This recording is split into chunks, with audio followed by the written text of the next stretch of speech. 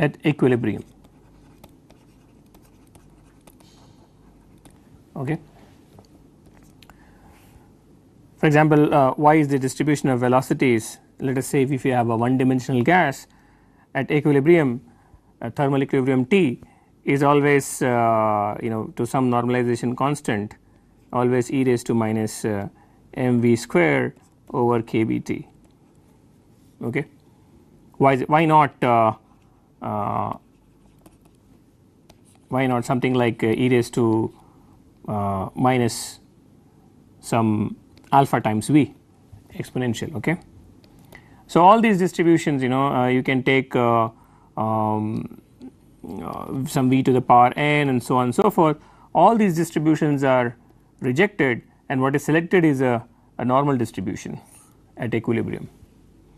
Okay. So, the reason why this distribution is selected over other distribution is because a Gaussian distribution is a distribution of maximum entropy. Okay. So, we shall systematically derive this distribution by maximizing entropy. So, that is the agenda of our lecture. So, we will start off with a simple Boltzmann's definition of entropy.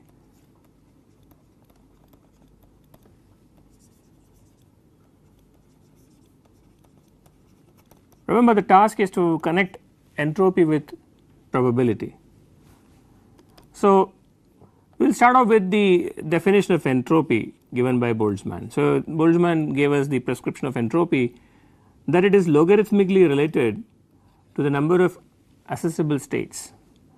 So, this is the famous connection between number of states and the entropy for any system given by Boltzmann. Okay. Now, why not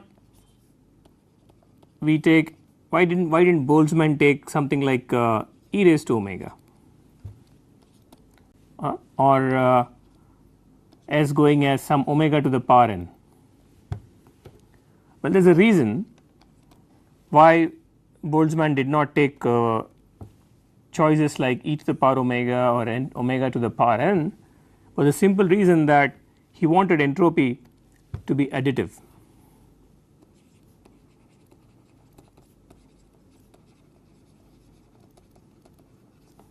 Or extensive,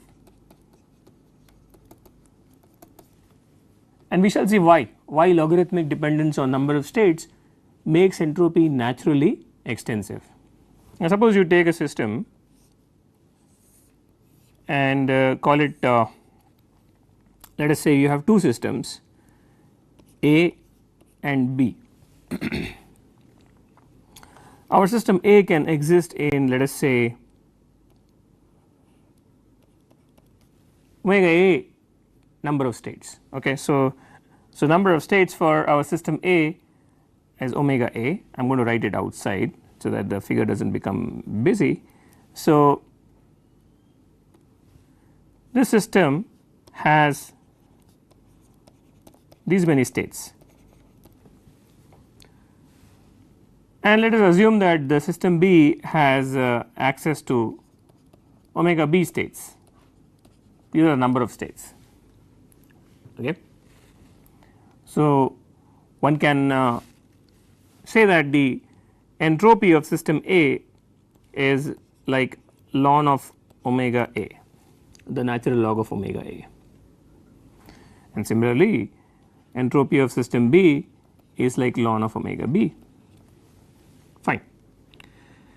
So, one would ask a natural question, what is the joint entropy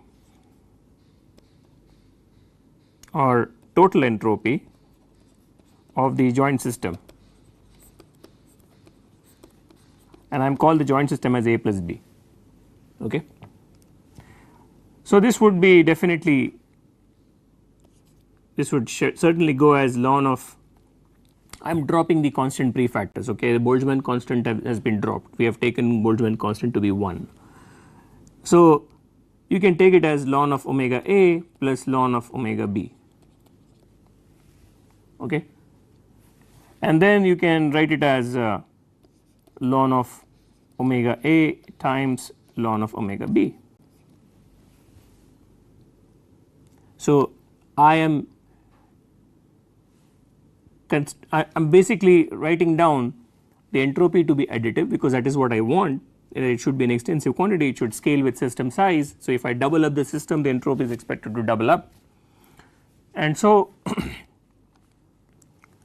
I have simply added the two entropies. What it has given me is a logarithm of a product of the number of states in each of the system, and this is precisely nothing but, if I call it as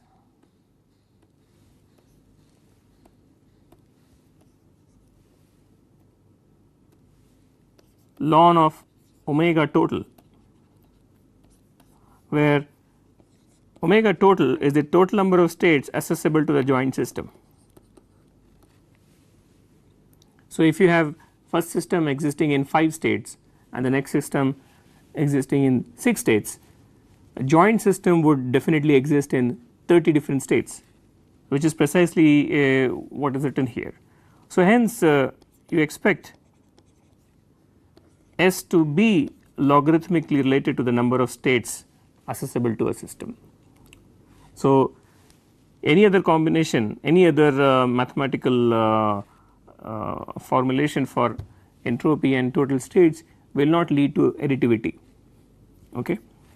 So, this is the nice this is the reason why Boltzmann has taken entropy to be logarithmically related to the number of states. It makes entropy naturally additive. Okay. So, I will write down the conclusion.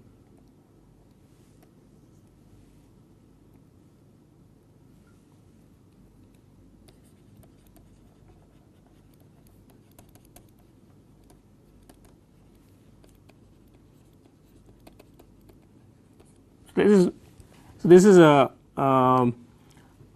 reason why you take entropy to be logarithmically dependent on the number of states. Now, like I said, we are chasing a connection between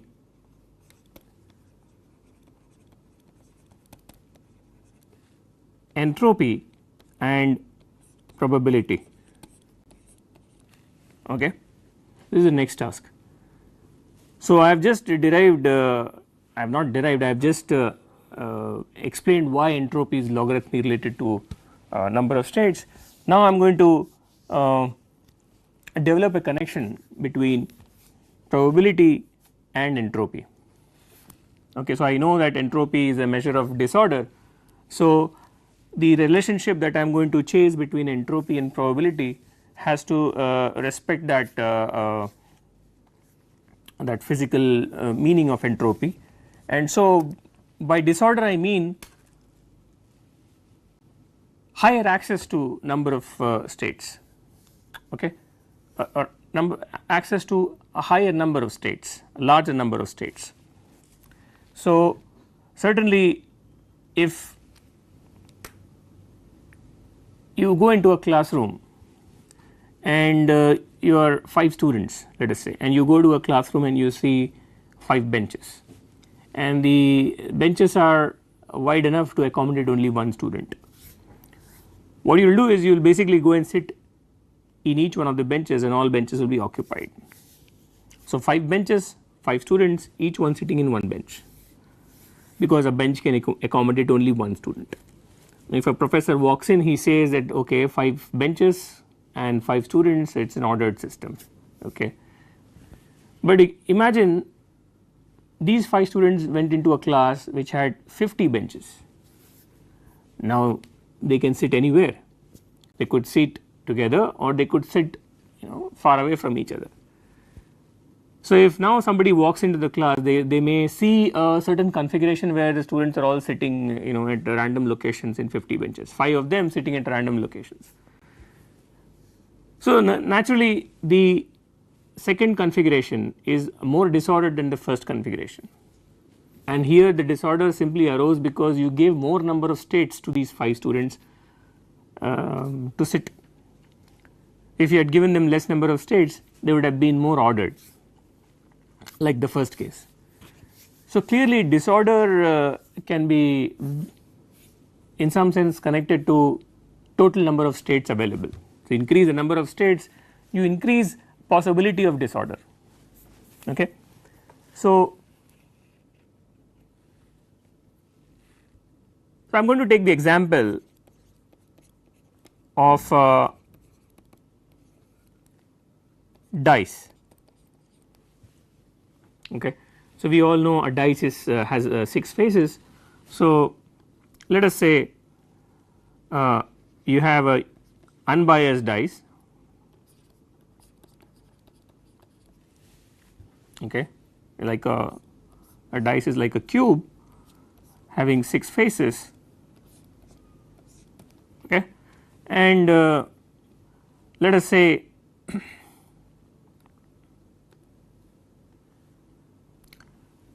that you take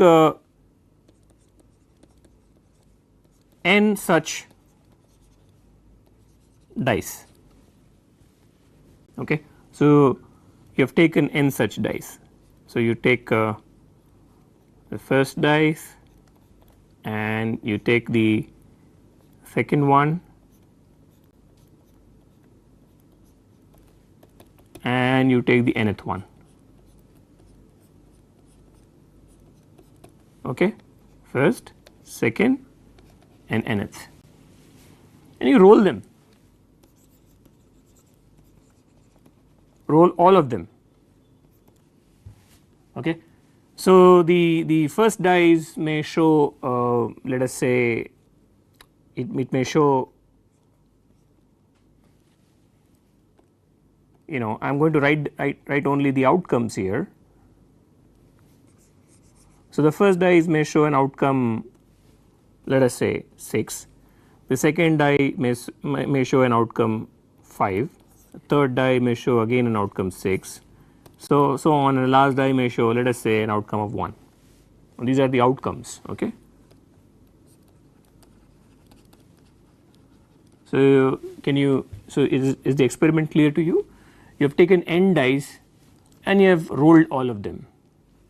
So the first die gave you 6, the second die gave you 5, the third die gave you 6, the fourth die gave you 4, and the last die gave you 1.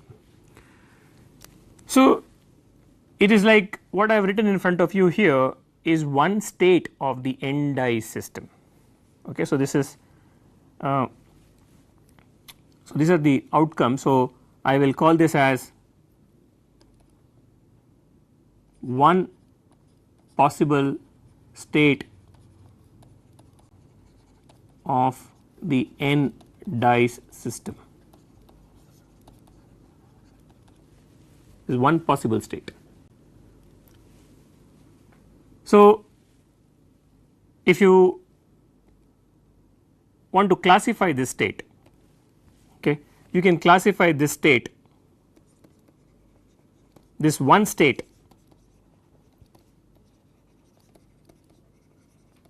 as you can call this as a microstate.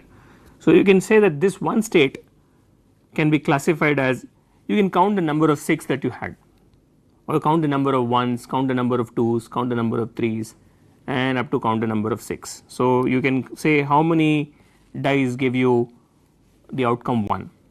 So that is n1. Let us say you had you know, you had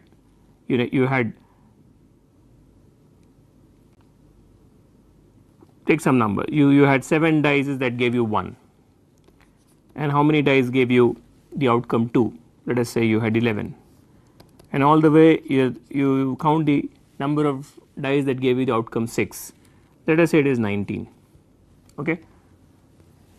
And we know that summation over all the different faces, some of these ni's should be the total number of dice, okay, which is the total number of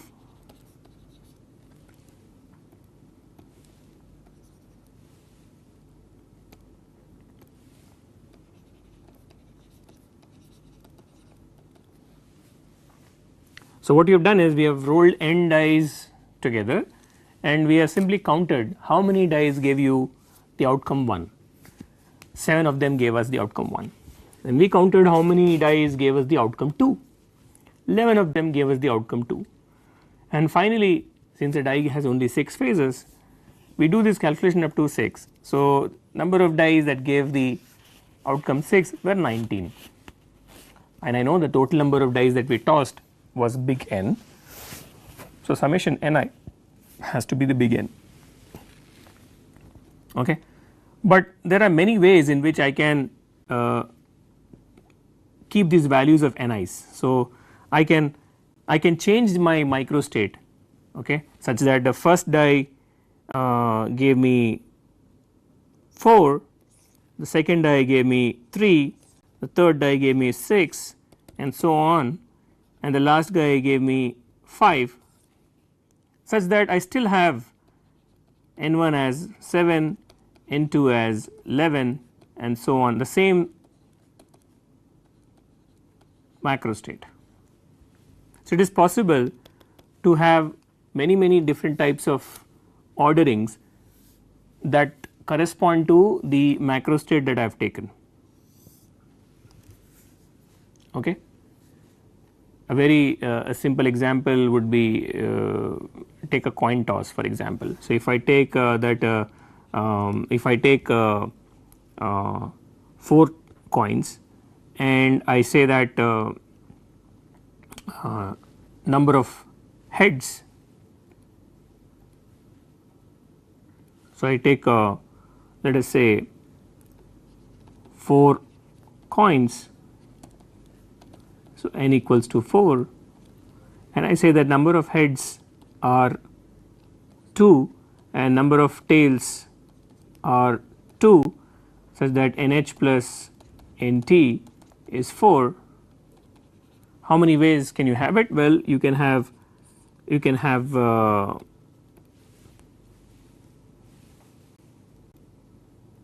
let me just write down a few ways and you should be able to tell us naturally.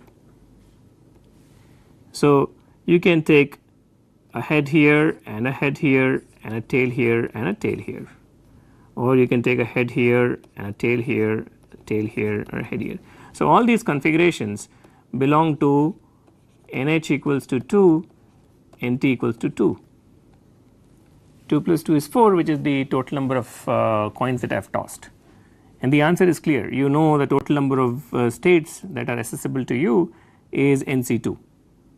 So, you can take 4 factorial by 2 factorial into 2 factorial. So, this is basically 6 ways. So, you have 6 microstates that are possible, or I will write down instead of ways 6 microstates.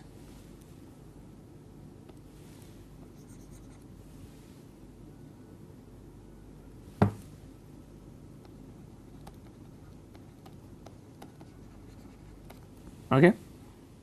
So, that was a simple example from a coin. Let us go back to our example of the dice. So, like I said, if I have tossed the die n dice together and I have simply counted how many times I got the outcome 1 and how many times I got the how many dice gave me the outcome 2 and how many dice gave me the outcome 6. So, basically I have these numbers n1, n2, n3, n4, n5 and n6, because there are only 6 phases, and I know that summation I going from 1 to 6 Ni is equal to the total number of dice.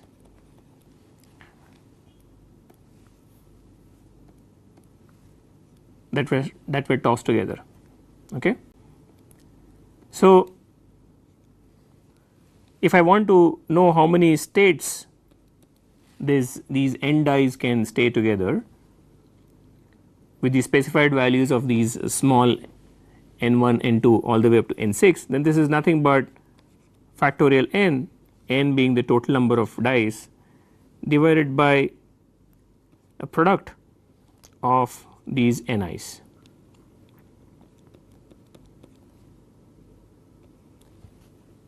Okay.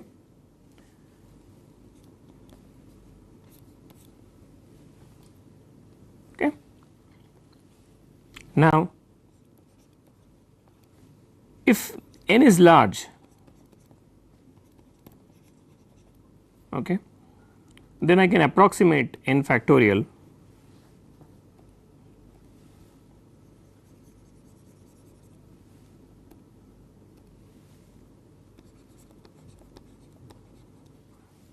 then I can approximate n factorial as n by e to the power n. This is called as a Stirling approximation.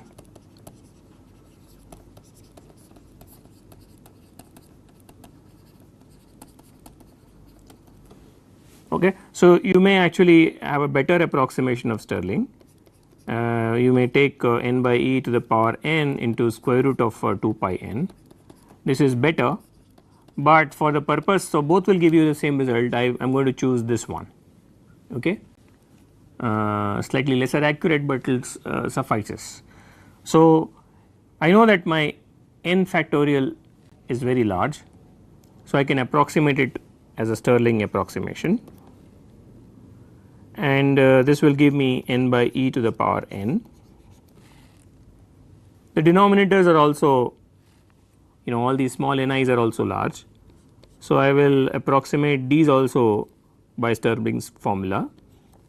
So, I am going to write it as ni by e to the power ni, and then I am going to take logarithm on both sides.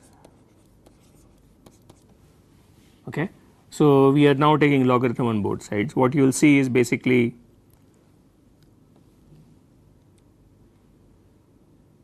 and I know that this is nothing but entropy over Kb from the Boltzmann's prescription. So, if I take the logarithm of n, the expression splits up into 2 logs,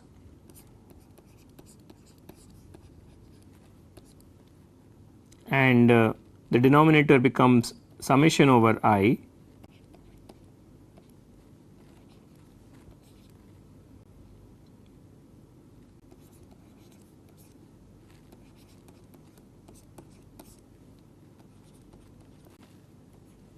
okay, and you can write now this as S over Kb. Now it is just a matter of simplifying things, and log e to the base e is taken as 1. So, this is nothing but n log n minus n, that is the first term, okay, minus summation I going from 1 to 6. I am going to write it as ni log ln ni minus ni, okay. And what you can see, so this entire thing is summed over I, and since I know that summation over all ni's is my total number of dies. So, basically this term cancels with this term, so there is a summation outside the bracket, and what I have is basically n log n minus summation I going from 1 to 6 ni log ln ni, okay, because summation ni is big N, right. So, I need to simplify this further, which is very simple. What I will do here is basically divide this by n and multiply this by n, okay. So, let us see what this gives us. This will give us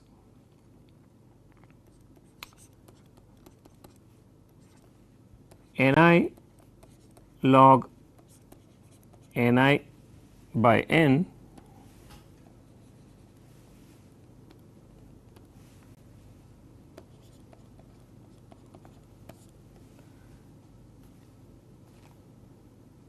plus Ni log n. Fine. And we know that so this is the birth of or appearance of probability. We know that number of times the ith outcome came divided by the total number of dice is nothing but the probability of getting the ith outcome. Okay. So, I am just going to rewrite the previous expression as minus summation I going from 1 to 6 Ni ln Pi, and the second expression is simply minus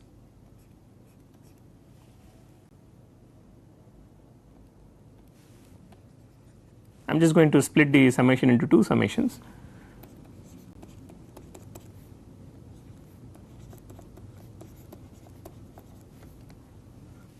Okay. Now, look at the first term and the third term. This is a constant ln n, okay, and summation I going from 1 to 6 Ni is nothing but n. Okay. So, you can knock off the first term and the third term, and what you are left with is just minus summation 1 going I going from 1 to 6 Ni ln Pi. Now, we are just one step far away from our final expression. So, what I am going to do is multiply by n and divide by n.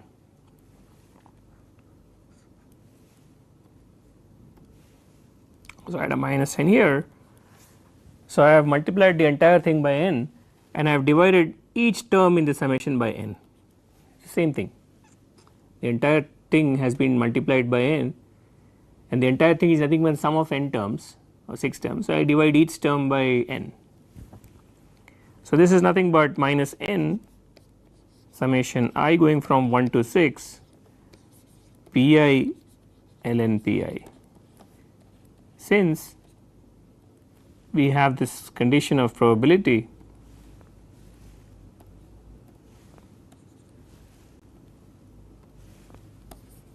the probability is defined as Ni over n. Okay. So, now we have this connection. So, the left hand side was S over Kb as minus n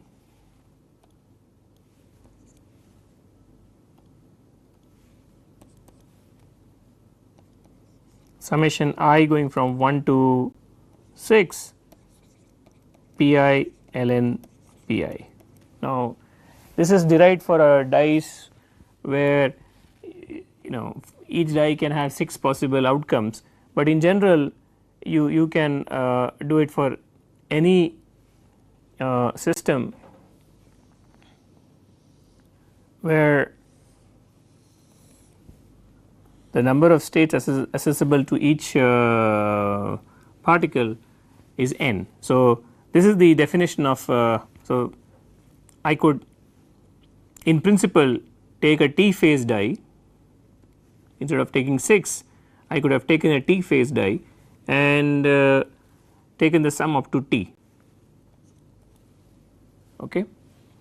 So, t was 6 in this case. In principle it could be any number. Okay. So, this is also called sometimes the Shannon's form of entropy.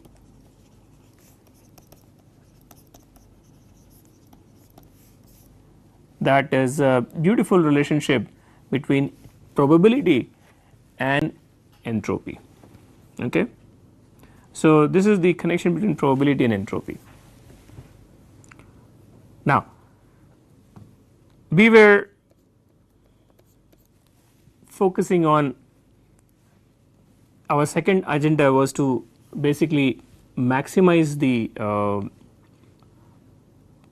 entropy and as a function of probability, and find out which probability density is the maximum of the entropy. So, the next topic is the entropy maximization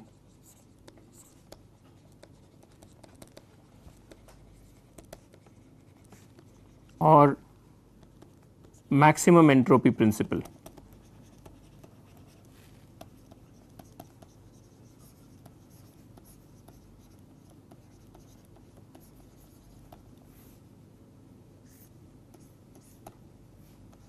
Okay.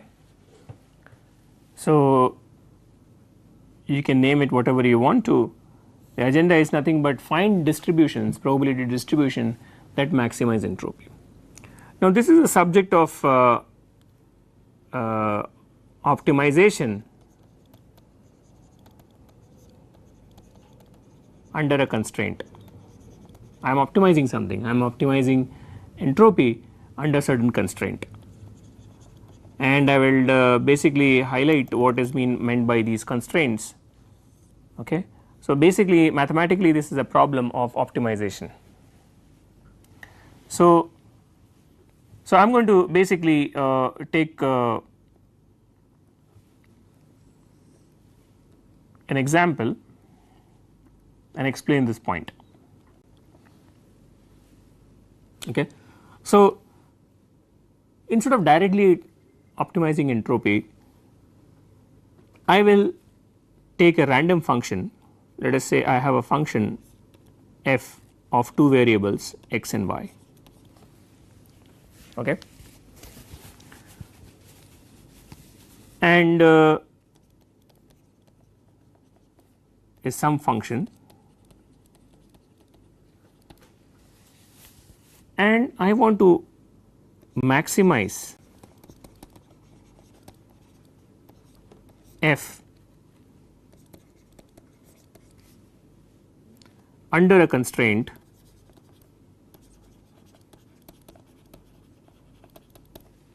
that some g of x y equals to 0. This is my constraint. Okay. So, this is where you can use a method of Lagrange multipliers.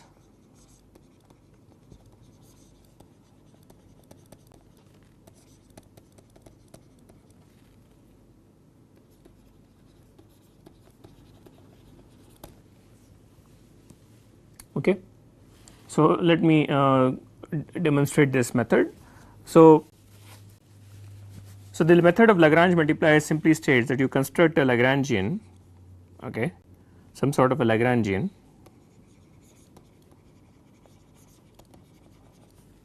let us say that this is L. This is written as our function f minus lambda, which turns out to be a Lagrange multiplier, into g, which is our constraint. Okay. So, this is the Lagrange multiplier,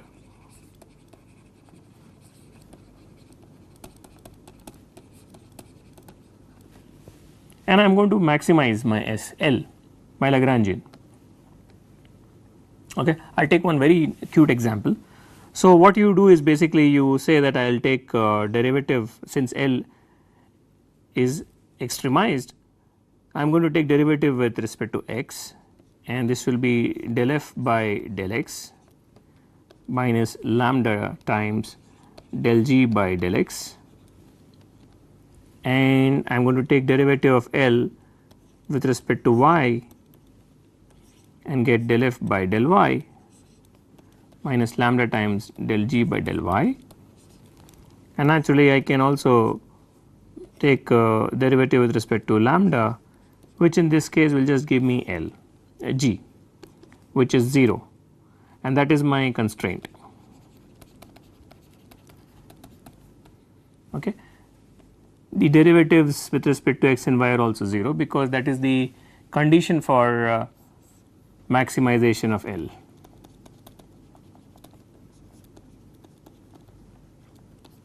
Okay. So, these derivatives, so the values of x and y that give me these derivatives as 0 are the values that maximize f. Okay. Let us take a simple example.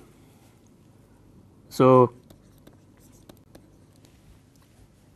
if I ask you, if you take a circle,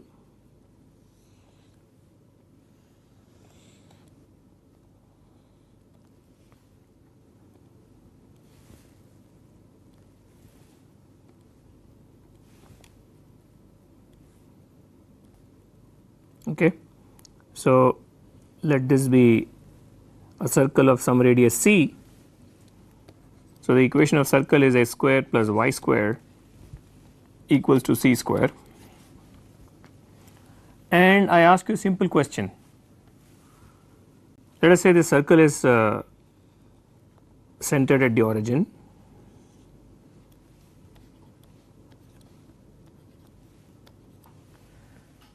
and I ask you a simple question.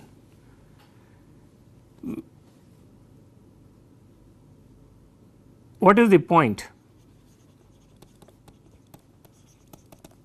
on the circle where x plus y becomes maximum?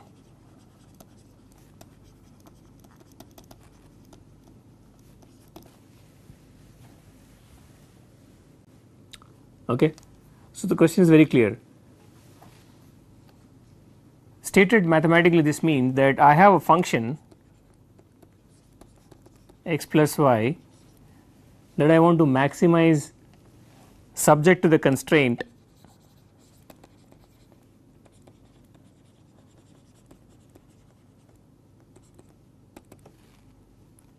my constraint is g of x y, which is equal to x square plus y square minus c square equals to 0.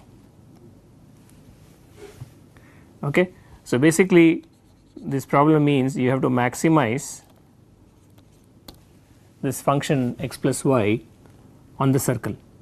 So, the constraint is that x square plus y square minus c square is 0, which is my g of x y, and I can use the Lagrange multiplier methods.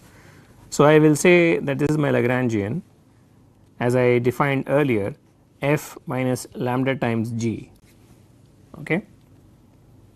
So, now you can write it as x plus y, our function, minus lambda times x square plus y square minus c square.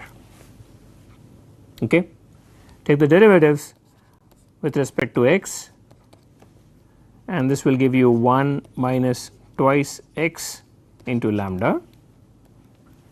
Take the derivative with respect to y, these are partial derivatives. So, you will get again 1 minus twice y lambda, and the third equation basically is del L by del lambda, which is nothing but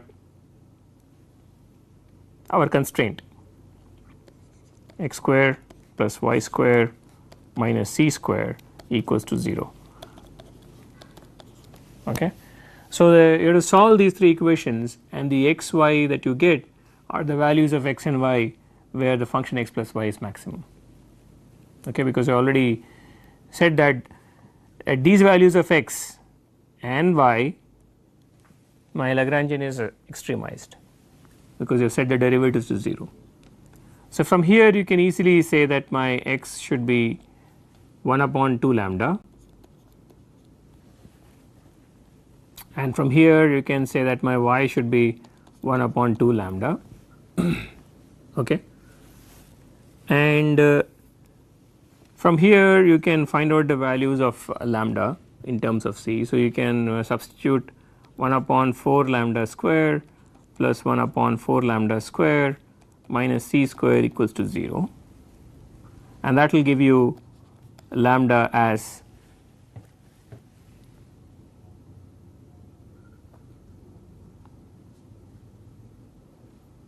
plus or minus square root of 1 by 2 into 1 by c. Okay. So, now you can see the answer. So, you can take if the circle was a unit radius circle, then c square would have been 1 for a unit circle, and you could have taken lambda as 1 upon square root 2, and that would have given you the point of maxima, you know, where x plus y is maximized as simply 1 upon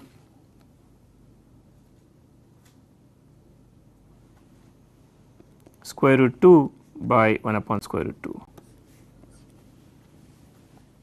If you put the values of lambda as 1 upon square root 2, you get these values. So basically on a unit circle you would have been you would have maximized x plus y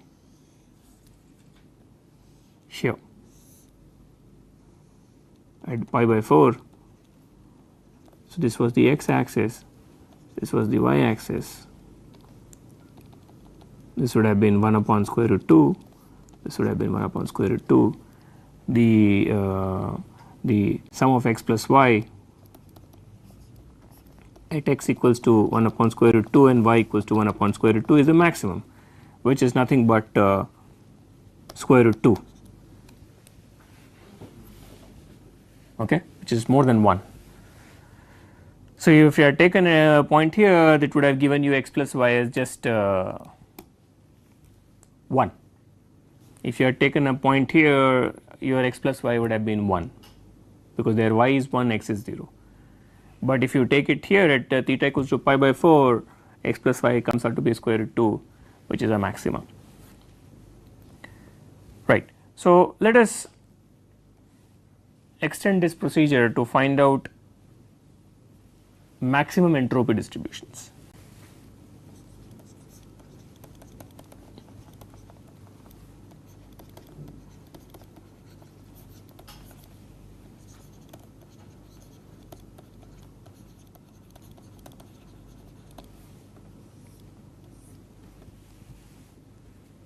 Okay. Now this is the first time probably you are introduced to a rigorous derivation of the fact that if you leave something at equilibrium with certain constraints, the probability distribution is always Maxwell-Boltzmann like. Okay. So you may want to pay attention to this derivation. So I am going to take first an example of a discrete distribution where the outcomes are discrete, okay, like the coins or the dice. Okay. So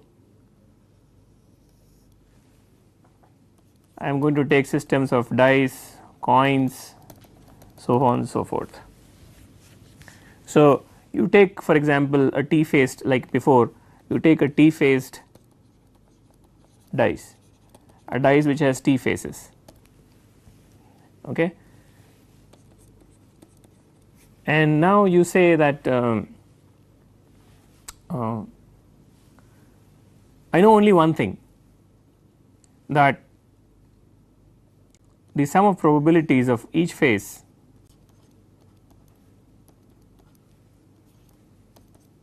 is unity. Okay. So in some sense you have a constraint here, I call it as G of P Pi in fact as simply summation I going from 1 to 6 Pi minus 1, right. So we have a t phase die, so we are generalizing it, correct, okay. You can take t to be 6, I am leaving it as a variable. So this is my constraint, okay, and my function that I want to extremize or maximize is basically the entropy. So my function of probabilities are nothing but the entropy, which is I know entropy over I will say I will take it as nkb, S upon nkb is the function that I want to maximize. It is nothing but minus of summation I going from 1 to t pi ln pi, okay. and here because this is a function of all the variables p1, p2 all the way up to p of t, I am going to say this is a entire set p of I.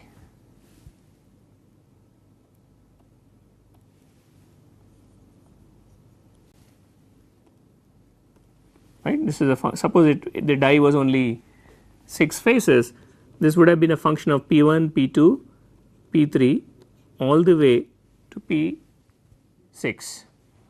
Okay. This means that this is a multi-valued so no, it is a multivariable function, both f and g. Now, if this is a constraint that the probabilities are normalized and you want to maximize your entropy, so we are going to maximize S over nkb, which is our function. So, I am going to write it as before to be consistent. I am going to maximize my function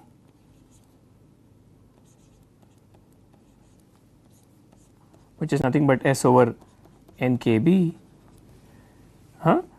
subject to the constraint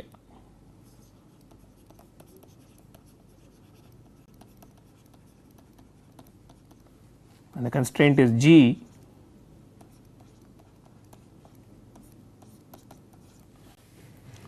then I can use the Lagrange multiplier method. So, I can define a Lagrangian which is my function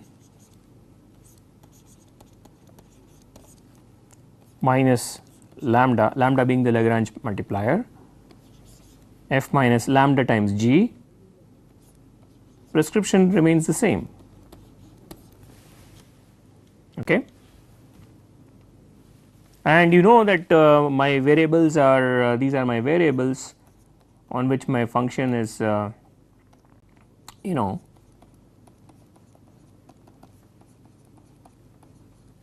these are my variables. So, I take some variable pj. So, there are basically n equations, I will write only one of them. Okay. In like we had x and y, now I have p1, p2, p3 up to pt. So, there are n equations here subject to the value of j that I pick up. This would be nothing but d over dpj of the entire right hand side.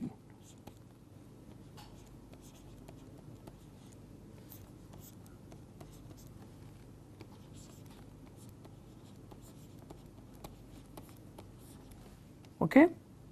So, you plug the values here. So, f of pi is nothing but our function s upon nkb, and which I had taken as minus summation I going from 1 to t pi ln pi, and lambda times the function g was taken as summation I going from 1 to t p of I minus 1.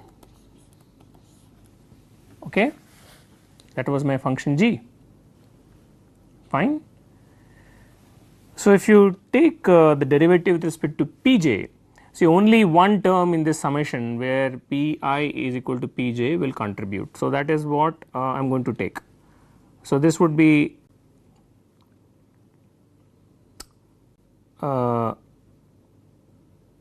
all other i's will go to the derivatives of all other terms where I is not equal to j will go to 0, only the term I equal to j will contribute here, and that will simply give me 1 plus ln pj, and here it will give me lambda times 1. Okay. and this is equal to 0, because this is derivative of the Lagrangian with respect to Pj, that is our condition, okay, is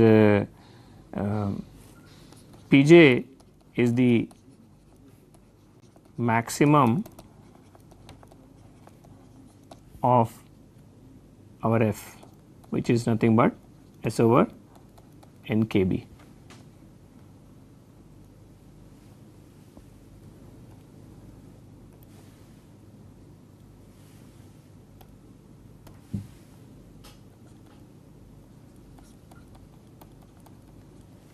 Okay. So, if you solve this for Pj, what you get is basically 1 plus ln times Pj, which gives you minus lambda. So, you can write this as Pj equals to e raised to minus lambda minus 1.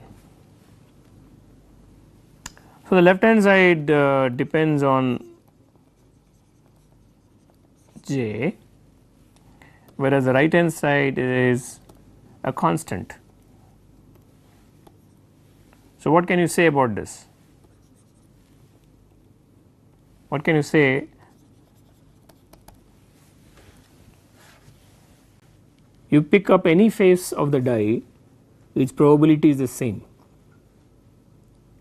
So, what can you tell about such a dice, which gives you same probability for all the faces?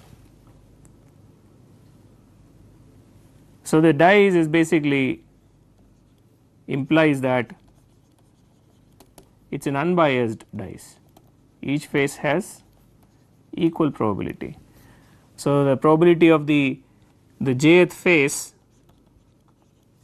comes out to be a constant. You pick up any j, first phase, second phase, third phase, fourth phase, tth phase, they are all the same, e raised to minus lambda minus 1. Lambda is a constant. So, the probability of any phase is a constant. So, this is an unbiased die.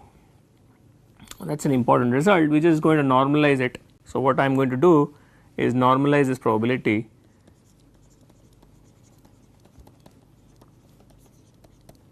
Okay, that is the only task. So, I can normalize probability by simply computing a norm, which is nothing but summation over all values of Pj, and that is nothing but if I sum over all Pj's, what I get is simply t times e raised to minus lambda minus 1, okay, because each one of them is constant. So, the final normalized probability of a jth phase is the unnormalized probability divided by the norm, which is simply 1 upon t. This is your answer, and this you know.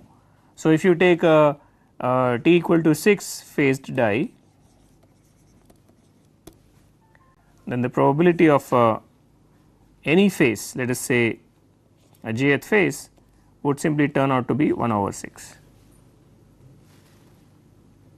So, what we saw here is that if you leave the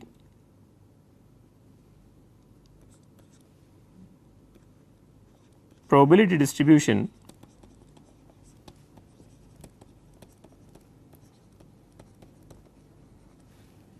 without any constraint, apart from the fact that the probability distribution is normalized, if that is the only constraint you have, I am going to say this is the only constraint you have, then the PDF that you get is equal a priori distribution or unbiased distribution.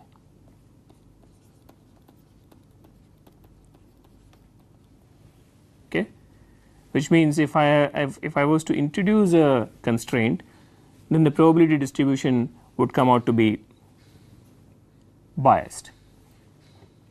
Okay, so the next lecture we will see how keeping constraints in the in your distribution will lead to probability distributions that are biased. Okay, so we will carry out from here and meet in the next class and discuss things further.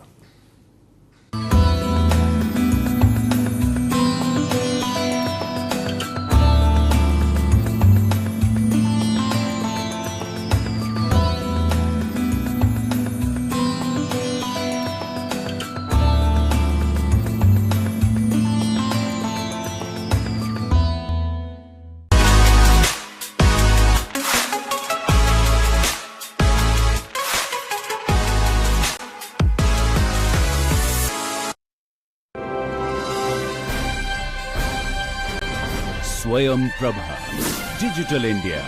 Educated India.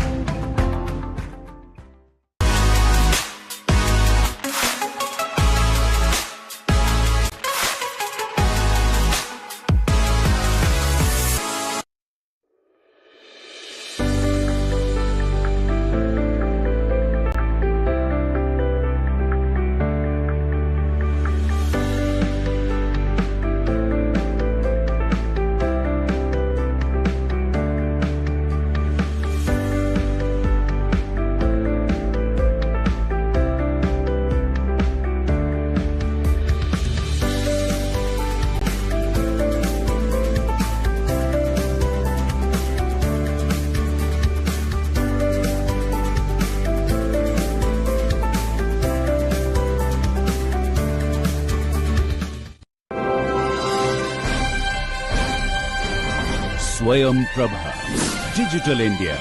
Educated India.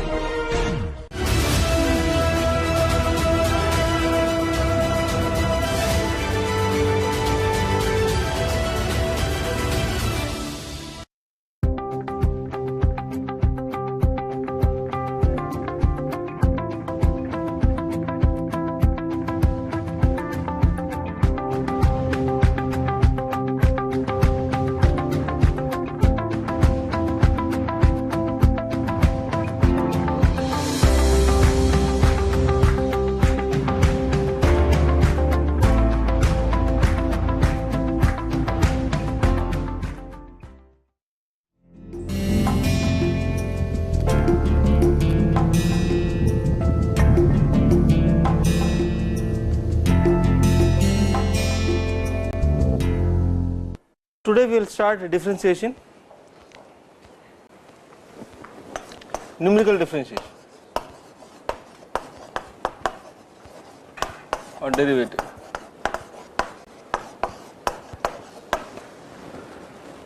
So how do I get derivatives numerically? So we will use what Newton said. No, Newton, what is a derivative? It's that difference of the function between 2 points and divide by delta x, right? The definition is f prime of x is fx plus h minus fx by h. But in reality we can, in computer we can't make h 0, h tending, h will be small, but you have to choose a finite h, and that's where all this confusion and well, not confusion, approximations come. How good is your algorithm? So I will there are quite a few ways to do it. So right now I will describe something called finite difference.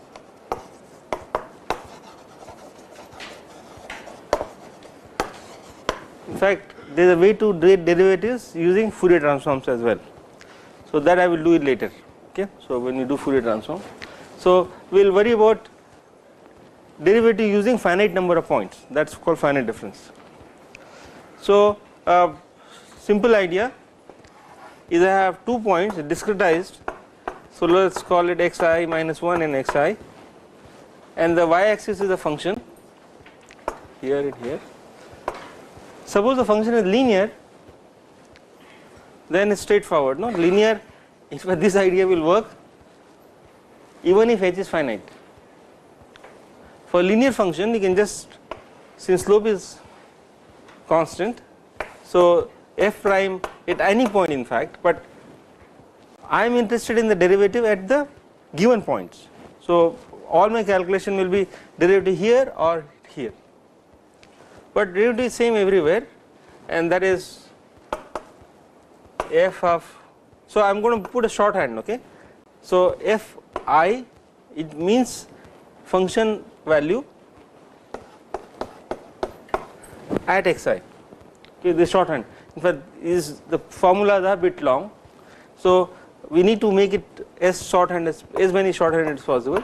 F I minus 1 divided by h, which is h is, this is same as xi as xi minus 1.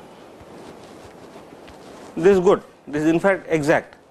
For linear functions this formula is accurate, but if the function is not linear, just imagine that I have a function which is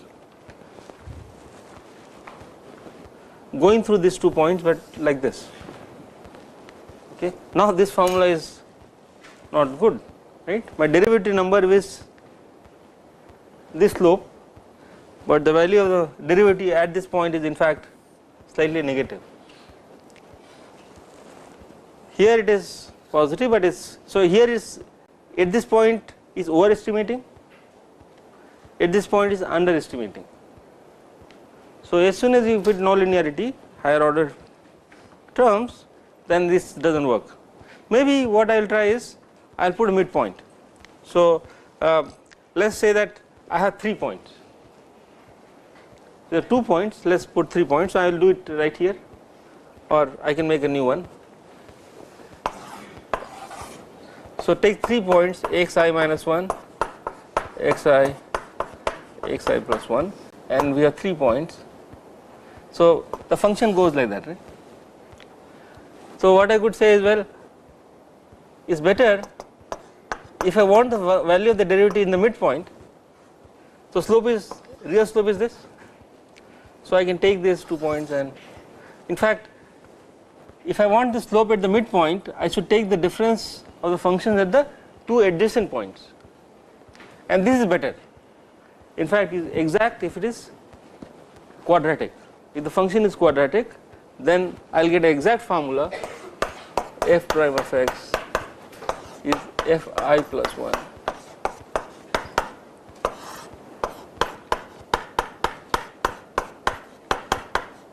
Okay. So this is better formula, and so I will prove it actually. Why is it better? What is the error?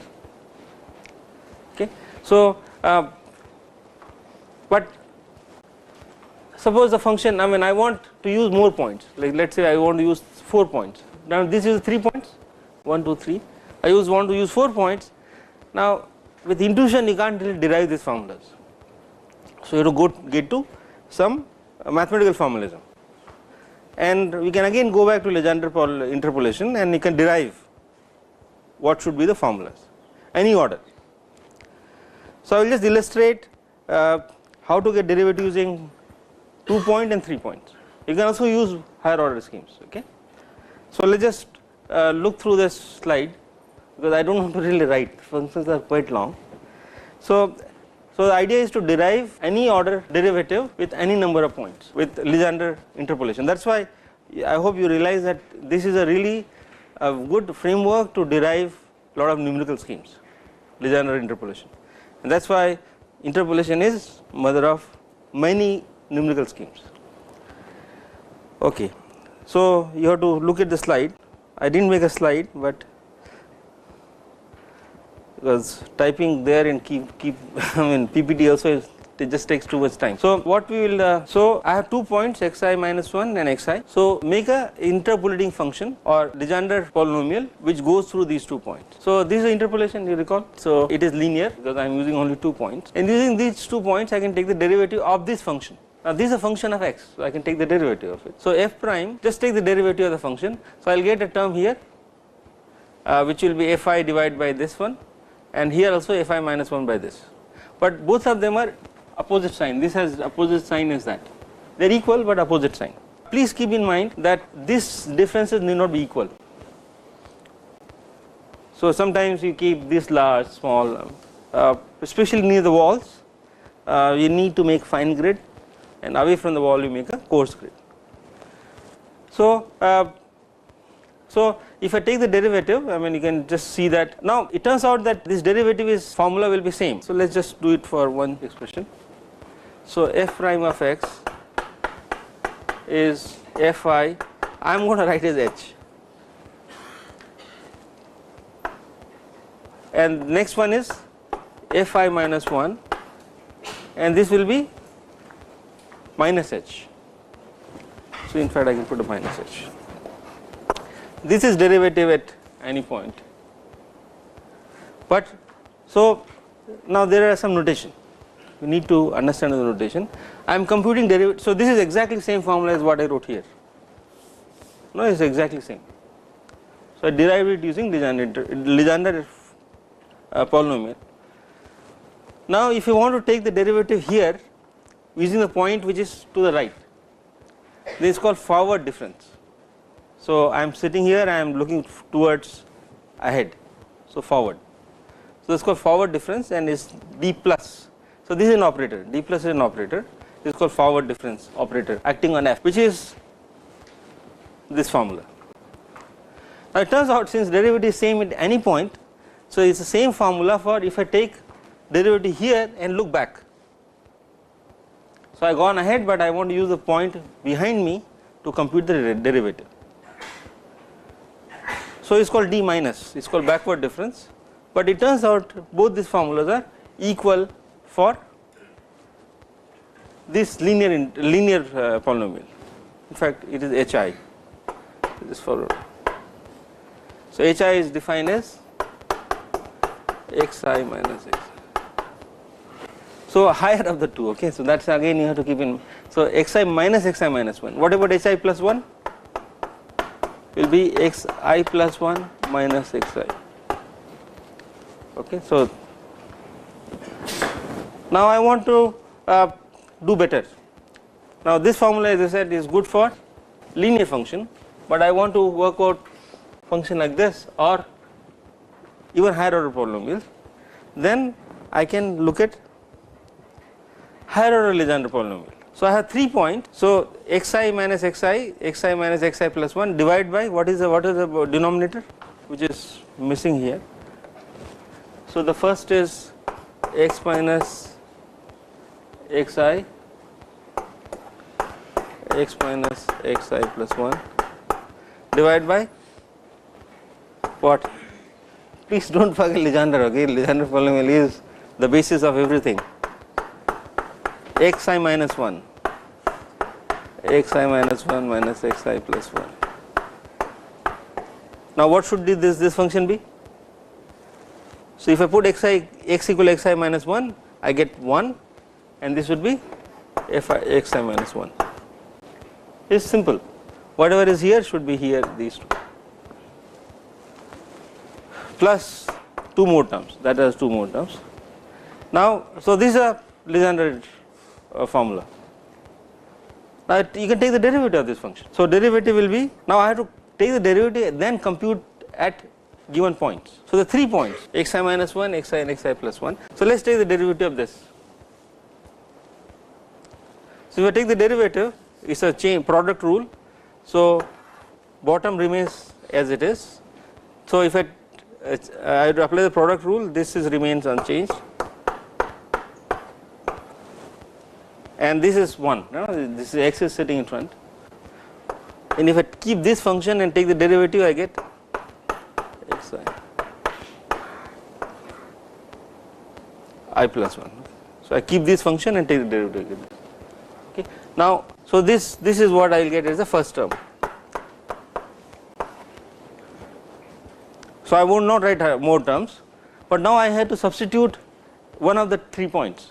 So I want to compute the derivative, this prime is derivative, this one at xi. So put x equal to xi. You put x equal to xi, this goes to 0. Only survives this. So it is xi minus xi plus 1, which is minus of hi plus 1. the minus sign here, it is a plus 1. Now divide by, what are these guys? This is minus hi. So let us write this one. You agree that if I take the derivative at xi, so above is minus hi plus 1, bigger of the two, divide by now these guys. So xi minus 1 minus xi is minus hi, and what about this? So this is hi and this is hi plus 1. So you have to add them together, it is this difference. So minus minus becomes plus, so I am going to remove that as hi plus 1. Okay, so this is the first term, and fi minus 1 of course. So we can do the same thing for next two terms, this term and that term. So you get this. So this is the formula for the derivative where? At the midpoint. Okay, this is called central difference. You are doing at the midpoint, that is called. So this is central difference, and the expression is given here. Further is a nice book which has these details, derivation, but I have put it here, so you can just look at it.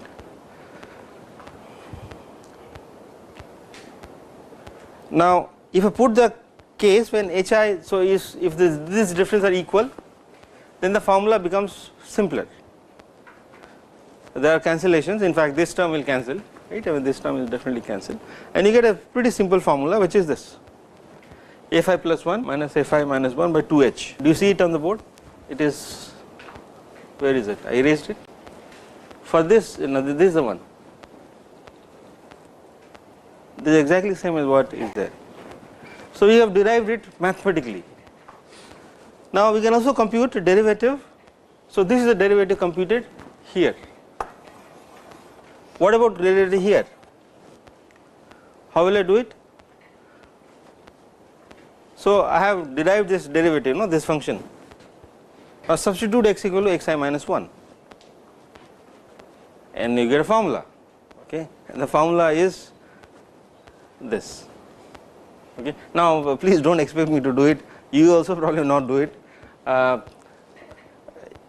SymPy is good thing, actually SymPy could do it, I mean we will just give the answer, all the algebra will be done by SymPy. If you are interested you can write it and you should get the answer. So this is the formula for f prime xi minus 1, this is xi plus 1. So this will be forward difference with 3 points, and this will be called backward difference. So you have three names: forward difference, backward difference and central difference. Now suppose somebody says what is the second derivative? You will need second derivatives on many physics problems, Schrodinger equation, there are second derivatives. So how will I compute the second derivative?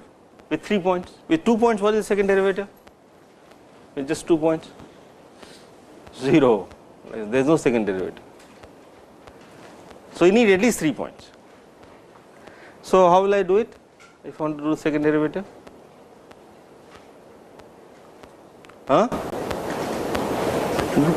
Double, just do it twice.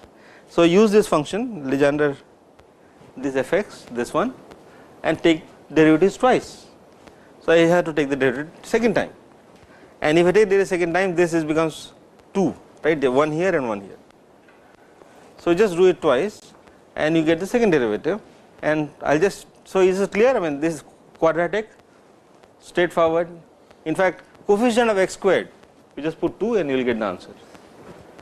You do not need to worry about the linear term, they will all vanish. So that second derivative is easy, and it turns out this is a formula. They do not look very nice, they do look ugly. So I will give a table where you can read off from the table. So this is a formula for the second derivative. Now when for equal interval, when hi plus 1 and hi are equal, then it simplifies a bit, and this is a formula. In fact this formula you should memorize, okay, you will need for your homework and projects, definitely you will need this. If you are doing, well, most of the projects are based on differential equations. So this is the formula. So what do I do? So add the values of the function at these 2 points, and subtract twice in between. You can also do this by compute the derivative here and derivative here, first derivative, and subtract off. You will get the same formula. Okay, but this is I have derived it here for Legendre polynomial. So now all this derivation is, you know, if you want derivatives with 3 points, you can't derive it at every time. So there is a table, and let us see how to understand this table, and also gives the error. So I will basically tell you a little bit how to compute error, but let us first understand what this table means. So we have 5 points, so let us write it here. So I have, there is a I minus 2 as well, right?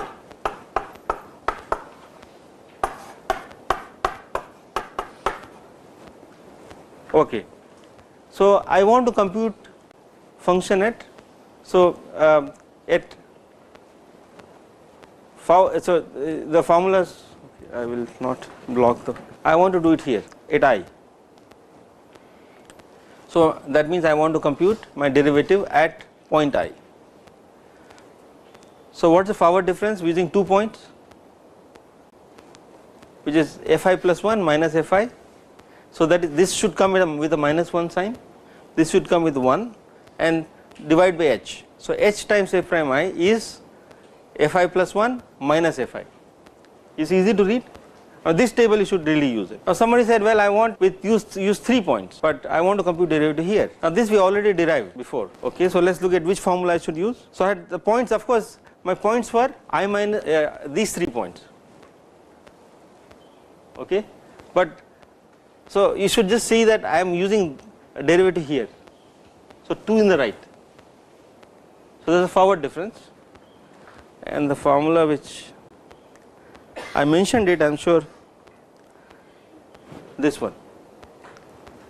So using the points ahead of you. So the point at where you are is minus 3, then 4 and minus 1, and divide by 2h. So I take this 2h to here and give you the coefficients. The coefficients are minus 3, 4, 1, 4 minus 1. Similarly, double derivative, I just derived it at the point I using I plus 1 and I plus 2. Well, it turns out the double derivative is same. Double derivative again, for you are using only 3 points. So double derivative here, here and here are equal.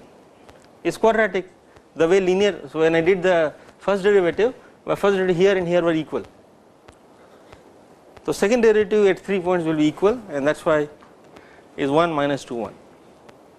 Now this is called backward formula. So I want to compute derivative at I, but using the points left of me or behind me. So it's minus 1 and 1. This is again, you can see in that, so this formula corresponds to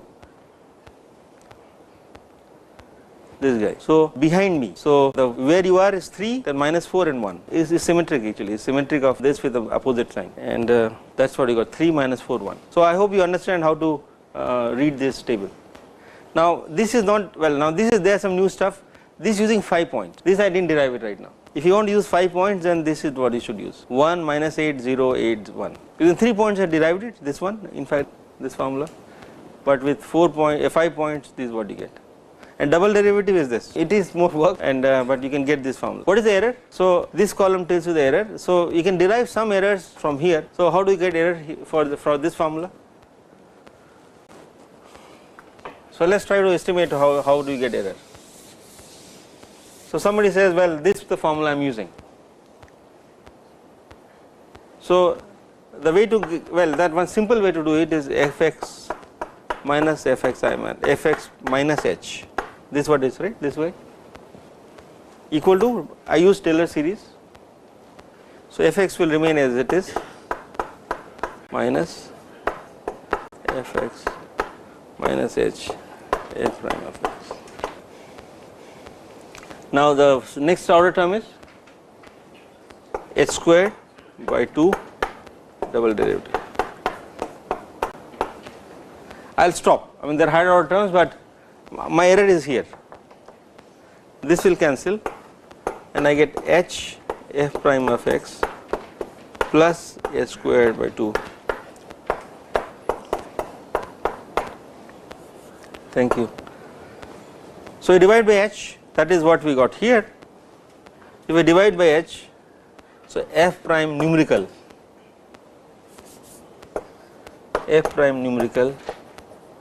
is f prime which is real value minus h by 2.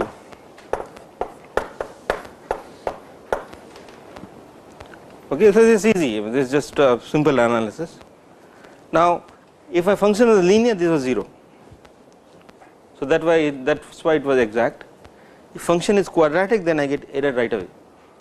And h is a big error.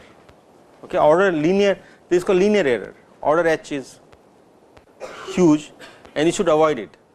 H will be typically small. Okay, so like what Newton prescribed, h should be small. So this is order h. Now I will not derive this is order h squared. So you can do similar ways, but I will give you another scheme, another method derivation in a minute. So this table we just read from here. Now so which is best here in this table? H4. So first derivative H4, you should use 5 points. Okay, now it is more work while coding, but it's not much more work. So if you use 5 points, you get accurate results.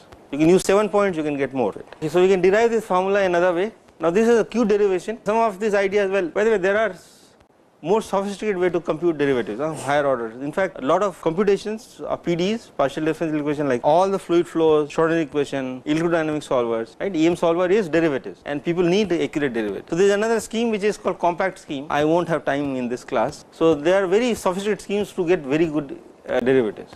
But this will give you an idea how you can get formulas, derived formulas. So let's imagine that I want to compute derivative, first order derivative, and also estimate the formula, the error. So I have choose 3 points. I choose these 3 points again with equal interval. So my points are x minus h, x and x plus h.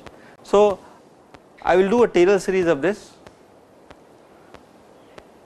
and so if I do Taylor series, I will get this expression,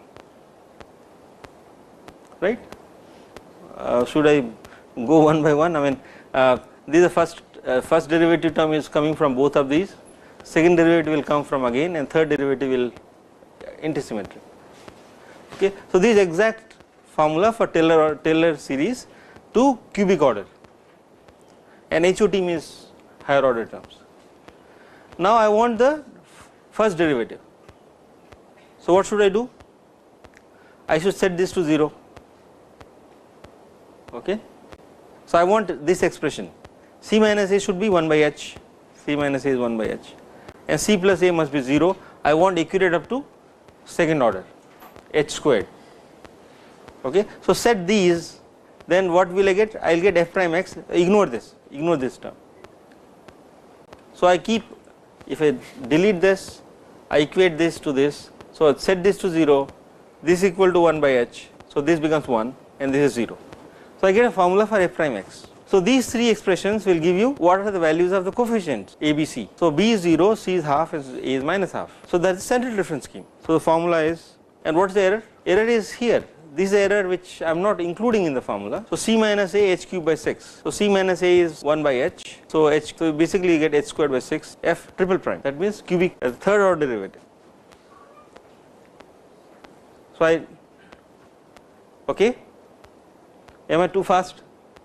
The slides do tend to get too fast. So using 3 points, I want to derive a formula for f prime x, and that's what I have done here. I just equate with the Taylor series and set appropriate terms to 0. So this is the formula I get, and also I get error right away. The term which I ignored, which is c minus a h cube by 6, is that. So error is of what order in central difference scheme? H squared, and forward difference scheme with it was h. This was h, and this was, in fact, this is h squared. Now, how many numerical operations were you doing here? Numerical operation is addition, subtraction and division. So there is one division involved here, and well, I mean there are 2 subtraction if you like, or if h is given to you, there is only one subtraction. So the operation is exactly same in these 2, but this gives you h squared and this gives you h. So which we should do? I mean, never apply this. This is what Newton said, but no, we should not obey Newton for this. We should do that. Okay. So, this is how we get this. So, I mean this of course I just derived it here. Okay. So, let us do one exercise. Computer code is easy, so I think I will skip computer code. I just wrote a simple code, but you can write a code now. I mean this given a function you can compute derivative. So, the exercise I will give is exponential x. Compute derivative at x equal to 0 using forward difference scheme, central difference scheme and backward difference scheme, both first order and second order derivative. So, this I will not show you how to do the computer code. I mean this Python is straightforward, you just implement this, you will get it. You can vary h and see how the error changes. One thing I will request is that we keep decreasing h. So, I want to compute e to the power x derivative of this at x equal to 0. So, take 2 points, this is x equal to 0 and then vary h. So, function goes like that. No? So, derivative here is 1. In fact, it should be going like that 1. Now, if I vary h, I will get better and better accuracy. So, you verify this by doing different schemes and get the error. Central reference scheme should give you h squared. So, use h, different h and fit. Okay.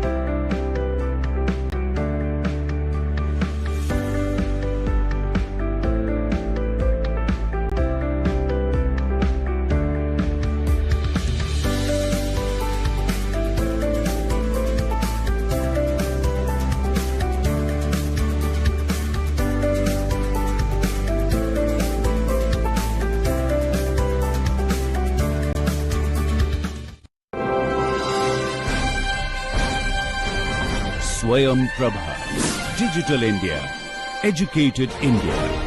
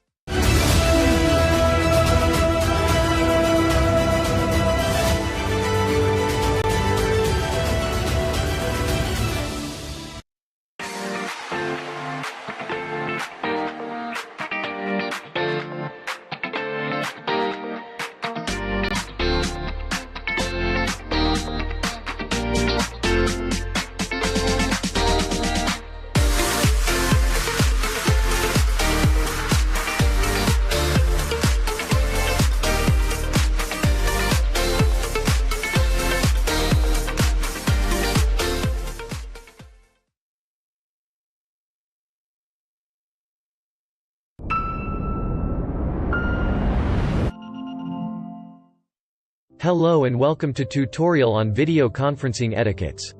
There are many reasons for which we all use video conferencing today. It could be for work-related meetings, or online teaching, or placement interviews, or web conference, or a casual hi. Prerequisite required to start a video conferencing is working knowledge of any operating system. The point we should keep in mind before starting a video conferencing is how to choose a location. How to set up a camera and microphone.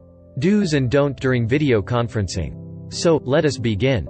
Before starting the video conferencing, ensure that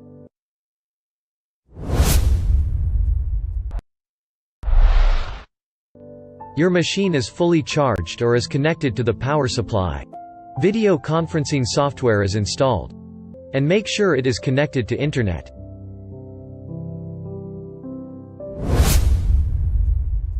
It is recommended to use wired internet connection with upload and download speed of 2 Mbps. If your connection is unstable, stopping a video might help.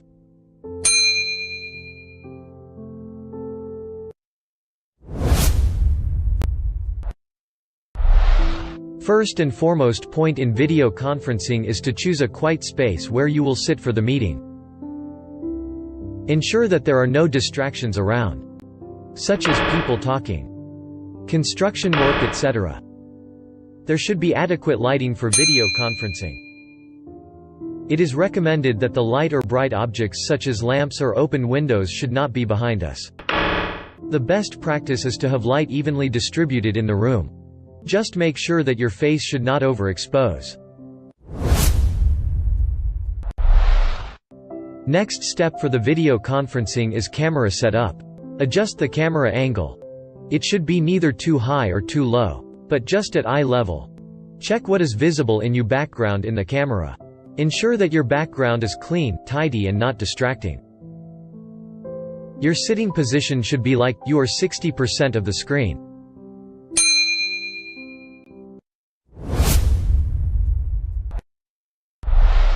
Let us now go ahead and set up the mic and headphone. It is recommended to use microphone with inbuilt mic. Using headphones with microphone helps us to minimize the background noise. If multiple people are at one location and involved in a meeting, then speaker is required. And use of omnidirectional mic is recommended.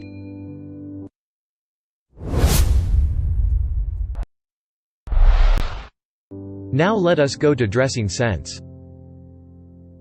Be presentable and dress appropriately. Avoid wearing attire with strips on them, as it may be distracting to the camera. Solid colors are more suitable.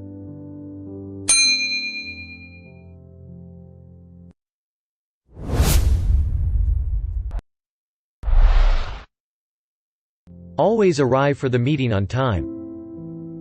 Be prepared with your pen and paper. Arrive at least 5 minutes early. Switch off your phones and other technologies around. It is recommended to mute your microphone when other persons are speaking, as it will reduce the noise. Do not talk to other person, or play with pen, or shuffle the papers. All these noises will be picked up by the microphone. Keep or body movement minimal as it may be distracting to others. If you're in a group call without video, introduce yourself before you talk. Signal when you want to talk. During video conferencing, avoid speaking loudly. Be real and speak normally. These are a few points one should keep in mind while on video conferencing. If you have any query on this tutorial, please visit our website. Write your question briefly. Someone from our team will answer them. Thank you.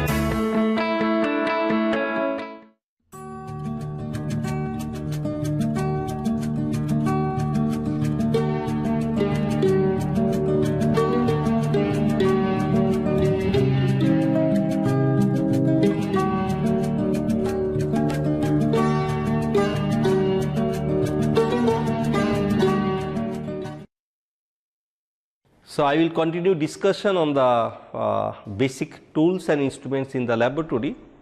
So I was discussing about the cathode ray oscilloscope CRO. So that CRO, this is the intensity knob. You can change the intensity of these lines, display. That is basically tracing of electron beams on the screen. So you can change the intensity of this display.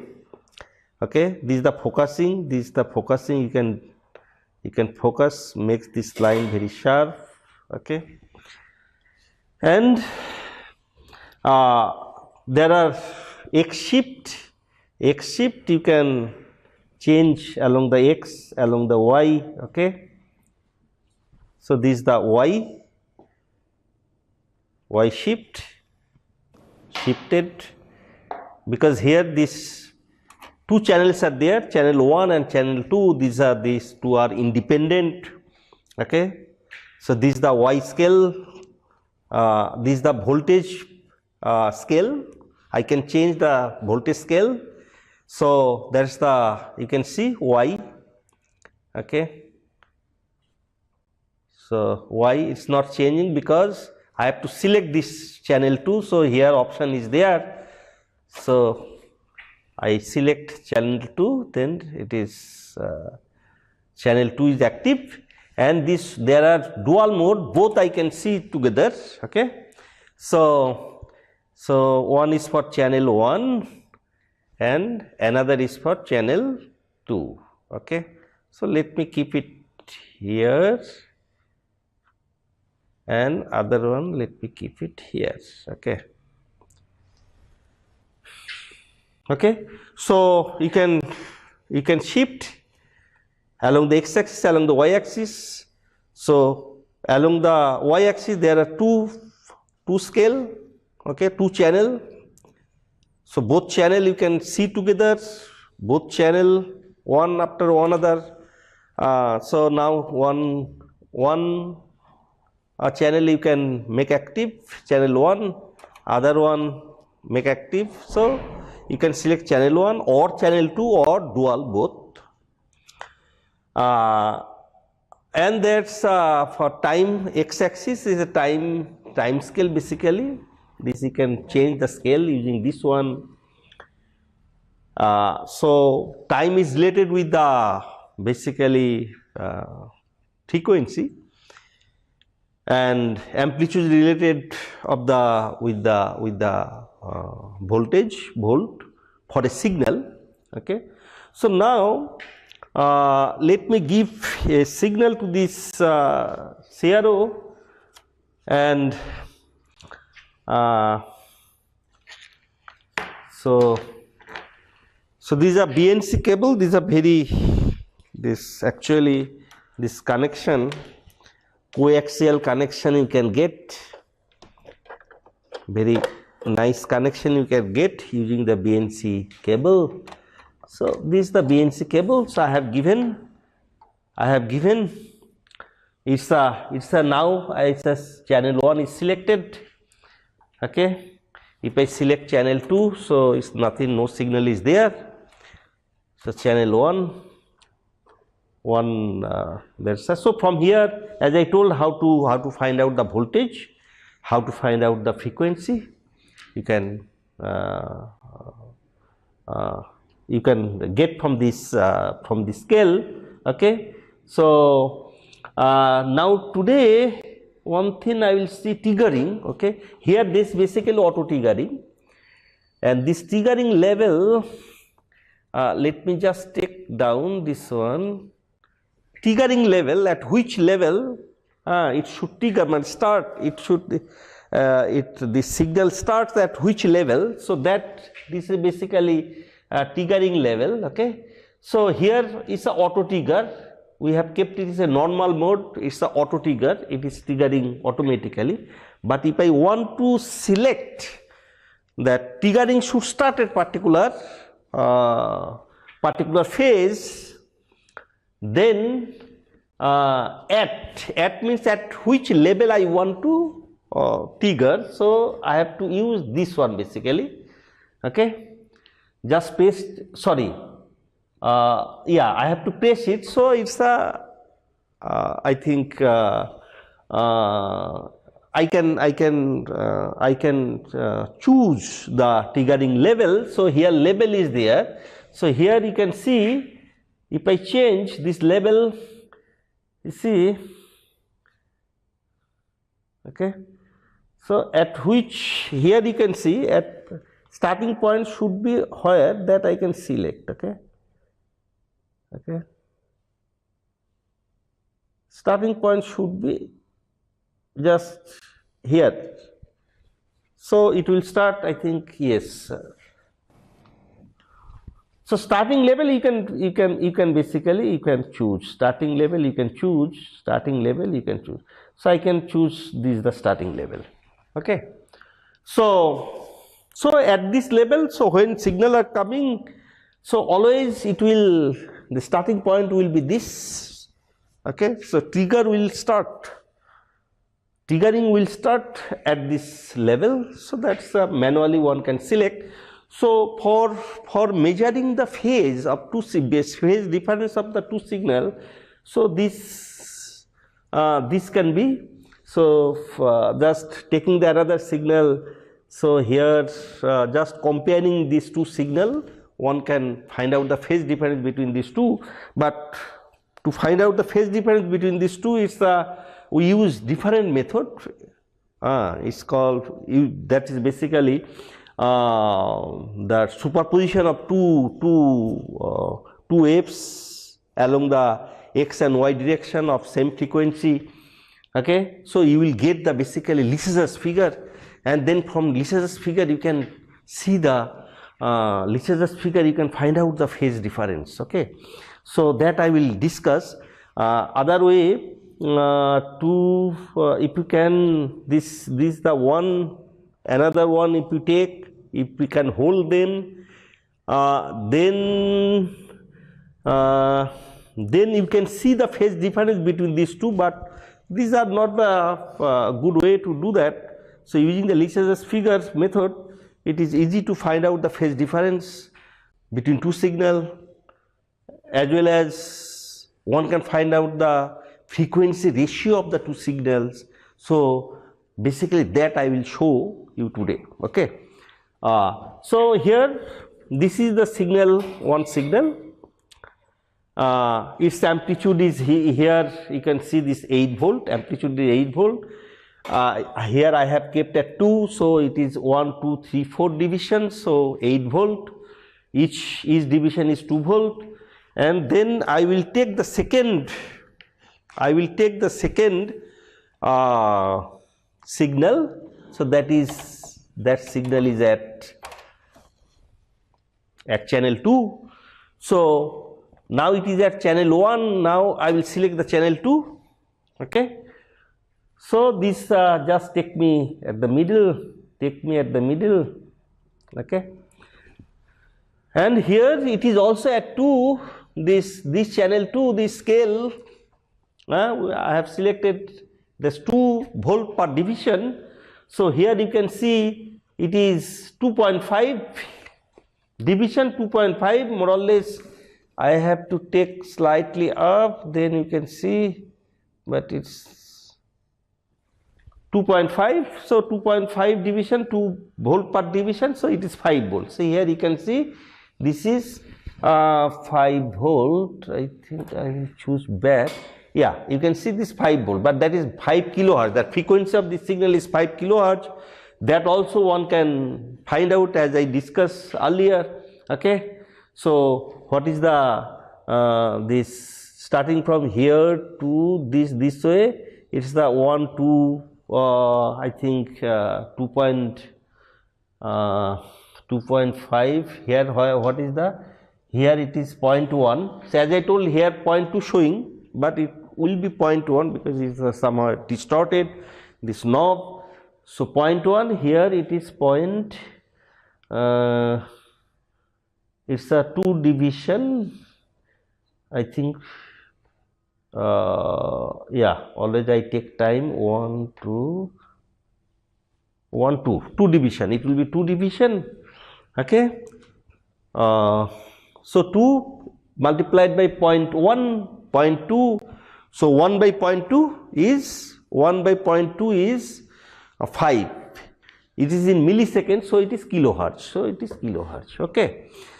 So that I have discussed. Now if I take these two signals, what is the phase difference? These two signals are having the same frequency. So then what is the phase difference between these two if I want to find out? So as I told, I can see these both, but I can see the both signal. Okay, so I have put in dual mode, both signal I can see, but you can see they are not fixed. Okay, one is slightly changing because this high volt, somehow this, if slight fluctuation of the frequency, so it may change. So at lower frequency, this generally we don't see this type of movement. So so as well as this is not the good way to measure the frequency, measure the phase difference of two signals, but using the Lissajous figure it is very convenient. So Lissajous figure, you know this, I think I should tell you slightly about this Lissajous figure. You know this, for that only we need basically dual beam oscilloscope, means two channels should be there, dual mode, dual beam oscillators, okay, CRO. Now here you can see that you can, when you will get the Lissajous figure, so one signal you have to put along the x axis and another signal you have to put along the y axis. Okay. So in CRO, basically for a particular channel, whatever signal we are seeing, so x is automatically, it is time axis and y is voltage axis. Okay. So now in dual mode, basically not dual mode, in when we put this signal to channel 1, so that means this voltage, this voltage here, xt means it's how voltage is varying, Vt. Okay, that voltage variation along the y axis it shows as a function of time, but there are option in the CRO that is called XY mode. Okay, so when you will use the XY mode, means two signal you are putting in these two channel. So one will be applied, one x axis will be, for x means x axis will be voltage axis and y axis also will be voltage axis. Okay, so time axis, it will be this time axis, time that one will not work. So this is the for time, it's always for x axis. This is the voltage for channel, voltage along the y axis for channel 1, this is for channel 2. Okay, but in XY mode, so this time axis will not work. Okay, so only this channel 1, it will act as a, say, x voltage will be applied along the x, and here y voltage will be applied along the y. Okay, so that is called XY mode. So that option is there here, XY mode. Okay, so dual, so if you use the XY mode, then for these two signal along the x, and this is along the y, and from there basically if fx and fy is same, fx and fy is same, then what will happen, depending on the phase difference phi, so if phase difference phi is 0, then you will get straight line, okay, and then it is for 180 degree it will be just opposite, 90 degree it will be ellipse or circle. So whether ellipse or circle, it depends on the amplitude. If both amplitude are same, then it will be circle, otherwise it will be all the time it will be ellipse, okay. So 270, it is one is left handed and another right handed circle or ellipse, okay, and for other than this angle it will be ellipse, okay, it will be ellipse. Now from the ratio of a axis and y axis one can find out the phase difference between these two, that is phi, okay. So this is the method one can find out the phase difference between the two signal of same frequency, and if frequency are different, then basically one can find out the ratio of the frequency of the two signals. So here we will see the multiple loops in the Lesage's figure. So depending on the number of loops, basically one can find out the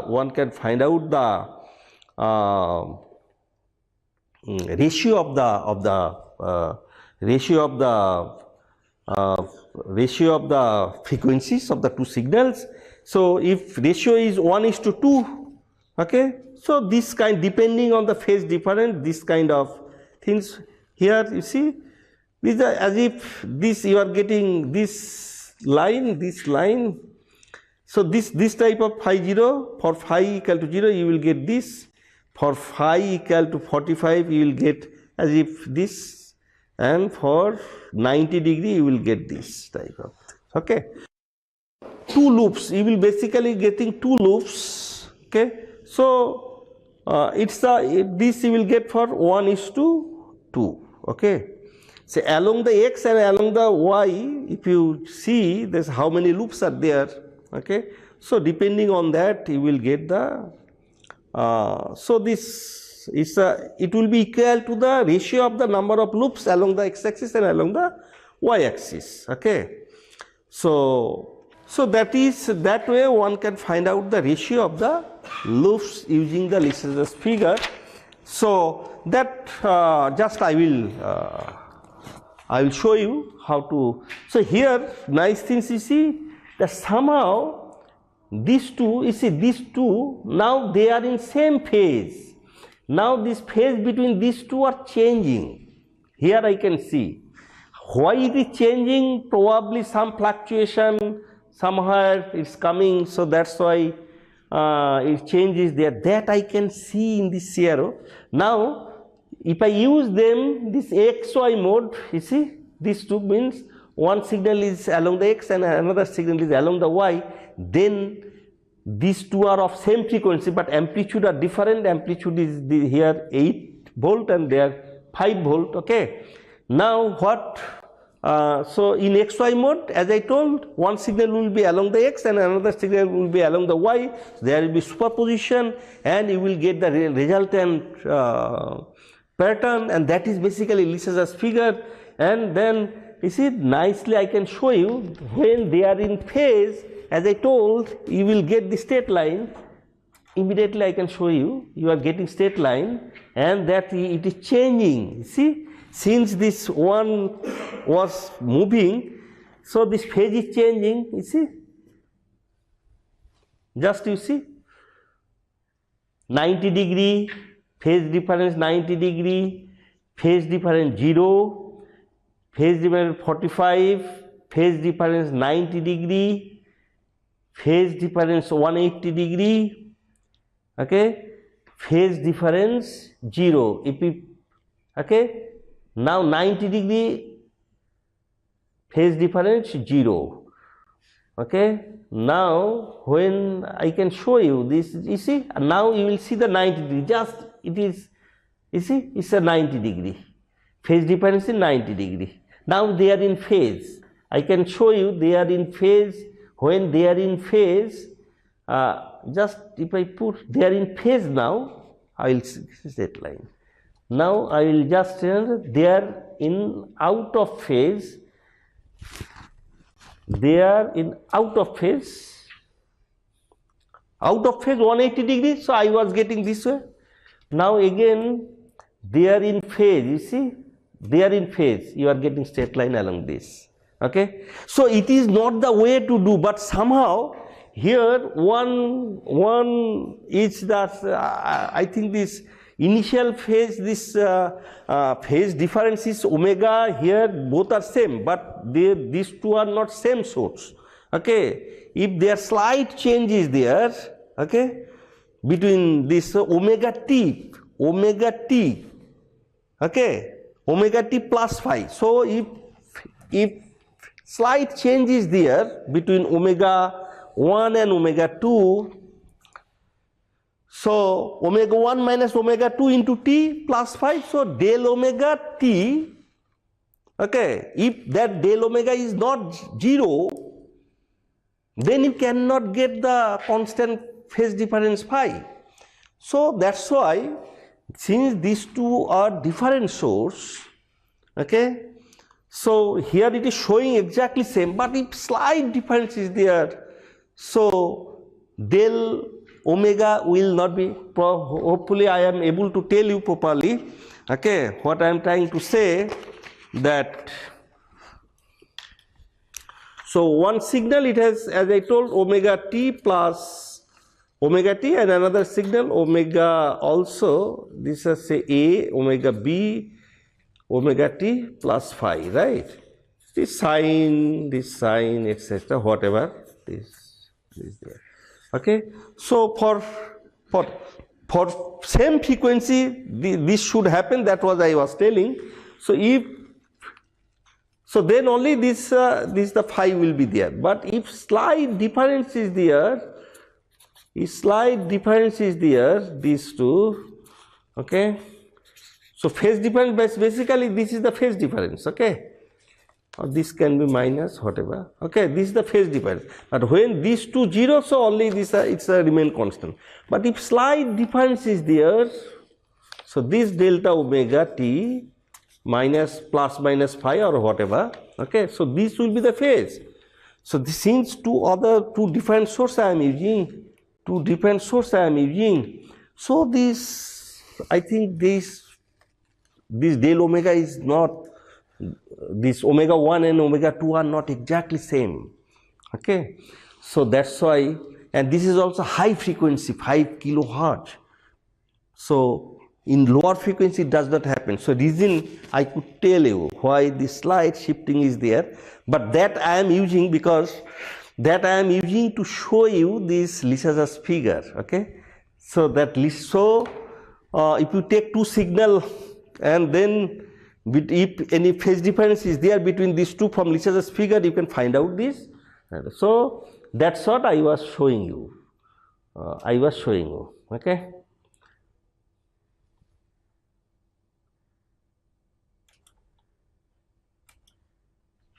Okay.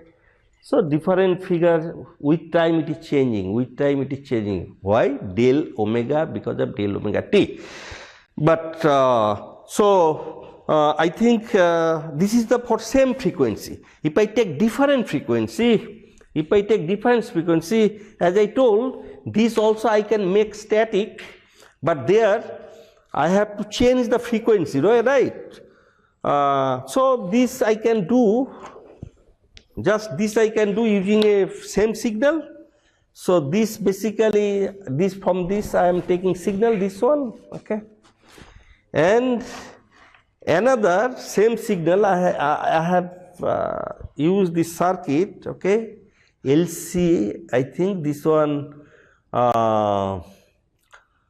Sear circuit, okay, this Sear circuit we have used. So another signal, same signal we are taking through this Sear circuit and putting here. So that signal will putting here. So they are of same frequency. Okay, dual mode. I'll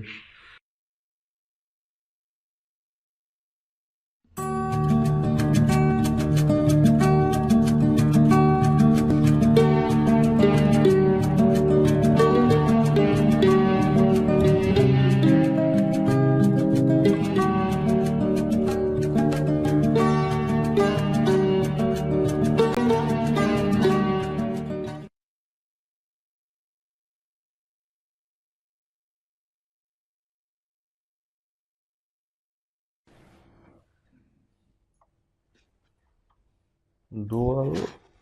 Okay, let me. So this is the one, whether this channel 1, this is the channel 2, this signal. Okay, now for channel 1, I have to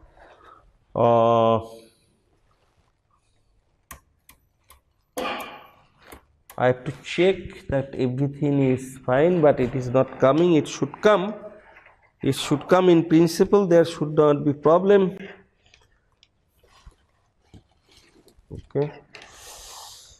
So channel 1 is showing this signal. It is triggered. You see, this is the auto triggered.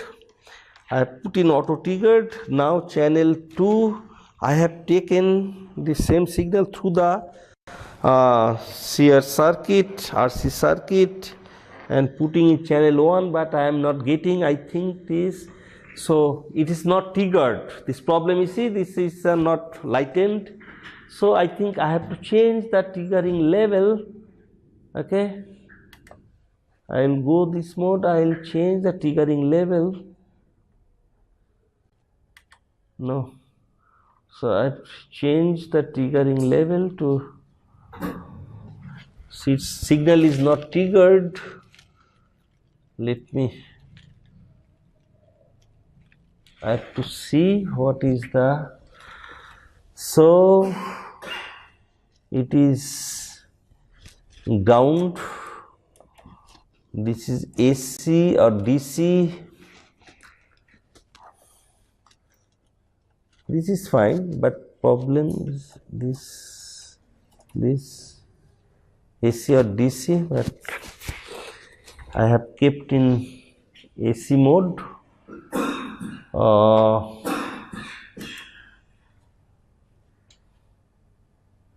This is the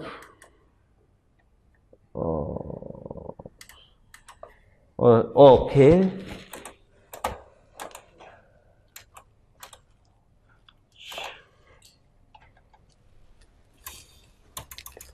So, but it is not able to trigger this one. So, but it's not.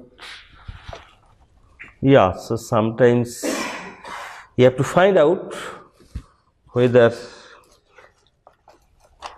is the problem. So things are not very straightforward. One has to really find out, you know.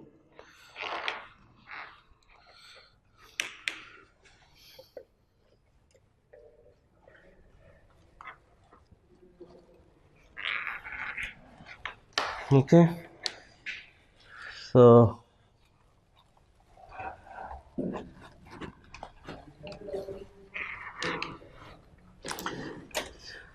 channel 2 fine, it's coming.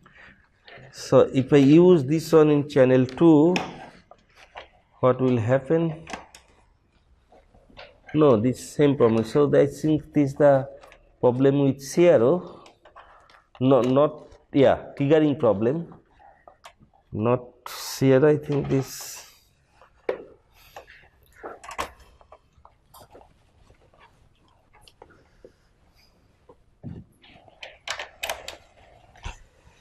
So this auto trigger is nicely coming. Now dual beam. Okay. Okay, I think this problem is the timing. I have to know dual. I have to select this one.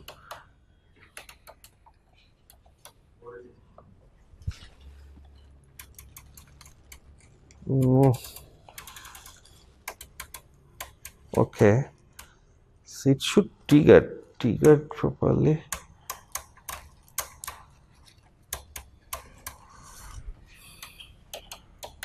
No.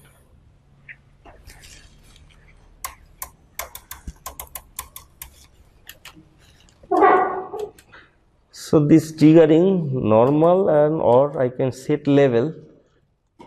So I think there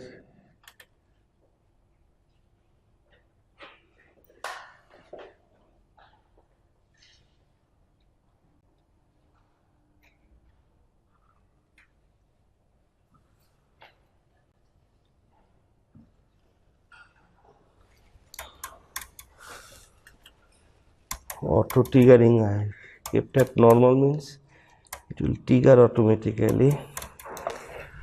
So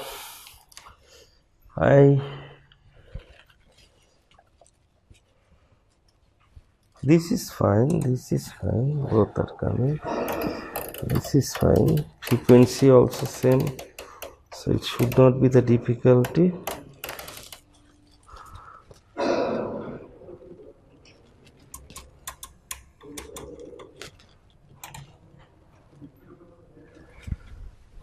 Dual mode, omit XY. Oh, okay. It is coming. It is there. Oh, it is triggered the channel 1, but channel 2.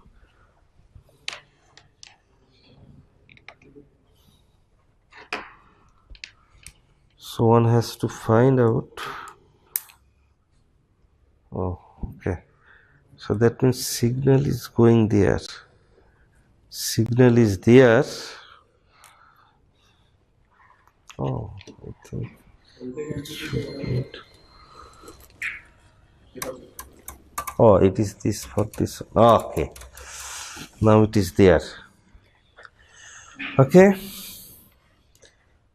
So some problem was there in connection. Anyway, so now is so let me check channel 1, this one channel 1. So this signal is coming through RC. Channel 2, this one. Now you can see same signal.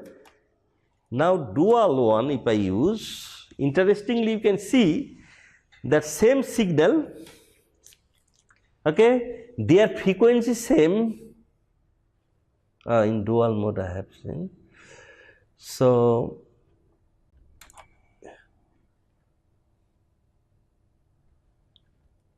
sorry, not this one, this one.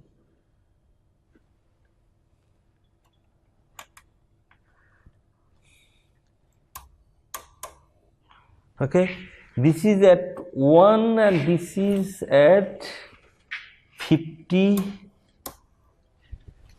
other to channel 2. Oh, okay. So this is at 1 volt, this original signal, and another signal coming via RC. So that one is basically here I kept at 0.2. Okay. So 0.1, this 50 millivolt, and this other one is, so this bigger one is at 1 bigger one is 1 volt and this one is 50 millivolt. Okay. So amplitude here we have selected 5 volt peak to peak, but here you can see that is because of it is coming through the RC circuit. Okay, its amplitude is attenuated, it's reduced, but frequency of both signals are same. Frequency of both signals are same. You can see that just both have the same time period.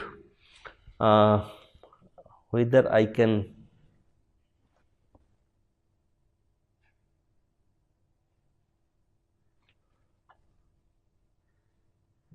okay, this in dual mode I cannot shift. Anyway, that's showing their phase difference between these two, basically phase difference between these two. Okay, and they have same time period but phase difference between these two. Okay, and their amplitude are different, although originally amplitude is same. That is reason just I told you that one is directly going and another is coming through RC circuit, so its amplitude reduced. Okay. Now, and initially it was same phase, now it is different phase, because that's why to make the phase difference from same source we have introduced this RC circuit. Now, you know that what will be the phase difference in RC circuit? RC circuit, this basically I think tan phi equal to 1 by omega RC, 1 by omega RC. Okay, tan phi equal to 1 by omega RC, probably minus sign will be there. Okay. So, now 1 by omega RC, so you can, if you change either C or R or omega, then you can see the phase, you can introduce the phase, you can introduce the phase change in the signal. Okay. So, in this circuit I do not have option to vary the R or C, okay, but I have option to vary the omega here. Okay. So, I will just vary omega and show you this, but this I cannot do this as I showed that there will be variation of the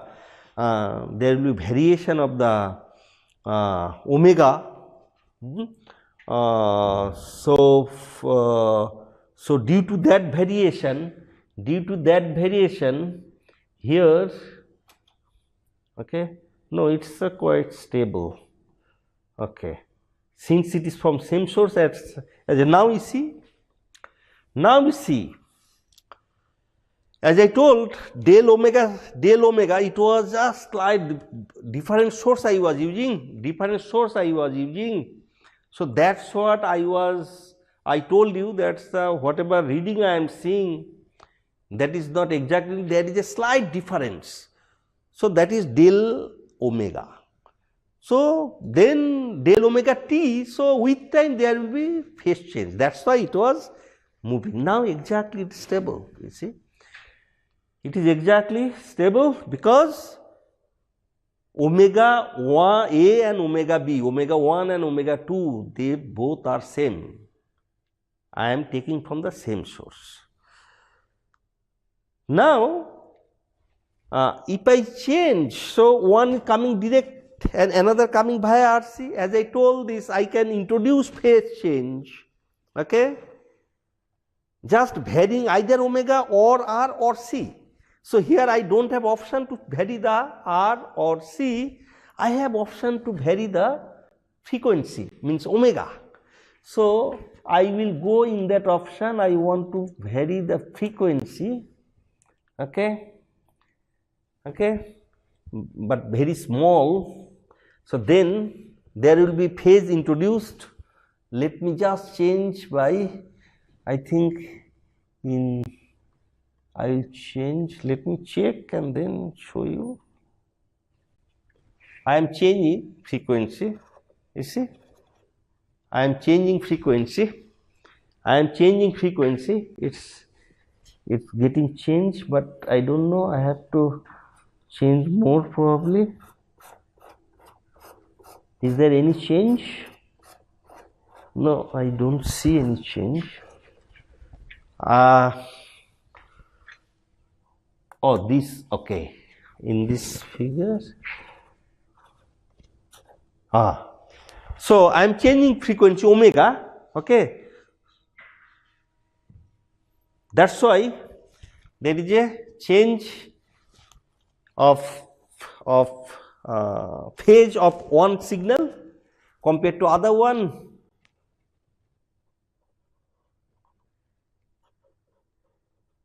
Because whatever frequency change is there, because both frequency will remain same, and only phase, additional phase is introduced here. So that phase depends on omega R and C. I am varying here omega because I do not have option to vary R or C, okay. So, with that I am showing here you this is the change. Okay. Change of frequency here means here change of this, but I could change here. Okay. But it is not much sensitive because frequency I have chosen very high, so that's why. Anyway, so I think at lower frequency, if I choose lower frequency for the experiment, then maybe that change will be sensitive. This change will be sensitive.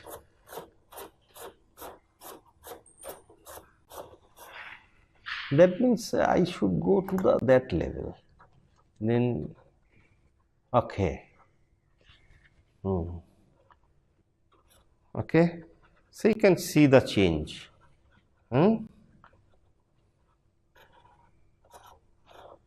So I am introducing the phase in one signal. So, okay. Okay. Their amplitude are different, so circle you will not get, ellipse you will get, okay, ellipse you will get, okay.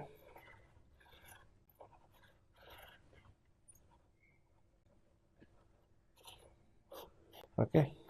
So this is this phase change is very sensitive to this R and C.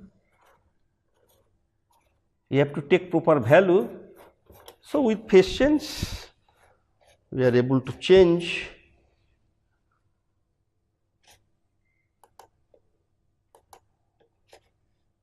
with phase change, we are able to change this. Okay, it's a straight line, but very straight line. Okay, so okay, so it is going towards the other.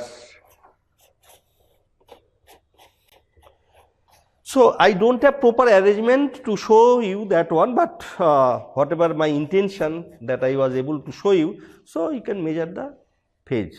So okay, so for measuring the ratio of this,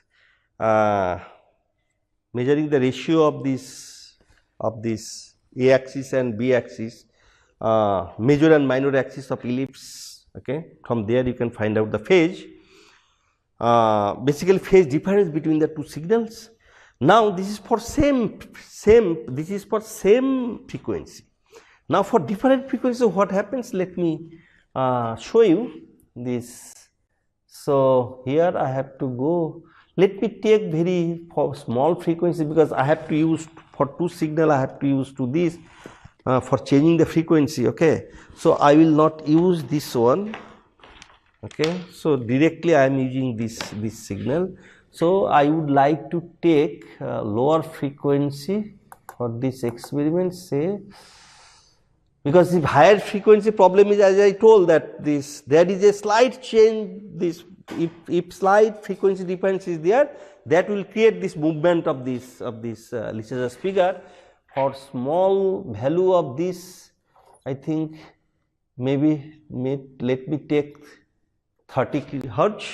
Okay, and for this 30 hertz signal, I have not XY mode, I am choosing not dual mode, I am choosing this is channel 2, I am choosing channel 2.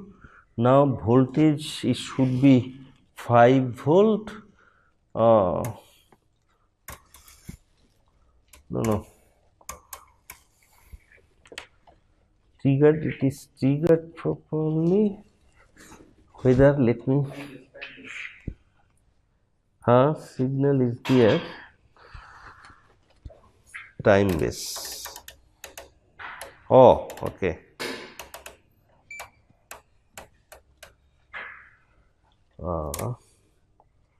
Okay, because so one has to work.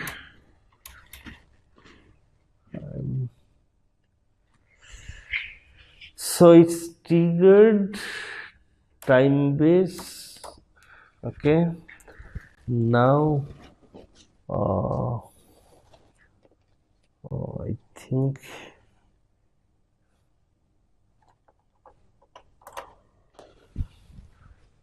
it's not triggered.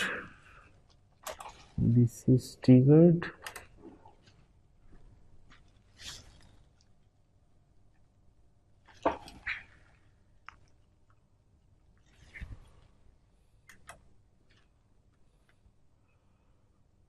Okay, and second signal I will take from here. Second signal I will take from here. Okay, time base I have to change because it was 5 kilohertz and then I am changing to 30 hertz only. Okay, so everything one has to be careful, otherwise you will not see the signal and then we will blame that either this problem, that problem. So then I have to make it also, I want to make it also this frequency change 30 hertz.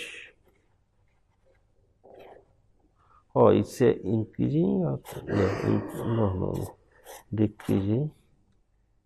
It's a frequency in kilohertz. No, some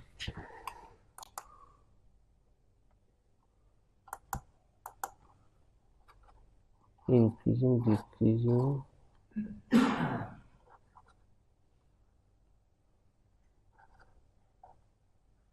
Oh.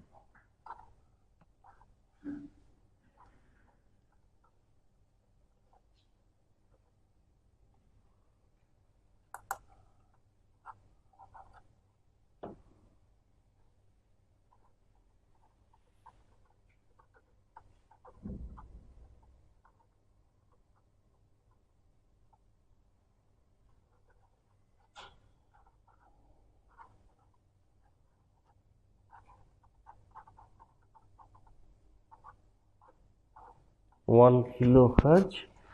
Then I think I have to check here.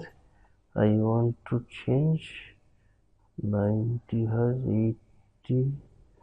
I want to change 30 hertz. I have to go there.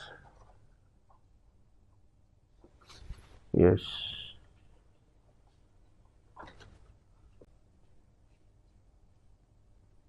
Hertz. So this also, this 30 hertz and that 30 hertz, it's say okay, 5 volt is okay. Okay, so now this one for channel 2, now channel 1, it has come. It has come. I have to, okay. Okay, so I think I have to hold it. I have to hold this signal. So and what difference is that type of fluctuation? And what difference or that type of fluctuation will be there. is the movement of electron? Okay. Anyway, so let me see. So slightly I can increase the. Yeah, if you make it 50, it will be. Okay, 50 hertz. Let me change to 50 hertz. Okay, okay. And this also I'll change to 50 hertz. Change frequency. Let's make 50 hertz. 50 hertz. Okay.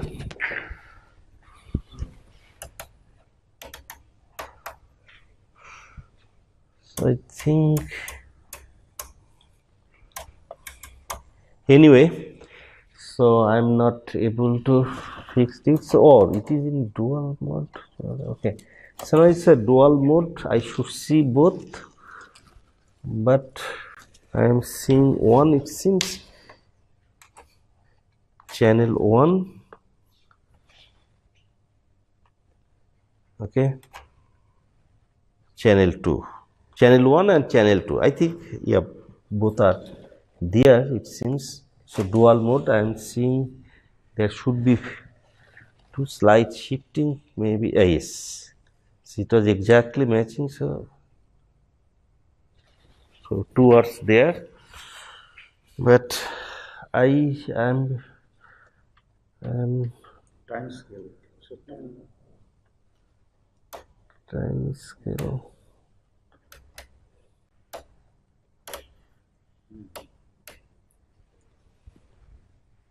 Oh, I think this maybe it's a line frequency, that's maybe because of that. Okay, now I will use, so two of same frequency, two, so XY mode, same frequency, and there it seems as in higher frequency I was seeing some change. Okay, so there was a slight change, there's a difference of del, there's omega. Now here del omega frequency is very small, it looks, it's a, if slight change is there also, that's in hertz, not in kilohertz. So I am getting for same frequency, I am getting this. Now I will change, make frequency just one of them double. Okay, so ratio 1:2. So then let's see what happens. I want to change the frequency of this channel 1. Okay, then what you will see, just check it. I want to change the frequency. Now I want to make it 100. I am changing. Okay, 100. Okay, now I have to introduce this one. I have changed and introduced this one. Okay, now this is 100 and this is 50. You see, frequency of one is, it's from here you can see it's not same. But if they are so I have to, so as I told,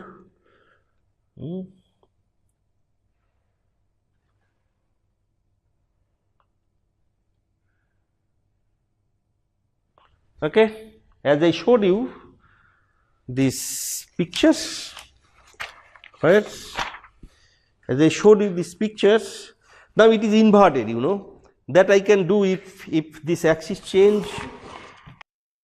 So which signal 1 and signal 2, channel 1, channel 2, if I exchange just it will be in along the other direction.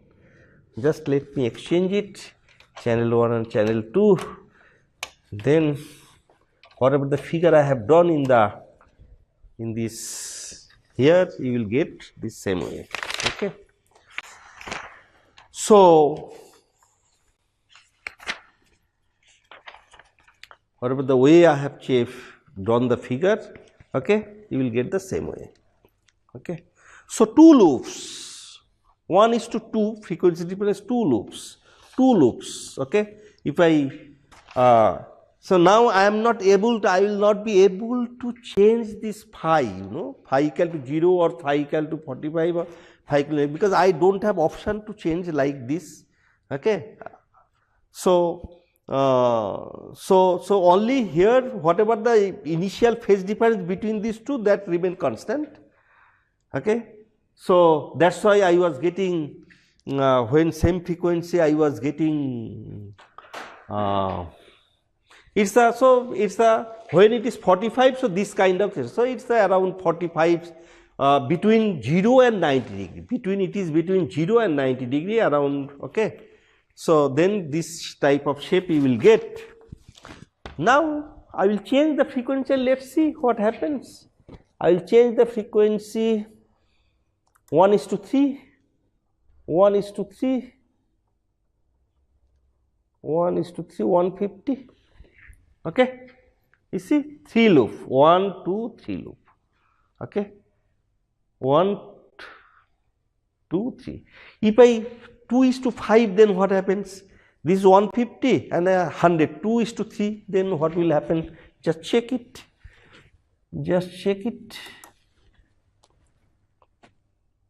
I will make it 100.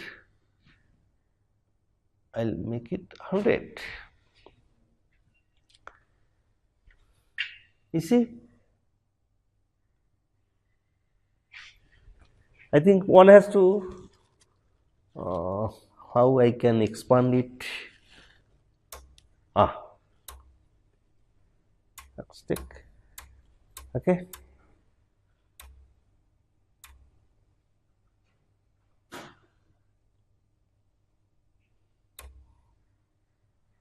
Three loop and others way 2 loop.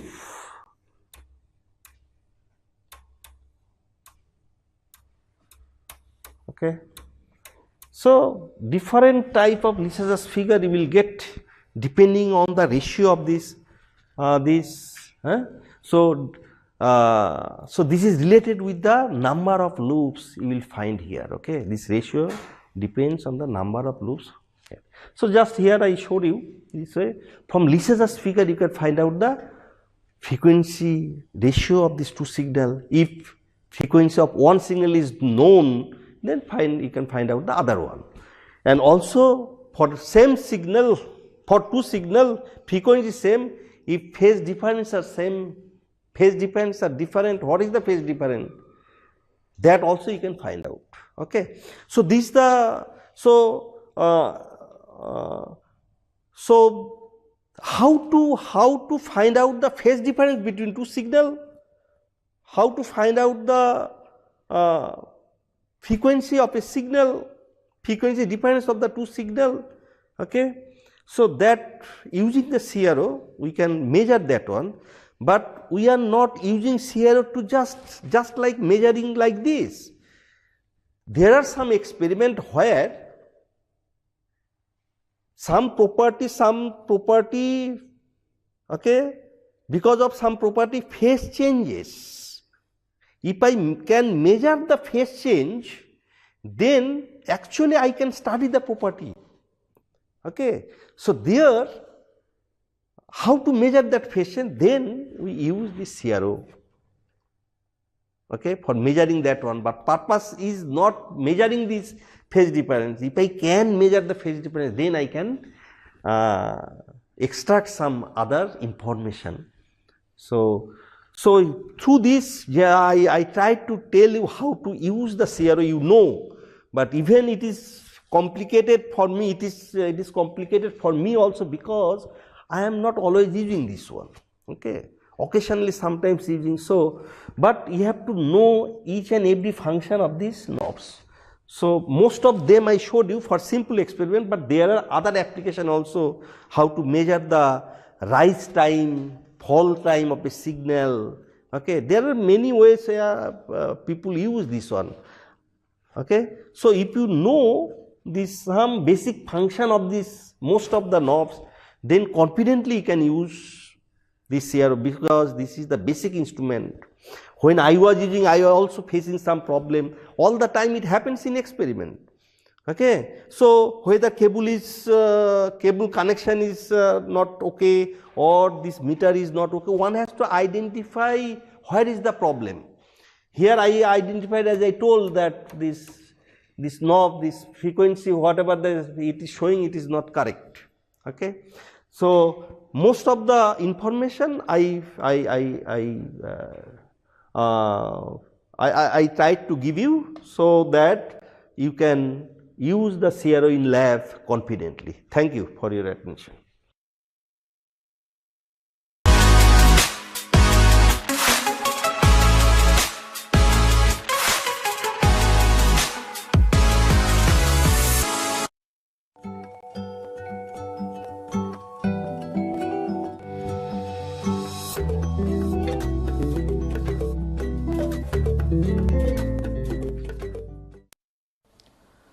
Hello student, to the lecture number 3 for the course is Physics of Linear and Nonlinear Optical Waveguides.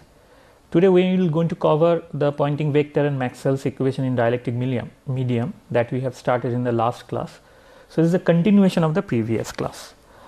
Also I like to in this class I like to mention about the textbook and reference reading. As a textbook for this particular course, we have two books. So, Optical Waveguide Theory by Snyder and Loeb. This is one book you can read as a textbook, and another book, Introduction to Fiber Optics by A. Ghatak and K. Tyagarajan, very popular book in India. So, you can also have a look to this book as a textbook.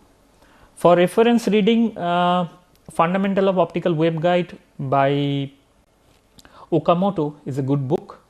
You can check that book, and also the book by G.P. Agarwal, Introduction to Nonlinear Fiber Optics. It is a very important book in the field of nonlinear fiber optics or nonlinear waveguide. So, when we cover the nonlinear part, nonlinear characteristics of the waveguide, then this book will be important, and you can go with this book. And finally, Optical Electronics by A. Arif. It is also a very well known book. So, these are the textbooks and reference reading. Today we have lecture number 3, and in lecture number 3 we start with the Poynting vector. So, we start with Poynting vector.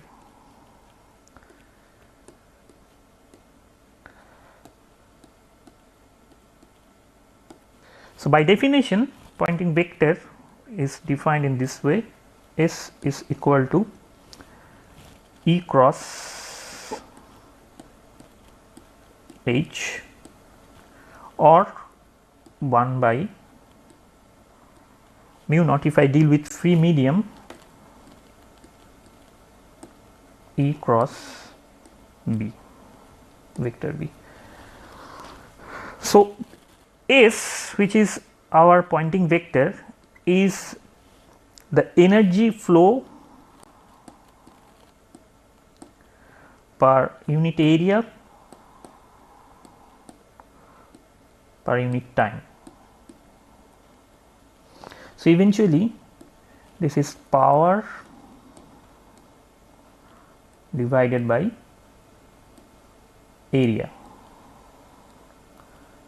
which is intensity. So, eventually it tells us about the intensity of the system and also the power flow, and this is the recipe E cross H through which you can calculate the Poynting vector, and we will try to find out what is the value.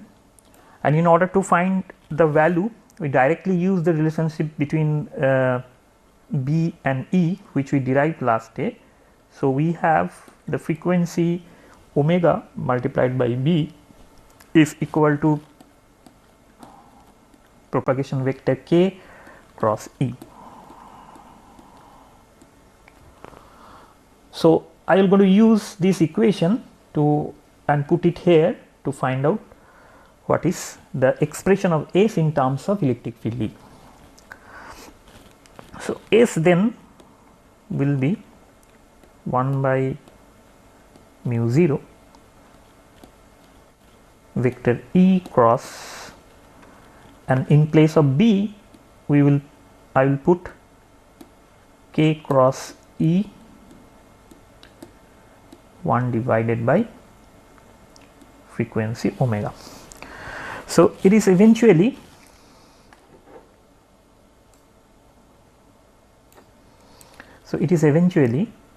S is equal to 1 divided by omega mu 0 vector E cross k cross E.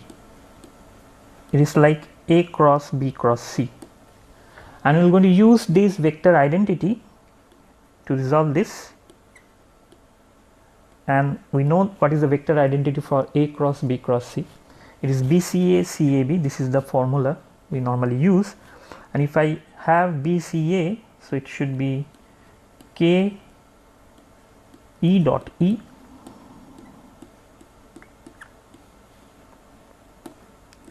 minus vector E k dot e.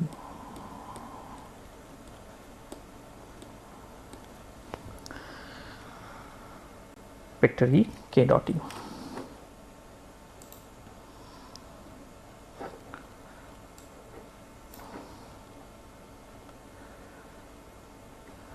So, this value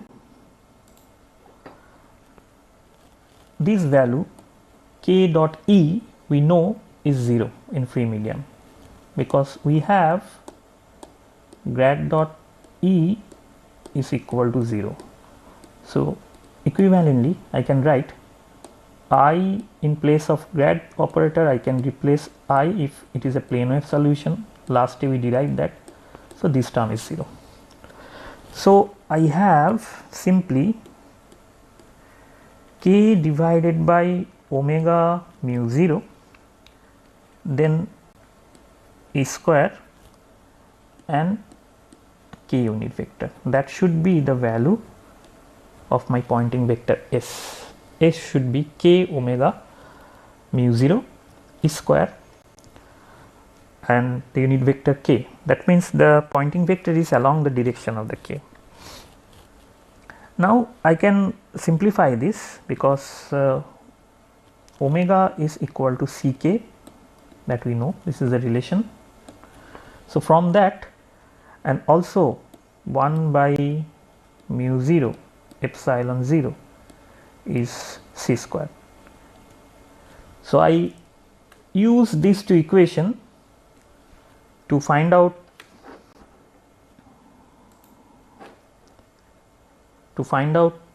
the value of the A in a more compact form, value of the S in a more compact form, Poynting vector S in more compact form. So, it should be simply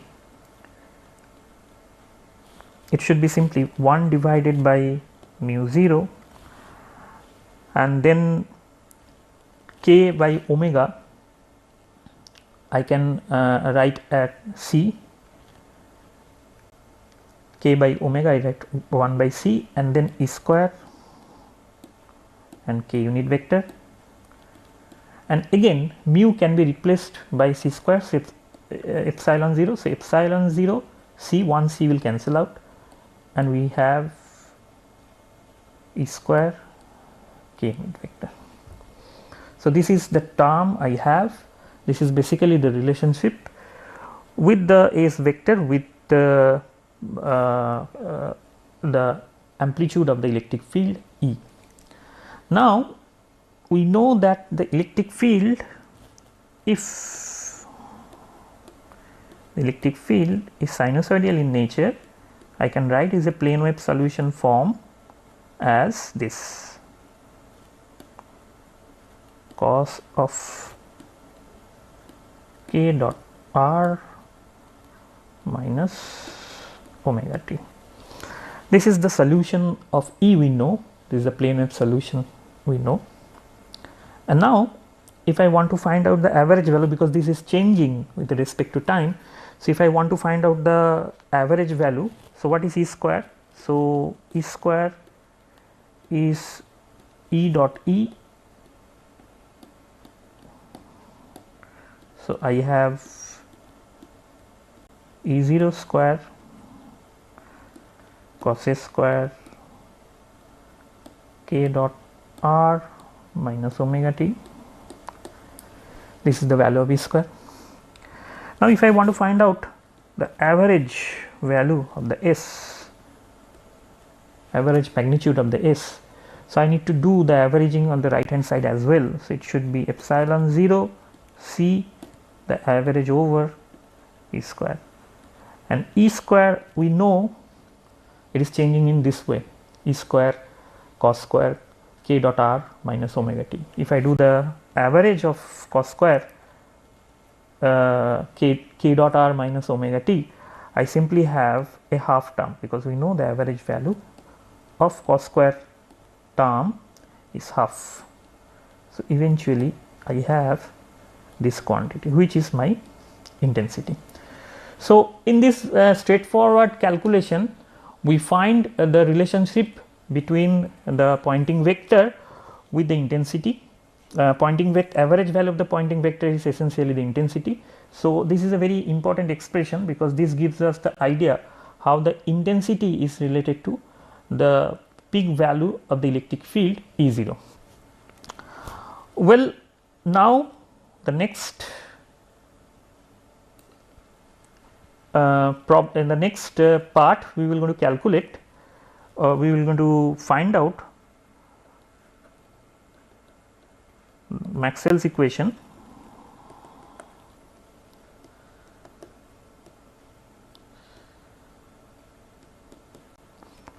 in a dielectric medium.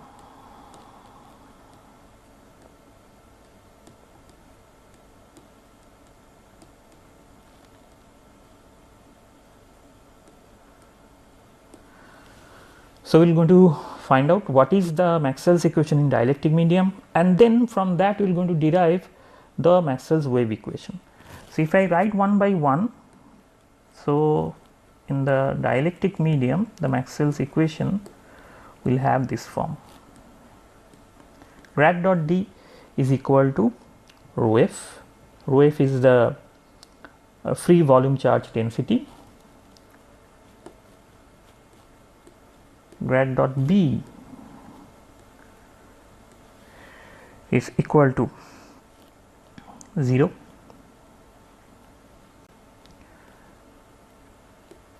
Curl cross E is minus del B del T. It is not going to change inside the medium. In the medium, if something is changed, that is the equation 1 and 4, which is containing the source terms. And finally, curl cross H is equal to Jf plus del D del T. Now, we should remember that the vector D is epsilon E, and if the system is not non-magnetic, B is mu 0 H for non-magnetic systems.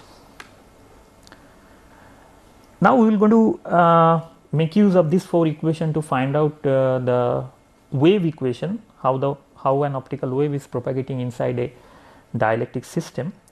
And in order to do that, first we consider that rho f and Jf, these things are 0. So, there is no free charge density and no free current density.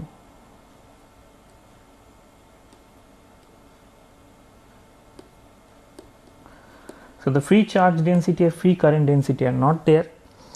In such case, in this equation 1 and 4 is modified. However, equation 2 and 3 will not going to modify. So, equation 1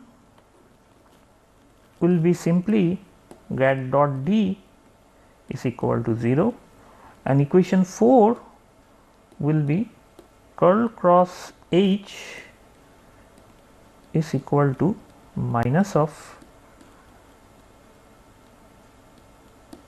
this quantity. Okay. So, equation 3 also can be written in terms of D and H, because it will be useful in our calculation. Equation 3, I can write it as this.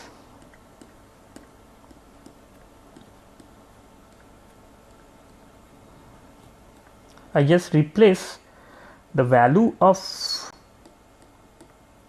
E and B in terms of, I replace the value of E and B here, the value of E and value of B I just change in terms of value of D and value of H. Well, one thing you should note here when you do that epsilon is not a function of space, then only you can take this epsilon out of the curl operator.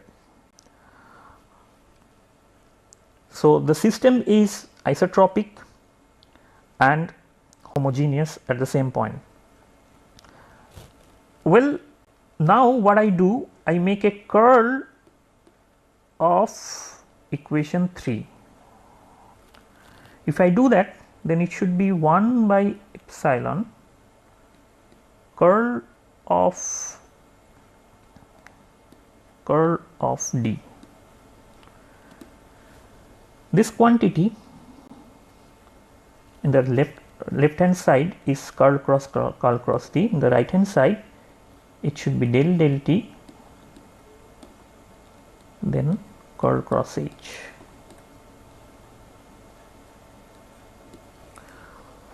Now, curl cross H from equation 4, I have this one. So, I am going to use this equation here, and if I do, I can have in the left hand side 1 by epsilon curl cross D. Again, this is a well known vector identity, and it should be minus of Laplacian operator D plus gradient of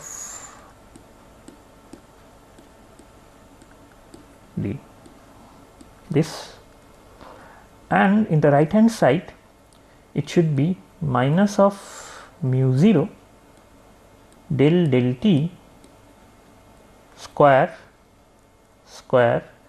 because curl cross H is minus of del T. So, I should have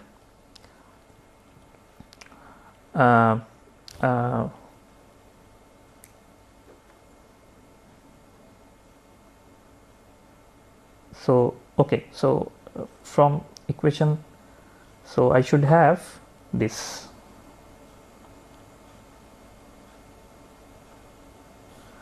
curl cross, so it is D. So, now so here this equation is plus, so I make a mistake here. So, this equation is plus because it is J plus these things. So, then this minus sign is there. So, finally, I can see that this term will be 0, because from equation 1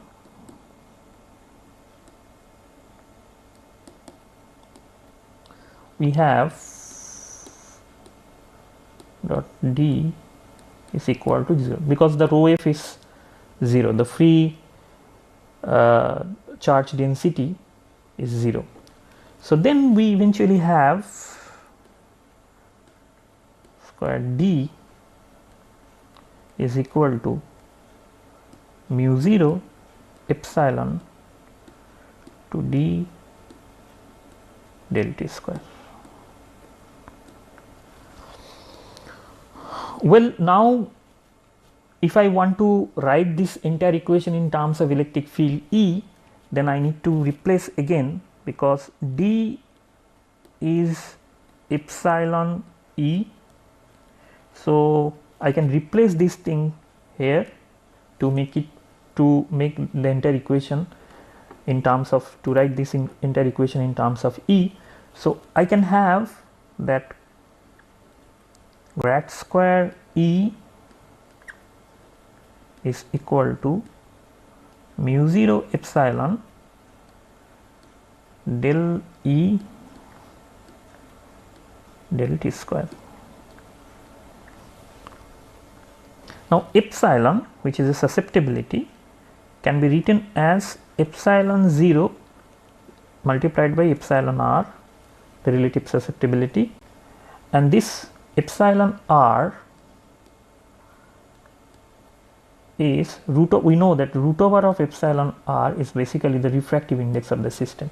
So, epsilon r is equal to n square. So, we have epsilon 0 n square.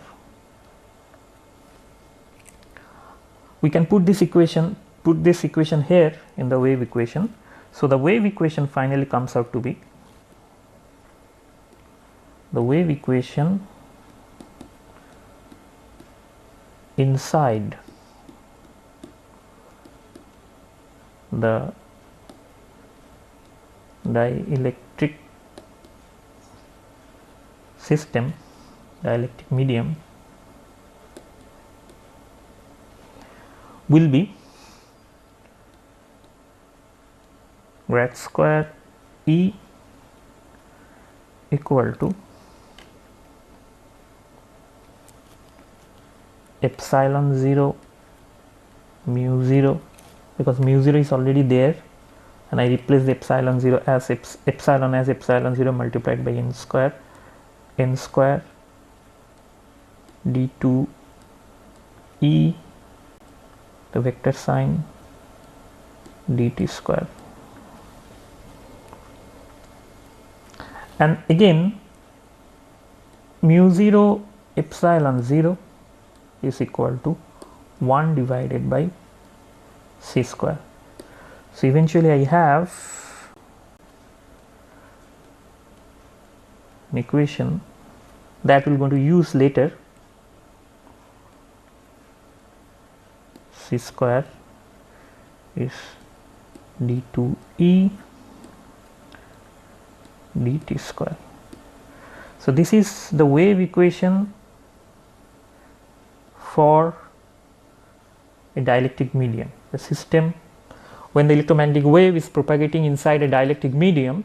So this is the equation one can expect, one can have, and you can see that n is now associated with this equation. So refractive index is going to play an important role, and obviously in the free system, in the free medium, n is 1. So this equation will be simply grad square E is equal to 1 by c square d2e dt square. But here, since the refractive index are there, because the medium will going to give some kind of resistance to the propagating wave in terms of refractive index. So this refractive index, the information of the refractive index should be here in the equation. Well, after that we will now try to understand few thing, which is Snell's law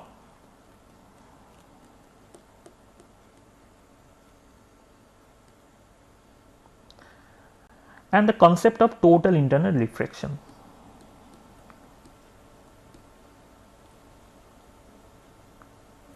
Total internal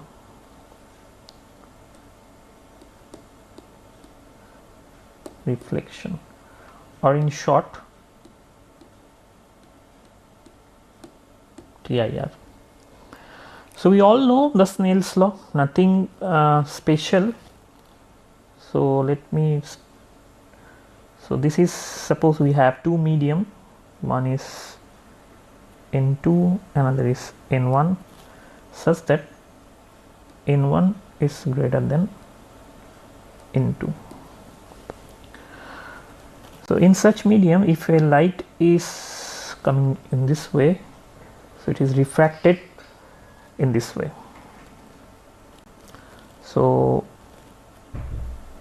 I have angle here theta 1 and I have angle theta 2. So now Snell's law says that N1 sin theta 1 is equal to N2 sin theta 2. This is simply the Snell's law. And sin theta 2, it is for our, I can write this sin theta 2 in this form, N1 divided by N2 into sin theta 1. Why I am writing sin theta 2 in this form? because I am going to use this form in our next class when we try to understand something called evanescent wave. Before concluding today's class, let us quickly understand what is the meaning of total internal reflection. So, the total internal reflection, if I have, so let us consider three conditions.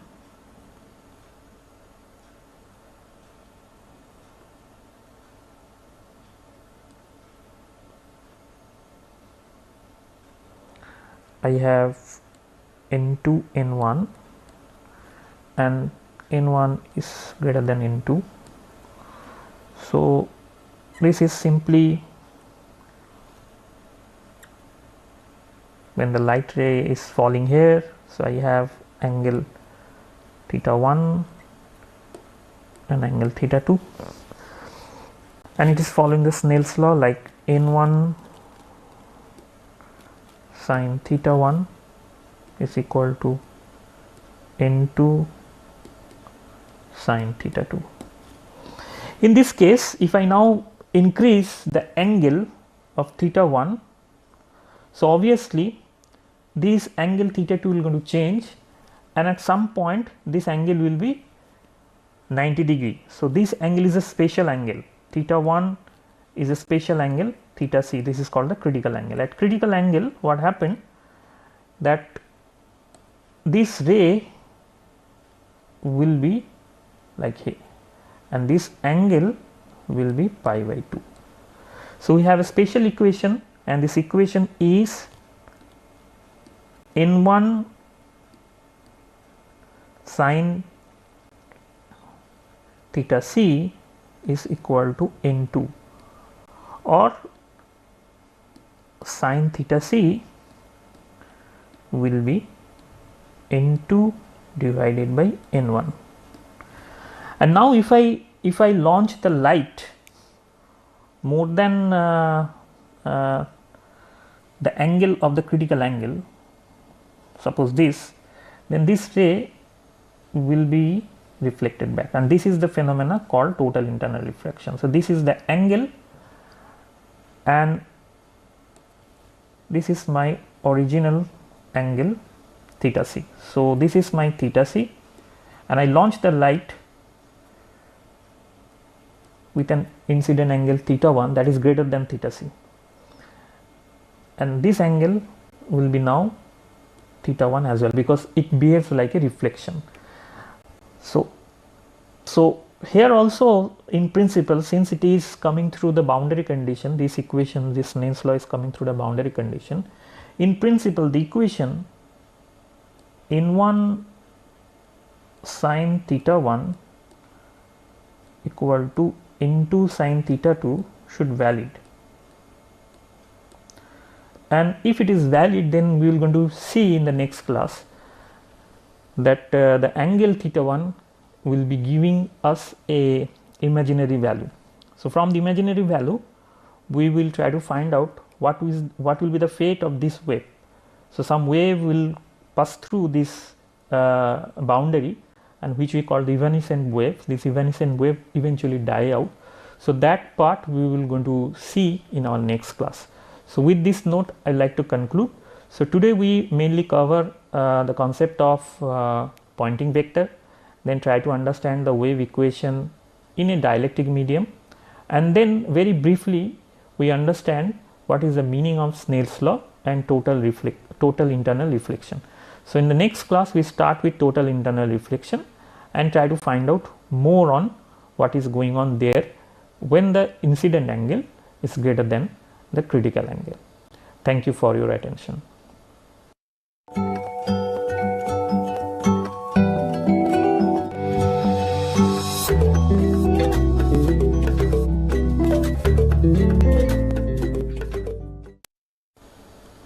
Hello student, welcome to lecture number 4.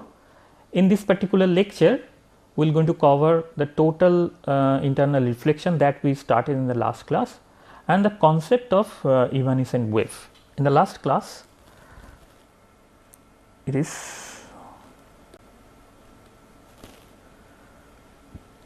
lecture number 4. So, in the last class we find that a total internal reflection can happen. So, this is N1 and this is N2, where N1 is greater than N2, and this angle theta 1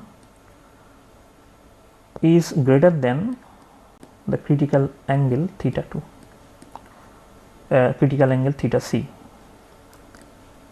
Then we have the total internal reflection. So, that is the phenomena we discussed in the last class. It is called the total internal reflection. So, we have sin theta 2 is equal to N1 divided by N2 sin theta 1 with the condition that N1 is greater than N2. When theta 1 is equal to theta c, that means at the critical condition, I can write sin theta 2 as N1 divided by N2 multiplied by N2 divided by N1, because theta 1 in that case sin theta 1 was simply N2 divided by N1, because theta 2 was pi by 2. So, I can write in this way. So, it is eventually 1. Now, what happened when theta 1 is greater than theta c? That is the condition for total internal reflection. Total internal reflection. This is the condition. Under this condition, obviously sin theta 2, which is equal to N1 in general into sin theta 1 will be greater than 1, because now sin theta 1 will have more value, whatever the value it has in the previous case. So, this value should be greater than 1. If it is greater than 1, then we can have a complex value for cos theta 2. If I calculate cos theta 2 or sin theta 2, so some complex value is coming here.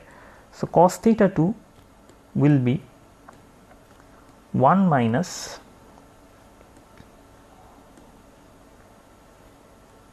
sin square theta 2 whole to the power half, which is, I can write it as I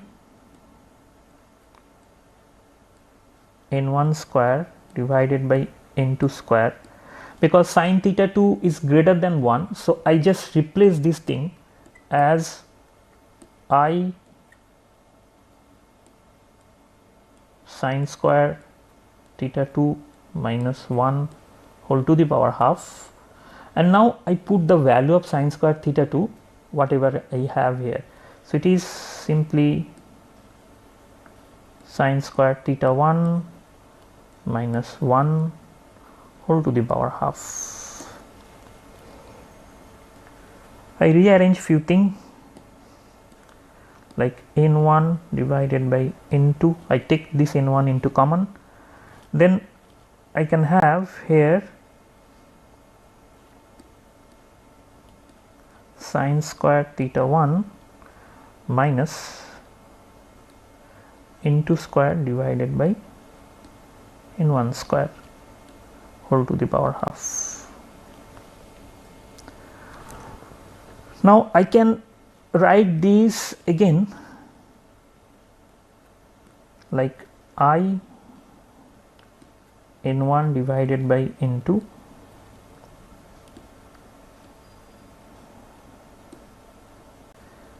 sine square theta 1 minus n2 square divided by n1 square. I can write as in terms of critical angle to the power half, because at critical angle sin theta c is equal to n2 by n1, that we already calculated. So at critical angle when theta, so sin theta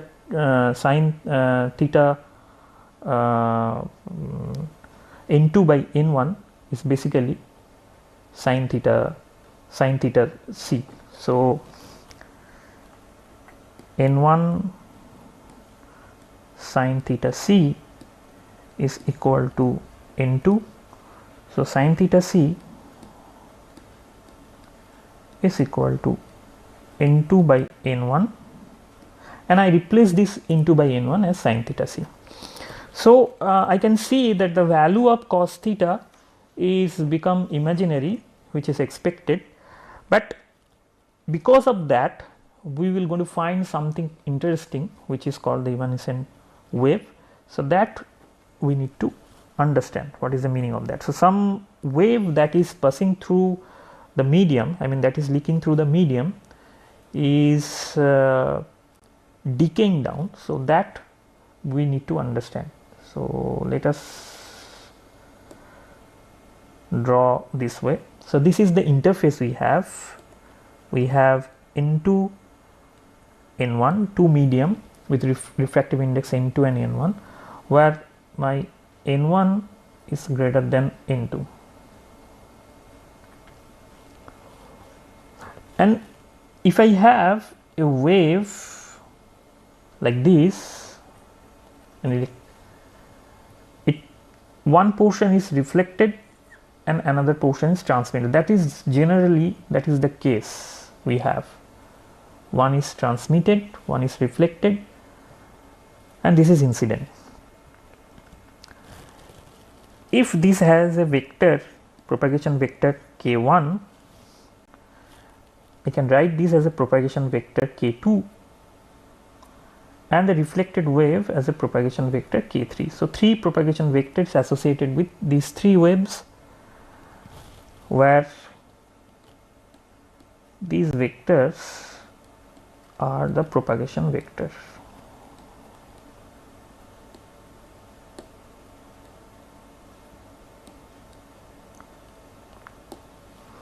Propagation vectors for three waves: incident, transmitted and reflected. Now the electric field for these three waves can also be represented.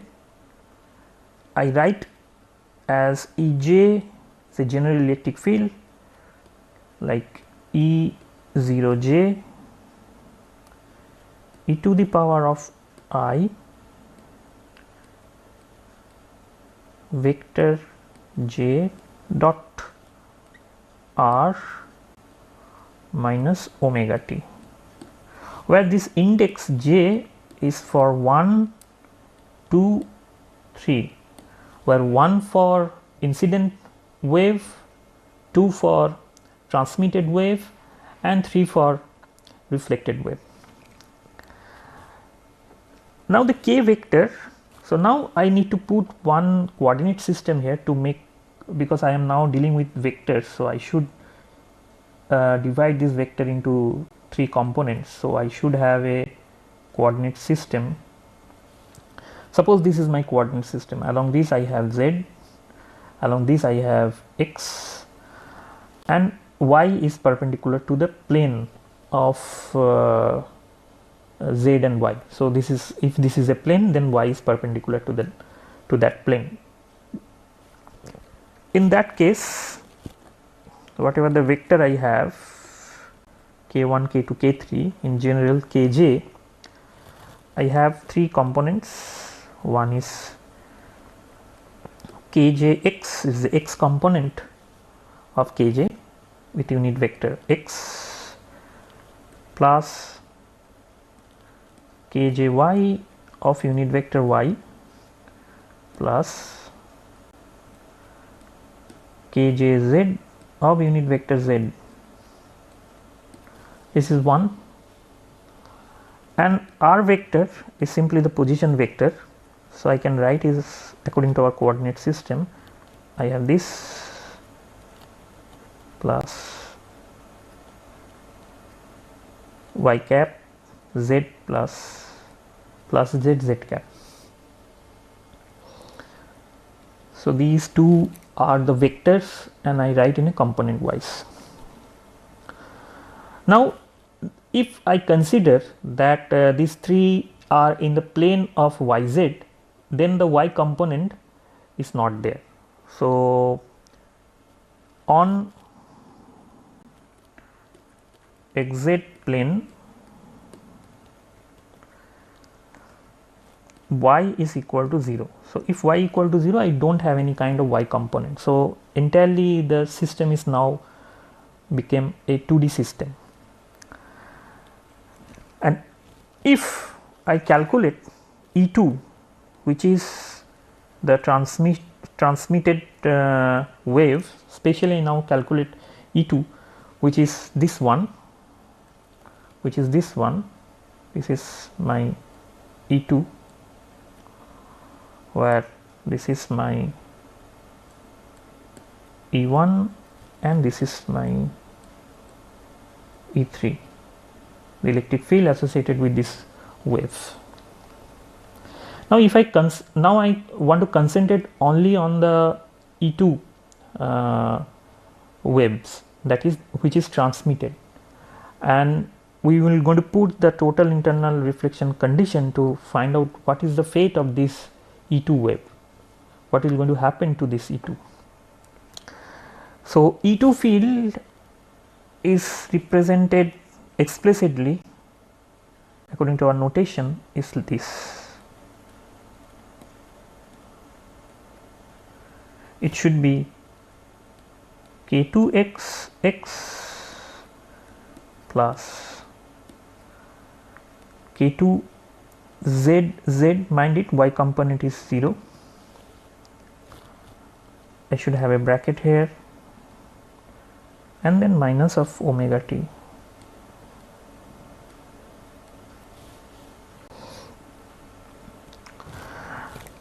Now, what is what is my kx and kz component? So, this is my x and this is my z, and if I decompose my k vector, then simply, and this is the angle, by the way, this is the angle. So, whatever the angle I have, let me now put my angle, then only I can able to. So, suppose this is my theta 1 and this angle is theta 2. So, the k is making an angle theta 1 and theta 2 with this axis, which is y, which is x. So, that means k2's x should be simply k2 cos theta 2, because this wave is moving in this way. This is my k2 vector and it is having an angle theta 2 here. So, if I decompose this component to kx and kz, so k2x component will be simply the magnitude of k2 multiplied by cos theta. In a similar way, simply k2 sin theta 2.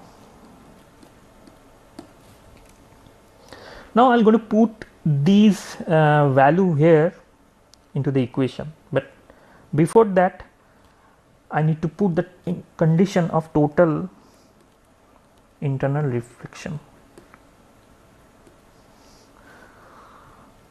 Under total internal reflection, what happened, we just see in the last class that cos theta 2 should be equal to n1 divided by n2. It is not in the last class, I think it is just today's class. No, this in the yeah, this is in today's class, this one. So I'm going to use this equation, and it is simply I into n1 sine square theta 1 minus sine square theta c whole to the power of half. And this, it should be a first bracket like this, with the condition, mind it, theta 1 is greater than theta c.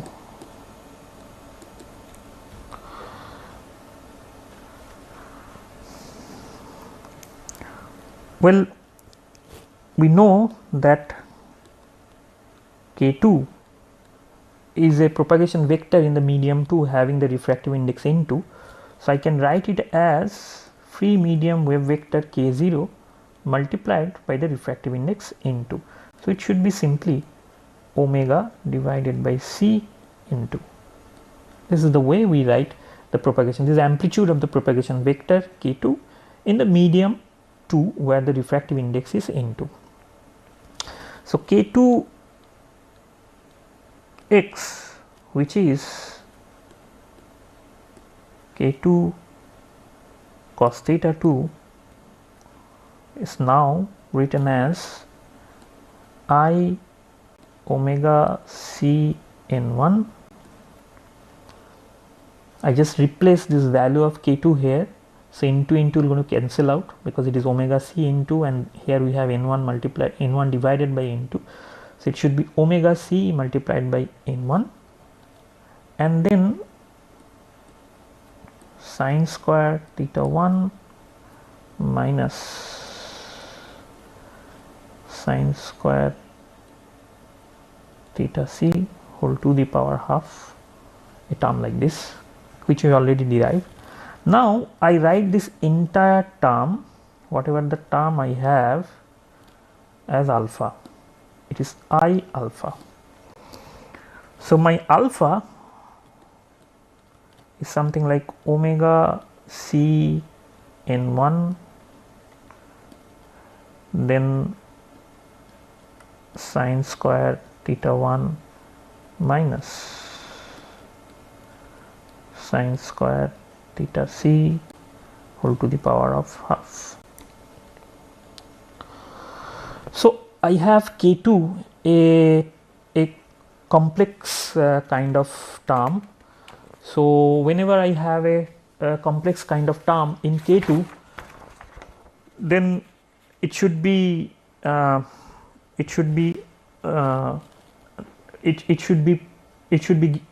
given some sort of loss. So that I will going to check. So I have now K2z. I need to calculate K2z as well. It is K2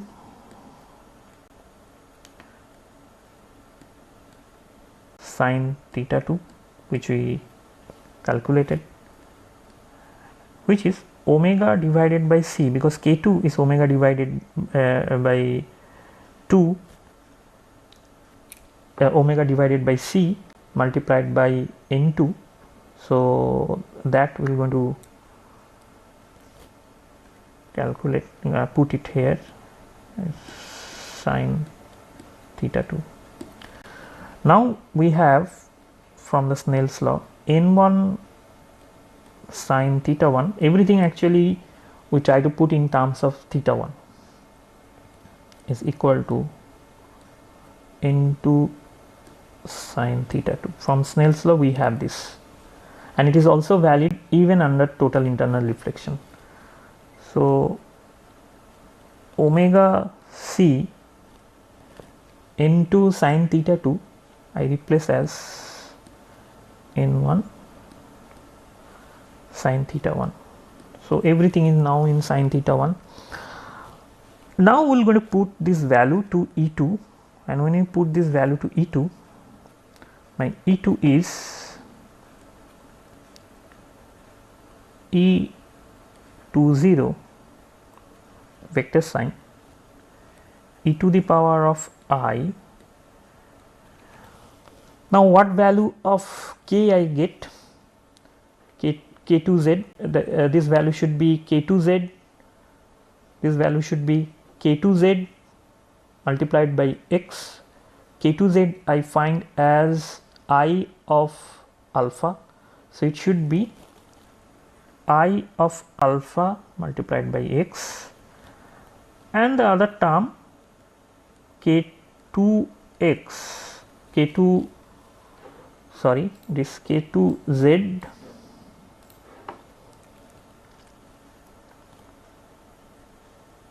multiplied by z, and K2z also I find out, and it is purely a real term.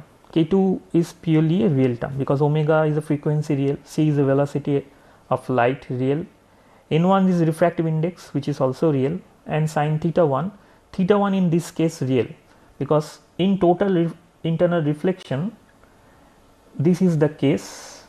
This angle, there is no problem with this angle, this is theta 1, so theta 1 is real here as well.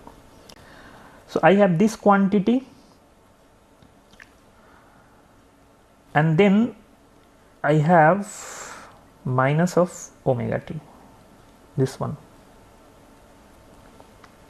So, finally, I have E20 vector e to the power of I K2z z minus omega t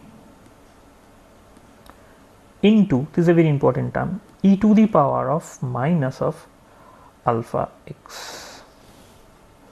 So, this term gives us some sort of loss, and loss over x direction. So, if I now try to understand that this is the interface, and in this interface I am having a total internal reflection like this. If I have a total internal reflection like this, then some wave is in this direction, which is called the transmitted, transmitted wave, which is leaking out. But if I go to y axis, x direction,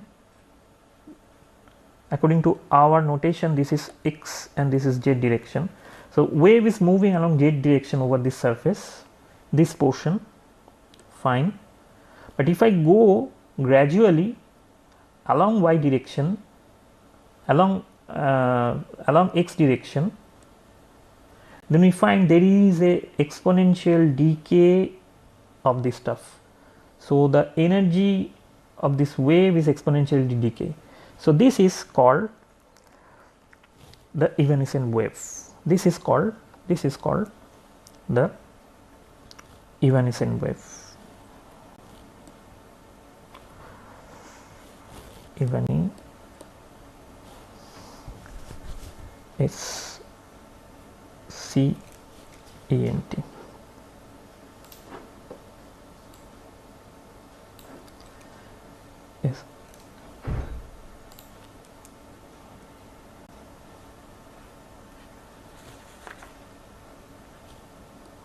CENT, evanescent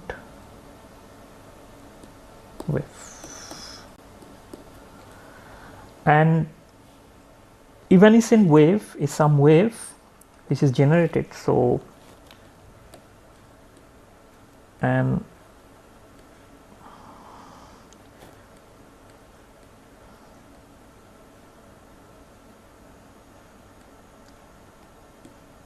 wave is generated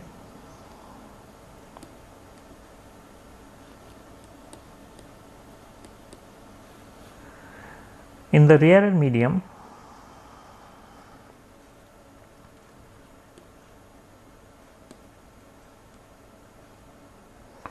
when a beam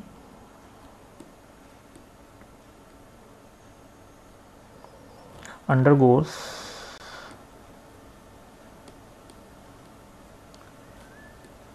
a total internal reflection. Note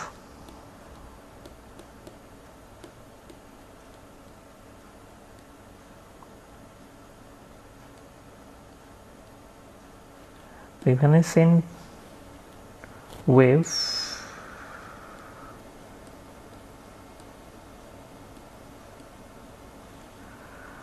propagates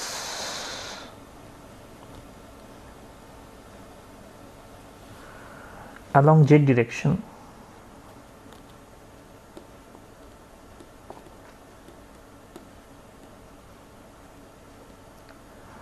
and the amplitude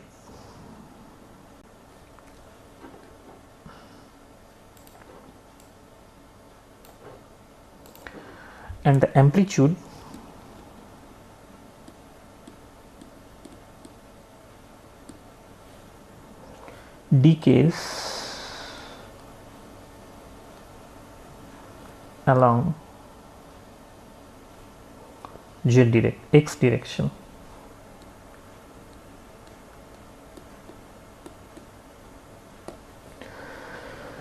So I have an evanescent wave that can propagate along z direction. So this is our z direction, and it basically decays in y direction. In this direction it will go into decay,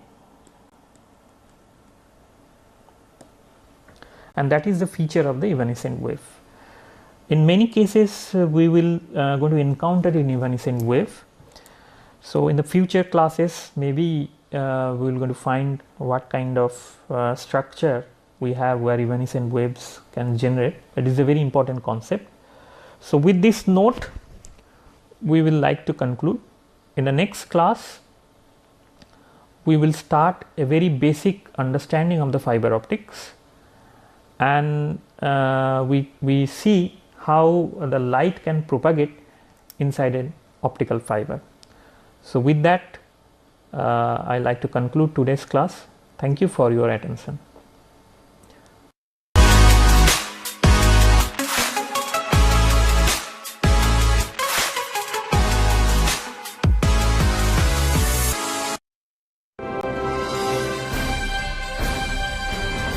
Swayam Prabha. Digital India. Educated India.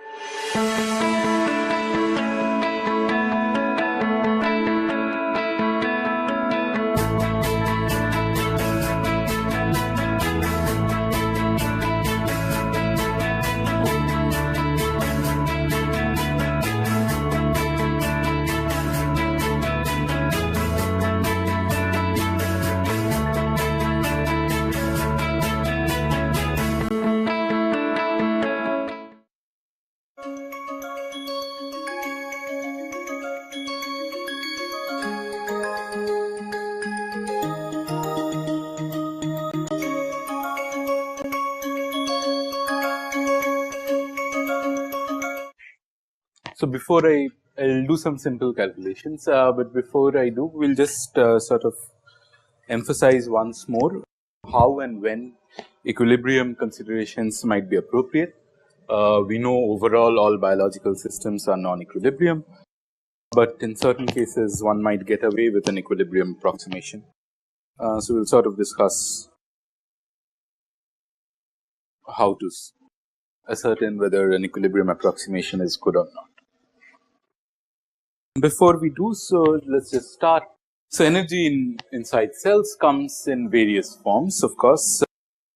What we've been discussing is in some sense the manifestation of thermal energy, right? Diffusion, viscosity and so on. So Brownian motion and so all of these are manifestations of thermal energy. But there are other forms of energy that are relevant to a living system. For example, chemical energy, right? ATP is a form of chemical energy. So you store chemical energy in ATP, use the ATP hydrolysis to get that useful energy out and do some work. What other form of energy would be relevant? Electrical energy. Okay. Let me just generalize it and say electromagnetic. Where would that be applicable? Nerves. Okay, that's good.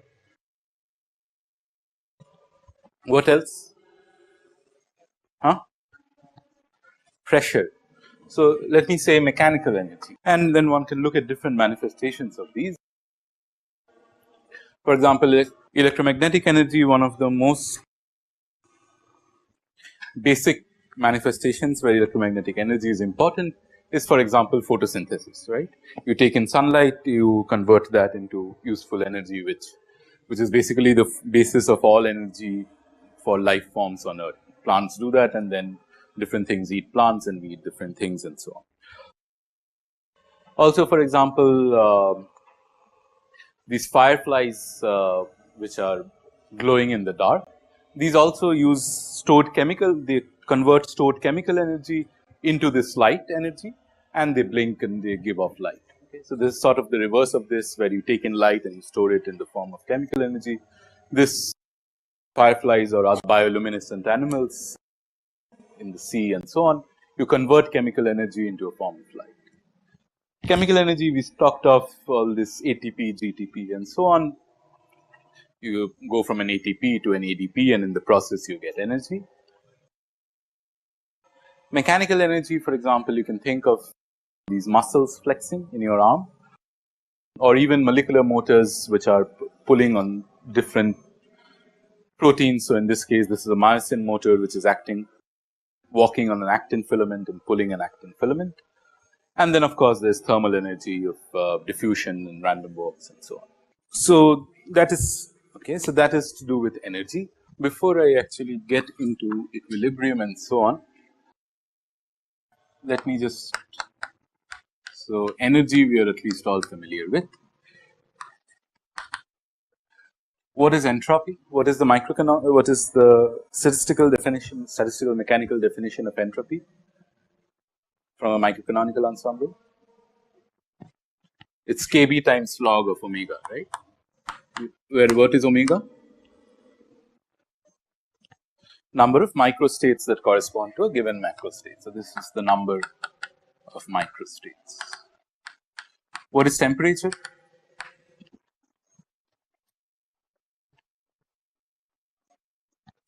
Yes. What? Nothing. Oh, you cannot forget what is temperature, right? 1 by T is del S by del E, right? What is the Helmholtz free energy?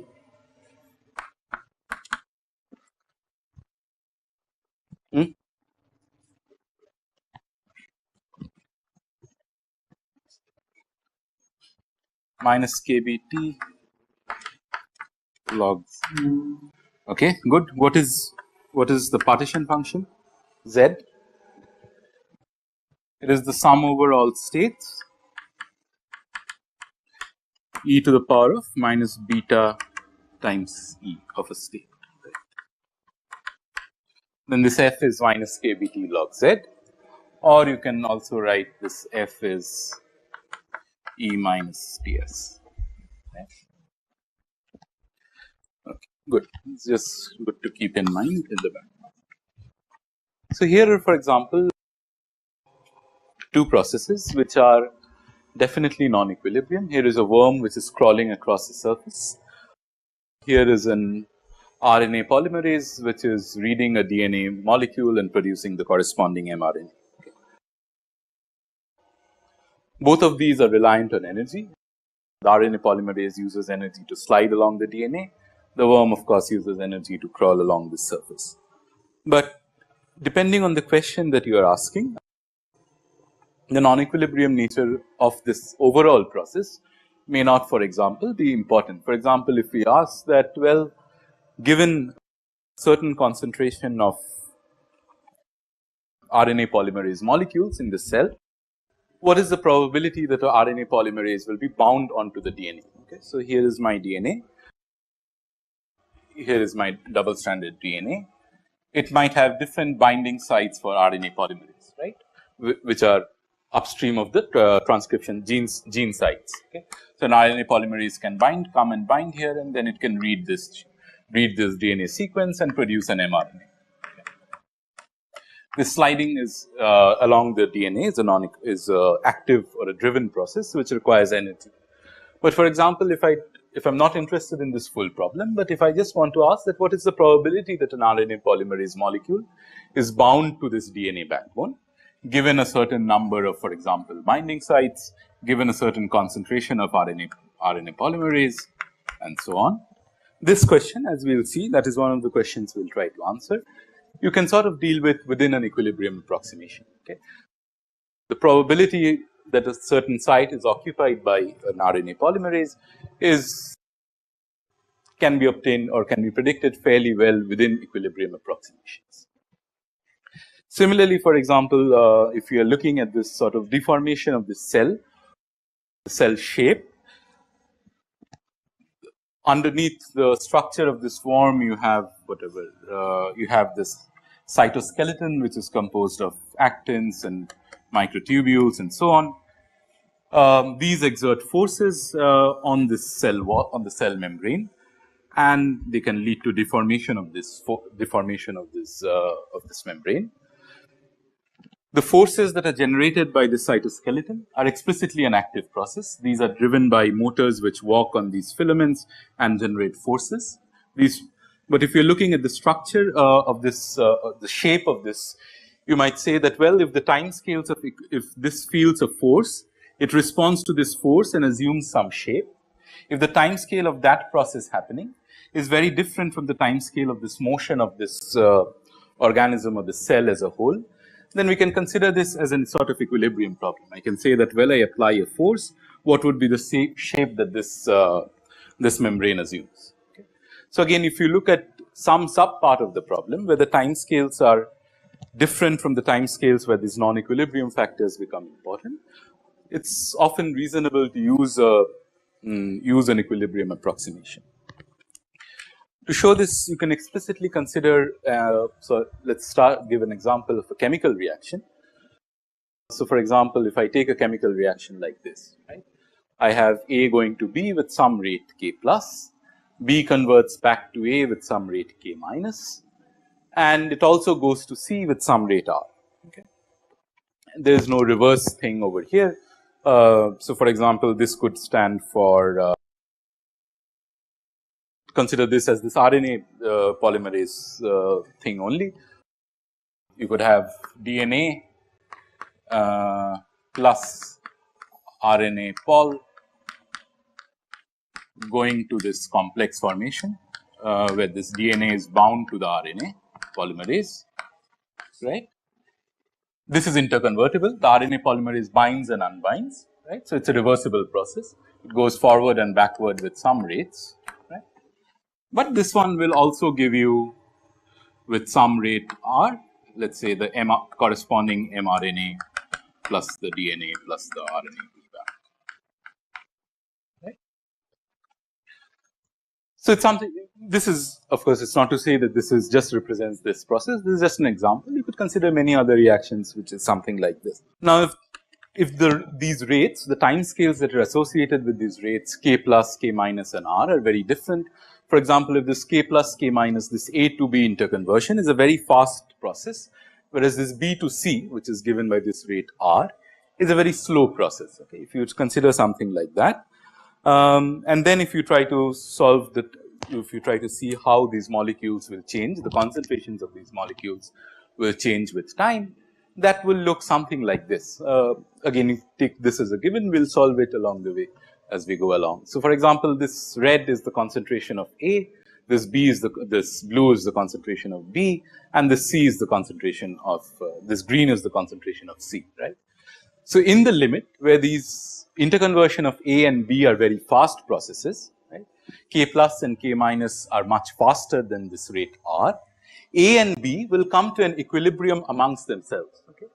This does not mean that A becomes constant with time. As you can see, the concentration of A changes with time, B also changes with time, and therefore C also changes with time. That happens over a much longer time. But over this very quickly, over this very short time scale, A and B have come to an equilibrium amongst themselves, okay, which means that the ratios of A to the ratio of B assumes a constant value. That constant then changes with time, but the ratio of A to B stays constant. Okay. That is a reflection of the fact that you have two very separate time scales in the process. One time scale which is given by 1 by k inverse, k plus or k minus, which is this time scale, let us say 2-3 seconds. The other is the time scale which is given by R inverse, okay, which is a much longer time scale, say 50, 100 seconds and so on. Okay. So, if you have well separated time scales like this, then, and if you are interested only in a sub part of this whole process, if you are only interested in this A converting to B sort of B process and not this whole B going to C thing, then you might be okay with considering this A interconverting to B as an equilibrium process, okay, and then using equilibrium arguments to calculate statistical quantities associated with that. This depends of course on whether these time scales are well separated. If this k plus k minus was not a much faster process, which is given in this right panel, then of course it does not come to an equilibrium. You will see that A varies on its own, B, which is the blue curve, varies on its own, C varies on its own, and so on. Okay. So, the same, so depending on whether you can separate your time scales for these sub processes, you can consider these sub processes as an equilibrium under an equilibrium approximation. Okay. So, that's the basic idea.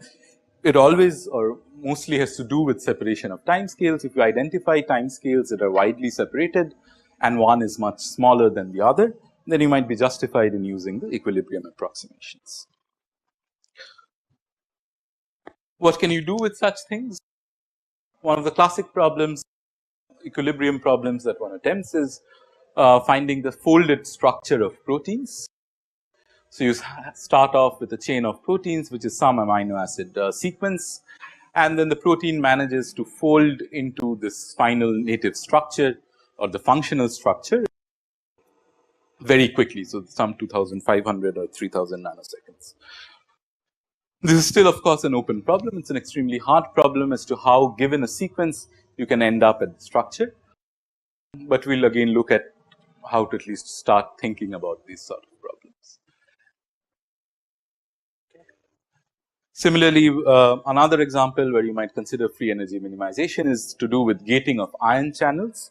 So, ion channels are these channels on the membrane of a cell which lets in ions. So, here is my cell, here is an ion channel, here is an ion channel, and so on. And you can have different ions, for example, potassium, sodium, which pass through these channels. These ion channels can be open or closed. If they are closed, they do not allow ion exchange. If they are open, they allow ion exchange. For example, here is one mechanism which you might, is one of, so cells control the opening and closing of these ion channels in different ways. So, for example, this on the right hand panel is a way where you control it using mechanical tension in the membrane, right. So, here is an ion channel, here is the membrane in which it is embedded. This is, remember, the lipid bilayer membrane. Depending on what forces or tensions you apply on the membrane, you will result in a different free energy. So, for example, here is some membrane which has an ion channel which is closed, let us say, okay, nothing can get in. Due to some reason, you apply some tension on this, and maybe it switches to by a free energy minimization. Under the effect of this tension, maybe the shape changes to something like this, where the ion channel becomes like so. So, the structure changes from here to here, and it goes from a closed to an open state. So, again you can think of this in terms of a free energy minimization in the presence of some forces. Or you could have voltage gated ion channels, where you change the voltage across on the two sides of the membrane, and that again causes the ion channel to go from a closed state to an open state. Then of course, we have discussed this earlier. The shapes of red blood cells is a classic problem where you can get the canonically observed shapes or close to the canonically observed shapes through a free energy minimization. You write down the Hamiltonian, which takes into account the physical forces that are involved, bending, surface tension, and so on.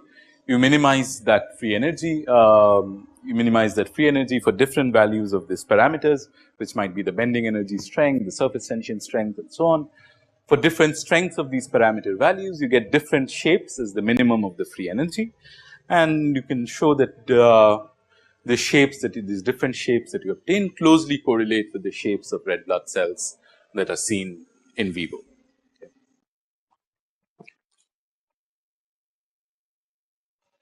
So, underlying all of this is the competition between energy and entropy. So, this free energy encompasses two terms, the energy term E and the entropy term minus Ts. So, for example, this is a simulation of a polyelectrolyte, which has, so let me just describe. Yes. Can you see the protein folding happening in real time? I don't think so, right? You can get X-ray crystallographic structures, which are the folded structures, and then you can reconstruct, at least you can get that for small domains and so on. You can reconstruct the 3D folded shape. I don't think you can see the sequence folding into the shape in real time. You can see that, well, you can't see, but to a certain extent, maybe in molecular dynamic simulations, if you trust your force fields that they are the accurate force fields, up to a few nanoseconds for not too large proteins, you can see how it starts folding, but there is no guarantee that that's how the cell is doing it. So, for example, here, let's see, I take a polymer. It could be any charged polymer, DNA or even proteins, so on. So, which has some backbone. So, these are the monomers of my polymer, and these have some charge groups sitting on them, right? Let's say negative charges sitting on them. If these are called the counter ions. So, these are my electrons. These are my counter ions. Okay. One could ask that what is the effective charge of this polymer? So, for example, if each monomer is +1, it is associated with a counter ion which is -1. Overall, this polymer is neutral, right? But these counter ions can dissociate and go in solution, right? When you put it in solution, these counter ions can dissociate, with leaving a polymer which is, say, very strongly positively charged. And the counter ions are all floating around freely in solution. How much of these counter ions will dissociate is sort of a competition between energy and entropy. So, for example, if the counter ions sit here, then it gains some energy because there is an interaction between this plus charge on the backbone and the minus charge of the counter ions, right? So, it lowers its energy by sitting here on the backbone, which is good. It wants to lower its energy. But on the other hand, if it goes into solution, it can increase its entropy, right? Because here it is fixed over here. It cannot explore around. If it goes in solution, it has this whole solution space to explore around. So, it gives up some favorable energetic cost, which by associating with this plus, but on the other hand, it gains some entropic cost. So, which or how much of these counter ions will go into solution then is determined by this free energy, which is E minus Ts, right? It's a competition between the energy and the entropy. So, for example, in this simulation, these are two polymers where carrying opposite charges, and initially the counter ions were very close to the polymers. What will happen is that this polymer will come in and it will display, it has a stronger binding affinity to these to this first polymer, and eventually it will displace all the counter ions, which will start going into solution, and these two polymers will form a complex. But this is also true, for example, in the case of proteins. So, for example, if you have a protein, right, the amino acid groups on the protein can be charged or not, depending on what is the pH of the surrounding. So, let us say I have some folded protein which have some amino acid residues. Depending on the pH of the solution, you can change the effective charge on these amino acids, right. So, depending on the pH, you can change the effective charge on these amino acids. Once you change the charge, you might also change the structure, right, because that will change the forces that are felt by different parts of the protein, and therefore you will get a different free energy minimum, right. So, that is why often you will see that there is not a unique native state for proteins. If you change the pH of this, of the environment that this protein is living in, it can go from one folded conformation to another, okay. So, these would be, yes.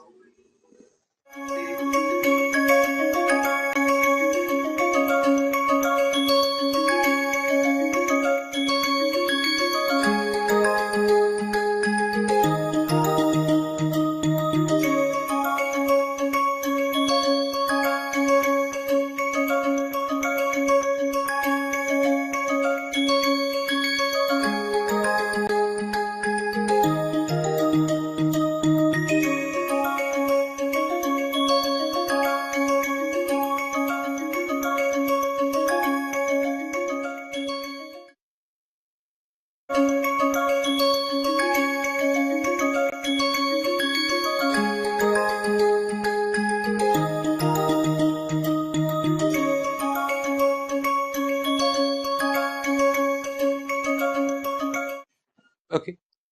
So, it is this entropy that we will be concerning ourselves with today. So, here is a very simple calculation to get started. So, here is RNA polymerase, this example that we were talking about today. This RNA polymerase binds on the DNA, it translates along this template DNA strand, and it produces this mRNA. Right? So, if you again, if I am just concerned about the binding of this RNA polymerase to the DNA, I can so I create a cartoon in my mind of this process, that this DNA has certain regions which are binding regions for the RNA polymerase, right. So, given by these dark red regions. So, if I think of this DNA as a one dimensional lattice, there are certain sites where the RNA polymerase can come and bind.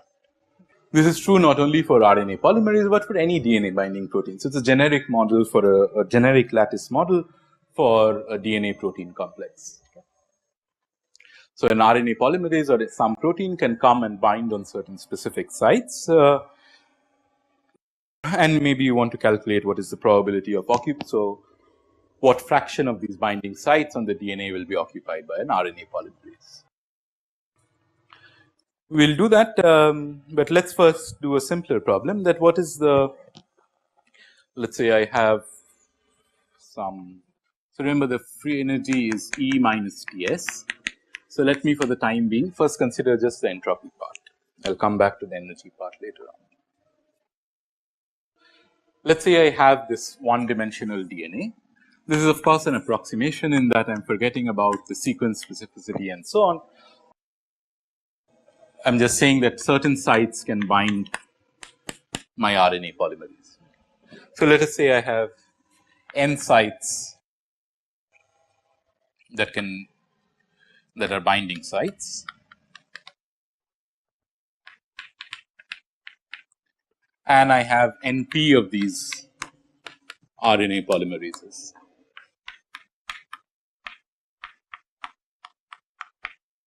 Right.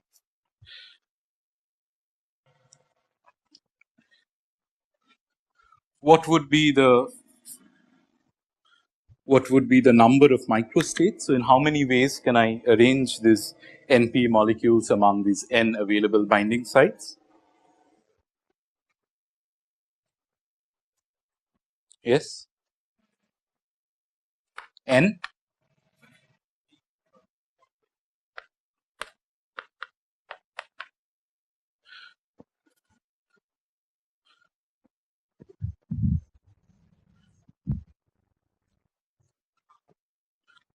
Why a permutation?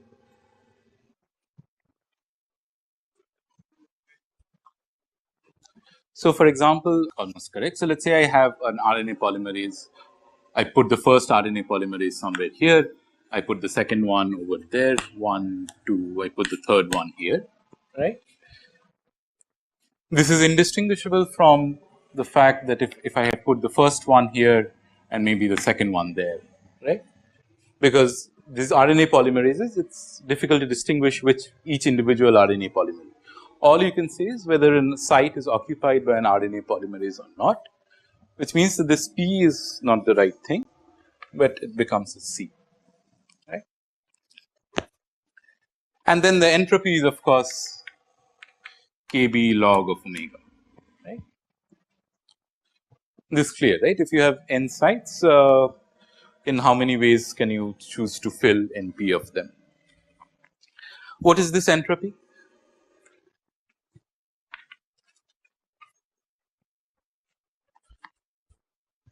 Anyone? This is simple two state problem, right. If you remember your classical statistical mechanics, you have some filled sites, you have some empty sites. What is the corresponding entropy? Or even if you do not remember the expression,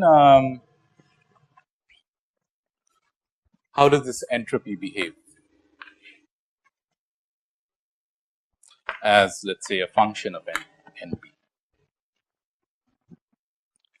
If I were to plot this entropy as a function of NP, so I can calculate this, of course, I can do Kb log of n factorial by NP factorial n minus NP factorial, right. You use the Stirling's approximation, you assume that n is large, NP is large, and so on, and you can reduce this hopefully to a recognizable form. But this is fairly elementary, two state system in StatMech. Anyone remembers how the entropy looks like, how the entropy behaves? Maximum at the center, whereas some Shogata is saying like this, then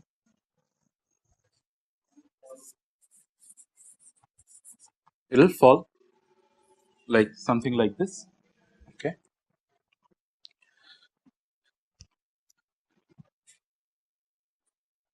Okay. So, Aditya, tell me why a maximum at the center?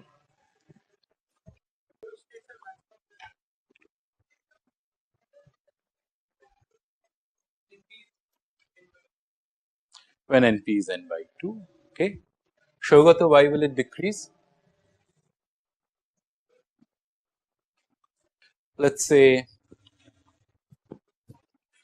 I had these binding sites,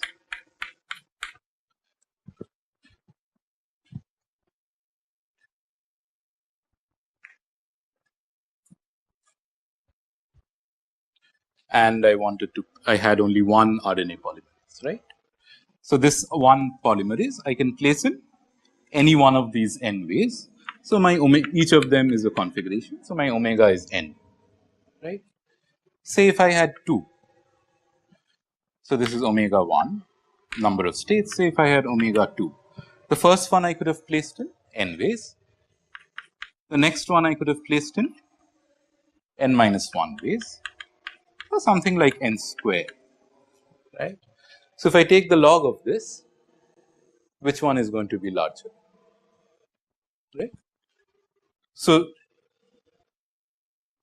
similarly, if you had many RNA polymerases, let us say you had equal number of RNA polymerases that you had sites, you again come back to very few options, because if you had exactly equal, you had only one way, which is everything is filled, okay.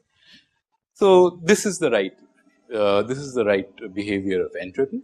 It's very low when you have no molecules, it's very low when you have very high molecules, it's maximum exactly at NP equal to n by 2, NP equal Now, anyone, does that make you recall the formula for the entropy? No? Where is my? So, this is the microstate sort of counting which we have done.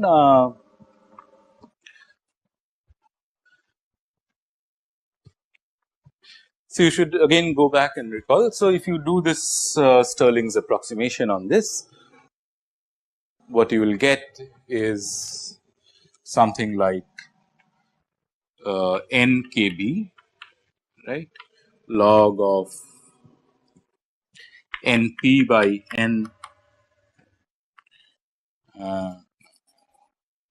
np by n log of np by n plus n minus np by n log of n minus np by n, right. Does this make sense? Actually, we might as well just spending time. Might as well just do it. This is log of n factorial by np factorial n minus np factorial, which is n log n minus n, that's this, minus np log np plus np, and then minus n minus np log n minus np plus n minus np, right. This is Stirling's approximation. So, this n will cancel with this np and n minus np. So, what you are left with is n log n minus np log np minus n minus np log of n minus np, right. And then you just massage it. So, you can break this n up into np plus n minus np, right, log n, and then the remaining two terms you keep the same.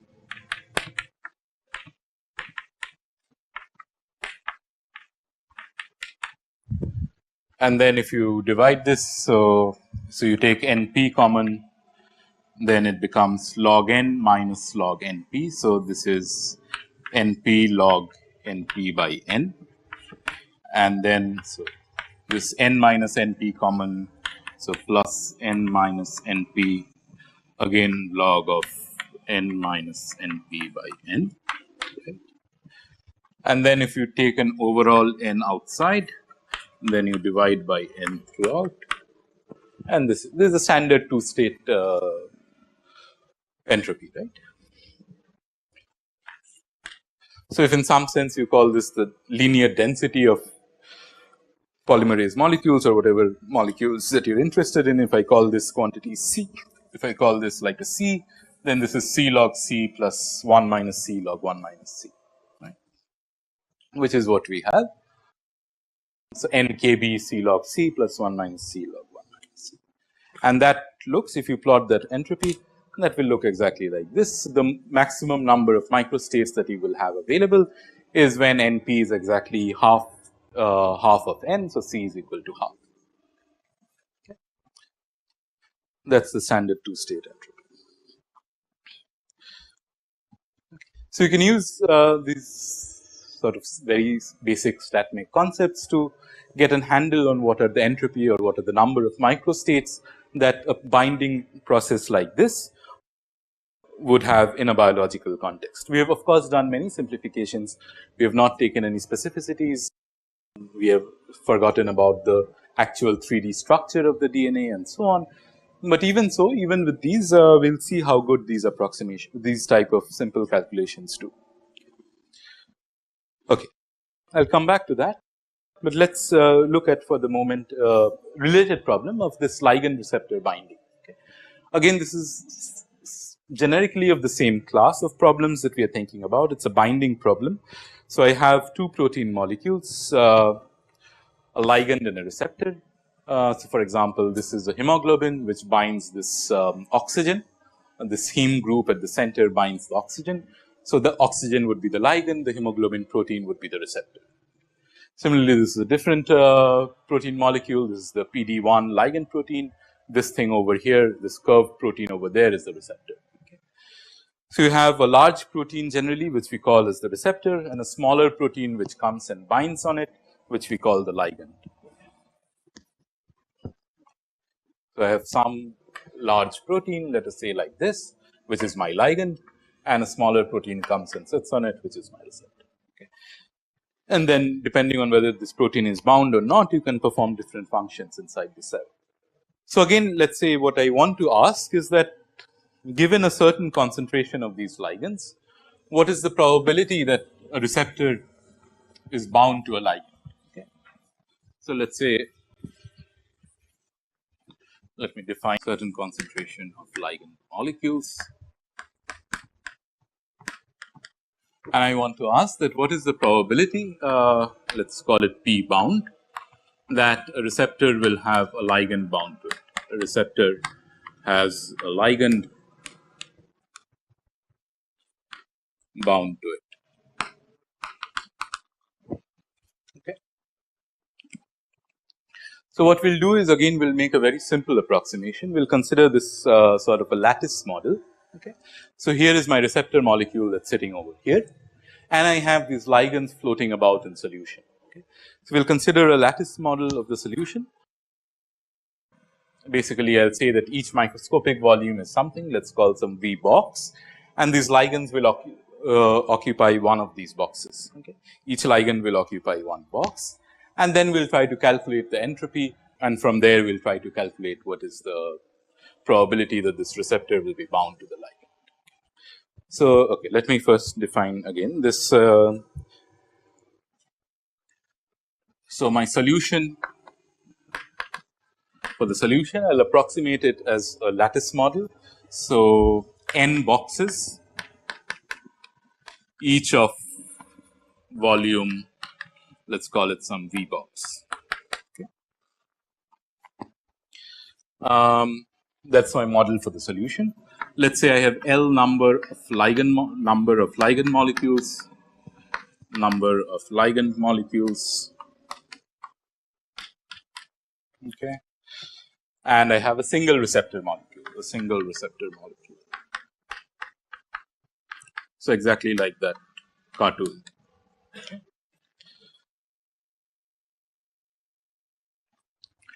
Now, of course, when a ligand binds to the receptor, it sort of lowers its energy. It is energetically favorable for this ligand to come and bind to the receptor, right. So, let us say a ligand in solution has some energy, ligand in solution has some energy, let me call it epsilon solution, and a bound ligand has some, a different energy, let us call it epsilon bound, which is lower than this epsilon solution. So, it lowers its energy by binding to the ligand. So, that is what it would like to do energetically, but again as we discussed, entropically it is going to be favorable for it not to stay bound, it would like to stay in the solution.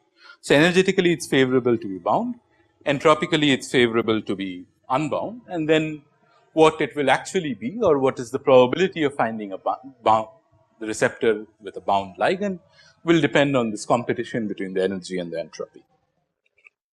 Okay. This is clear? At least the setup is clear. Right? Okay. So, what we will first do is that we will calculate the partition function. Remember, the partition function is the sum over all states, e to the power Boltzmann factor, e to the power of minus beta times the energy of that state. Okay.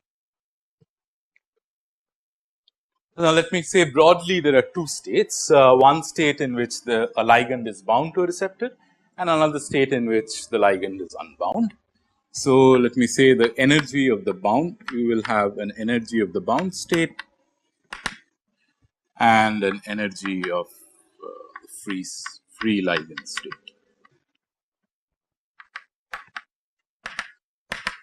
Okay. So, if you have a ligand bound to the receptor, okay, what will be the energy of the system as a whole?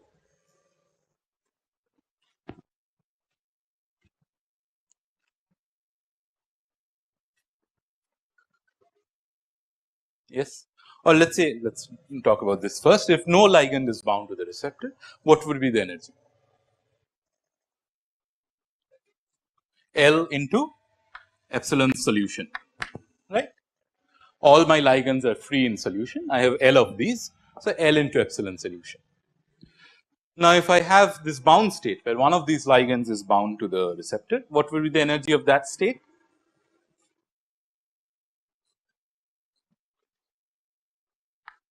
Epsilon bound plus L minus 1 epsilon sol, right.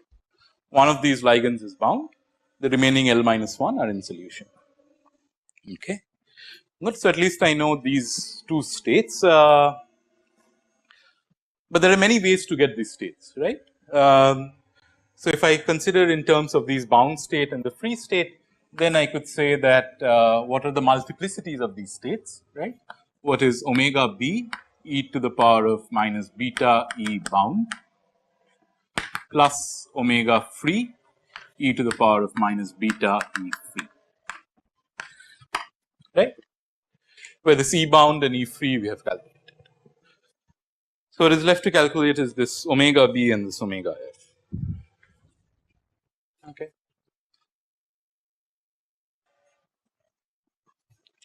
What is this omega b going to be, or what is this omega f going to be? So, in this omega f I have these L ligands, right, which I have to arrange among these n available boxes of the solution. So, that is NCl, right, NCl. That is my, and therefore, that will give me the entropy if I want. What would be omega b?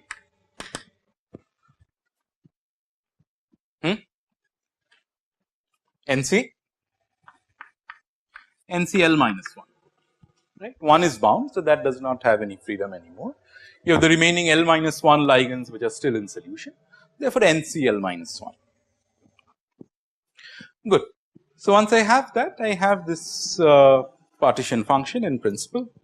So, my partition function Z is n factorial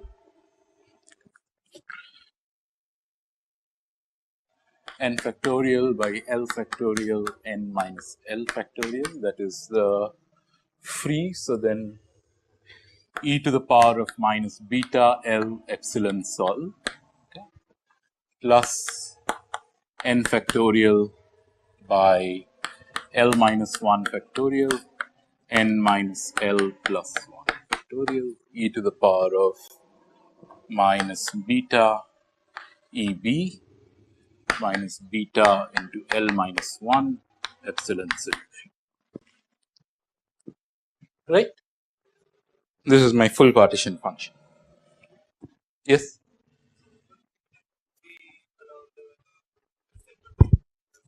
Yes, well, not really, right, because that would not change between these two states, between the bound state and the free state.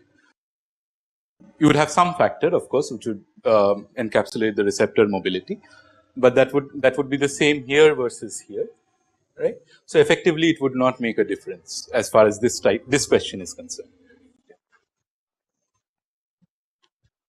Okay, so what was I saying? So, this is my partition function. Now, if I am interested, remember I am interested in what is the probability that the receptor has a ligand bound to it. So, if I ask what is P bound, now that I know the partition function, can you tell me what is the probability that the receptor has a ligand bound to it? Yes, Soumya? Which one by which one? First one? The second one divided by the partition function. These are all the states that have a receptor bound to a ligand, right. Therefore, the probability that you have a receptor bound to the ligand is this n factorial by L minus 1 factorial n minus L plus 1 factorial e to the power of minus beta epsilon b minus beta L minus 1 epsilon sol divided by that whole thing divided by z, right. Now, this looks bad, right, but we can make a few we can try to simplify this by using Stirling's and some other. So, let us say we are working in a sort of thermodynamic limit where n is much larger than L, but L is also much larger than 1. Okay. You have lots and lots of ligands, but equivalently you have much more of free space as well, right. So, n much greater than L, much greater than 1. So, for both of these n and L terms, I can use a Stirling's approximation. So, that is what I will do. So, let me try to use it on, I have time. So, let me try to use it on the partition function. So, let me see. So, Z is, so that expression that I have written there. So, let me say I will take n factorial is common,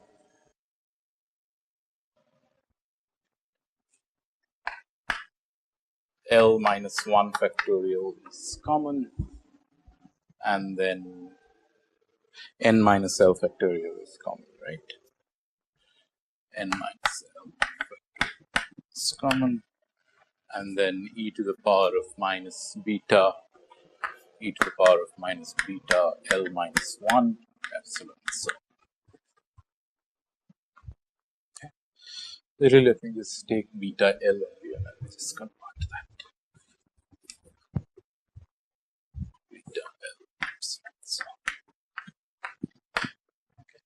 So, then in the first one, in the first term of that partition function, all I have left is a 1 over L, right. L into L minus 1 will give me that L factorial. In the second term, what I have is 1 by n minus L plus 1, right, which into this will give me a n minus L plus 1 factorial. And on top I have e to the power of minus beta epsilon b minus epsilon sol, right.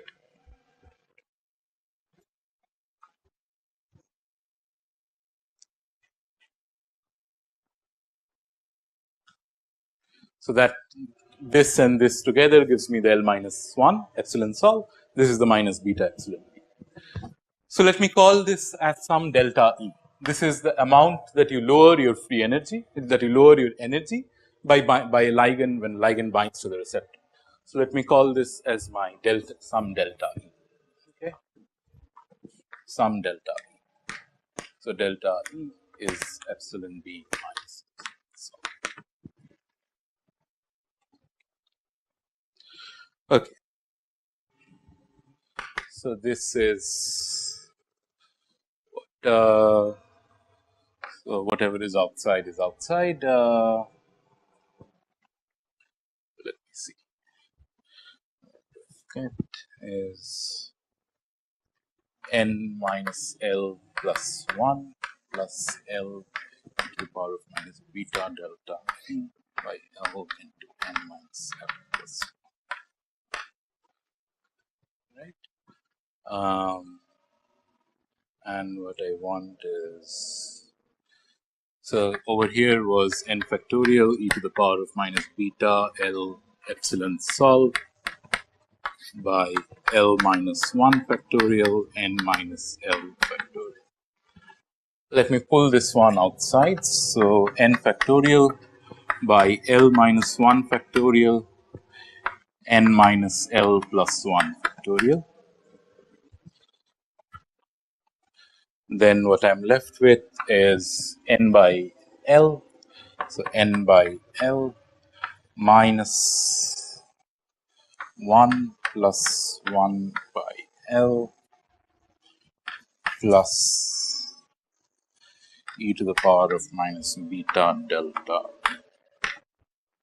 I hope I have the signs right. Okay.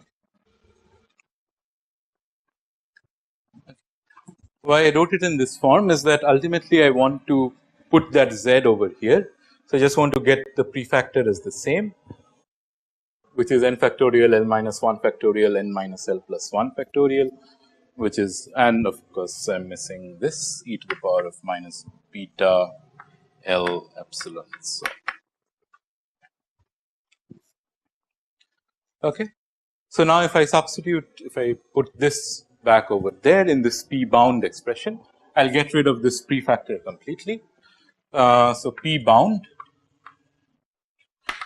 is going to be what? Here again I'll get e to the power of minus beta delta E, right? Anything else? Beta delta E, and on the bottom I'll get whatever is over here. So n by L minus 1 plus 1 by L plus e to the power of minus beta delta E. Okay. This is just I've just manipulated it. I've got rid of this prefactor completely. I've got rid of this epsilon sol and epsilon b separately and just written everything as delta E. The difference in free energy, difference in energies between a ligand in solution and a bound ligand. Let me now multiply and divide by this term L over n. So L by n e to the power of minus beta delta E 1 minus L by n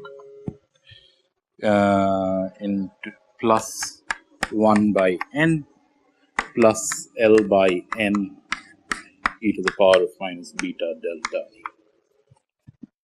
Okay.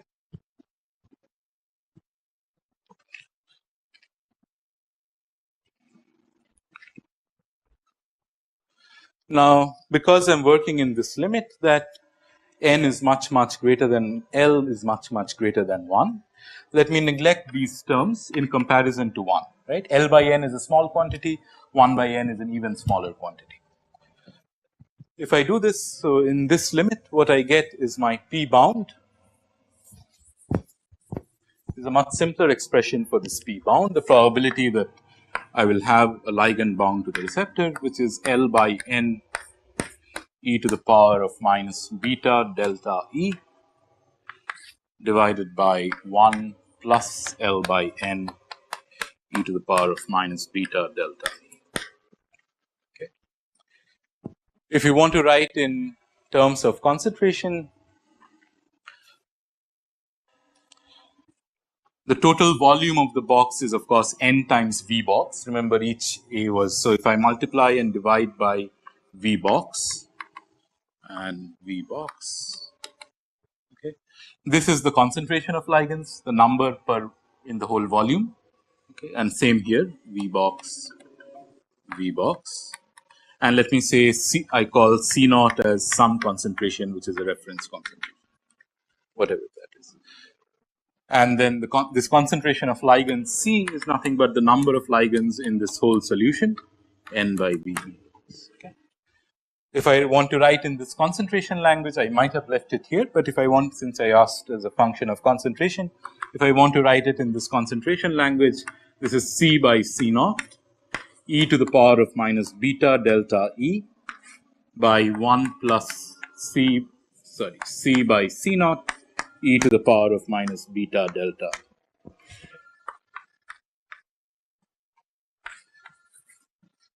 So, given a certain concentration of ligands, the probability that you will have a receptor which is bound to a ligand is given by this. It depends on the concentration, of course, but it also depends on how much energy you lower by binding to the receptor molecule, right. So, for example, if I were to plot it, if I wanted to plot this probability, the probability that a ligand will be bound, this P bound, as a function of the concentration of ligands. Okay. So, if there was no ligand, of course, then of course the probability is 0 because there is nothing to bind. So, I know it will start off from here. Okay. If the concentration was extremely high, then what would the limiting probability be? If the C went to infinity, what would the probability that the receptor would be bound be? 1, right. So, I know that at very high concentrations it has to go to 1. and then you can plot this and see how this goes. So it will go something like this, right.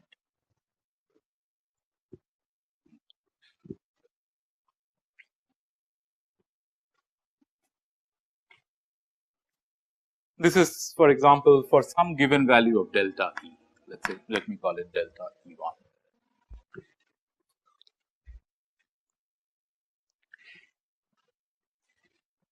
If I now had a greater delta E, so for example, if this ligand receptor binding was even stronger, right, it lowered its energy more by binding to the receptor. So if I now wanted to plot it for a delta E2, where this mod of delta E2 is greater than mod of delta E1, which way would the curve shift?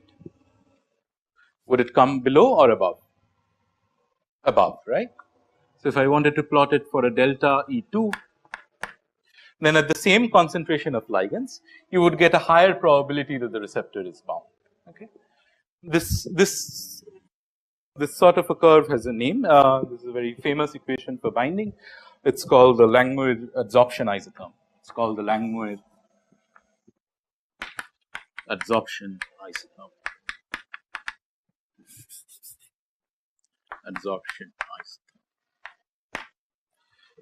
This sort of a function x by 1 plus x. It's also called a Hill function. It's called a Hill function with a Hill coefficient of 1 with it. I'll explain what that means. So generally, you can have Hill functions or functions where you'll have something like this raised to the power of n. Okay. In this case, n is 1, which means this n is called the Hill coefficient, which means it's a Hill function with Hill coefficient 1. Later on, as we continue to do problems like this, you will see that in cases where you have cooperative binding, where the fact that you have bound one ligand means it's more likely that you can bind another. For these multivalent receptors where it can bind multiple things, you will see that you will get different values of n, where so n is in some sense a measure of cooperativity. Anyway, I'll come to that later.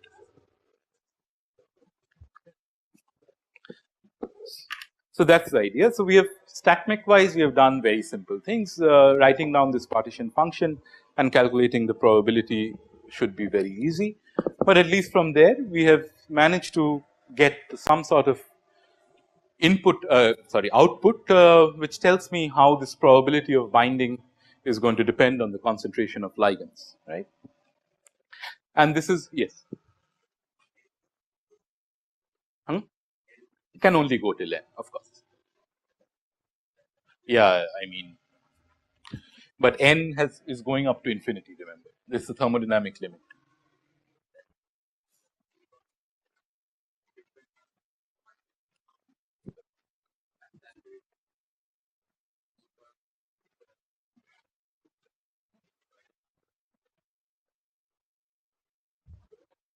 Yes, but this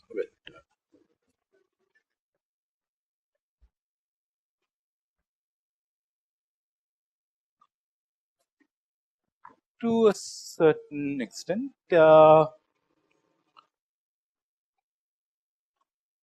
is true. That is true. Yeah, let's say whatever.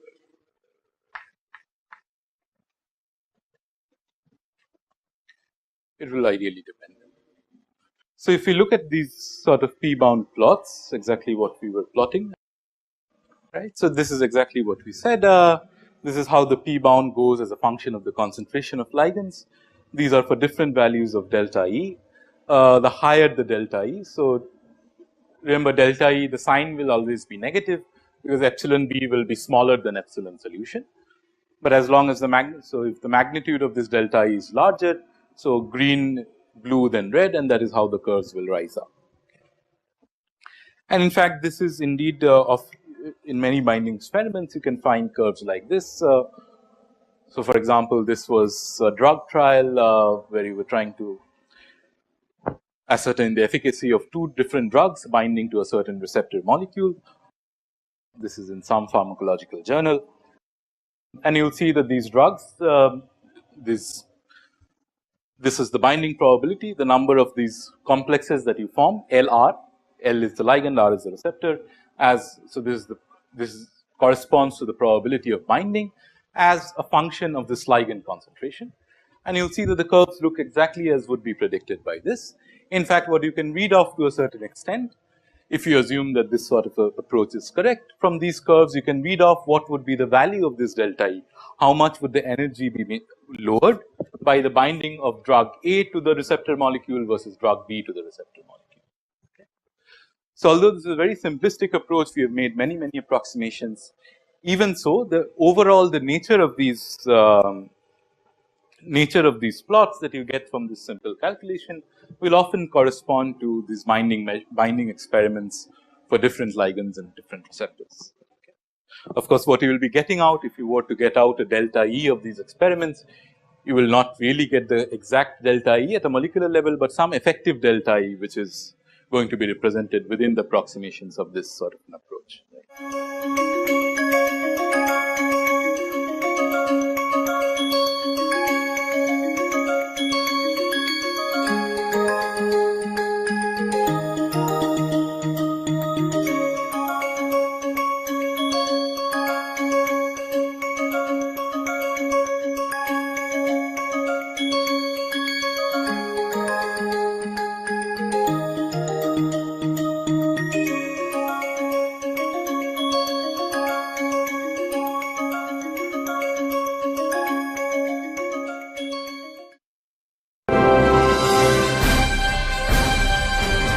Swayam Prabha. Digital India. Educated India.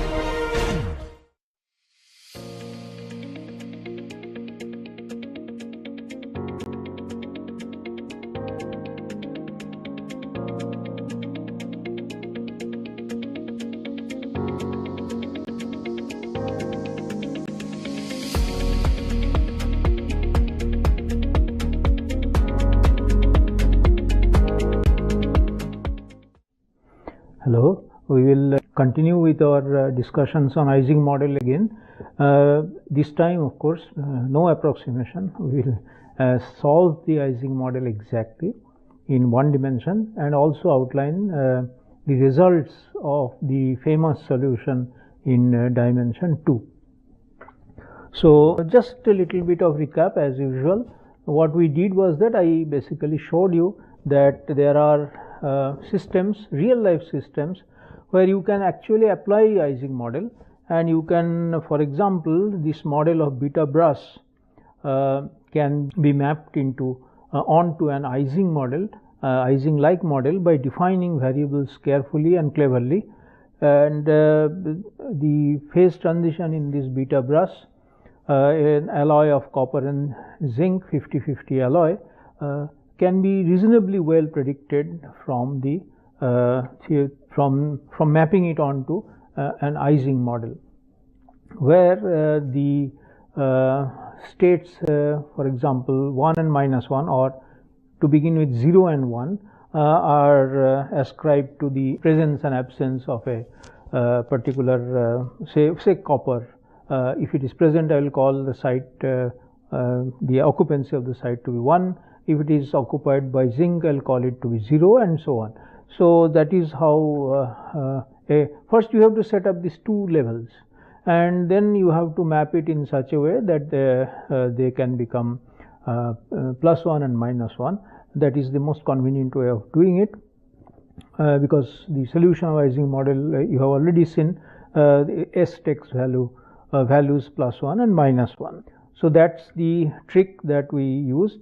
So, we basically one writes the energy and everything in terms of the occupancies of this of each site by either A or B, and in terms of the number of different kinds of neighbors that you have, and then you go ahead and define this so called spin variable, which now becomes Si equal to 2n sub I minus 1, which becomes +1 for a site being occupied by A, and a site being occupied by -1 for a site being occupied by B. A and B are, say, copper and zinc, and so therefore in doing so, you actually now see that you have the plus 2 variables Si at every site, which is +1 and -1.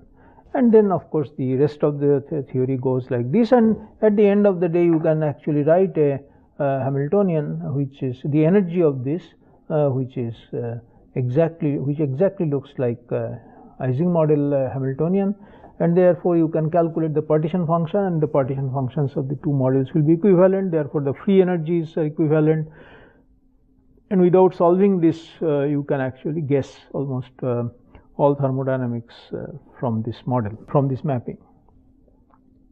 So that is one great advantage of using known models, and that's what I mentioned the other day. Of course, so far we have been only doing the approximate solution of this model. Now what I will do is that I will solve this model, the Ising model, which is a capital D equal to 1 model in small d equal to 1. That means I have a long chain and this is infinitely long on both sides. A very convenient way of doing it is to convert the long chain into a ring geometry. By this what I mean is that we put a periodic boundary condition on this long chain. So the nth site, the last one for example is capital N, say, and n plus 1 is the same as the first site. So instead of a long chain you now have a ring kind of, the topology is a ring. So it comes around, and then nth site is the next site to 1, site number 1. A periodic boundary condition of this kind we had used in doing this mapping, when we did this mapping of this beta brass. And now in 1 dimension the geometry becomes a ring, in 2 dimension it will become a cylinder, as we said, mentioned the other day. So in this geometry you can easily solve it, and the solution that we will go after was originally done by Kramers and Wannier in 1941. This is not the only way you can solve. I mean, there are other ways you can solve, and this periodic boundary condition is also not essential. You can solve this model exactly in different ways. The transfer matrix method is actually used because it is a very cute and useful method for solving higher dimensional problems, which we will not do, but since this is a very useful and effective way of solving these kind of models, I will demonstrate how to do this. Okay, so let us start with this Ising model in one spatial dimension. Therefore, I can write this model as Si plus 1 minus H Si. This is the way we wrote every time we used one dimensional situation. We wrote the model in one dimensional space. SIs again take values +1 and -1. So it is capital D equal to 1 and small d equal to 1 now. Then I can write the partition function, and I write this as this. This is the standard way I write, right? Now, as I said, I will give this periodic boundary condition so that so let me just demonstrate what I am doing. So suppose I have a ring, I have a line. Let me make this a bit thicker.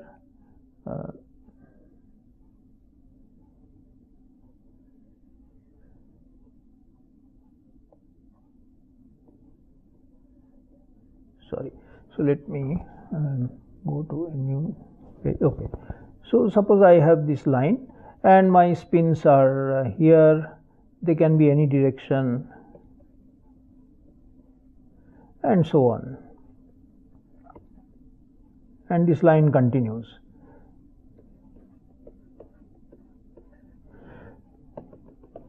Now this, suppose this is the nth spin.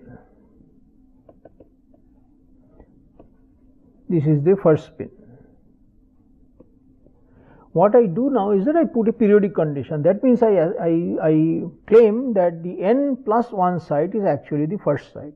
That means if I convert this geometry to a ring, then you see this is exactly what happens. This is, say, site 1, site 2, site 3, and goes on and on and on and on. Site n, so this is 1, 2, 3, then this is n, and n plus 1 is now the first side. So this is called the periodic boundary condition, PBC. So this converts the line into a ring. So that's the geometry. So in that geometry I can solve this problem. So let me go back and so let's see how we do this.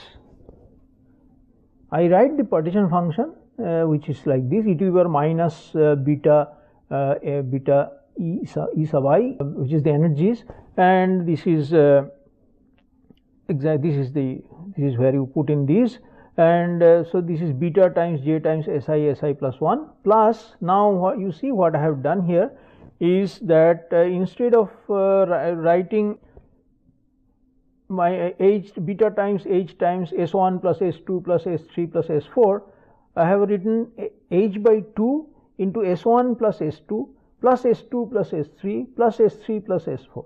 So it is the same way, same thing, but then I have I and I plus 1 here. See, this sum is the same as this, is the same as this, because the next one will have si plus 1 plus si plus 1 si plus 2. So the si plus 1 will occur twice. So therefore this will become, this half will get cancelled, and that is true for all of them. So that is just a trick, because why did I do it? Because I want to write this in terms of this bracket, this bigger bracket now you see contains the spin si and si plus 1 both.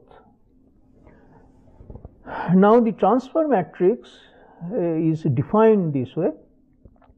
You can see that this is a 2 by 2 matrix. This is how it is defined. This P is called the transfer matrix. P we don't know what it is now, but we are going to construct P. So we will see what P is. So the definition of P is that it is this matrix. So let us calculate the elements of this P. Plus 1 plus 1. So S will take, S and S prime will take 4 values, right? S will take plus minus 1 and S prime will also take plus minus 1. So therefore I have 4 elements to calculate. So it's a 2 by 2 matrix. So plus 1 is easily, you can see that both of them are plus 1, both of them are plus 1. So it's J plus H. So remember because E of Si has this minus sign, and e to the power minus beta ESI is what you are going to do for partition function. These are all plus now. Okay. So the matrix is has the element plus is this element, minus minus is, again you can see that these are both minuses, so this becomes beta j, e to the power beta j plus, but this one both are minus, so it will become minus h. So this is beta of exponential beta j minus h, and then there is this plus minus element and minus plus element. So what are those? Plus 1 minus 1 and minus 1 plus 1, and you can easily see that they are going to be equal, and it's trivial to see that if this is then this term will vanish, because one is plus and another is minus, so that this sum will be 0. So you will only be having this e to the power minus beta j is the element that will be, that is the term that will be left. So therefore the two diagonal terms of this matrix are this and this, and two off diagonal terms are both equal, and e to the power minus beta times j. Beta is 1 by kbt. Okay. So this is that matrix. So this is straightforward. Now why did I do this? The next line will tell you why did we do this. Look at the partition function again. Now you can just check it for yourself. It's very easy to check. Just take 2 or 3 spins, or take three spins, it's easier, and then just write this matrix, and then you will see that the term that you will get is identical to this one. So this is a neat way of writing this this sum, which is in the numerator, as a product of these matrices. So this whole thing is equal to exponential e to the exponential sum over I equal to 1 to n beta times this whole thing is equal to this product. It's absolutely straightforward to check. Now what is interesting is that you know that this I should be sub I, should be below it. So SI this kind of things are equal to identity, right? This we know from our previous studies. Undergraduates, you must have done this. So you can actually check it also if you write basis for this spin up and spin up +1 and -1. We wrote down the basis for them, 1 0 and 0 1 we did. So you can put +1 as 1 0 and -1 as 0 1, and then check for yourself that this will turn out to be the identity. So therefore, all these internal sums, see they are summed over. Remember, this sum is very crucial. That sum, only if you sum, then you will get it. So then these internal sums will just make these, all these are now identities. So therefore, you will be left with p n number of times. So that is p to the power n, and on two sides you will have Sn and Sn plus 1 and S1, right. So then therefore you have just this trace to calculate of p to the power n. That's as simple as that. I mean, so the summation, this entire infinitely large sum in the exponent has been reduced to just calculating this matrix p to the power n. Now, do we really need to calculate p to the power n? N is still very large. So if I actually want to calculate p to the power n number of products of p, it will still be a 2×2 matrix, but it will be huge. I mean, you just carry on doing it. You don't do that. So what you do is that since this is a trace, you see that these both sides are S1. So this is a trace. So you need to calculate the trace of p to the power n. But then the trace of a matrix is what? Is the sum of the eigenvalues, right? So trace of p to the power n is nothing but the eigenvalues of p matrix. If they are z plus and z minus, then it is just z plus to the power n plus z minus to the power n.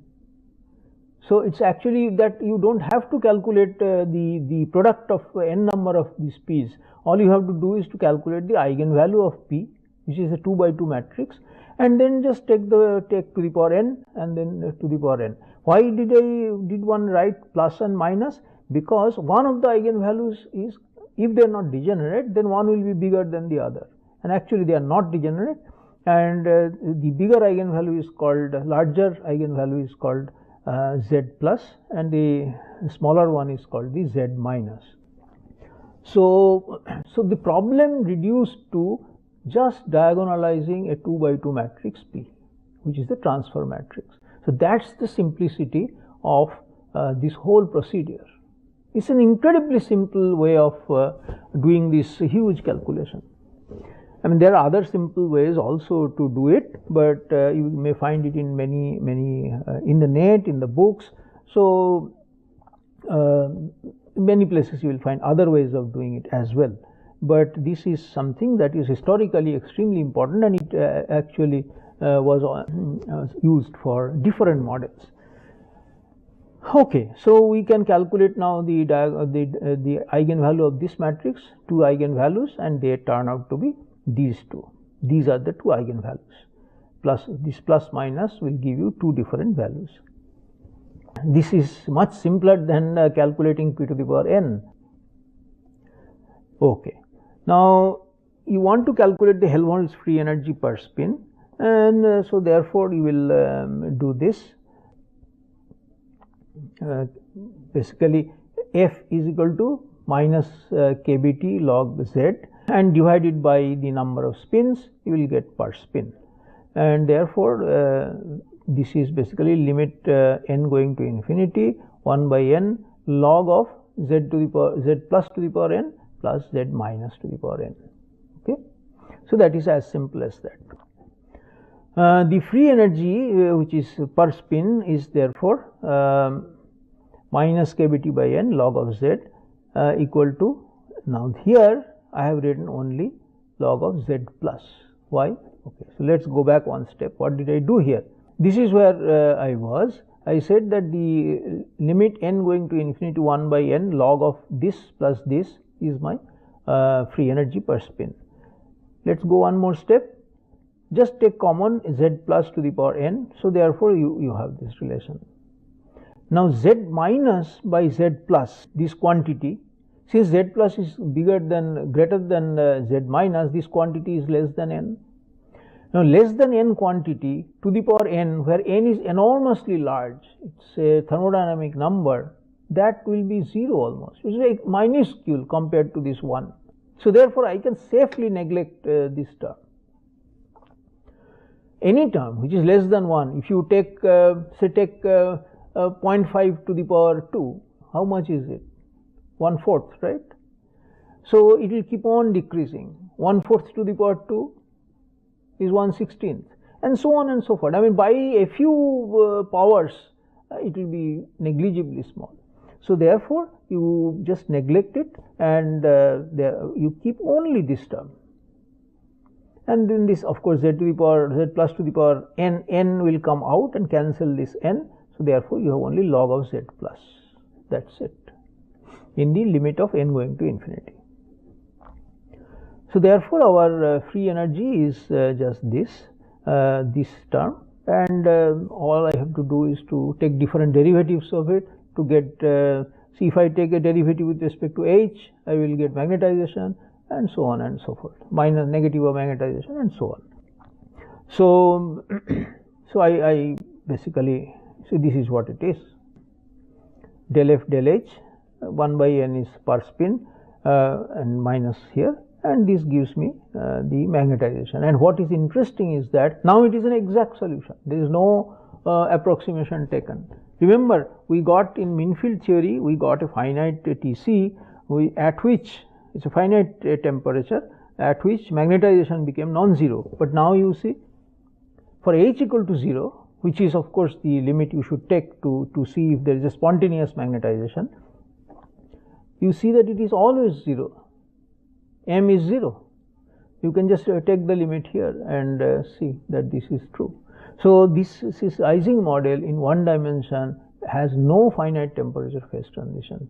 So, that Tc that you got from mean field theory by doing from a mean field theory by doing this approximation, which is called the mean field theory, is not correct, and that is true of one dimensional models in general, because in one dimension, as we showed, the defects are very defects can get created, and defects will immediately destroy the long range order of the system.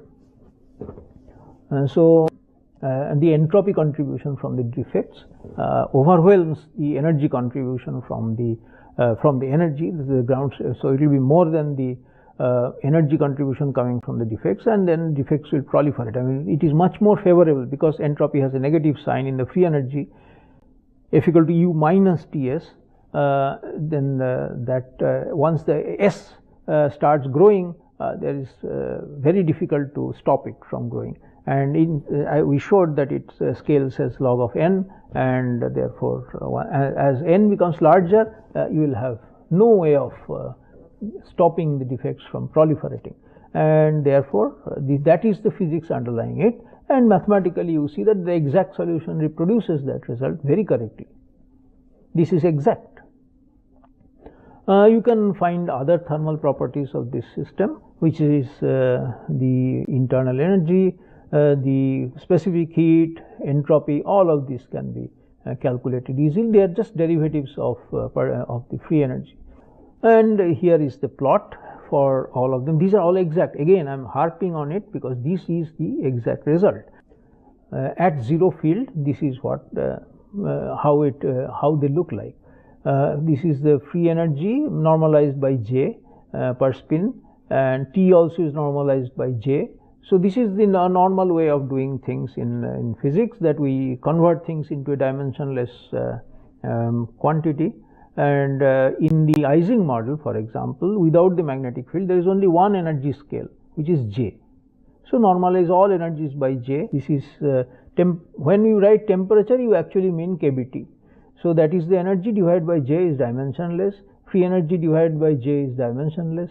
So these dimensions, these are numbers. So this is how it behaves. This is how U behave. It grows with temperature this way, and specific heat has this hump-like structure that we mentioned, that for a two-level system you will get this.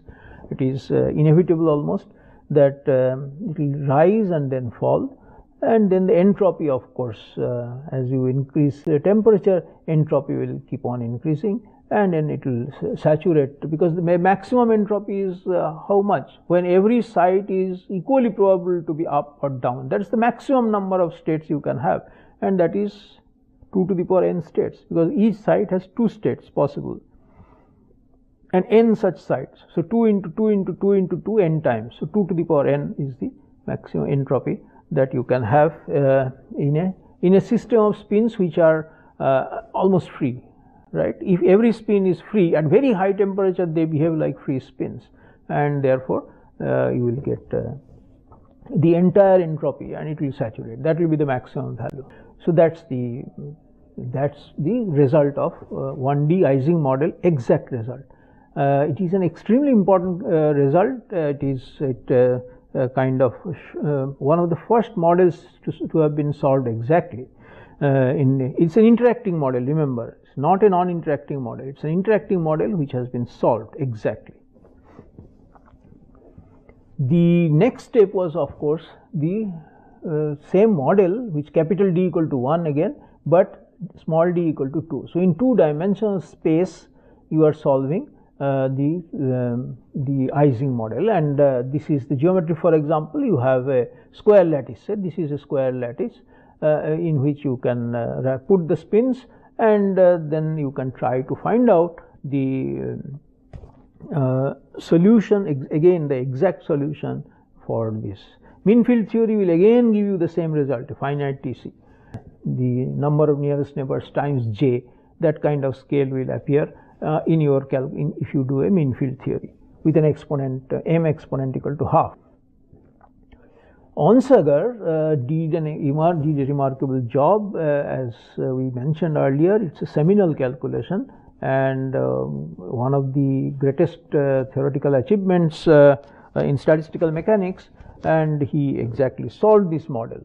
And the solutions, the procedure is very complicated. You can look up in Carson Huang's book, for example, gives the solutions. There are more modern way of doing things. You can look up other books. Nagele and Orland is a book where the solution is given also.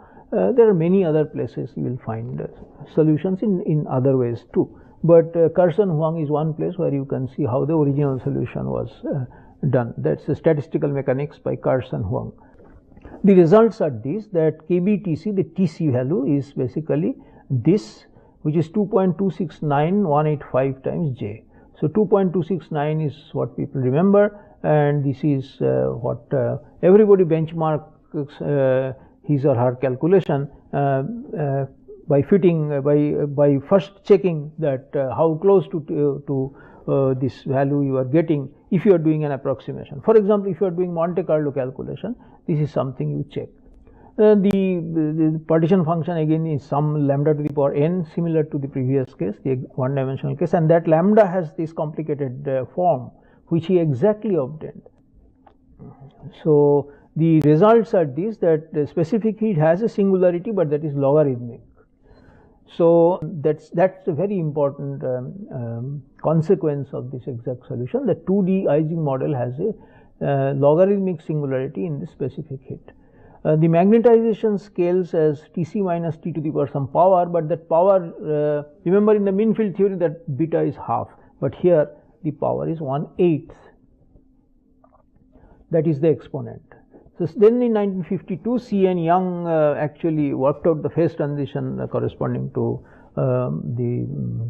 this 2D Ising model, and what he showed was, what he found was that there is a region of long range order, and there is a TC exactly as predicted by Onsager relation, and this is how the magnetization goes down to with the power of 1/8 close to TC. The specific heat, as I showed, has a logarithmic singularity. This is what this is, and this is the exact solution. These are approximate solutions. Bethe and Peierls did a very good approximation, and they found this C1 is 2. So you see the exact solution is Tc equal to 2.27 J. The Bethe-Peierls solution gave you 2.88 J. So it is overestimating. It's getting a Tc which is larger than the exact solution, and this is another approximation by Bragg and Williams, which gave this equal to 4. So this is the way things stand in the exact solution of Ising model up to 2 dimension. 3D is has not yet been solved. There is one thing that I wanted to mention is that there is we are always saying that this phase transition, that phase transition, this model, that model. So do we have an idea of which model will show phase transition, long range order, and which model will not show spontaneous order? Yes, there is a famous theorem by Marvin and Wagner. They wrote it in 1966. It's a famous paper in Fitzgerald letter. Where they actually worked out which model and in which dimension you can have phase transition, long range order or spontaneous order, whichever way you put it. So the statement is, at any non-zero temperature, a 1 or 2 dimensional isotropic spin S Heisenberg model with finite range exchange interaction can be neither ferromagnetic nor antiferromagnetic. So this was what these people in 1966 wrote down and proved. So now of course we know more about it, and the operative statements now is that if your order parameter has a continuous symmetry. By continuous symmetry, what do I mean? I mean that the order parameter changes. You can change the order parameter continuously. Ising model you cannot. It can only take +1 and -1 values. Whereas if it is Heisenberg model, which is vector spins, then your spin can be pointing in any direction over a sphere, right? So it can be up, it can be down, it can be this way, that way, this. So 2 angles will be required to define a spin, theta and phi. So over a sphere, it can point in any direction. So that is the Heisenberg model. For example, the symmetry of the order parameter. Order parameter is magnetization. So therefore, this theorem states that if the order parameter has a continuous symmetry, you can actually even have a lower symmetry, like over a circle. Suppose you have only x and y component of the spins. Even then it is a continuous order parameter, because on the xy plane it can be in any direction. You require an angle to specify it, phi for example. So that angle will tell you in which direction you are pointing. Ising model does not have it. It has only up and down, 2 values. Whereas in XY model, suppose you forget the z component of the order parameter, which means that capital D equal to 2. In that case also you have continuous symmetry, and the statement is that for any dimension less than or equal to 2, you cannot have a spontaneous order or a long range order in that system. So that was the famous theorem of Marvin van Wagner, and there is of course one exception in this. It's not an exception, there is a different kind of order that is possible, and that was shown by Kosterlitz and Thouless in a very famous paper that earned them a Nobel Prize also as part of their contribution. Part of their Nobel Prize was given on in recognition to this work, that there is a kind of order that is possible, which is topological order in 2 dimensions, and in 2D XY model, for example, such an order you can actually work out and see easily. So I will discuss these things in the next class. So remember that there is a Marvin-Wagner theorem which tells you, by looking at a model, you can say, okay, this model is defined in this dimension now, and model has this kind of an order parameter. So I can tell you whether there will be a phase transition or not, there will be a spontaneous order or not. So that is a very, very important theorem in statistical mechanics and in field theory also. It's a very important theorem, and I stop it here, and then we'll start again from this point. Thank you.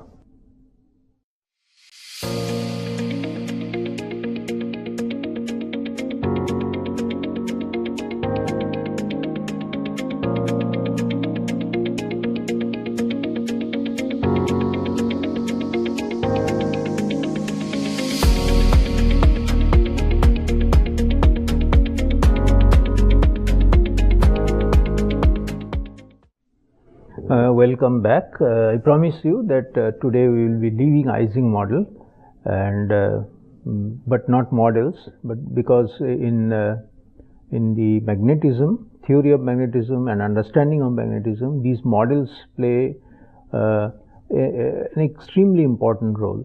So and the underlying physics of these models dictate many of the phenomena that we observe and that can be modeled using the spin models. So let me just begin again where we left yesterday.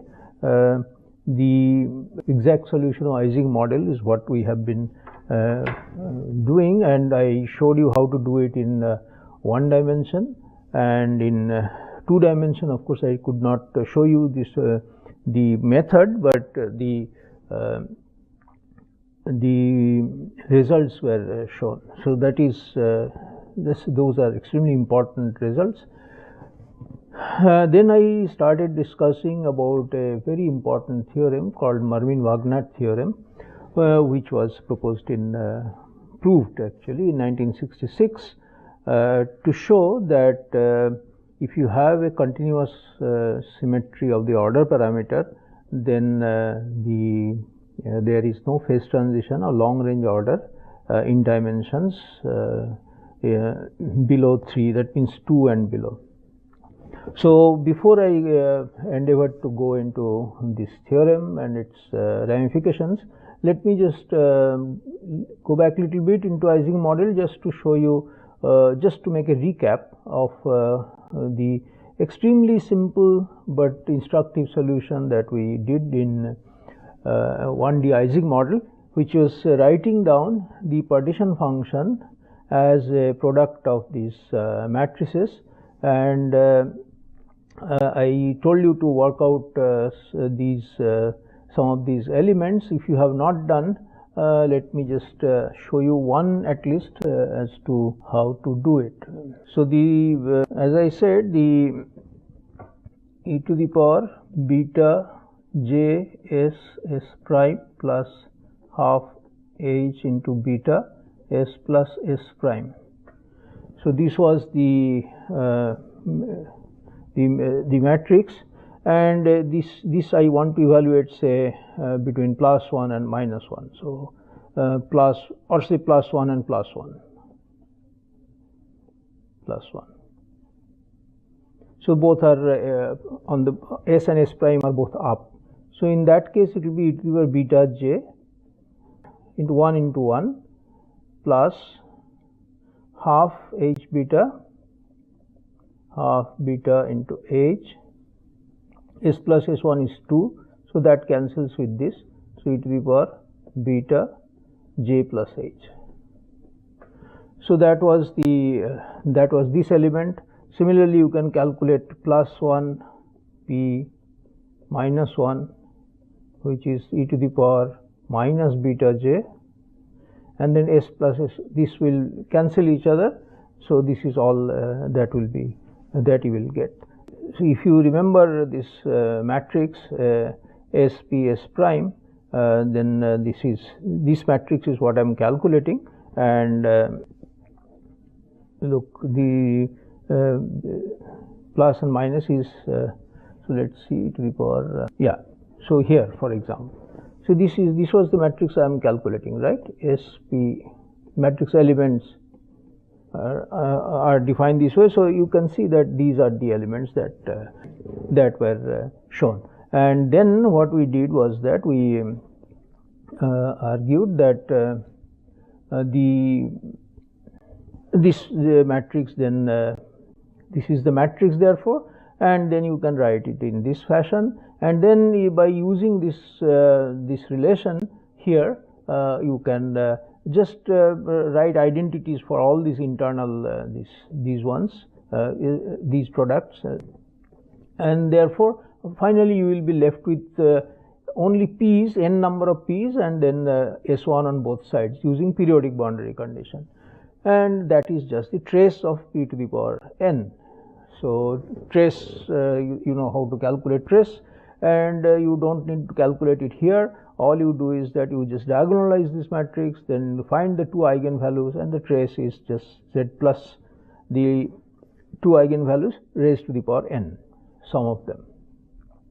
And then the rest of it is straightforward. We calculate the free energy per spin, which is this, and then take the n going to a very large limit, n going to infinity limit, and in that limit this z minus by z plus to the power n can be neglected compared to 1, and therefore it just vanishes very quickly, goes to almost 0, and we are left with only log of z plus, and that is this eigenvalue, and that's the free energy then. And then the problem is now solved. So that gives me all the thermodynamic quantities I want, magnetization, specific heat, and so on and so forth. So that's the list of things that you got, and then I also have a plot of all of them, and then I told you that specific heat has that typical behavior that we showed earlier also. Okay. We also see that this the entropy of course goes to 0 at t equal to 0, but then this is then rapidly increases as temperature increases, and that's why, that's the reason we mentioned that in one dimension we argued that in one dimensional Ising model you did not have a phase transition because entropy always wins. Now in d equal to 2, Onsager gave this famous solution. The solutions are just these. I mean, writing these down doesn't really help. It's just to show that there is an exact expression for the free energy which you can evaluate. From that you can calculate the heat capacity, magnetization, and all of them. This was the phase transition of it was also worked out by C. N. Young in 1952, and it the exponent for specific heat, for example, the specific heat goes logarithmically, the exponent for magnetization is 1 by 8, all these things we know from these solutions, and these are the points of phase transition. 2.269 is the exact result, and there are approximations which people did, excellent approximations actually. They got to 2.88, and this one was fairly off, the Bragg-Williams, but still, I mean, they were approximate solutions. So that was the story of exact solution of Ising model in 1 and 2 dimension. So let us just look at what we started discussing is Mermin-Wagner theorem, which is that it's a very powerful theorem. I mean, in all of physics actually. We use it in almost all branches of physics. That is the existence of phase transition, existence of long range order. When do you expect long range order to survive? Spontaneous order parameter to develop. For example, spontaneous magnetization in a magnetic system.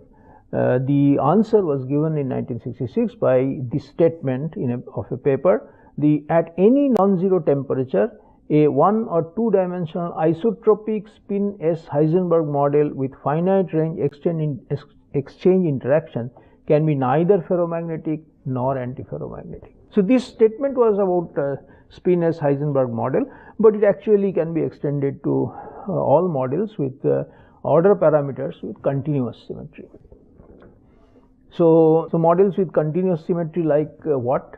For example, as I gave an example, if you have a model which has instead of just the z component of spin in Ising model, suppose you add another component. Suppose you have a model with 2 components of spin, x and y. Then the spin can freely rotate in the xy plane. So it's like on a circle. If you have x, y and z, all these components, and all the j is the same for all of these, then in that model the spin is free to rotate over a sphere. It points along any direction, and then the direction is given by theta and phi. If it is a three-dimensional, because you see in 3 dimension you can rotate a spin along along 2 directions, and the length of the spin is s. So if you do this vector representation, then you will see that it has degree of freedom of rotation over this 4 pi sphere, 4 pi solid angle. So these are all continuous symmetries. There are more complex models, for example, models with symmetries. For example, superconducting order parameter has a symmetry. It's a complex order parameter. It's also continuous, and so on. And there are many others models with continuous symmetry. Whereas Ising model, for example, does not have continuous symmetry, because the spin can only point up or down, nothing in between. It cannot rotate continuously from up to down. So it is not a model with a order parameter having a continuous symmetry. Now, for those models, the answer to our question that whether there is a phase transition or not, whether there is a spontaneous order or not, is that in any dimension d less than or equal to 2, you do not have long range order. So this is a very powerful statement, and such statements are very useful in physics, because without even solving a model, you already know what to expect as for spontaneous magnetization, whether there is an ordered phase or not.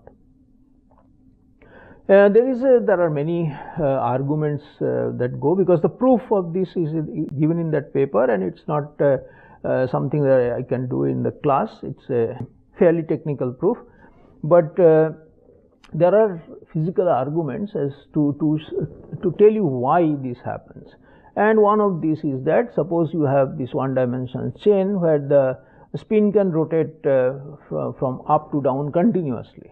Okay, so it has the entire symmetry in the plane. I mean, on the plane it can rotate, as shown here. The spins are slowly rotating from the previous one, and as you can see, it's like a wave.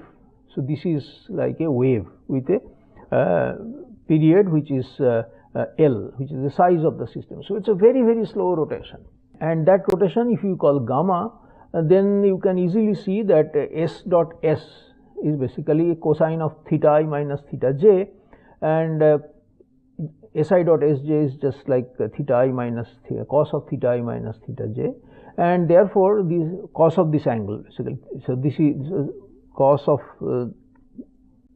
just the difference between these two angles. So if the angle between these two is gamma, then cos of gamma goes as gamma square if it is very small, and therefore we can approximate the energy cost. This is of course a defect, right?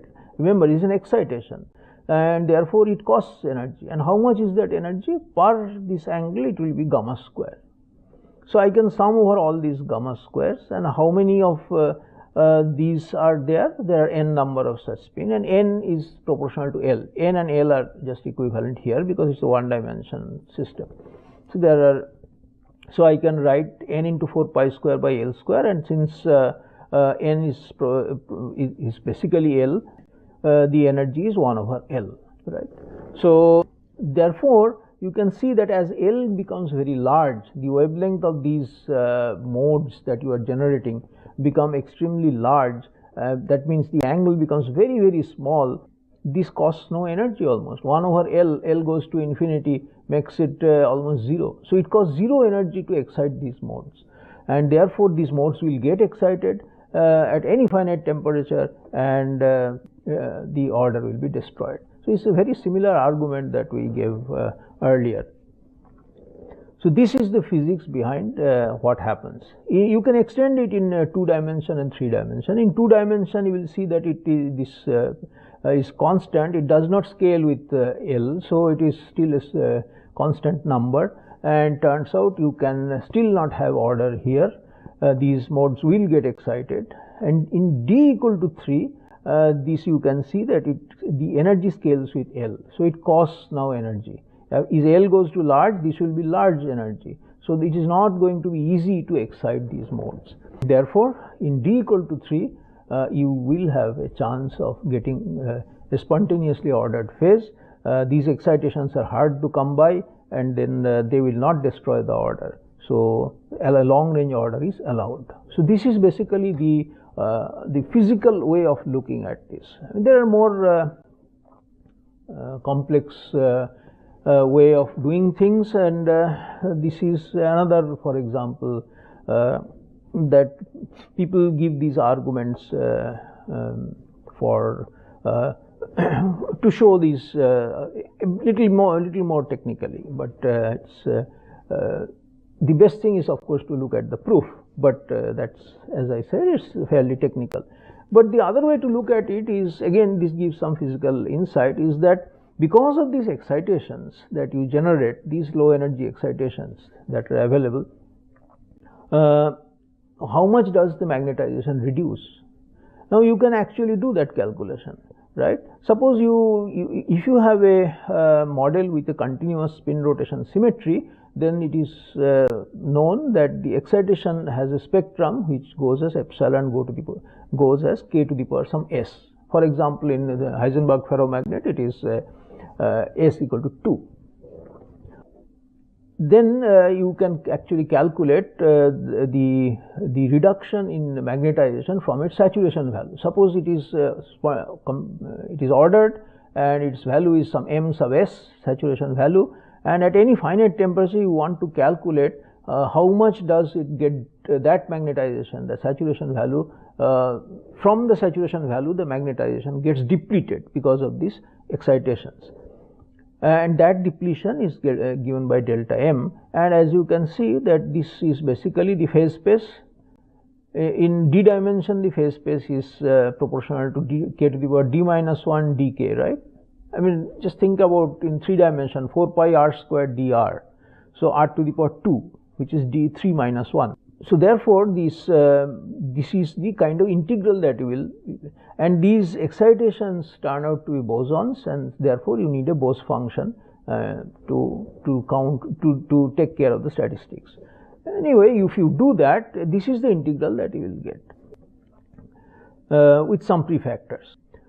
Now this you can convert to energy using this expression, epsilon going to k to the power s, and you can do this, write this integral entirely in terms of energy. And now if you write down the form of this Bose function and expand it for kBt, this quantity small, this exponential, the argument inside is being small, then you will see that if you expand it, then n epsilon will just become, you can 1 plus this minus 1 will be, that 1 will get cancelled, and so in the denominator you will be just left with this term. So that's the term, and therefore the integral is nothing but epsilon to the power d by n minus 1 dE divided by E by epsilon. So that's the integral. So now take a specific case. Consider a Heisenberg ferromagnet in d equal to 2 space dimension. For ferromagnet, we also know, as I said, that s equal to 2. So therefore you can see that sorry, this will be s d by, so this is not n, this is s. So s equal to 2, then d by s minus 1 will be just 0. So then you are left with an integral d epsilon by epsilon. So that's the integral that so please take this n's to be this typo, n's to be s, these okay. So therefore the integral that you have for delta m is basically a singular integral, because it's 1 by epsilon d epsilon going from 0 to infinity and diverges logarithmically. So this is not a that means these delta m will diverge. That means your these excitations will proliferate and they will destroy your order. The reduction will be divergent. What does it mean? That means that you have no order basically. The order will be destroyed at any finite temperature that you can see here. So at any finite temperature, this delta m will be divergent and you have no chance of an order. So this is in d equal to 2. D equal to less than 2 is, you can work out, it will be worse actually. Now these two, I mean, I am just asking these two questions. What if we have anisotropic Heisenberg ferromagnet? Remember, in that statement of Marvin-Wagner theorem, we mentioned that isotropic Heisenberg model. So why? Because in anisotropic Heisenberg model, there is a gap in the spectrum. So this is even at k equal to 0, the spectrum does not go to 0. So there is a constant. So this constant, if you just work through this algebra that we just did, you will find that you will have a constant appearing here, and that constant will cut off that singularity. So you will have no singularity, and in that case, of course, this theorem will not apply. So there will be no divergence in the integral. What if the dimension is more than 2? Well, this is an obvious question that Marvin-Wagner says d less than equal to 2 is the dimension where you cannot have order. So just consider 2 plus eta. Eta is a small number. I mean, in physics we do not always use dimension as an integer. You can just take 2 plus eta, and of course you can put eta equal to 1. That will give you 3 dimension. But just check for any dimension. Suppose there is a fractional dimension which is greater than eta, greater than 2. So let us do that. And the spectrum is again the same. You can do it and you will see that the integral is now this, and this integral does not diverge, and therefore you will see that you will have order for any dimension greater than 2. So long range order actually survives for any dimension greater than 2. So that's an exercise you can try doing. So these are the way people understand physically as to how these things, this theorem works. But the interesting physics is in a model which is a marginal, not marginal in the sense that it is a model where the capital D is 2 and the small d is also 2. Now that is by Marvin-Wagner theorem. In that case you should not have order. But what happened was that two physicists, Thouless and Kostelis, and Berezinski also in Russia, they found out that if you write a classical XY model in 2 dimensions, then it has the symmetry. It is continuous rotation symmetry in a plane over a circle. That model, which Marvin-Wagner theorem tells us should not have order, has a strange kind of order. I mean, that order is of course not our usual garden variety order. This was shown to be a topological order, and they actually showed it. The reason I am doing this is that giving you just an idea. It is not that you have to follow this entire calculation. I mean, the calculation here is very simple, but this has now come in a big way in condensed matter and other physics, the topological order, and we must have some idea of what it was and how it came about. Besides, you should not be stumped when you come across the topological aspects of materials, of models, and so on, because lately that is one of the major fields of research in most of physics, in condensed matter of course, and in other branches of physics as well. So it is timely that you get acquainted at least with this model and its historical solution that Kostelis and Thouless came up with. Okay, so without belaboring further, let me just show you what it was. It's a classical XY model. That means the spins have 2 components, x component and y component, so no z component. And the embedding lattice is a 2-dimensional lattice. Think of a square lattice, for example. And then I can, since this is, as I said in the previous argument also, this is just if you just absorb the value of s square inside j, then this is just cosine of theta I minus theta j. just product, vector product, right? It's just the cos of angle between these two. Now you can write a continuum Hamiltonian of it. Suppose your lattice spacing is very small, and or you are looking at I mean there are large number of spins, and you are looking from a distance from which you find this to be a continuum, and then you can write down this Hamiltonian equivalently as j by 2 dr grad theta square. How do you do it? I mean it's obvious physically that it will be just the theta I minus theta j, basically the change of the angles, and then if you expand it, it will be first will be theta I minus theta j whole square by 2. So the difference you can write as grad theta, and that square. See, if theta I minus theta j is very small, which is true in as I said in the previous case also, that gamma was small, then this you can expand, and the first term depending on theta I minus theta j is theta I minus theta j square by 2, right? And that you can see that theta I minus theta j you can write as grad theta, and then square you put in here. So that is a way of understanding it. There are more formal ways of doing things. If you look up in Blundel's book Magnetism in Condensed Matter, it's also given there how to arrive at these continuous models. But this is very simple. I mean, physically you can see why it is so. Now once I have this Hamiltonian, I can minimize with respect to theta, and then I get this solution. I mean, this is how we are asked to solve for any model. Take the energy, extremize it, and then write the equation. And now the interesting thing is that this, of course, we know how to solve. But this has two solutions. One solution is, of course, theta r is equal to constant. And in a spherical symmetry, this r dependence is just the dependence on not the vector. The angles don't matter. It will be just theta of not the vector r, but just r. So this is just a constant. I mean, it does not depend on anything. Theta phi r. So this is just a constant. Now second type of solutions are the interesting ones.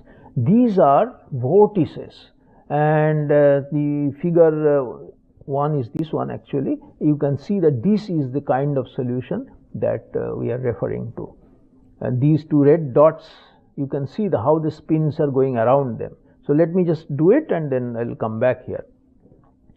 And so by imposing the following set of boundary conditions on the circulation integral of theta r, you can get this kind of a solution. So you impose this for all closed curves encircling a point r0 of the center of the vortex. This will be 2 pi n. So that means what? If you plot this, if you just take this direction of this vector as the spin direction, and then so this is, suppose this is called a vector. Here you see it's called vortices of the director field. By director field, one means that these spin directions. Now these spins are rotating, as you can see, around a curve, around this point, which is the center of the vortex, and on coming a complete cycle, it picks up a phase of 2 pi. So n equal to 1 here. So this is one solution which is admissible. And for all other paths encircling which don't encircle the vortex position r0, you will have this is 0. So that is the boundary condition you are imposing. Under these boundary conditions, you will get a solution which is trivial from here. Because of spherical symmetry, you can do this integral is just 2 pi r into grad theta. Therefore, grad theta is basically n by r. Spherical symmetry dictates that theta of r vector is just theta of r. That's what I was saying. So in the symmetric solution, spherically symmetric solution is just this, and that is the vortex solution. That n dictates the number of 2 pi's that you pick up by going around this. For example, here you go around in a different way. You go in the anti-clockwise, in the clockwise way. Here you go in the anti-clockwise way. So these vortices are called, these are of opposite sign. They are called vortex and anti-vortex. The reason is that if you bring these two together, you will see that the vortex vanishes. They just annihilate each other. Now, once you have this solution, you can calculate the energy from this, and that's what you can do. Just integrate it.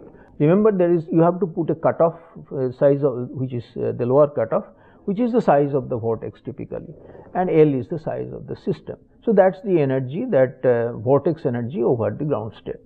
And then you can also calculate the entropy corresponding to this vortex, because these are excitations, and therefore you need to find out the entropy corresponding to this.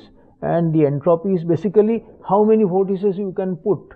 So if the size of a vortex is a square, this is a square geometry, this is a two-dimensional geometry. So the typical size is proportional to a square. The size of the system is proportional to L square. So L square by a square is the number of vortices you can put in, and that's the log of that, kb log of that is the entropy.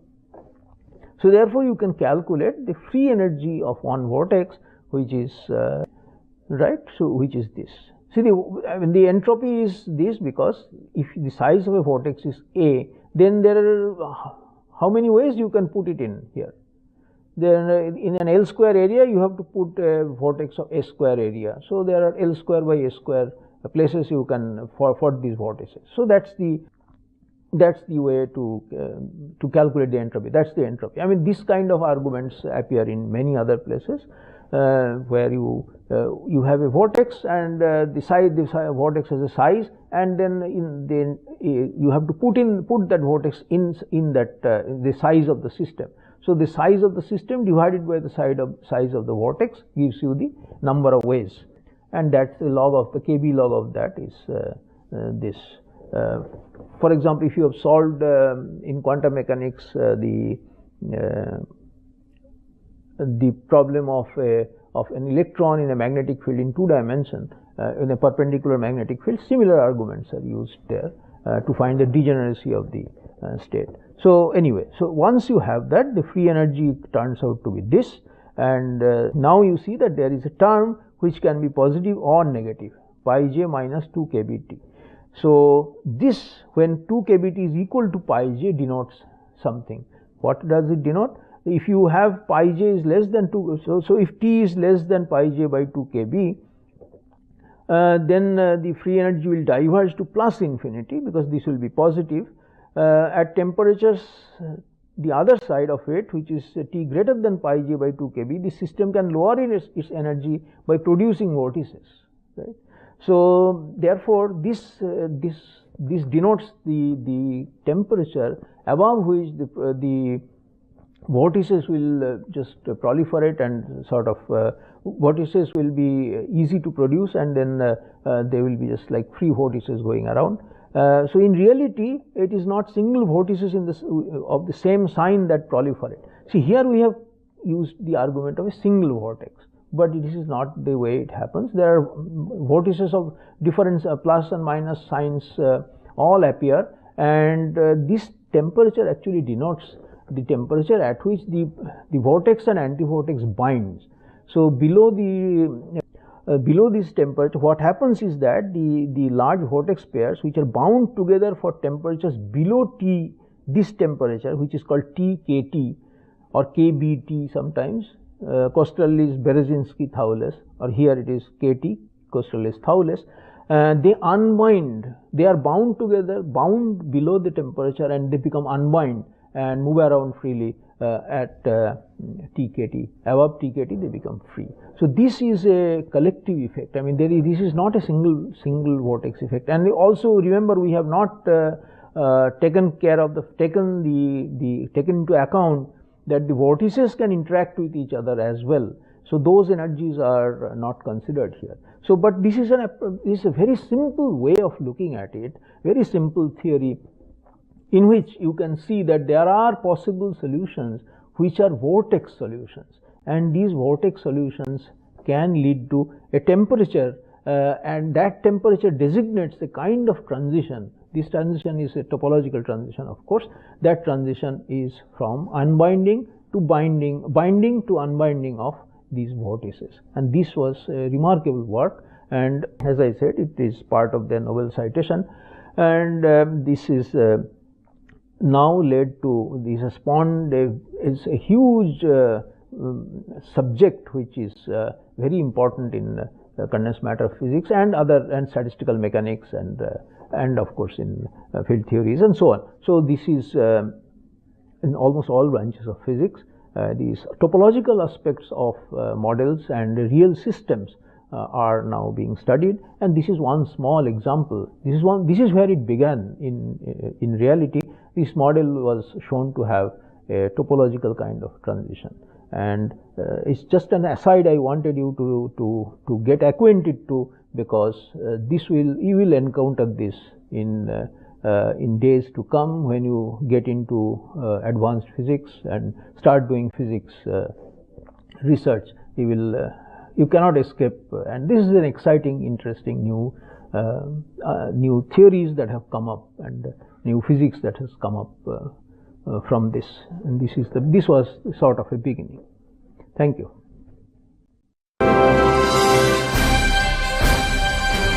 Swayam Prabha. Digital India. Educated India.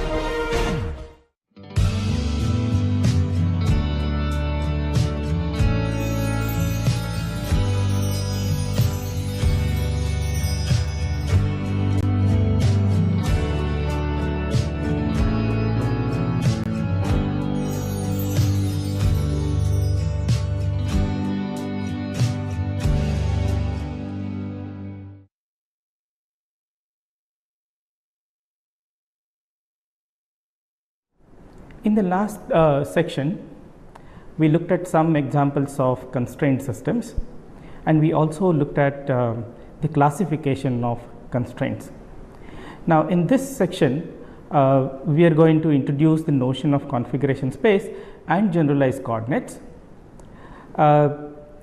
This use of configuration space and generalized coordinates is a new way in which we will represent our motion, which we will be using in Lagrangian mechanics. Okay. Now, consider a mechanical system with n particles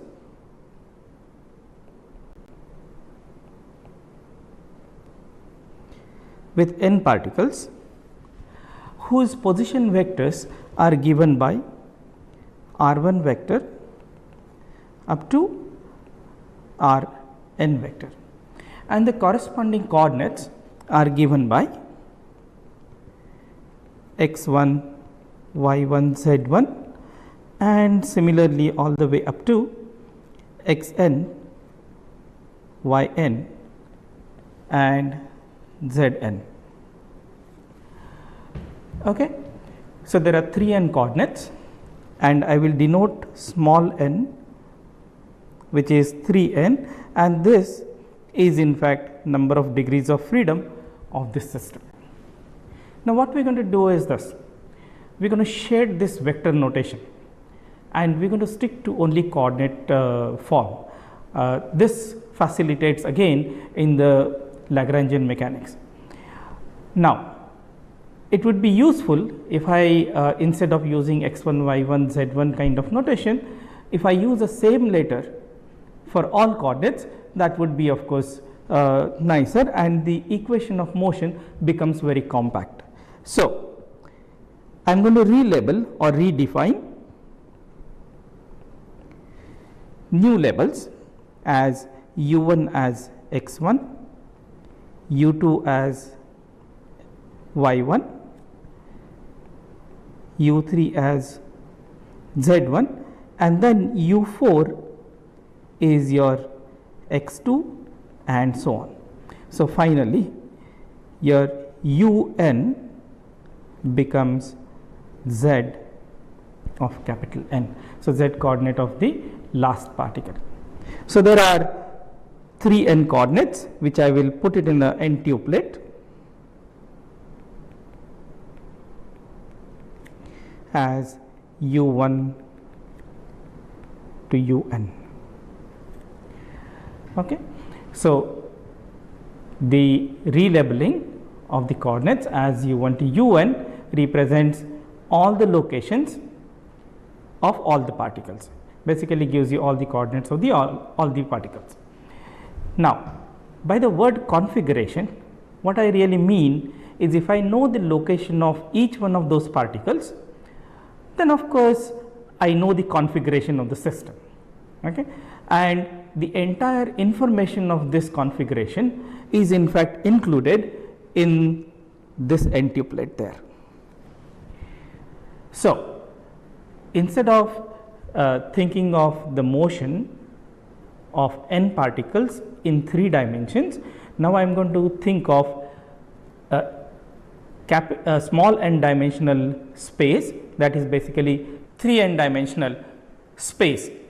So, I will define a 3n dimensional space written as Rn. This is basically collection of all these n-tuplets. So, where each ui is basically a real number. Now, we have a physical world which is 3 dimensional, and now I have this n dimensional space which is abstract space, and this space we are going to call it as configuration space.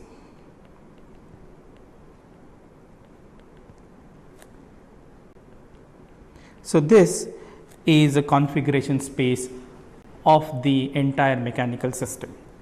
And now look at it this way, a single point in this n dimensional space actually represents a configuration of the system. That means a single point there has the information about all the particles or locations of all the particles in your physical world. And as these particles move in the physical world, they would be tracing out their own trajectories. The point in the configuration space also move, and it will trace out one single trajectory. Okay? So, a trajectory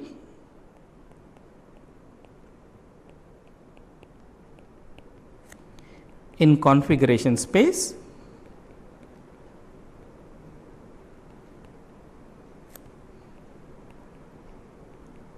which is given by n functions of the coordinates u1 as a function of t, u2 as a function of t, and so on, un as a function of t.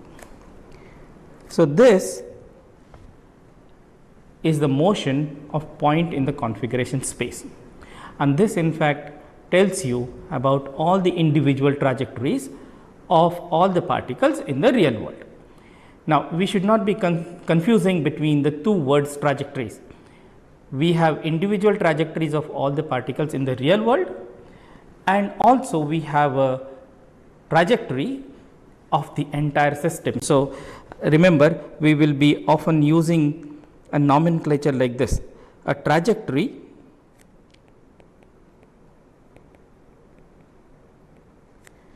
of the system in configuration space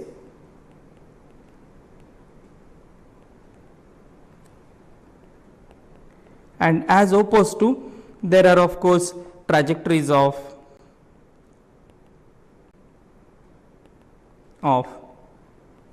particles, but these trajectories are in real world. So, in physical space.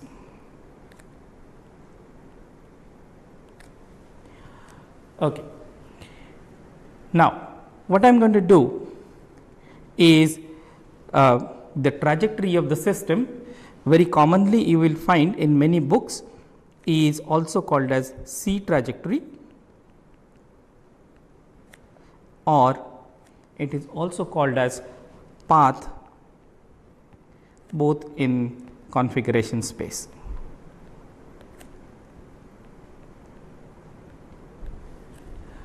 So, let us look at an example. So, if I have a system with just one single particle, it is moving in 3 dimensions, its degrees of freedom are 3, there are 3 coordinates required. Now, what is the configuration space for this? Oh, the physical world itself is the configuration space for this particle, because there are only 3 coordinates there. So, the minimum challenging example would be 2 particles, but you see the configuration space now is 6 dimensional, and then I cannot actually visualize this in our 3-dimensional world. So, what I am going to do is I will do one simple example with 2 particles, but both of them are confined to a physical world which is 1-dimensional. So, both of them are moving along a real line, and here is the configuration.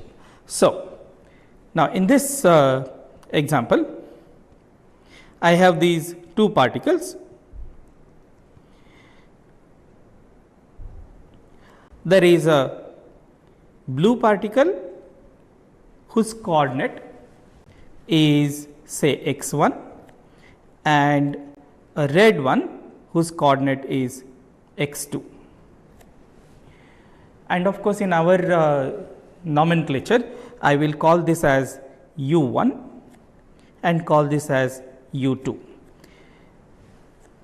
and they both are in 1-dimensional physical world. So, they both are allowed to move along this line here. Now, what is the configuration space here? Oh, that is going to be 2-dimensional, because now we have a pair of coordinates u1 and u2, and such pairs will form a configuration space. So, configuration space now is 2-dimensional. So, we have configuration space shown here on the left side. In this configuration space, on the horizontal axis we will plot u1, and on the vertical axis we will plot u2, and every point u1 u2 that you are seeing here at this moment are basically coordinates. So, it is a point in 2-dimensional space, but what it actually means is that the blue ball is at location u1 and the red ball is at location u2. Okay? And as these particles move in the space, the dot or the point in the configuration space also moves. So, if you move these points, then the configuration point also moves, and if there is a motion, as you can see here, then of course the point in the configuration space will trace out a trajectory. So, this here is our C trajectory, or if there is no confusion, I would simply call it as trajectory in configuration space or a path in configuration space. Okay? And individual particles, as they move on the 1-dimensional plane here, they of course would have their individual trajectories. Now, here the motion does not necessarily mean the equation of the curve in the configuration space. What we mean is this. Let me take one example. Suppose in this example, the particles travel from u1 u2 equal to 0 0 to 1 1, and the motion is given by u1 of t is equal to u2 of t, which is equal to t. So, this is a uniform motion.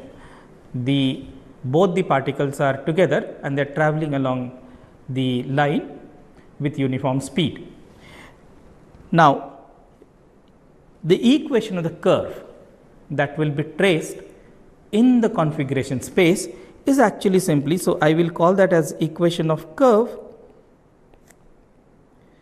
and not by trajectory, that is u1 is equal to u2. Okay.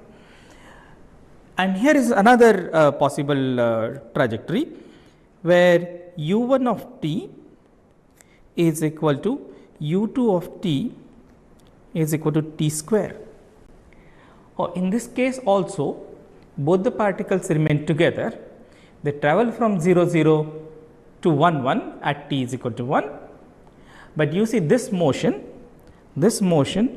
and this motion, even though they have same equation of curve or they travel along the same curve in the configuration space, their motions are different.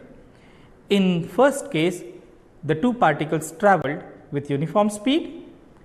In the other case, they start slowly and they pick up speed as they run towards 1 1. Okay, that is because the time dependence here is t square instead of t as in the first example. So, we will make this distinction between the two cases. The equation of curve in configuration space is not the trajectory of the particle. Trajectory necessarily has a time element in it. Okay. Now, there is a related idea, and which of course we will use later when we go to the Hamiltonian formulation, and this idea is what is called as a state space.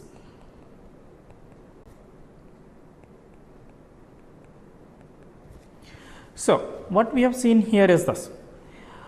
It is not just the locations of the particles, but the speed with which they are traveling in the or the location of the point in the configuration space, but speed with which it is traveling in the configuration space also matters. So, now consider a 2n dimensional space, and I will call this as R2n, and this 2n dimensional space actually contains all the coordinates and also all the velocities u1 dot, u2 dot and u1 dot. Okay. So, all such ui's and ui dot. So, this 2n dimensional space is called as state space. Look, a curve in state space actually gives you a motion.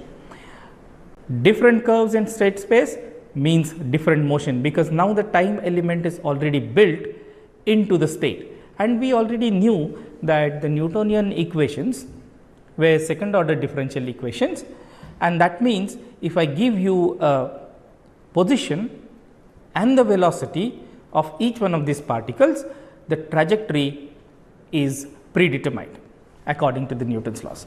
So, now here these 2n coordinates, which include position and velocities, is actually called as state of the system.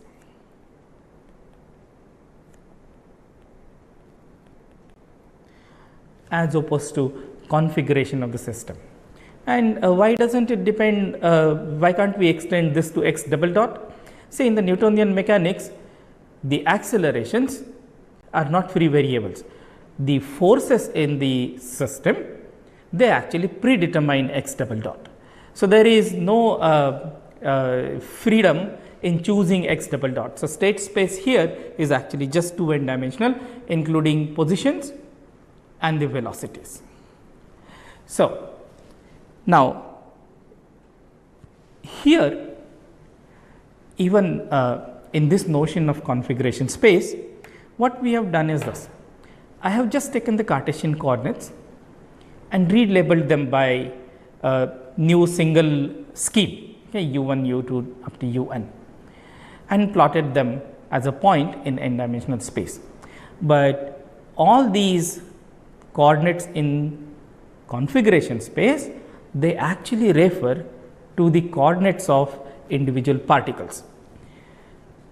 Now, when we are dealing with one particle, say in a particle moving in a plane, typically if I use Cartesian coordinates and denote them by x and y, it is very common for us to make a change of variable to plane polar coordinates, which is r and theta.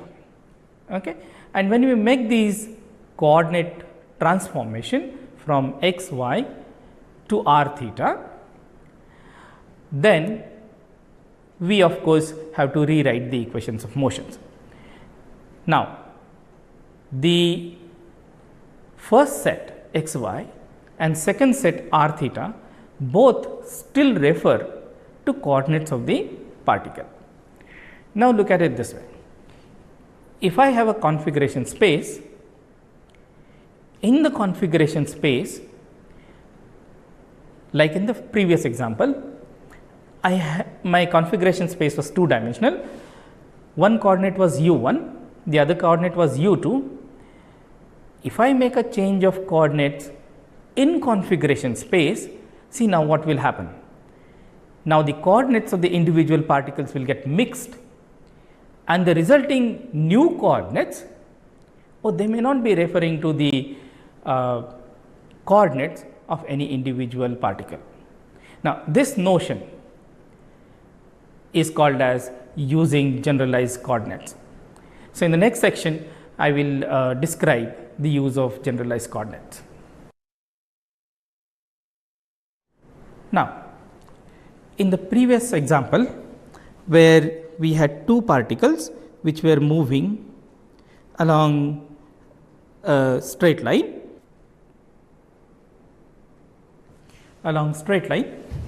and the coordinate of one of the particle was called u1, coordinate of the other particle was called u2, and then you have a configuration space, and configuration space is 2 dimensional with one coordinate is u1, the other coordinate is u2. Now, this is just a 2 dimensional plane with 2 axes, one marked as u1, the other marked as u2. Why can't I make a change of coordinate here? For example, I can change the coordinate axis to something like this.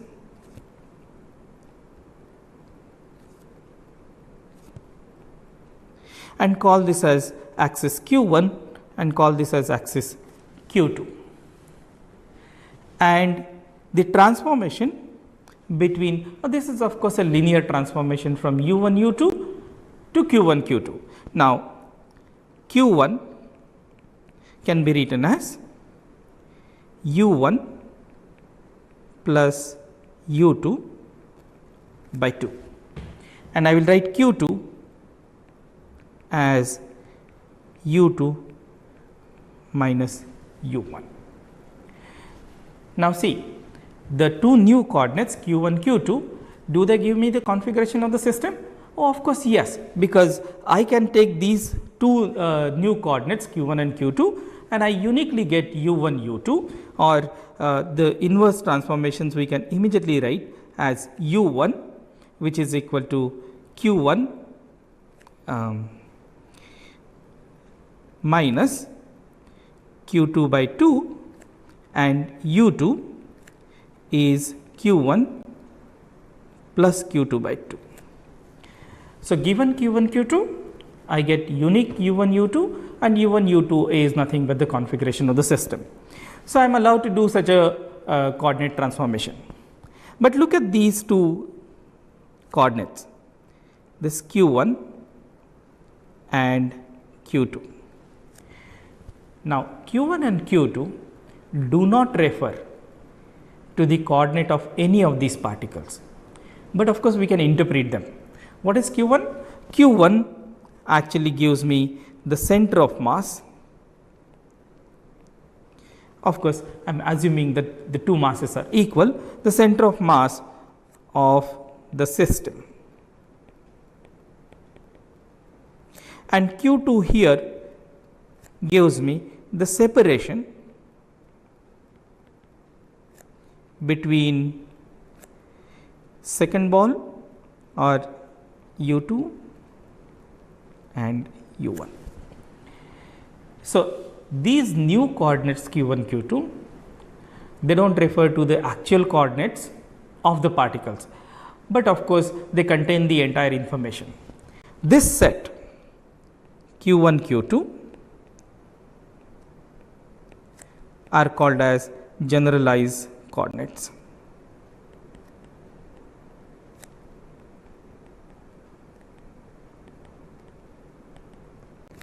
of the system.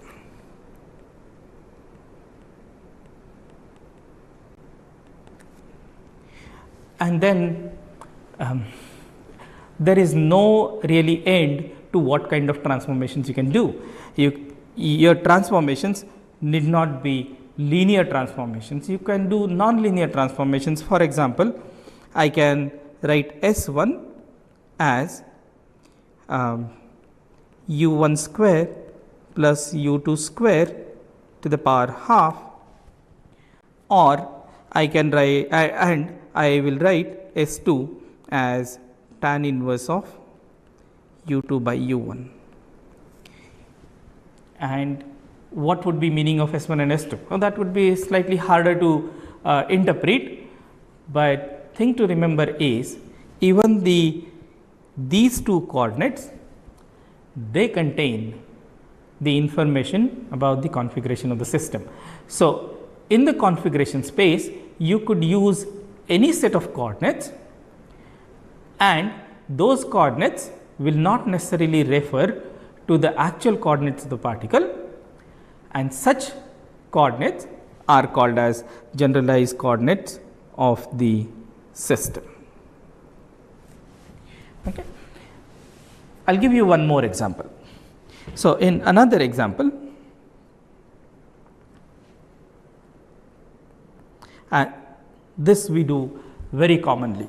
So, in this case, in the physical world, I have two particles. For simplicity, we will take masses to be equal.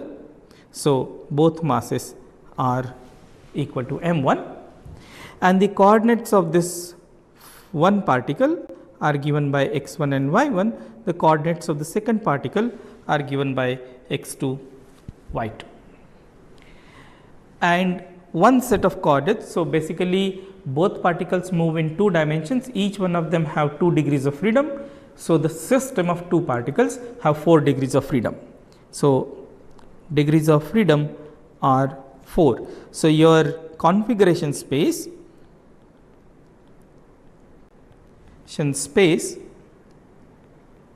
is also 4 dimensional.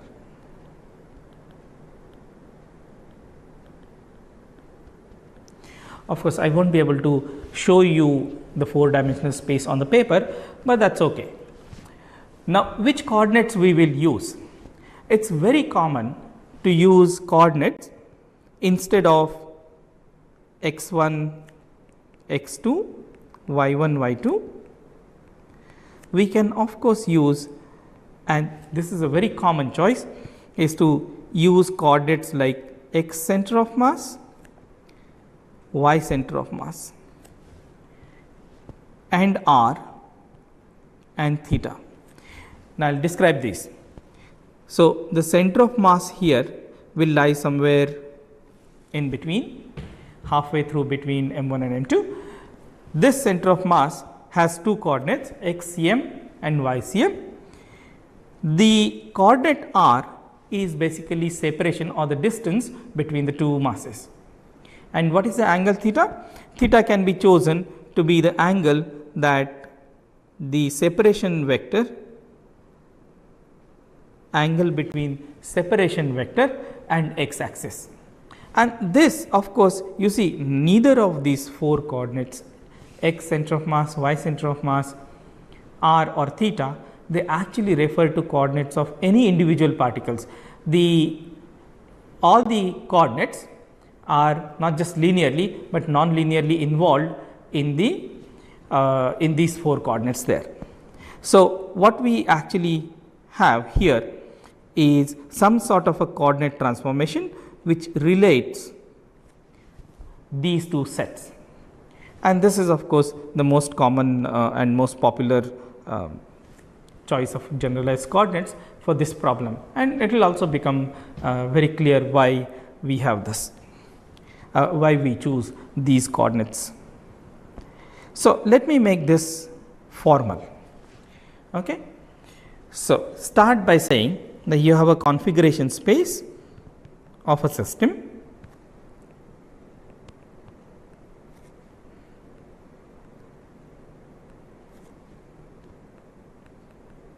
which is n dimensional,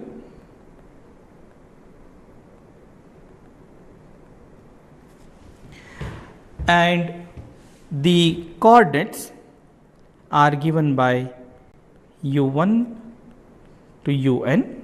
So, this is one set of coordinates,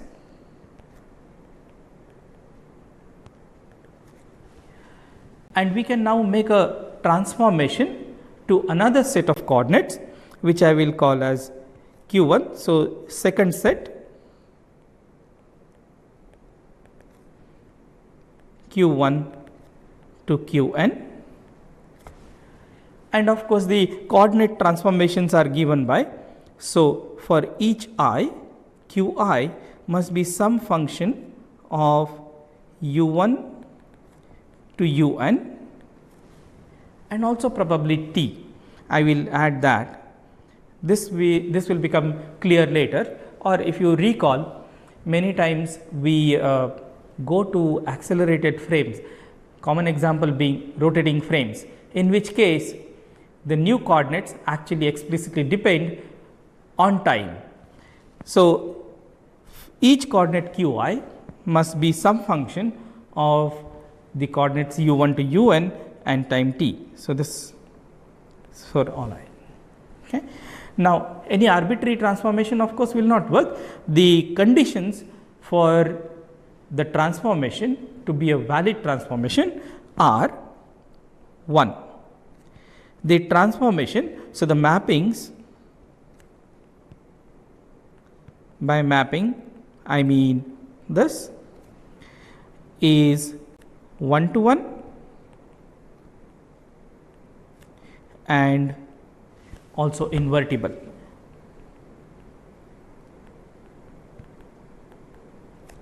So, that unique point, a point is specified by unique set of generalized coordinates.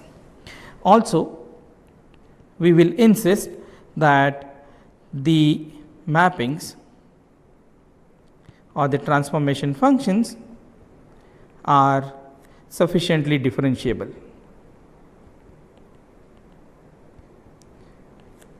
That is, they are smooth functions.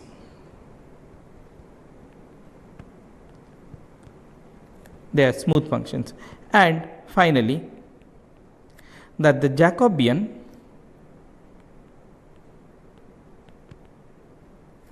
which is defined as J, which is equal to determinant of matrix formed by del Fi del Uj, this must be non-zero.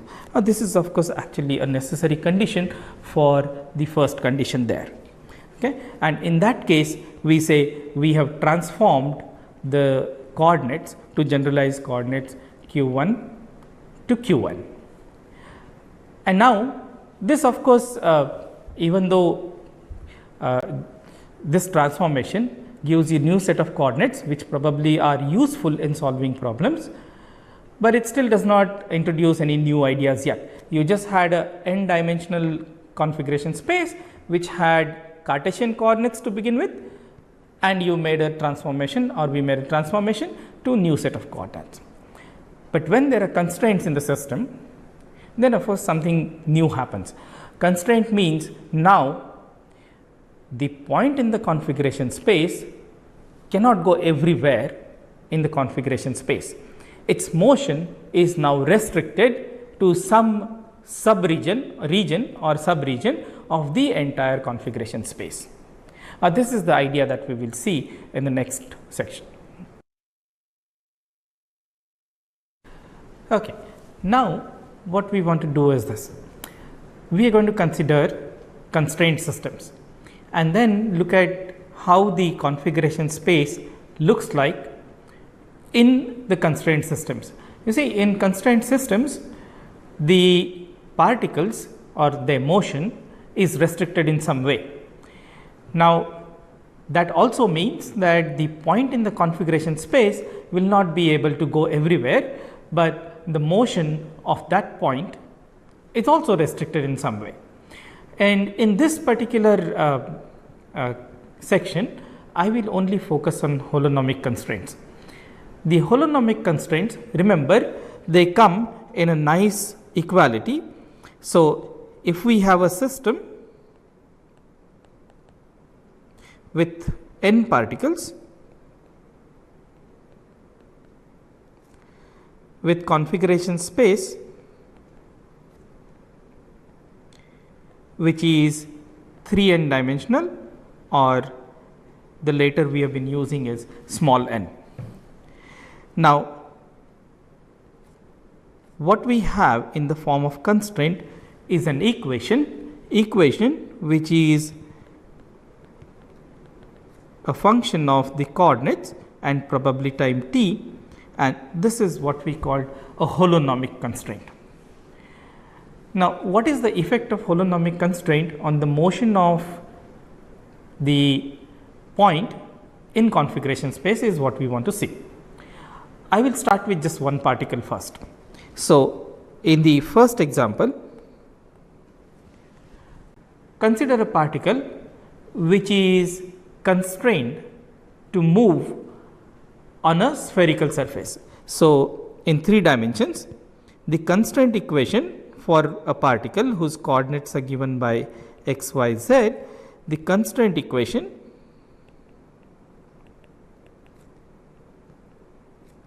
is x square plus y square plus z square is equal to some r square. Now, each holonomic constraint like this gives you a surface in 3 dimensions. And when I say surface, what we really mean is a 2-dimensional surface in 3-dimensional space. And when we say 2-dimensional space, what we really mean is this. So, in this case too, the surface here is actually not like a plane, but it is a curved surface, and its dimensionality is 2. By that what we mean is this: if you take a point and its neighborhood and approximate it by a plane surface, then it is 2-dimensional, which means imagine a situation like we are on the earth, we are constrained to move on the surface of the earth, but in our local domain it seems like we are only moving on a plane surface. So, in the neighborhood of each point, or the neighborhood of each point can be approximated by a 2-dimensional plane. That is why we call this surface as 2-dimensional surface. In the mathematical term, this is called as a manifold, but we are not going there yet. Okay? That is a subject of differential calculus, but we do not want to employ that language in this course. So, here the particle will be confined to move on a surface of the sphere. Now, all that we know is that on the surface of the sphere, each point can be categorized or specified by 2 coordinates. You can use coordinates like x and y, but there is a little bit of a problem there, because once you give x and y, can you uniquely determine z? Or in this case actually you cannot, because z will be either plus or minus square root of r square minus x square minus y square. So, we cannot determine z uniquely. Which coordinate system? Of course, all of us know that it is going to be spherical coordinate system. In spherical coordinate system, r theta phi, now the same constraint, this constraint here will actually look like r is equal to capital R, and that means the points on the surface of the sphere can be uniquely specified by 2 coordinates theta and phi.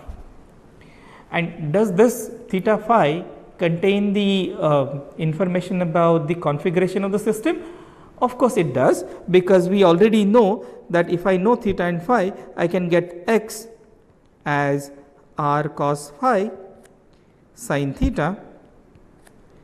Similarly, y is r sin phi sine theta, and z is r cos theta. So, all that you really need, because we had one holonomic constraint, the motion of the point in the configuration space is restricted now to a two-dimensional surface. And on two-dimensional surface, I need to find one coordinate system which uniquely determines each point. And in this case, that turns out to be theta and phi. So, one holonomic constraint reduces 1 degree of freedom, and which also means the number of coordinates required, number of generalized coordinates required to specify the configuration of the system is also reduced by 1.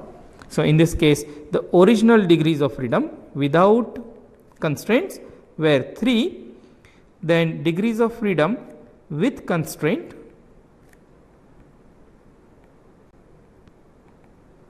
is 2, and of course, number of generalized coordinates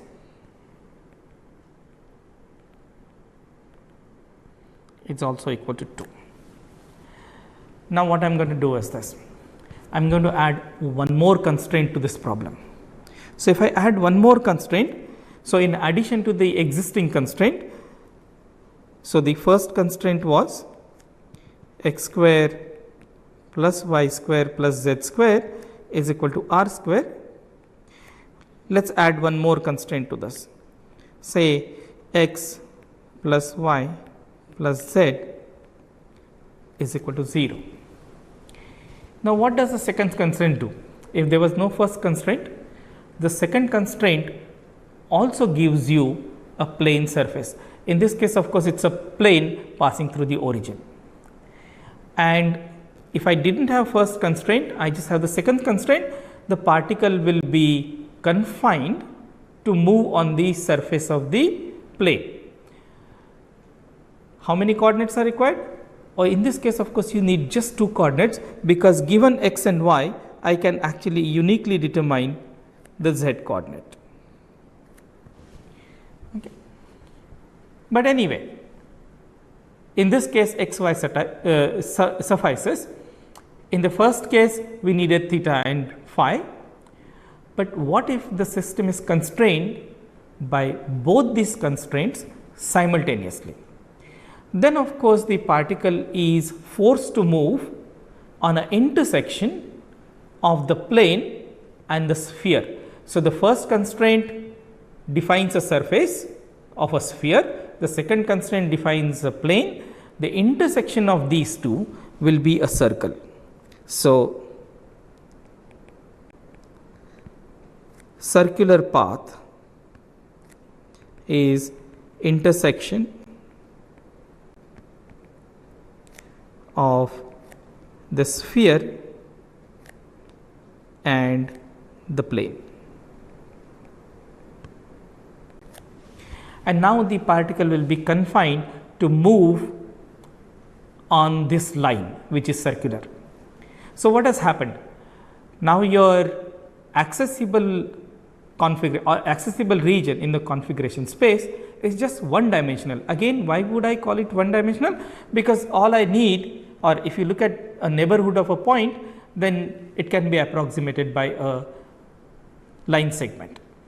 So, the number of degrees of freedom now, originally it was 3, but degrees of freedom with constraints is now just 1, which is actually 3 minus, so original degrees of freedom minus the number of holonomic constraints in the system. And this is the idea that we will take over to arbitrary configuration spaces. So, if you have n dimensional configuration space and if you have one holonomic constraint, this holonomic constraint will define a hypersurface in n dimensional space, and the dimensionality of that hypersurface will be n minus 1. Now, you have one more constraint which is also holonomic, that defines another n minus 1 dimensional surface, and the intersection of these two will be a n minus 2 dimensional surface. So, when we use the word surface, we actually mean hypersurface in the higher dimensions, not just the ordinary 2 dimensional surface. Okay. So, what I will do is I will take several examples from this point onwards. In fact, if I want to show you a configuration space, then of course, I should stay with just 1 degree of freedom or 2 degrees of freedom or 3 degrees of freedom, which I can actually draw and show it to you. But with these examples, we will be able to visualize the abstract n dimensional spaces and the hypersurfaces in those. So, here is my first example. So, simple pendulum.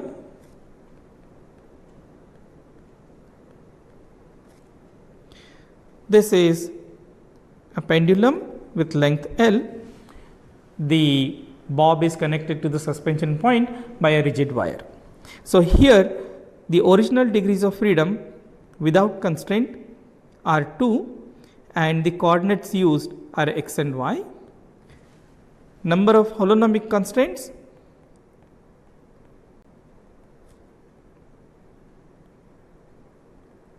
is 1 and that is given by x square plus y square is equal to L square.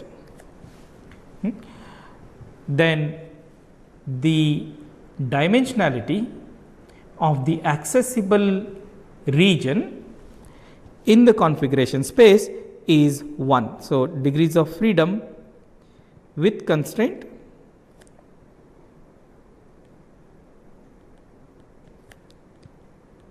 is just 1. So, the coordinate that we will use is in fact the generalized coordinate that we will use here is theta, and that is x is r cos theta and y is equal to r sin theta. Now, the question that we ask is this. So, here of course, it is one particle moving in 2 dimensions. The configuration space without constraint is just the plane xy plane. Once you put the constraint, now the particle cannot visit every point of the configuration space, it has to stay on the circle. But then the question we would ask is this: the accessible surface here is 1 dimensional, but it is not like a straight line, but it is like a circle.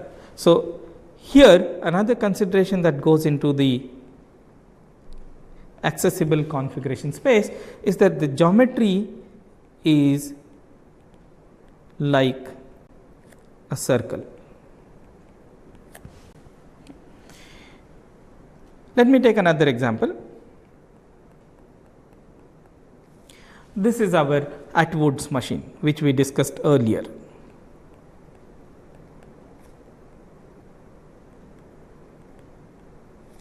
So, there is a pulley which is suspended and there is a mass 1 and there is a second mass here, and the coordinates that we will use is a mass 1 and there is a second mass here, and the coordinates that we will use is y1 and y2 for this, and here of course there is one constraint. So, there is one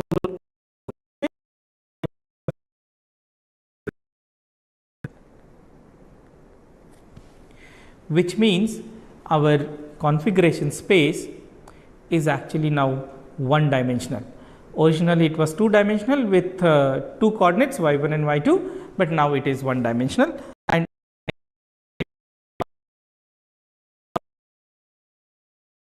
of if I use y1, then the coordinate y1 varies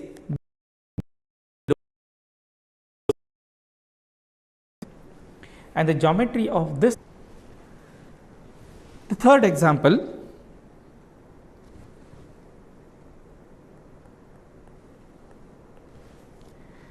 is a double pendulum,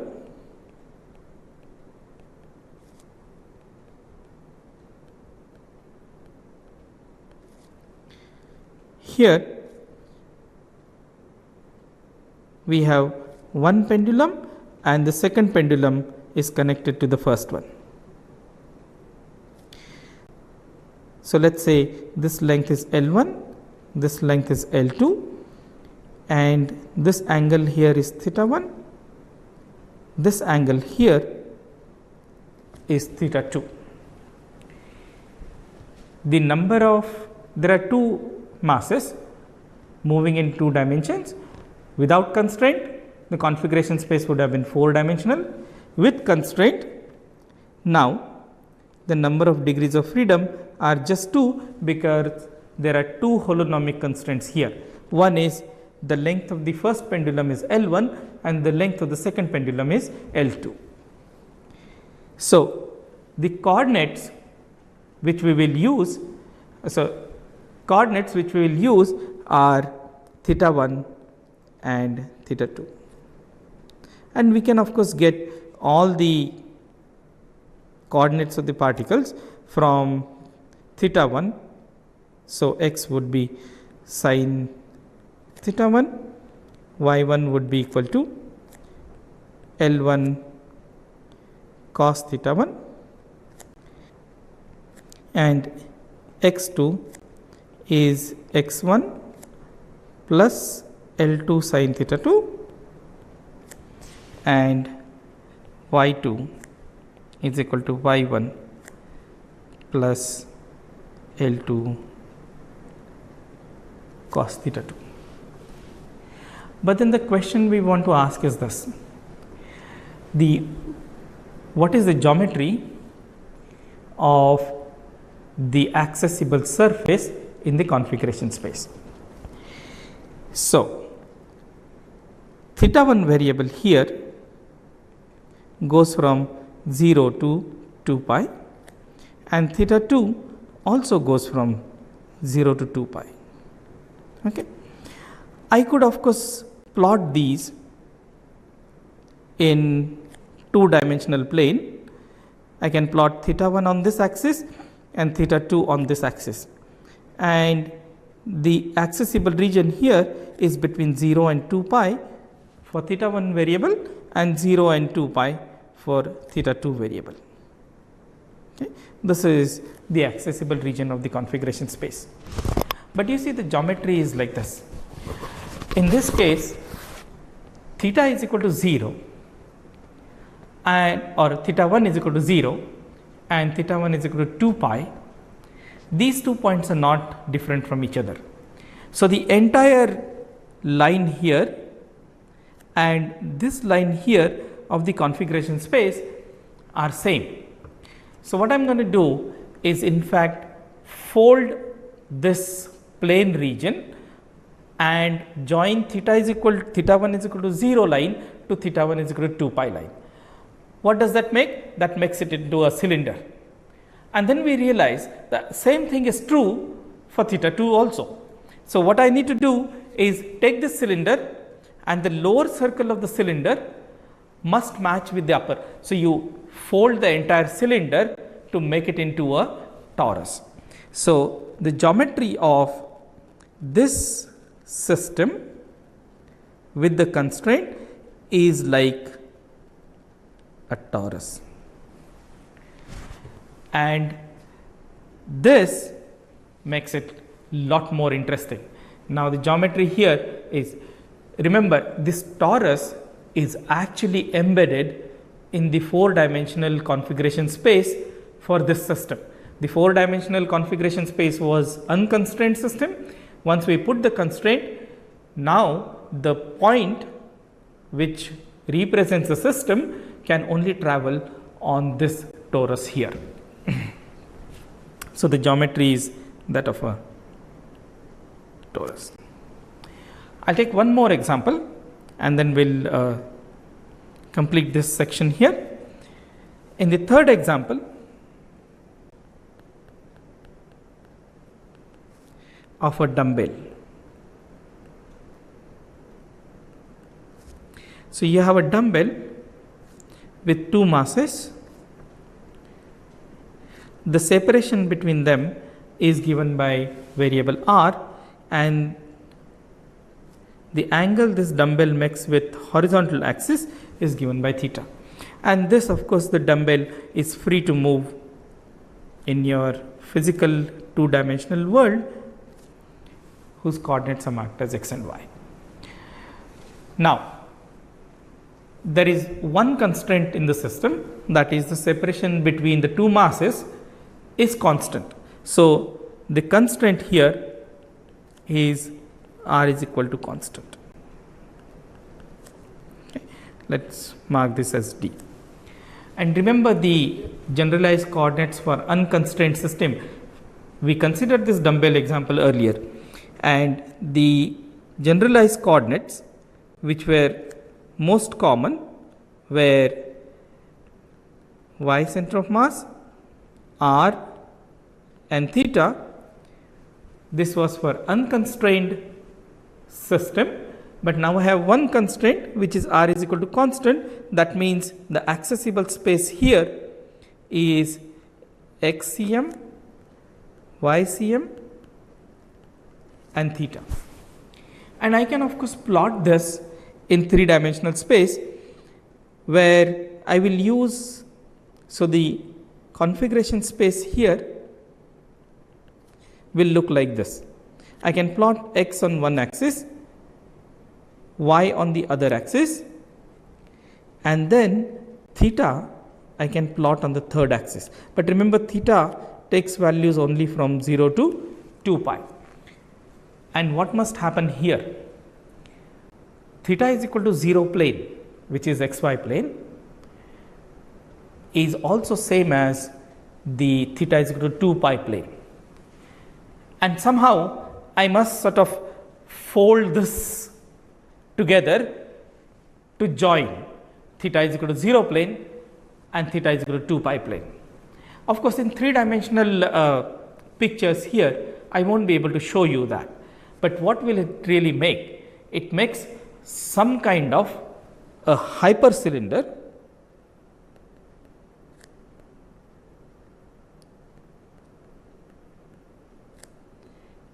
in four-dimensional space. Okay. However, for the purpose of depiction, I could actually stay with simple diagram like this in 3 dimensions itself. And remember, every time I am tracing out the trajectory of the system, as the dumbbell rotates, the trajectory moves upward in the theta direction, and when it completes one rotation by 2 pi, it actually exits from here and jumps back into the theta is equal to 0 plane. So, this is another way in which we can visualize the configuration space here. So, this sort of summarizes this section.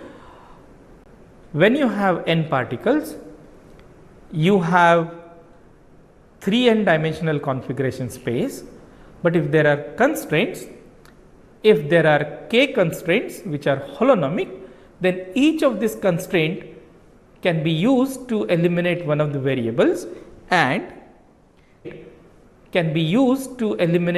variables, and so in the summary, for n particles,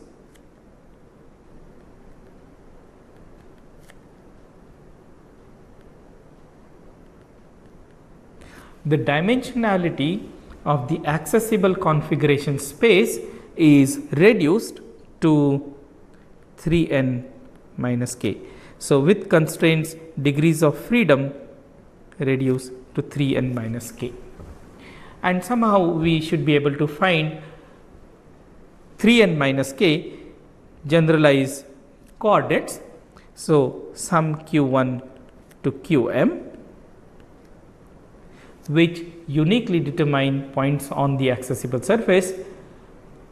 These are called as generalized coordinates. The same name, generalized coordinates,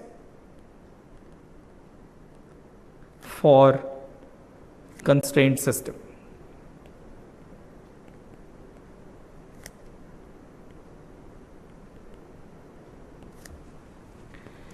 Okay. So in the next section, I will now start using the idea that the normal forces in the system, which actually give rise to holonomic constraints, they are perpendicular to the surface, accessible surface of the configuration space, and hence those forces, constraint forces, will not do any work. And then we will take one more step towards the obtaining Lagrange's equation. Okay.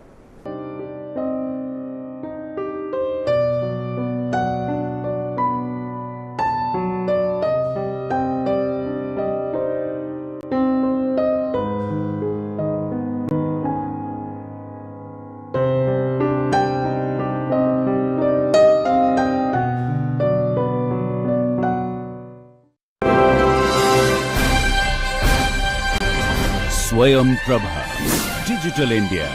Educated India.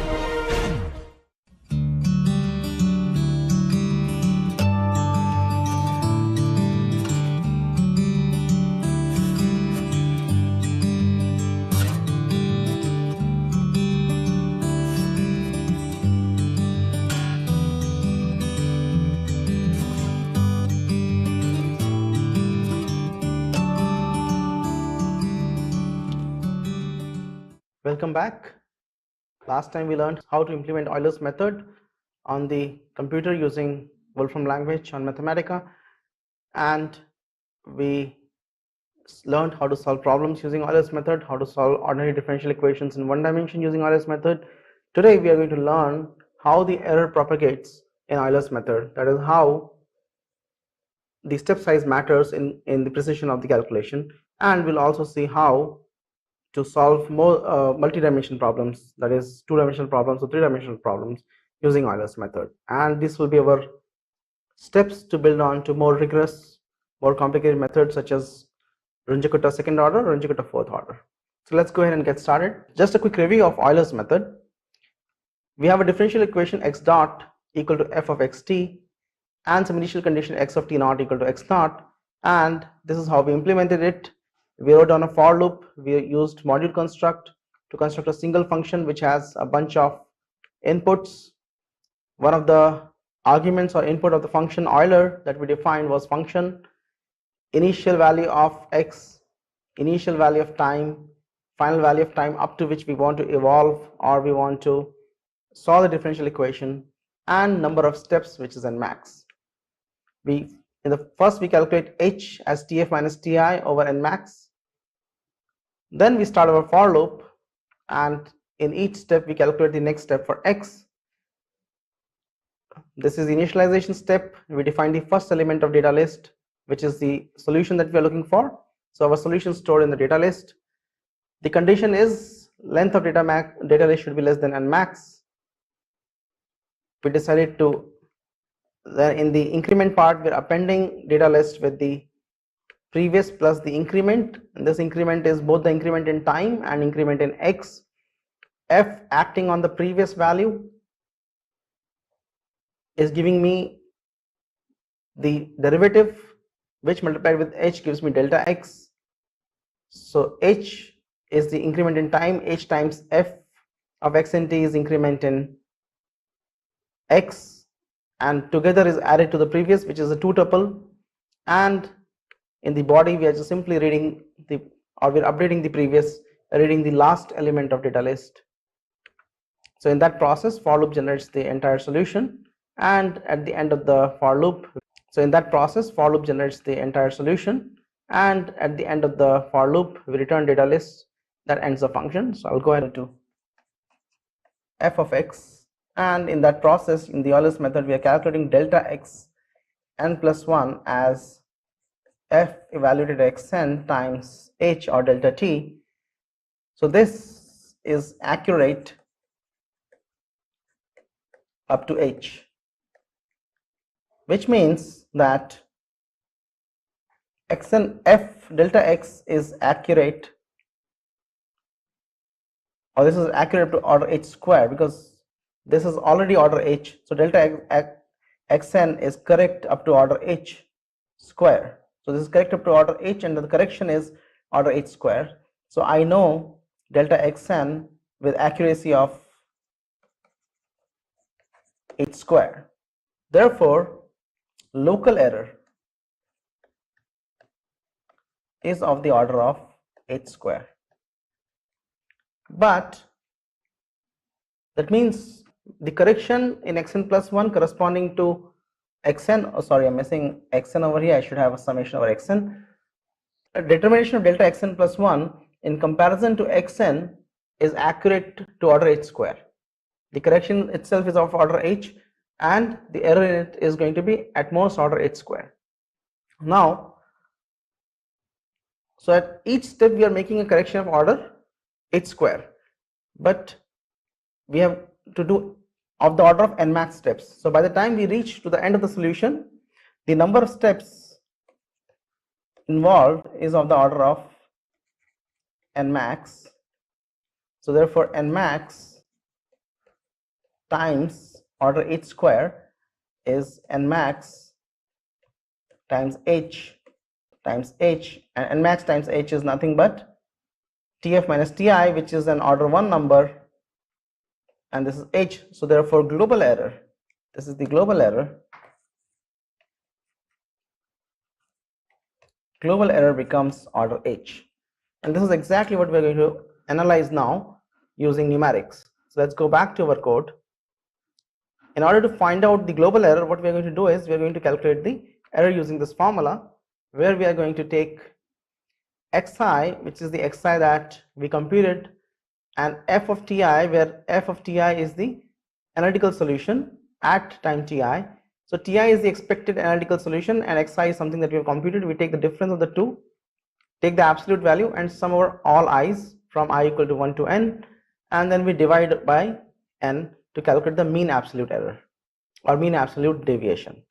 In order to do that, we'll again use the module construct, and we wrote down the error function. This is something we did last time, so this is a quick review of that. We wrote down the error function. This is the error function. In the error function, we again use the module construct. T-list, X-list and FX-list were the three lists. T-list, we extracted the first element of the data set.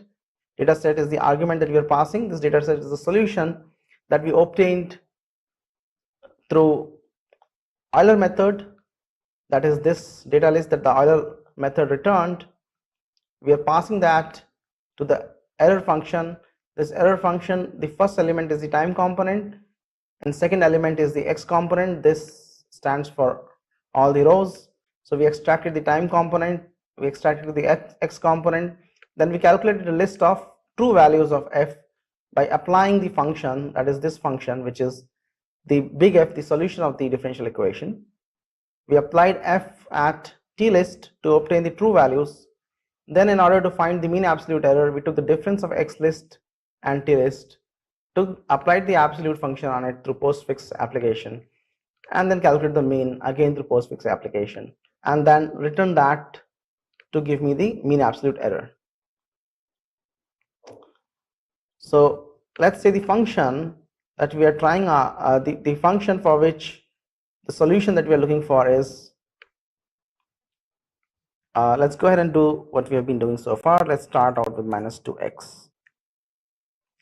So let's say our differential equation, that is x dot equal to f of x. So this is little f of x t, which is what I've defined over here as minus 2x. This ff is the function that I'm going to pass to the error function. This is the solution of the differential equation, and in this case, if x dot is minus 2x, then the solution is e to the power minus 2t. So let's go ahead and do that first. And so this is my derivative x dot, this is the solution, x is a function of t, and here is the table that I've constructed. The two elements of this table, this is tf minus ti. I'm taking tf as 5 and ti as 0, so tf minus ti is 5 divided by 10 to the power n, which is n max. To the error function, I'm passing two arguments, the Euler and the solution f, this is the Euler list. Euler function is going to return me data list, which is the solution for x dot equal to this f from x ti equal to 0 to ti equal to 5 for x0 equal to 1 and n max equal to 10 to the power n. So this is going to return, the first argument is going to return me data list. That data list is passed to error function, and then error function is also passed the solution and is going to find the difference in the mean absolute error. I'm dividing that mean absolute error that I'm obtaining from the numerator over here by h. Let me for now I can go ahead and remove that. So we're going to just take the error, mean absolute error, and we're going to execute it for n equal to 1 to 4. So we're going to get 4 values, n equal to 1 to 4, so 10, so n will be 10, that means n max is 10, and then n, when n is 4, n max is 10,000. So for 10 steps, 100 steps, 1000 steps and 10,000 steps, we're going to execute this. So this is going to give me, oh, I think I forgot to define the error function. Let me go ahead and define that. Okay, now I'll execute it again, and this is going to give me the value of h. So each of these pairs is giving me a value of h that I'm using over here and the corresponding error. And as we see that as h decreases proportionately, error also decreases, the mean absolute error also decreases. So this is the global error that we're looking at. If I divide this global error by the value of h, which is this, let me copy that and paste it over here. And when I execute that, you see we're going to get approximately a constant. So for h equal to 0.5, we are getting mean absolute error by h as 0.1. For 0.05 also mean absolute error by h as 0.1, and so on. Even for h equal to 0.0005, I'm getting the same thing. You can go ahead and change, for example, I can change tf to 10. If I change tf to 10, this is ti minus tf. So this also I should change to 10. And this also I should change to 10.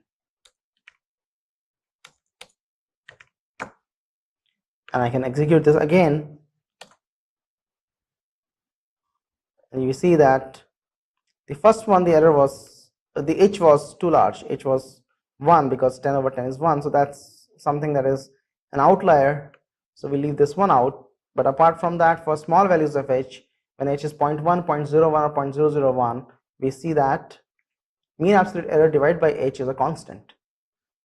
This is a numerical check of the fact that we laid out, that global error in Euler method scale like order h, and that's what we are seeing over here. We can go ahead and try out something else. Let's go ahead and try out x dot equal to minus xt. The solution of that is a Gaussian, so the solution is e to the power minus t square over 2. You can go ahead and check that out, and we are going to go ahead and execute this again, and we see that again, that pretty much for all values of h that we have taken over here, mean absolute error divided by h is a constant. Therefore, the error is of the order of h, or the error scales like, the global error scales like h. Alright, so you are welcome to go ahead and play with this a little bit more for various different functions that you can try out for the various different x dots that you can solve and find the analytical solution. Feed that in, run this a few times to find out how, in your examples that you take, how does the mean absolute error scale. Alright, let's go ahead and work on how to reduce higher order ODEs to first order ODEs, because what we have learned in the Euler's method is that if you give me a first order ODE, I can use that I can use Euler's method to solve that first order ODE. However, most of the time in physics we don't come across first order ODEs, we come across second order ordinary differential equations, and if we want to use Euler's method to solve second order ODEs, then we need to reduce those second order ODEs to first order ODEs so that we can apply the Euler's method. So in order to understand that, let's go back and go to the familiar example of LCR circuit and obtain a second order ODE. If you go back and review the LCR circuit example, this is the differential equation we obtained: t square q by dt square equal to minus q by LC minus I by L dq by dt. For this differential equation, the initial conditions were Q0 was Q0 and Q dot 0 was 0. Now, in order to apply Euler's method, this is a second order differential equation. We are going to reduce it to first order differential equation by defining an auxiliary quantity. In this case, we'll call that I equal to dq by dt, which is also physically meaningful. I is the current, I equal to dq by dt. So we'll use I for dq by dt, and we'll use d square, we'll replace d square q by dt square with di by dt. So therefore now we've got two equations, I equal to dq by dt and di by dt equal to minus q by lc minus r by li. So this set of two equations is equivalent to this second order equation. Now the interesting thing is that this set of equations, these two equations, they are both first order in derivatives. This equation is first order in time, it has only dq by dt. This equation again is first order in time because it's got di by dt. I itself, but we are not considering I as dq by dt, we are taking I as a independent variable, q is independent variable, and we have got two coupled ordinary differential equations of first order. And the initial conditions also modify accordingly. Q0 becomes Q0 and I0 becomes 0. Rather than writing Q dot equal to 0, Q dot is I, so we say I at t equal to 0 is 0. So we modify both the initial conditions and the set of differential equations, reducing them down to first order ODEs. Now I can go ahead and use Euler's method, because I know that in order to solve this equation with Euler's method, I can calculate dq's in steps by finding out I times dt, previous I times dt, and in order to find I, all I have to do is use this equation which says di by dt is this right hand side, so I calculate this right hand side at previous time and multiply by dt, and that will give me di. So I can calculate subsequently dq steps and di steps and keep on incrementing them, and by doing so I can implement the Euler's method to find out both I as a function of time and q as a function of time. Now that you've got the gist of it, you can go ahead and generalize it, and here's how the generalization works.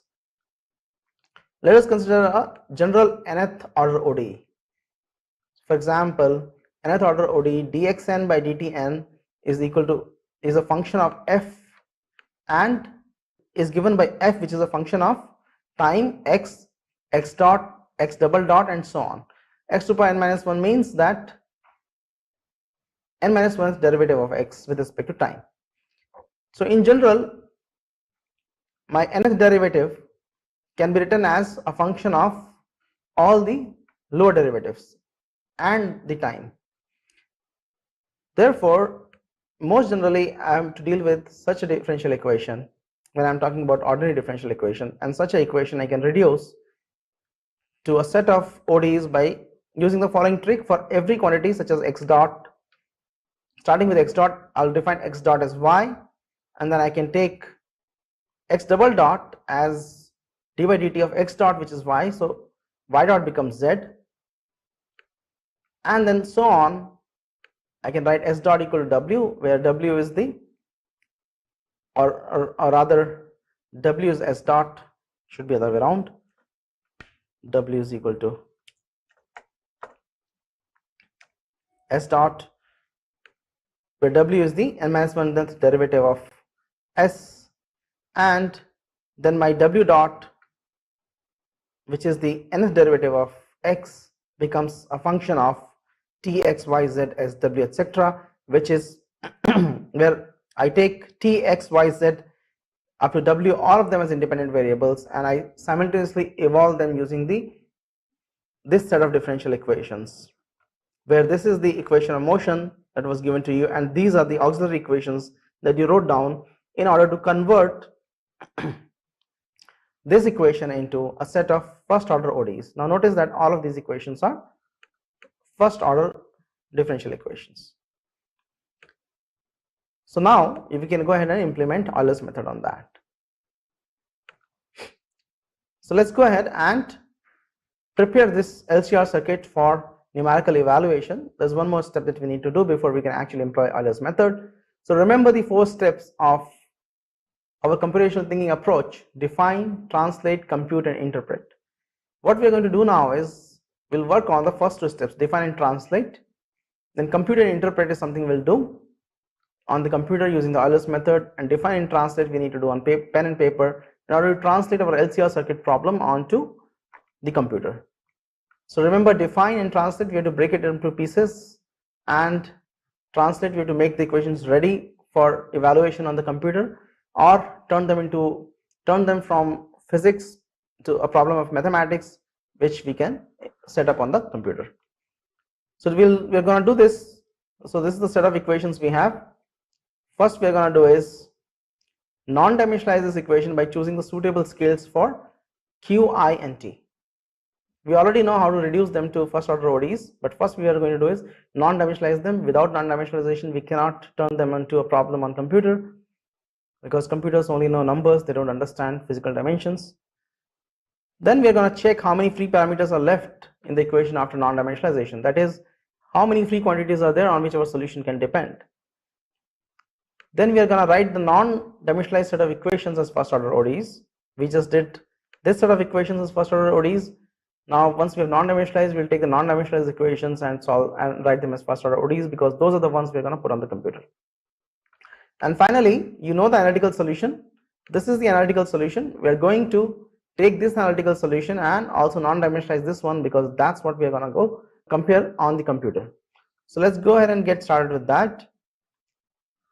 So non-dimensionalization, always the easiest way of doing that is find out the scales in the problem for various physical quantities. In this case, physical quantities are Q, I and T.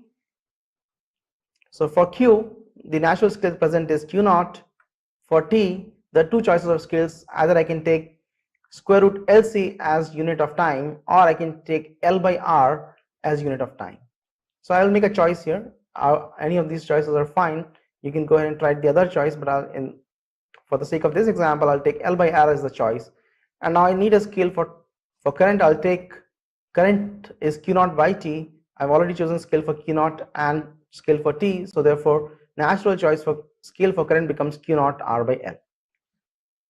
So let me go ahead and substitute this in this set of equations.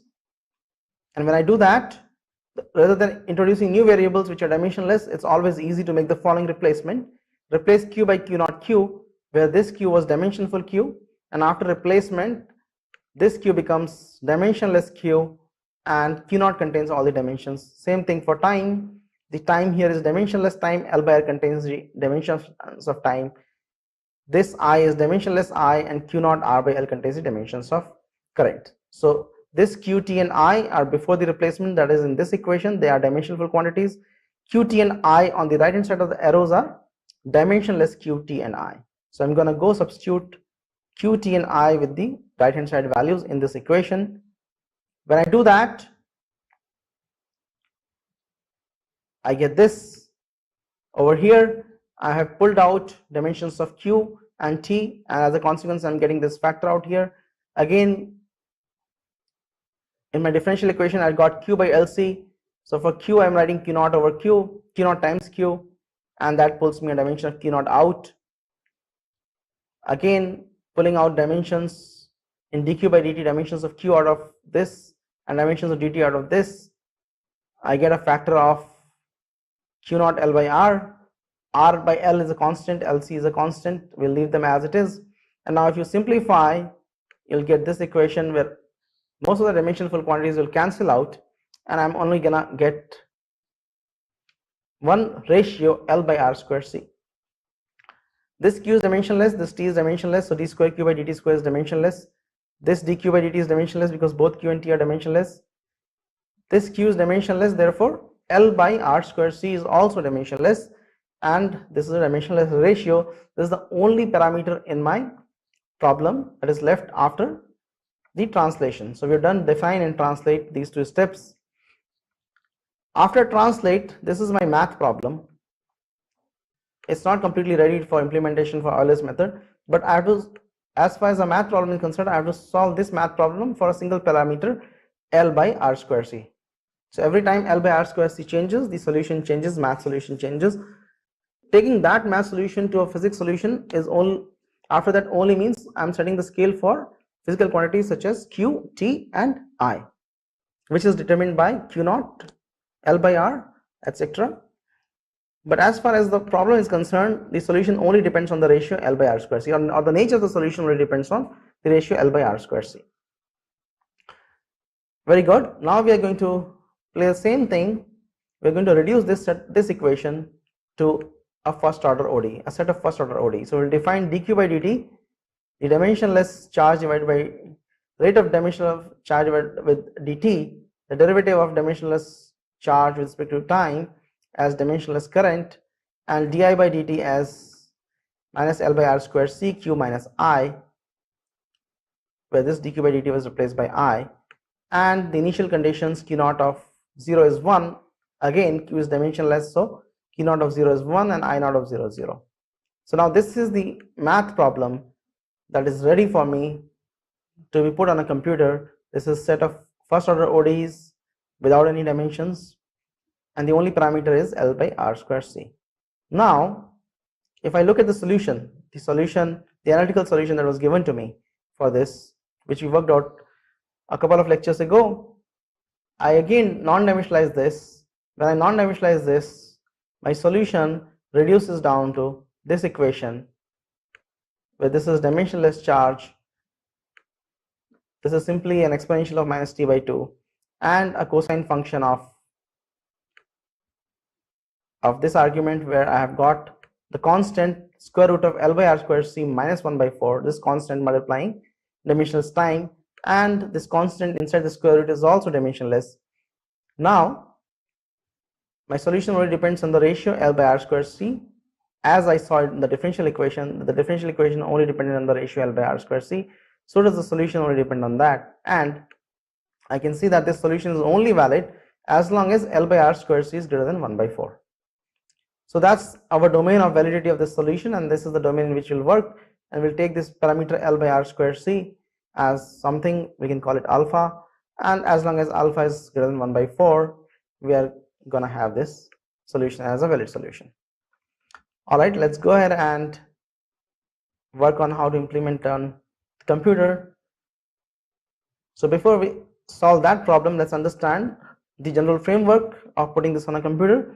So now in general, I have got a set of coupled ODEs, and in general those set of coupled ODEs can look like this. Let's take work in 3 dimensions. X dot is some function of f, t, x, y and z, y dot is some function of g, t, x, y and z, z dot is some function of t, x, y and z. Now we can express these equations better in form of matrix equations by doing the following. We can define big X as a column vector of t, x, y and z, and big F as the set of functions f, g and h, and I've also appended or prepended this with 1. So f is 1, f, g and h. Now you see that my differential equation, that is this set of equations over here, this set of coupled first order ODEs simply can be written as a single matrix equation, and this kind of setting up will work out really easily on a system like Mathematica, which can directly work with matrices, and a lot of operations on matrices can easily be done. That's why we are setting this up in form of a matrix equation. Now you see that the first equation in x dot equal to f, x dot equal to f is a matrix equation, so it's a set of 4 equations because x has 4 dimensions, t, x, y and z. The first equation is kind of a trivial one, which is dt over dt is 1. So the first equation is saying that time derivative of time with respect to time is simply 1. So that's the trivial equation, and x dot equal to f, y dot equal to g and z dot equal to h is the set of these 3 equations. Now the initial condition also can be written in terms of x0, that is at t equal to t0 I've got x equal to x naught, y naught and z naught. So x naught, big X naught becomes my initial condition, where big X naught is t naught, x naught, y naught and z naught, set of 4 quantities at time t equal to 0. So we are simply going to write x naught as x initial, which is the initial value of time x, y and z, the combination of all 4 of them, and Euler's method simply becomes evaluating xn plus 1 as xn plus h time f evaluated at xn. So this is a matrix equation again. Xn plus 1 is a 4 tuple, Xn is a 4 tuple, H is a scalar number, the step size, and f of Xn is a 4 tuple because f is a function which is a column vector of 4 functions, where first one is the identity function. So f evaluated at Xn is going to give me a vector or a 4 tuple or a column vector of 4 items. So this is how I can go ahead and implement that. Now you can see that the Euler's method code is pretty much going to be the same. I'm going to make minor modifications. The only minor modification I have to make is take care of doing this for all the functions at the same time, that is, do it for the matrix as a single number. So let's go ahead and see how to do that. For that, I'm going to use through construct or through function.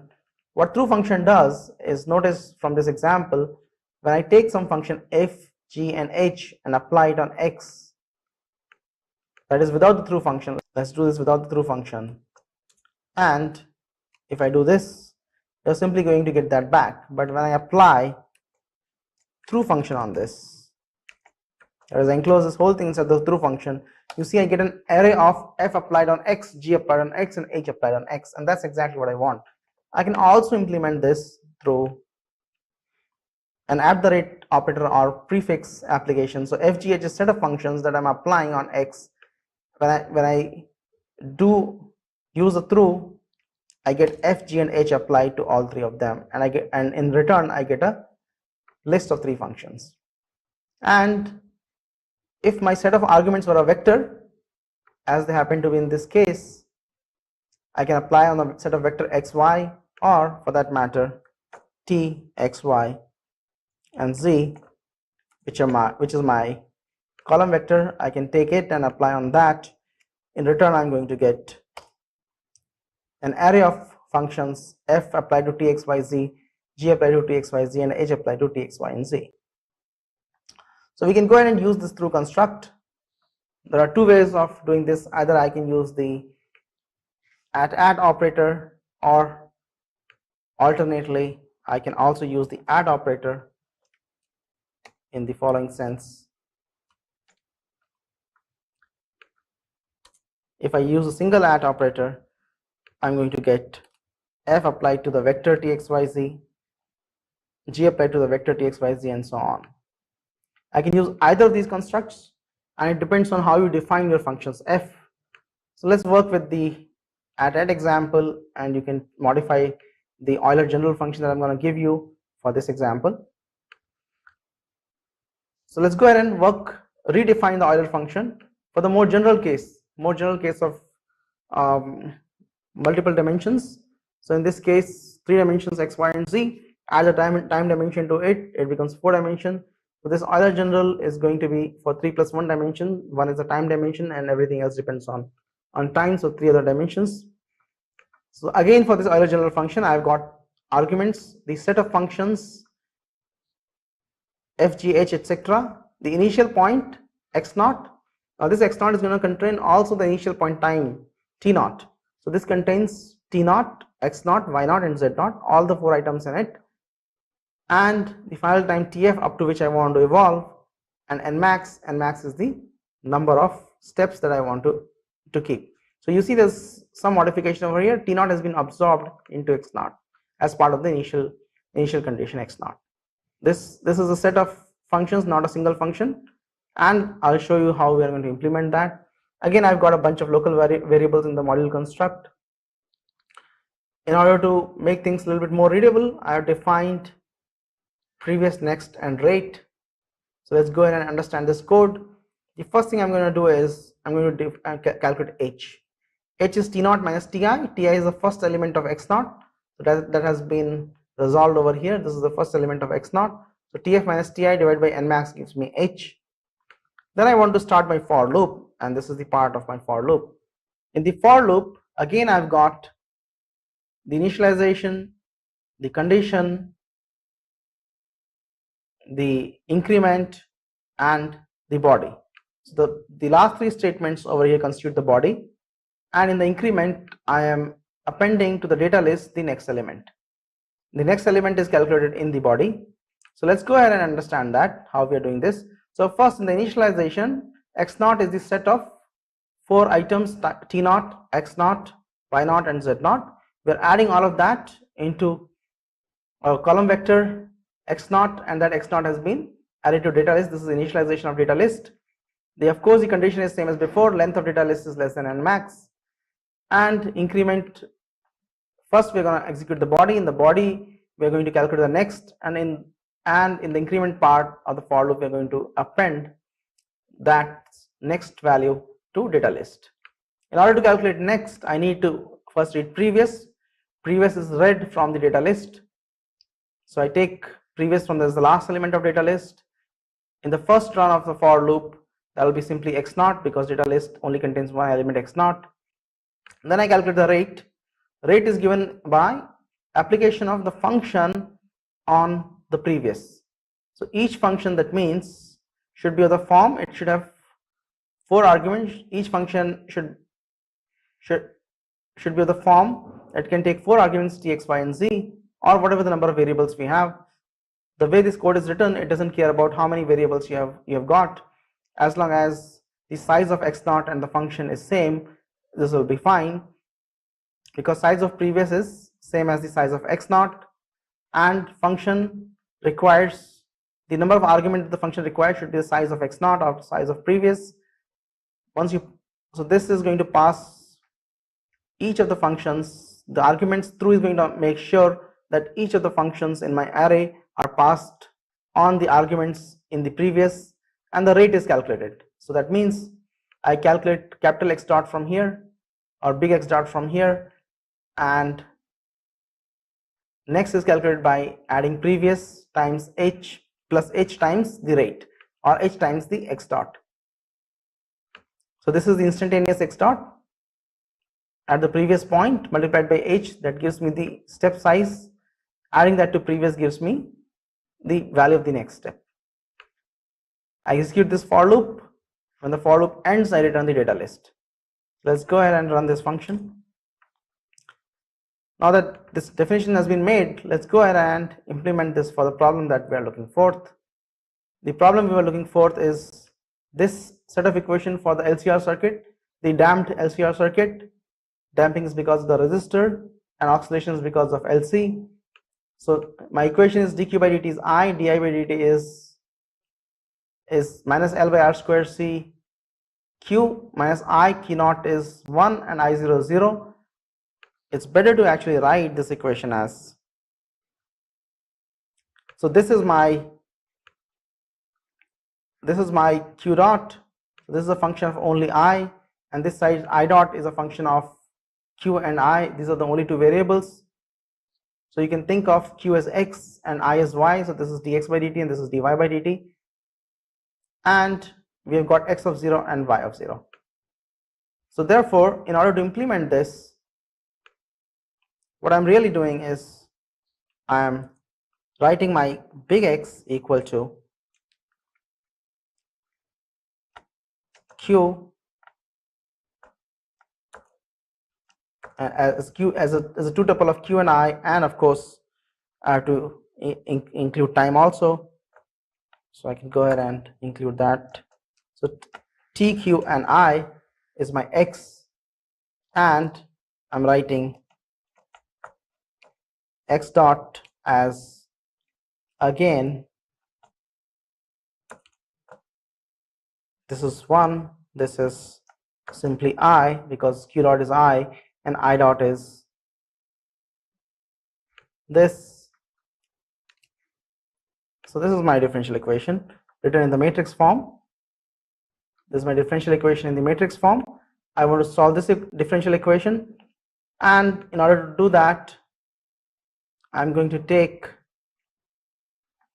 this ratio L by R square C as W. So this is what I've defined as W, and just for reference, I've also defined beta because beta is square root of W minus 1 by 4. This is the part that goes into the analytical solution. So I'm going to take W as 10, which is much bigger than 1 by 4. So to start with, this is 2 pi by beta. Beta is the oscillation frequency in my analytical solution. So 2 pi by beta will give me the time period. Now I want to define these 3 functions. This is my first function, this is my q dot, and this is my I dot. The third argument over here is I dot. So in order to define that, I'm going to call the first one as identity, this one as identity. So this is defined over here. This is identity, and this is simply 1, but it has to have 3 arguments because my code wants each of these functions to have 3 arguments. So this one is a trivial one. You have to define an identity always in order to run the code. It should have 3 arguments: time, charge, and current, and independent of those arguments always going to return 1 because dt by dt is always 1. Then charge dot is q dot. It is again an argument of t, charge, and current, but it is only a function of current, so therefore q dot is only equal to current. And then finally current dot, which is the principal part of the differential equation, again is a function of t, charge, and current in general, but in this case it is minus L square by C, which is W times Q minus the current. So therefore current dot is the third equation in this matrix equation. And finally the initial conditions are to set. The initial conditions are at t equal to 0, I've got q equal to 1 and I equal to 0. So this is my set of initial conditions. When I execute that, I suppress all the outputs using the semicolon over here. So when I suppress, the only output that I'm printing over here is this. So when I take w equal to 10, beta is square root of w minus 1 by 4, and 2 pi by beta is 2.01. So this is my time period in the dimensionless units of time. Now I'm going to go ahead and evaluate this. Notice that for the Euler general function, I'm going to pass the first argument. First argument was supposed to be the set of functions which are defining x dot, and those set of functions are id, charge dot, and current dot. So this is a set of 3 functions. id is just 1, this is q dot, and this is I dot. Initial condition, again the size of initial condition is 3, and size of the function has to be also 3. If these two are not equal, you run into some sort of error. Then final time is tf is 10, and number of steps I'm going to take as, let's say, 100 to start out small. Let's go ahead and actually go ahead and execute this. 100 I can print on screen and read, so let me remove the semicolon. I'm going to execute this, and there we go. This gives me the expected result. I see an array of set of 3 points. This is my initial condition, this was the initial value, and then some changes happen to the initial value, and then some more changes and some more evolution, and so on. We get evolution up to tf equal to 10. So this is the value of final charge, and this is the value of final current. Second value is always the charge, and third one is the current. So let's go ahead and plot this. In order to plot this, here is my comparison.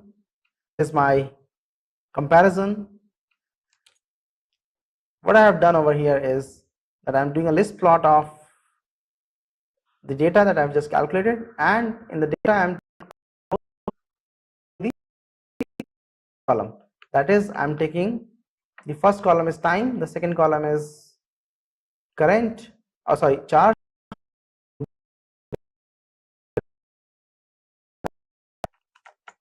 table form so that you can see. So the first column is time, second column is charge, and the third column is current.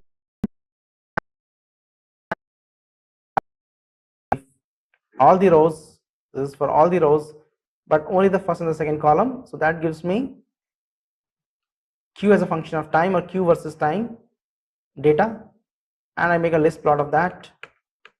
So that gives me, this part gives me the list plot of that, and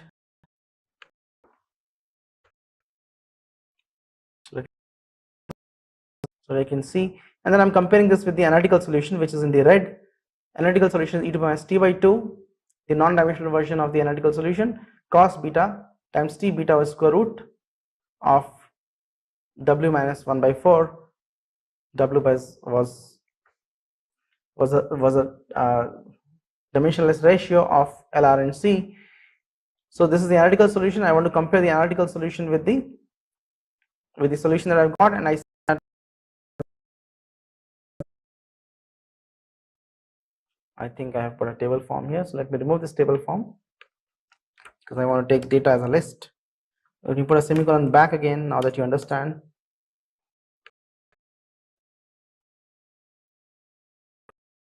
Here, now there we go.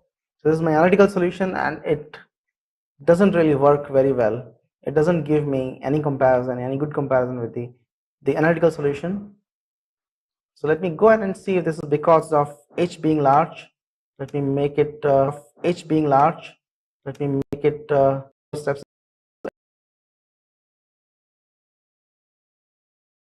Significant improvement. In order to see that, we tried as 100. Let's try 500. It is in between. So 100 was really poor. In order to just verify that, this was 100. 100 was extremely poor. That means errors were large. 500 is getting better, and 1000 is even better. This is 1000, and finally 10,000. If I go ahead and do the 10,000, you'll see it's a fantastic agreement. Go ahead and increase it to 20,000, and you see from 10,000 to 20,000 is a slight amount of improvement, if you notice that, but not a significant amount of improvement. Red and black curves are not exactly on top of each other, but very close to each other. It's quite decent.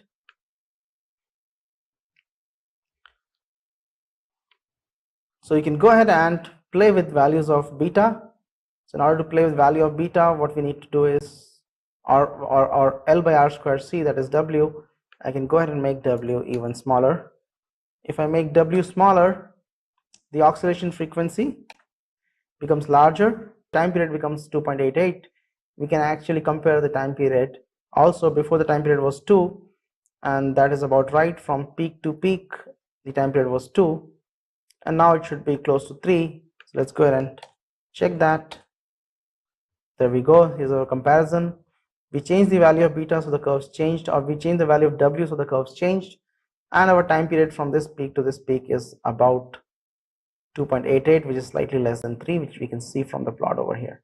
It's a good idea to actually check some of the basics while we are doing the computation, so that we know that computer is doing what we intended to do. We have not made some sort of mistake. When W is 20, L by R squared C is 20, so therefore this is going to, the R is going to be very, very small, and as a consequence resistance small. That means I should have lots of oscillation, and you see the time period reduces down to 1.41. Let's go ahead and do this for 10,000 points, which should be enough. The execution is done, so let's go ahead and compare, and we see the comparison is very well. Let's try to re-obtain the limit when the resistance is very small. Let's make this even larger. Let's make W equal to 100. That is the case when resistance becomes small.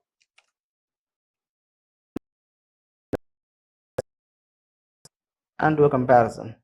Now you see, as I make W larger and larger, the damping becomes much more slower, and there are more oscillations that are happening. That means by the time amplitude decays to 1/3, we are going to cover more oscillations.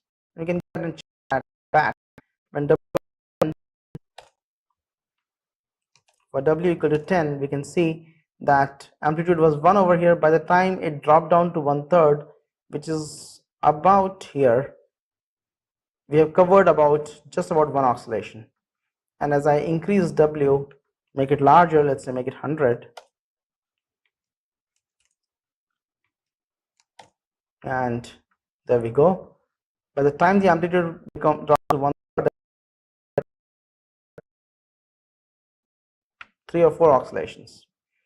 So that means we're going more and more closer. The damping becomes less and less important, and we're going more and more closer to the regime where we're going to just see the oscillations and not much of damping.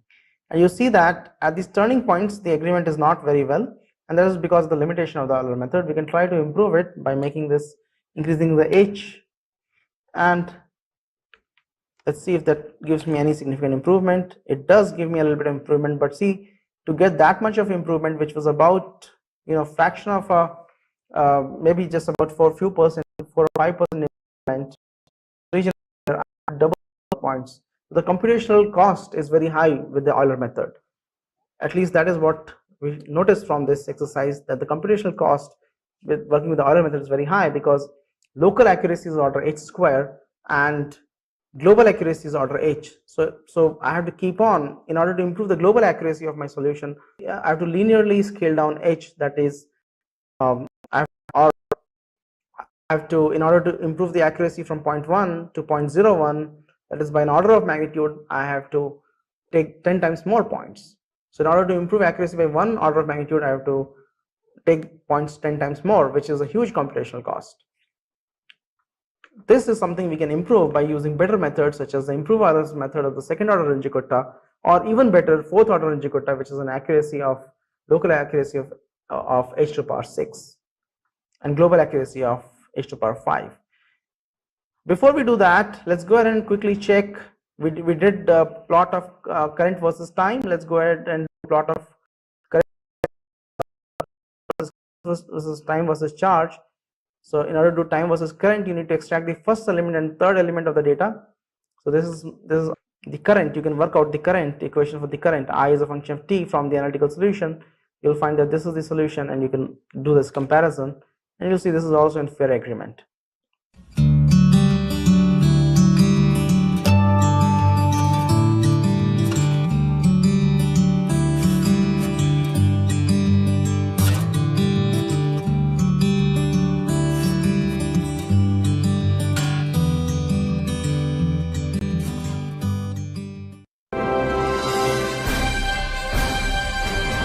Swayam Prabha. Digital India. Educated India.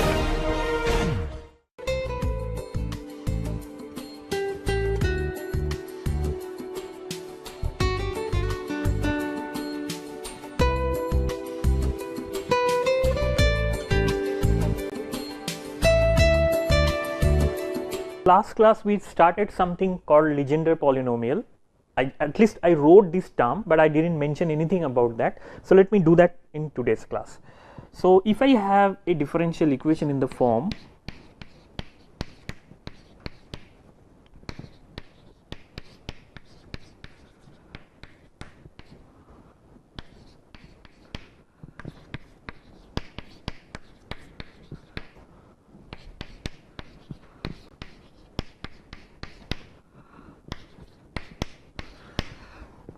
then we have a series solution of these things, a series solution. The solutions, if I write, it should be something like this: f0 p0 is 1, p1x is x, p2x is half of 3x square minus 1,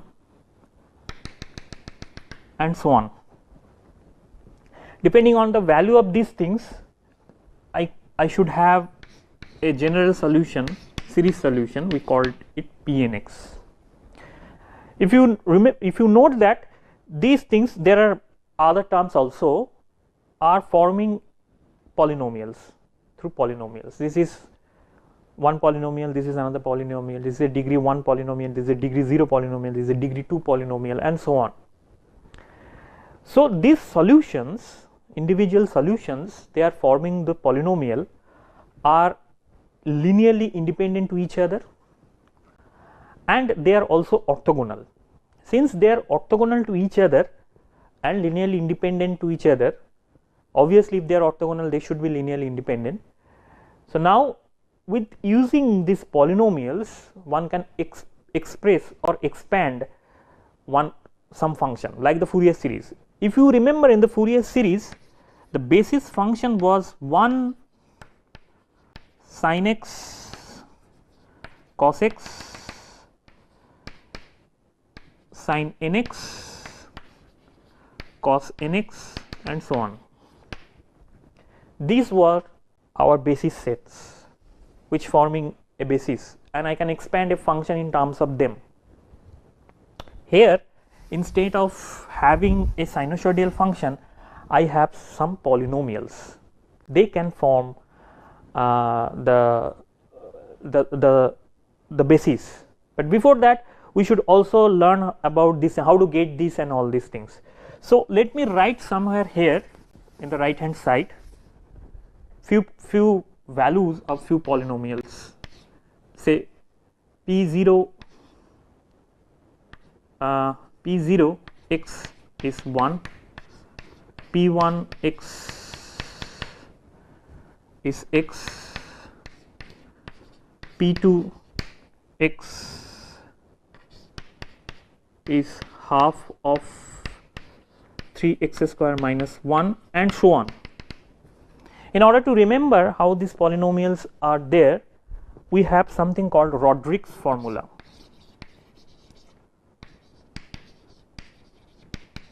Rodrigues formula. What is the formula? This formula suggests how to find out this value p n x, and the formula is 2 to the power n 1 by 2 to the power n factorials nth derivative of the quantity x square minus 1 whole to the power n.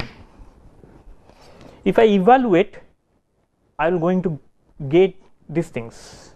So let me do that elaborately so that you can have the idea of these polynomials.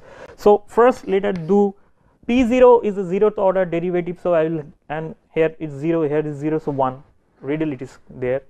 What about the p1? P1, if I do p1 x, which I wrote here x, so I will going to verify that. So p1, if I do p1 x, which I wrote here x, so I will going to verify that. So p1 means n is equal to 1, this is 1, so 1 by 2, the derivative will be first order x square minus 1, n is 1, so here I should put 1. If I make a derivative of this quantity, I will have 2x and this 2 will cancel out, so I will have only x. So these things is verified. I will have these things from Rodrigues formula. What about the next term?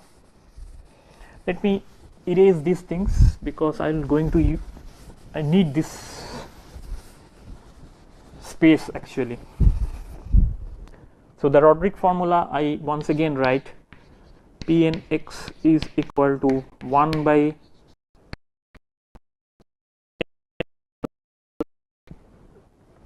d. I have already written, so I am also going to use this for say p2x. How to write p2x?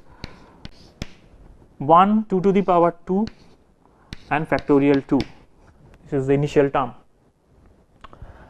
Then d2 dx square, I will have x square minus 1 square of this quantity. This, if I have this, then I will have in the denominator 2 square, 2 to the power 2 is 4 and multiplied by 2, so it will be 8.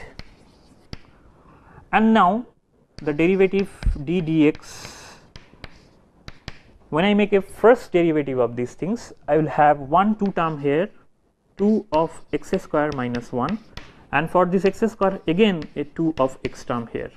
So this 2 will cancel out and I will have here 1 2. So it will be half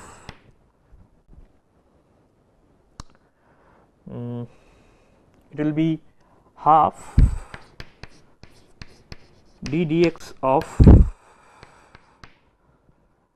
x cube minus x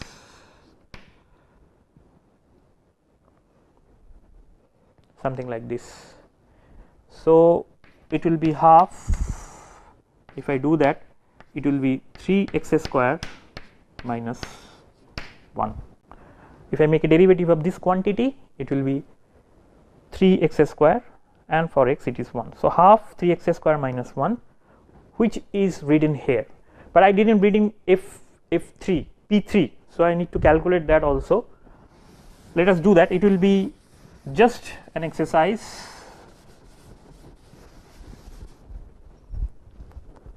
So p3x I like to find out. So it should be 1 2 to the power of 3 factorial 3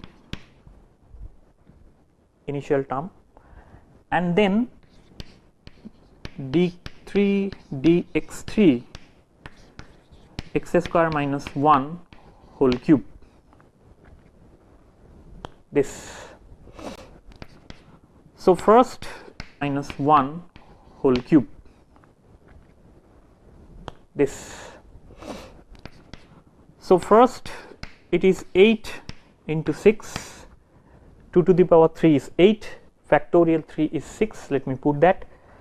Double derivative, I want to reduce one derivative. If I do that, it will be 3 plus 1 square of these things, and for 2x I will have, for x square I have 1 2x here, this quantity. So, here again 2 and 3 will cancel out with this 6. So, I will have 1 by 8 d2 dx square x multiplied by x square minus 1 square of that.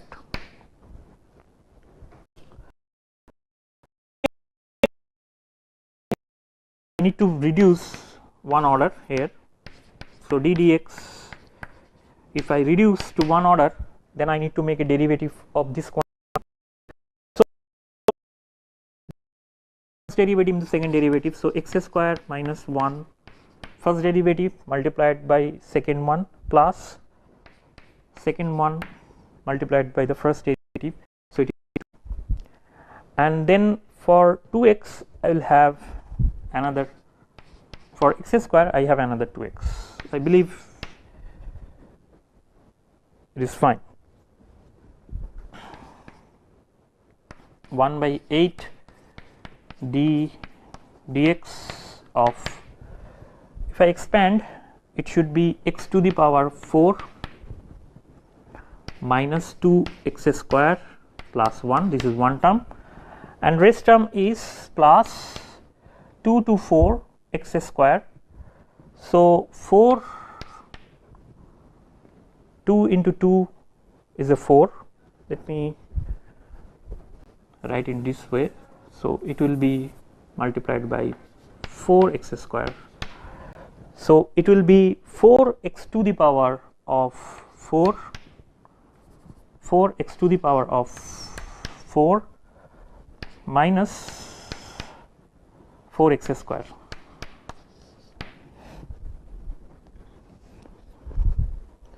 It comes out to be something like this. Now, if I simplify this,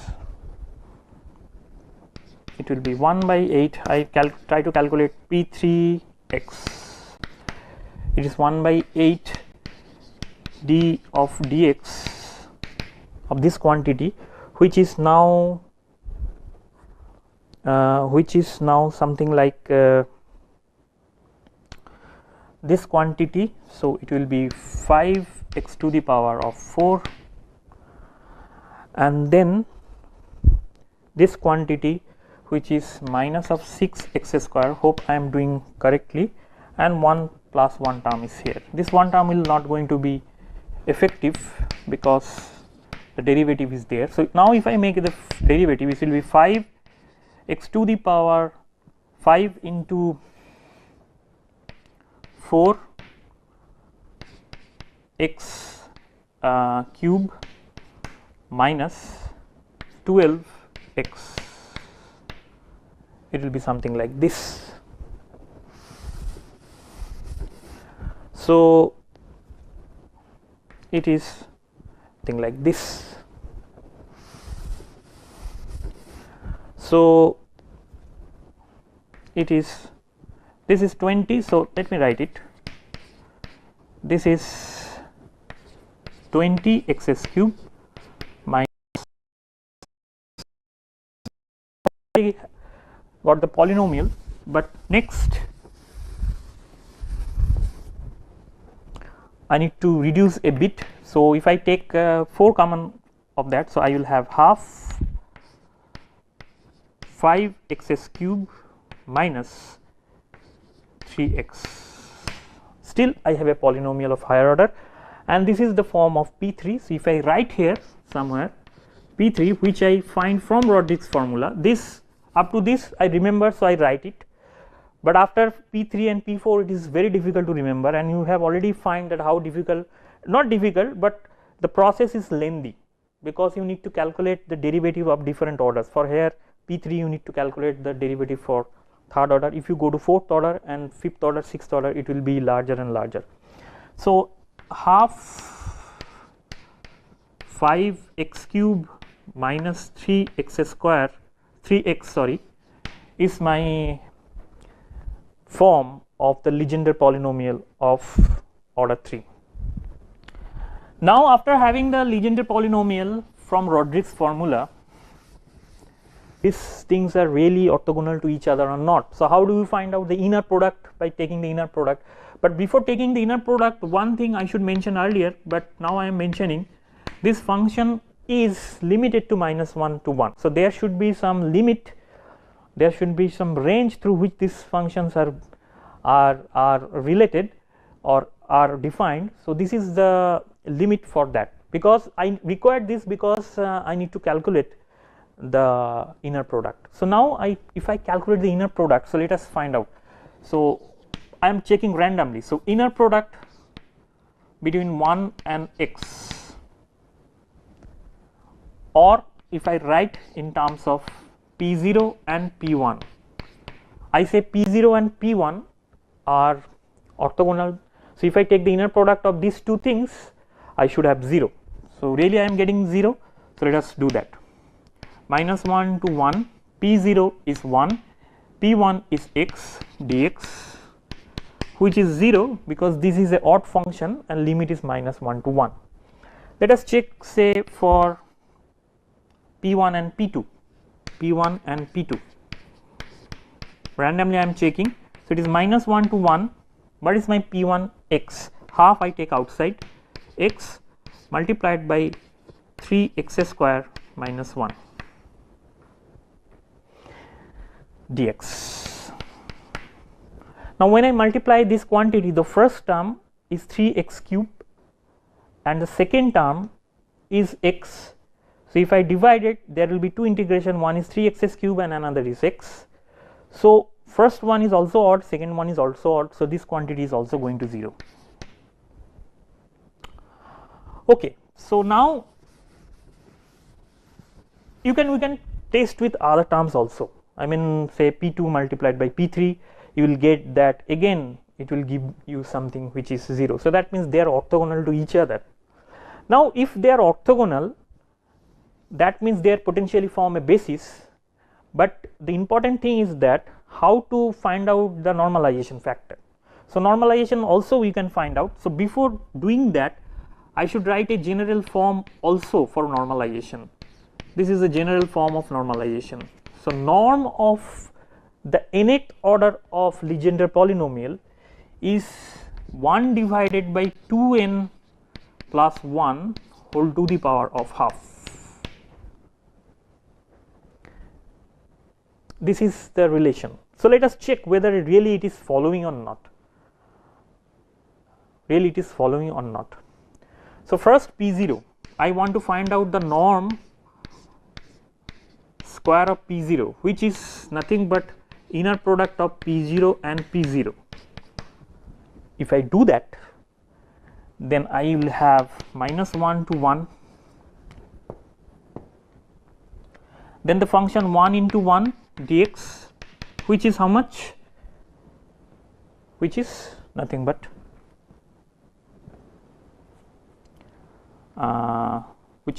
nothing but 2.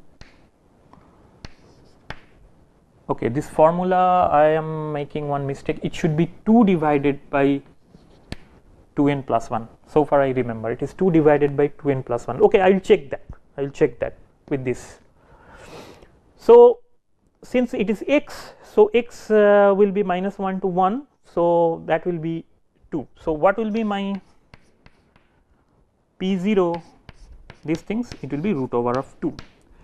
Let us check with the formula, whatever the formula I was reading initially I wrote 1 divided by 2n plus 1, but I find it is not matching. But if I write 2 divided by 2n plus 1, is it n equal to 0, then this quantity is not there. So, it is 2 with a root.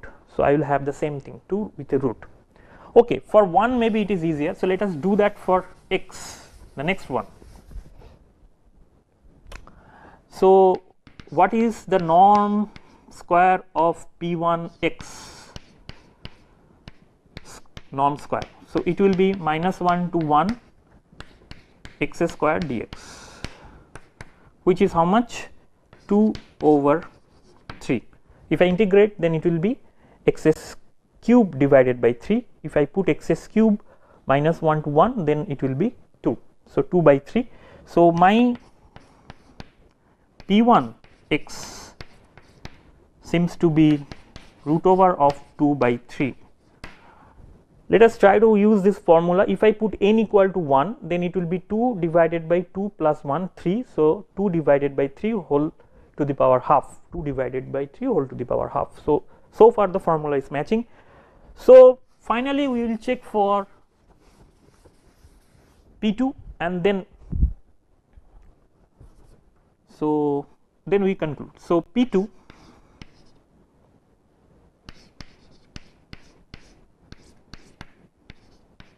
again I am doing the same thing. So, it's when I make a square of this quantity, so 1 by 4 will be coming outside, minus 1 to 1, it will be 3x square minus 1 square dx. So, it will be 1 by 4. Now, integration minus 1 to 1. So, it is 9, integration minus 1 to 1. So, it is 9x square. Let me write it clearly. 3x square is also making square. So, 9x to the power of 4 minus 6x square plus 1 dx over 1 by 4 minus 1 to 1. This quantity, let me directly integrate that. Why I am doing the integration sign or integrate it. So, it is 9 by 5 x to the power x cube minus 6 by 3.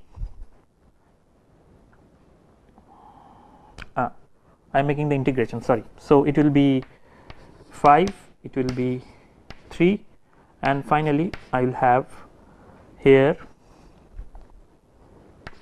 x minus 1 to 1. So, 9 x cube x to the power 5 divided by 5 x cube divided by 3 1 in x 1 by 4.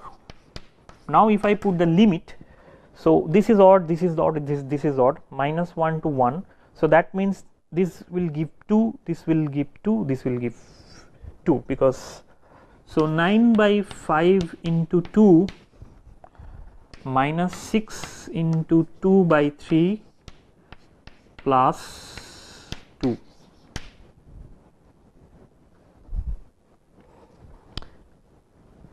Okay, so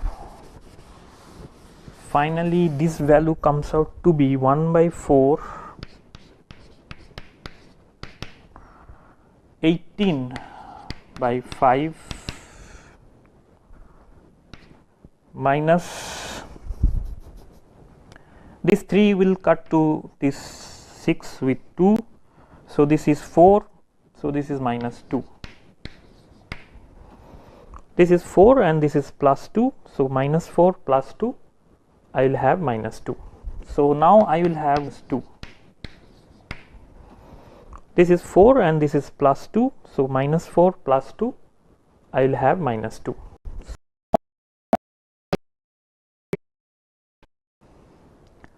5 into 2 10. So, I will have here 8 divided by 5 and it will be nothing but 2 divided by 5.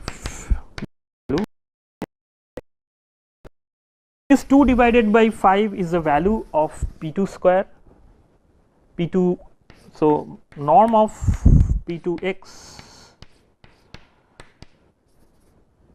norm of P2x is nothing but root over of this quantity, and this formula that I have wrote here 2 divided by 2n plus 1. So, if I put n equal to 1 5, 2 by 5 root over of that. So, I will have 2 by 5 root over of that by doing all the extensive calculation, by calculating the inner product of that. So, we will roughly check that there really this formula is really working good, and also we find the normalized value of this quantity. Now, if I divide the every function with this quantity, then this function potentially be a orthonormal basis.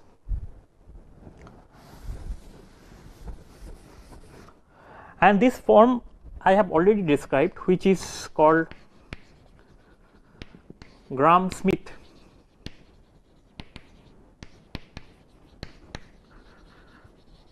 orthonormalization.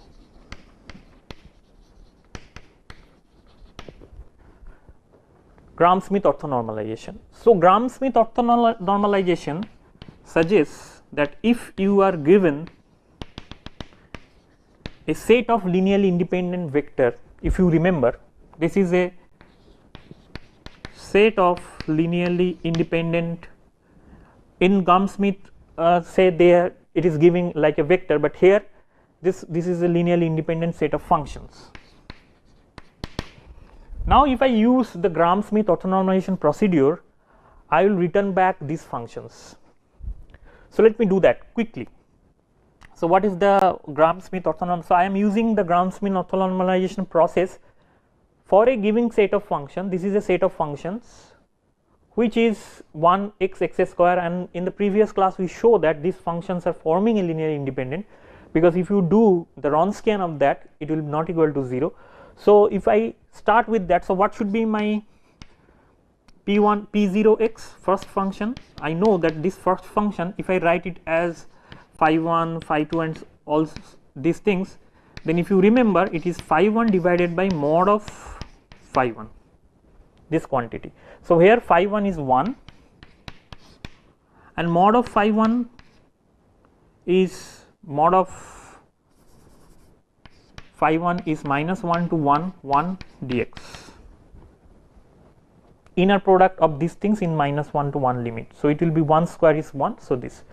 So, first term is 1 divided by, and inner product of these things in minus 1 to 1 limit. So, it will be 1 square is 1. So, this. So, first term is 1 divided by and square of that, half of that, because I am having the norm of these things. So, if I do that, then I will have this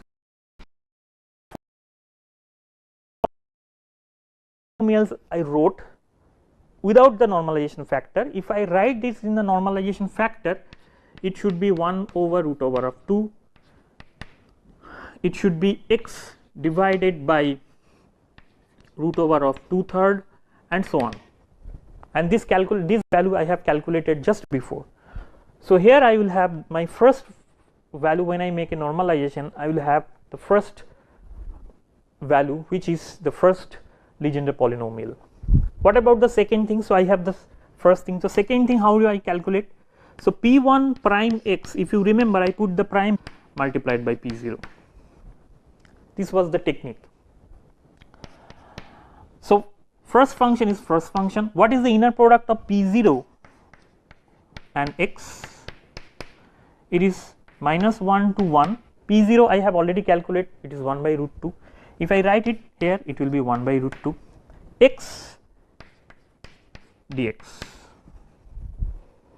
This is the inner product. This inner product x is how much? X dx. This is the inner product. This inner product x is how much? Integration minus 1 to 1 x is nothing, just only x. Now, I have to normalize. So, my original P1 x will be my P1 prime x divided by the norm of P1x. And what is my norm of P1 prime? Norm of P1 prime. So norm of P1 prime x is integration minus 1 to 1, it is x. So I will have x square dx whole to the power half of that, because I am making the norm. So now if I do that, it will be x cube by 3 with minus 1 to 1. So it is nothing but 2 over 3 with whole to the power half definitely. So it will be whole to the power half. So my second function is normalized by root over of 2 by 3. So finally I will have, so let me write it here in the right side. So P0 I am having P0x, I am having one term root over 2, P1x I am having x divided by root over of 2 by 3. This is my second term I am getting. In the similar way I can do find the third term. If I do, let me do that quickly. So my P2 prime x is how much? X square minus of P1 P0 with x square inner product P0 minus P1 of x square inner product P1. I suggest you to please go back to the lesson where the Gram-Schmidt orthonormalization process were described, and this is the procedure we are following, exactly the same procedure that is used in calculating in the vector space. When some linearly independent set of vector is given to you, you are calculating the similar way how to find a normalized orthonormal vector out of that. So I am doing the same thing. So let me find out what is my P0 inner product x square. My P0 I have already calculated, it is 1 over root over of 2 minus 1 to 1, and it is okay both the and it is x square.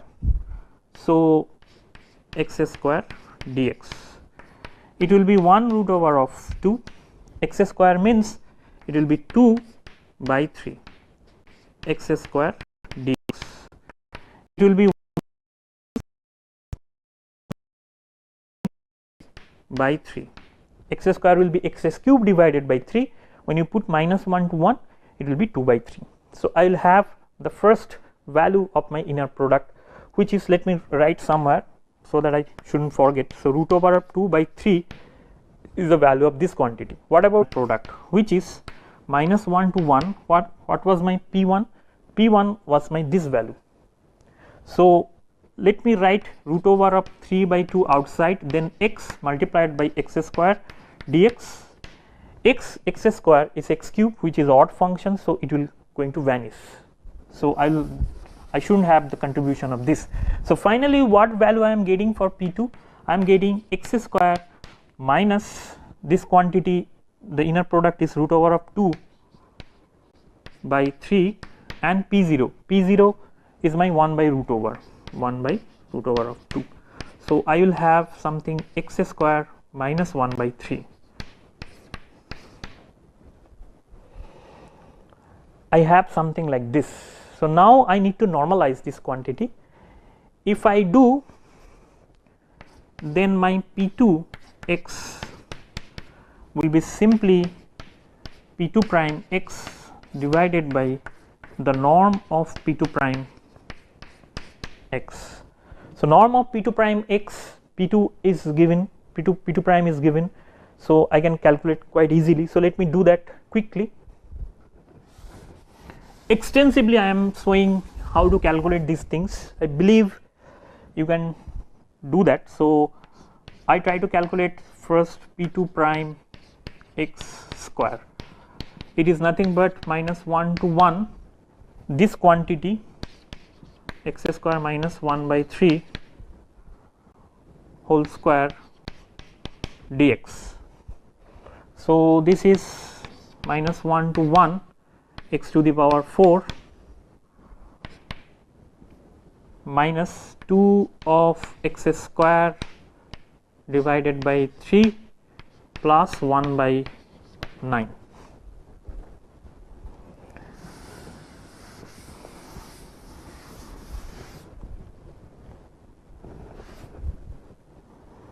So, my original function, so if I do that, then it will be x to the power 5 by 5 minus 2/3 x cube by 3 plus 1 by 9 with the limit minus 1 to 1. If I put that, it will be 2 by 5 minus 2 by 3 into 2 by 3 and plus 2 by 9. So, it will be 2 by 5 minus, this is 4 by 9, this is 2 by 9. So, I will have 2 by 9.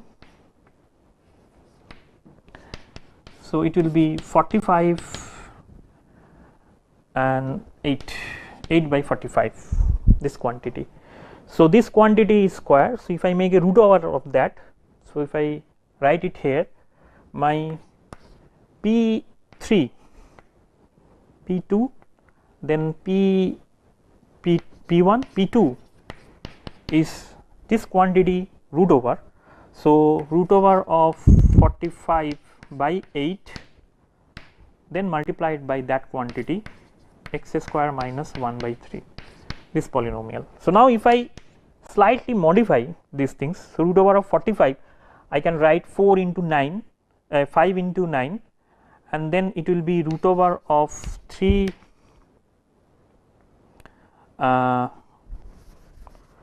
if I write it, say it will be something like 5 into 9 divided by say 2 into 4.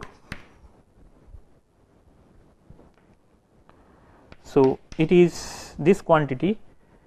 I can take this 3 and 4 outside. So, it will be simply 3 by 2 root over of 5 by 9, 5 by 2 multiplied by x square minus 1 by 3.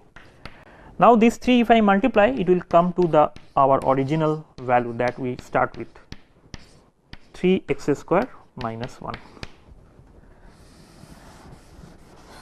So, this is a lengthy but straightforward calculation, and I have the normalization factor here, root over 5 by 2, half these things are already there, you can see it from here, and I just multiply the normalized factor, that is coming out. The point is that if a set of vector is given to you, which is set of function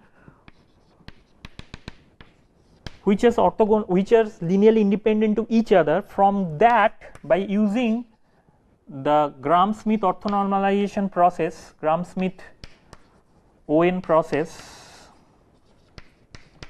I can have a set of functions P0, P1, P2, which are, if I do that, which are orthogonal to each other. If they are orthogonal to each other and normalized to each other, then we can say that these things can be used as a potential basis, and this is the value we have calculated. So, with this note, today we like to conclude, and in the next class we will try to do something regarding the polynomial space that we have started in the previous class, how this polynomial space are there and all these things, and then we will conclude the first part of our course, which is linear vector space. With that, thank you very much for your attention. See you in the next class.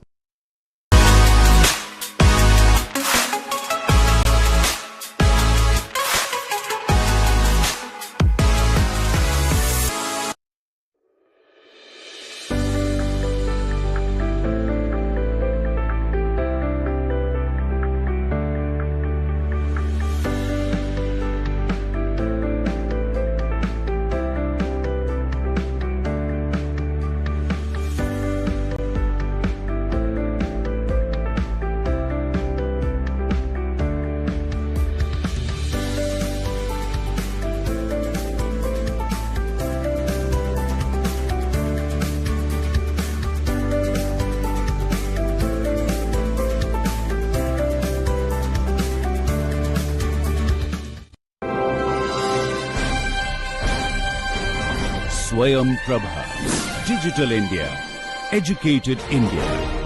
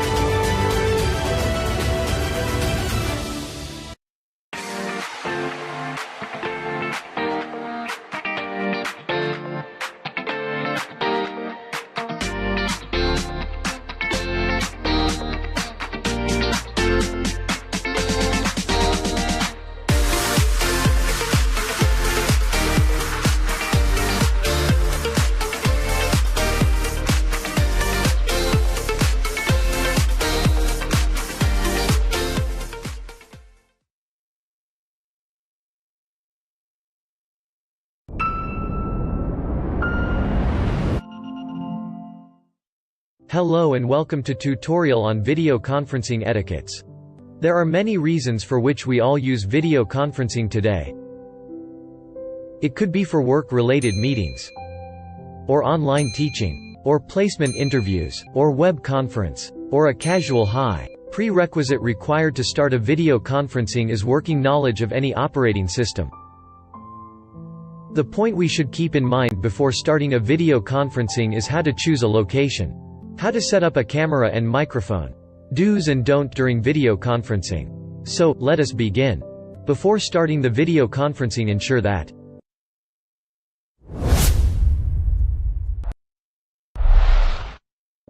your machine is fully charged or is connected to the power supply. Video conferencing software is installed. And make sure it is connected to internet.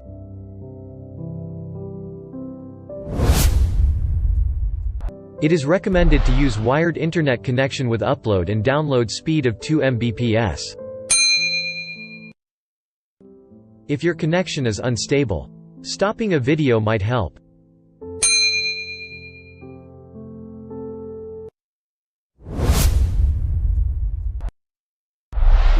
First and foremost point in video conferencing is to choose a quiet space where you will sit for the meeting. Ensure that there are no distractions around, such as people talking, construction work, etc. There should be adequate lighting for video conferencing. It is recommended that the light or bright objects such as lamps or open windows should not be behind us. The best practice is to have light evenly distributed in the room. Just make sure that your face should not overexpose. Next step for the video conferencing is camera setup. Adjust the camera angle. It should be neither too high or too low, but just at eye level. Check what is visible in your background in the camera. Ensure that your background is clean, tidy and not distracting. Your sitting position should be like you are 60% of the screen.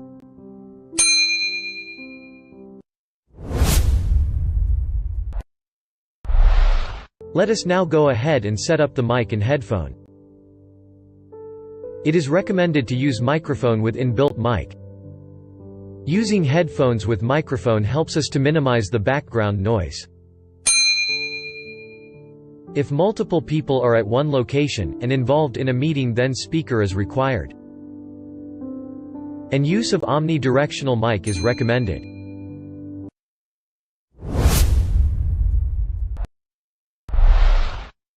Now let us go to dressing sense.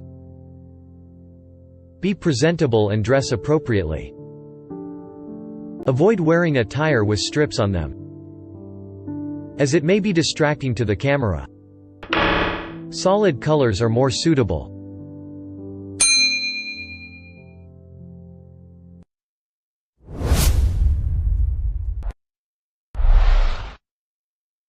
Always arrive for the meeting on time.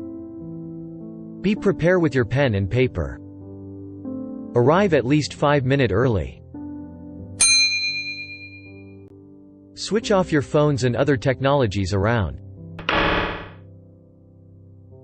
It is recommended to mute your microphone when other persons are speaking, as it will reduce the noise. Do not talk to other person, or play with pen, or shuffle the papers. All these noises will be picked up by the microphone. Keep or body movement minimal as it may be distracting to others. If you're in a group call without video, introduce yourself before you talk. Signal when you want to talk. During video conferencing, avoid speaking loudly. Be real and speak normally. These are a few points one should keep in mind while on video conferencing. If you have any query on this tutorial, please visit our website. Write your question briefly. Someone from our team will answer them. Thank you.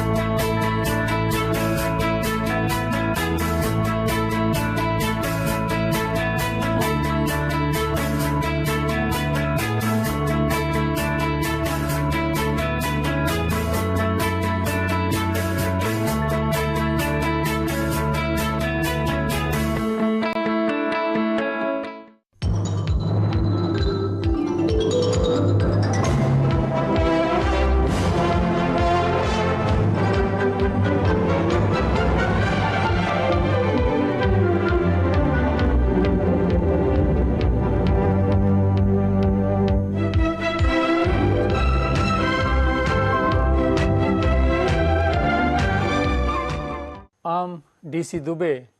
I have been here in the physics department IIT Delhi for nearly 35 years. I shall be taking a course on basic electronics.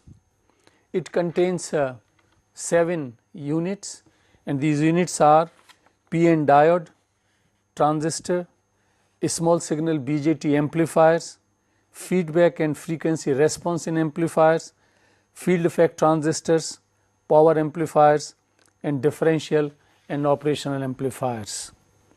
This I am supposed to cover in 40 lectures. So today we start the first lecture, which is, the title is the PN diode, and this will contain a brief introduction about the semiconductors in general, and then the first thing will be how the PN junction is formed, and once the PN junction is formed, what are the properties associated with the junction, how we can calculate some of these parameters like contact potential, depletion, width, etc. So this I shall be covering. Let us start with some few basics of semiconductors. As we all are familiar that there are 2 semiconductors basically, the elemental semiconductors. One is germanium and the other is silicon. Germanium has a band gap of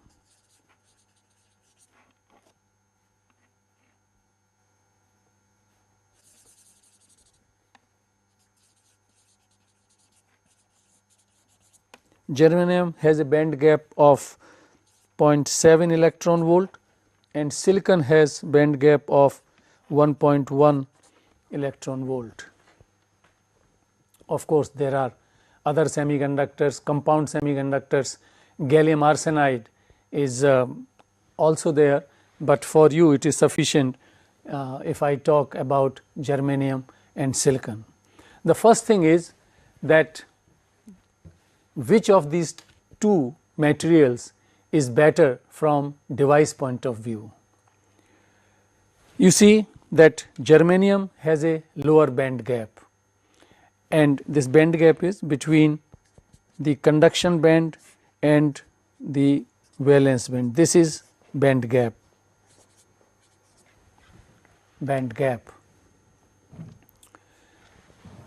Now in germanium the band gap is small, so there are 2 things. One is that because of the smaller band gap, in a pure material germanium and silicon, the germanium will have a higher electron concentration.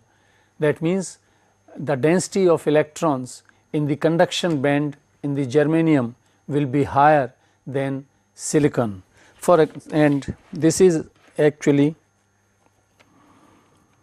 the carrier concentration in germanium at room temperature 300 degrees Kelvin is around 10 to power 13 electrons per cubic centimeter, while in silicon, because it has a band gap of 1.1 electron volt, this concentration in silicon is around 10 to the power 10 electrons per cubic centimeter. Now I often ask the students that which of the 2 semiconductors they feel better, which is better, and many times they tell me that germanium is better because there are 10 to power 13 electrons per cubic centimeter, which is 3 orders of magnitude higher than in silicon. But I want to point out one thing, that when we make device out of these materials, these semiconductors, then there is no positive role to these electrons and holes. Of course, there is no role. The electrons and holes which take part in the process of in the working of the device, those electrons and holes are obtained by doping the pure materials. That we will see, that how we get N and P type semiconductors by doping these semiconductors, and what are the other significant things associated with them. Now, so this is not the advantage for the germanium, that germanium has higher carrier concentration at room temperature or any other temperature. Another point is, because of a smaller band gap in germanium, the germanium devices will be more temperature sensitive. By temperature sensitive, I mean that the performance parameters will have a larger variation, will exhibit larger variation with temperature, and which is again is not desirable, because in our day to day life 40-50 degrees variations are very common.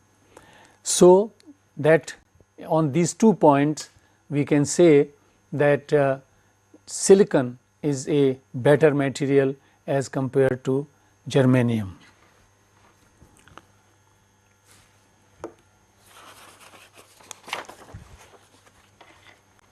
Now,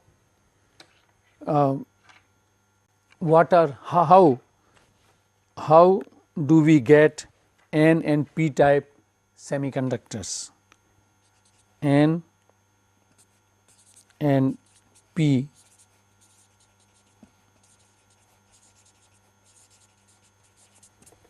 semiconductors.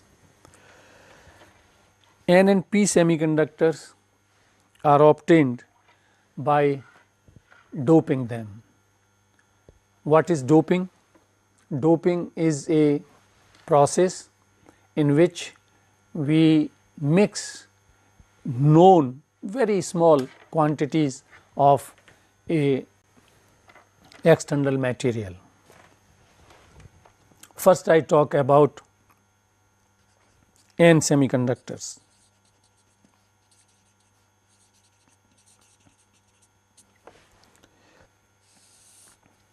For N semiconductor, we require a dopant, the material which we are going to mix with it in pure material. Remember, the doping is very minute, to the extent 1 part in a million or 10 million host atoms.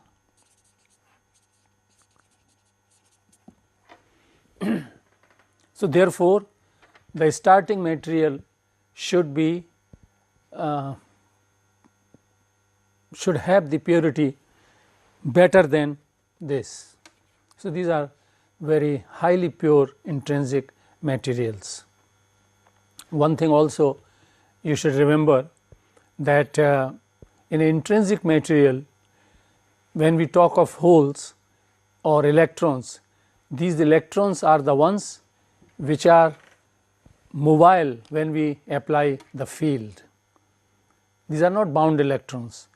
They have come to the conduction band after breaking a bond and leaving behind a energy state, and that vacant energy state is responsible for the creation of the hole.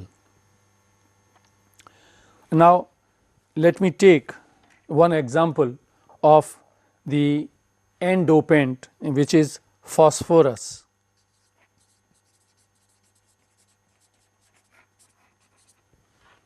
phosphorus has valency 5 and silicon or germanium, for that reason they have the valency of 4. Now, in doping is in such a small magnitude that it does not change the basic structure of the host material. That means that the structure of silicon is not disturbed by the addition by this dopant. Dopant sits at certain lattice positions in the crystal of silicon. I demonstrate you that how we can create this n-type material.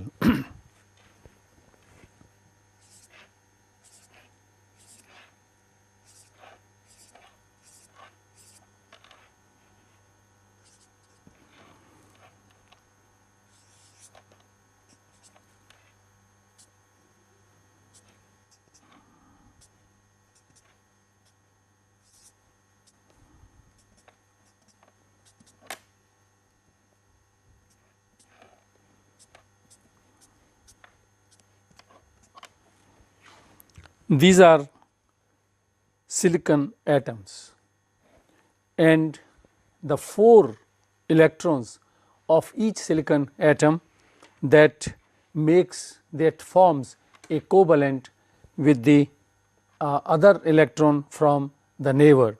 For example, this silicon atom, these are the 4 electrons of this silicon atom, and they form covalent bonding from here, here, here and here. The silicon atoms are there, so they form the covalent bonds.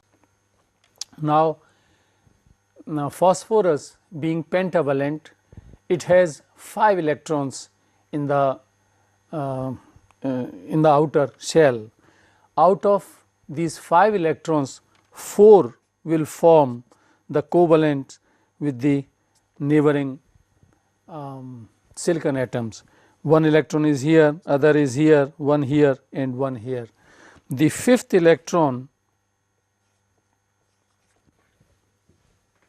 it is extra, there is no energy state available to it, and it is very loosely bound to the parental atom. How loosely bound? Actually, we can calculate as we have done it in the case of the binding energy of the electron in hydrogen, and because there the electron moves in the vacuum, here it will move in the material. So, the dielectric constant, the permittivity of the material will enter, and this permittivity for silicon, the real part of dielectric constant for silicon is around 11.5, and so this electron force to its parent atom phosphorus is reduced further by this amount, by the amount of the real part, the permittivity of the material, and it works out that this is the conduction band edge, this is valence band. There are no energy states for the pure crystal here, but when we dope it, the energy states are created here. These are the energy states of the donor.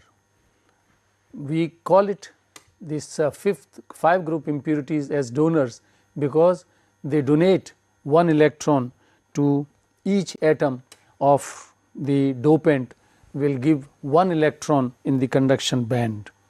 So, the energy states are here, and this difference of energy, while this is the band gap which is of the order of, if we are talking of silicon, this is 1.1 electron volt, and this is a small fraction, this is around, this difference between these two is around 0.05 electron volt. It is a very small energy. At room temperature, the electron, this fifth electron will have enough energy to move to the conduction band. This way each phosphorus atom will release its one extra electron, the fifth electron, to the conduction band. So, at room temperature kT, the thermal energy is enough, and all the dopants can be taken as ionized. You know, when we mix these dopants, they are neutral, but once it gives away its one electron, it is free to move within the material. It is not attached to the parental atom, the phosphorus. So, this becomes a ion. Deficient in one electron, it becomes a ion, a positive ion. Now, there are few things which you should note. One is, in an intrinsic material, when each electron which has moved to the conduction band, it has left behind a hole here. So, therefore, in an intrinsic material, the concentration of electron and hole both are equal, and in this case this fifth electron has moved to the conduction band, but it has not left behind a hole here. So, these electrons will be extra and in excess of the electrons or the charge carriers which were present in the intrinsic material. Now, another thing important, which is very important, that in a N semiconductor, these dopant ions, they have taken a lattice, they take the lattice positions. They are immobile, they remain in the system and they do not move, but still they play a very significant role, and that we are going to see soon. Similarly, we can talk of P semiconductor.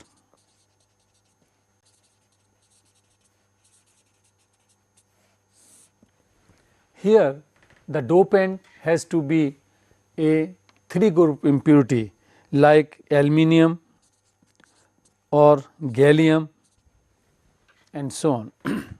Normally aluminium is used. Aluminium has valency 3.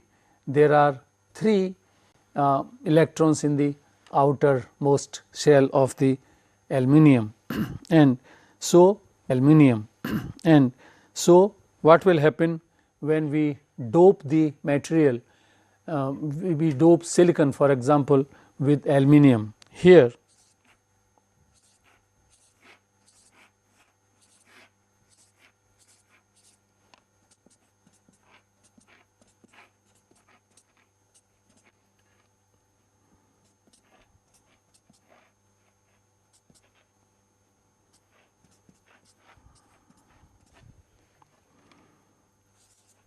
this is aluminium, and here the 3 electrons, they will form covalent bond with the neighboring silicon atoms, and this position is vacant.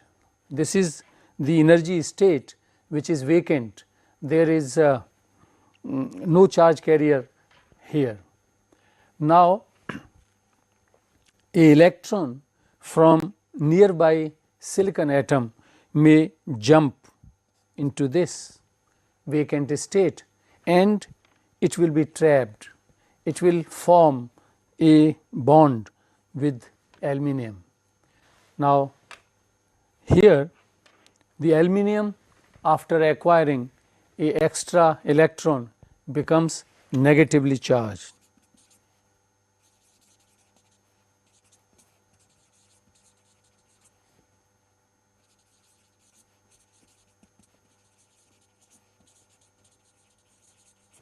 Negatively charged ion, and again it will take the very small energy of the order of 0.05 electron volt for these electrons, nearby bound electrons, to come to this energy state. And so these energy states are conduction band edge, valence band edge, and here. And this energy difference, this is to the tune of, as I said, 0.05 electron volt, or still smaller. Now, that means this much energy is required for this electron to jump, which is available as a thermal energy at room temperature. And so electrons, these bound electrons, they move to these states to make them negative ions, and they create here holes. Again, as I said in the case of the n-type semiconductor, that each electron which was released from the fifth group impurity atom, the dopant, that was in axis and in the axis over the thermally generated charge carriers otherwise. That means as it happens in the intrinsic semiconductor. So, and here this electron, when it moves to this impurity energy level here, it has not left, it does not leave any electrons, it does not release any electrons in the conduction band. So this material will be rich in the hole density. This is called, third group impurity is called acceptor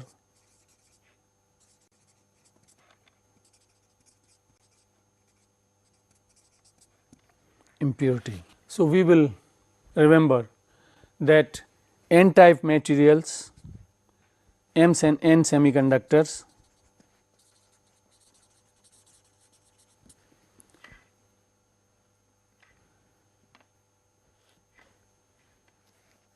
they have majority of electrons,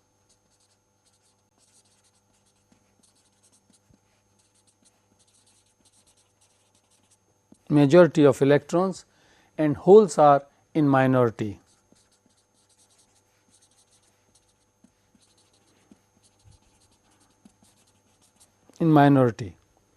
And in P semiconductor,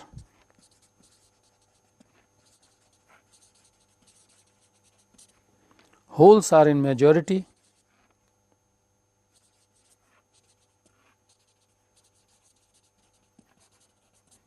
and electrons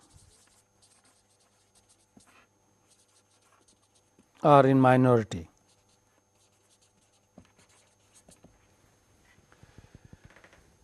Now we can talk about the conductivity of semiconductors.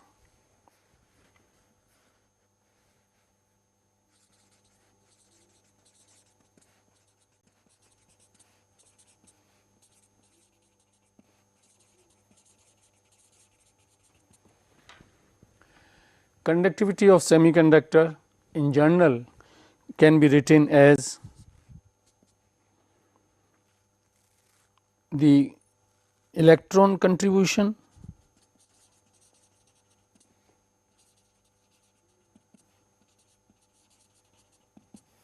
plus hole contribution.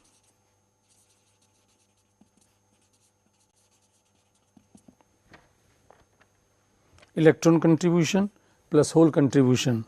Therefore, this is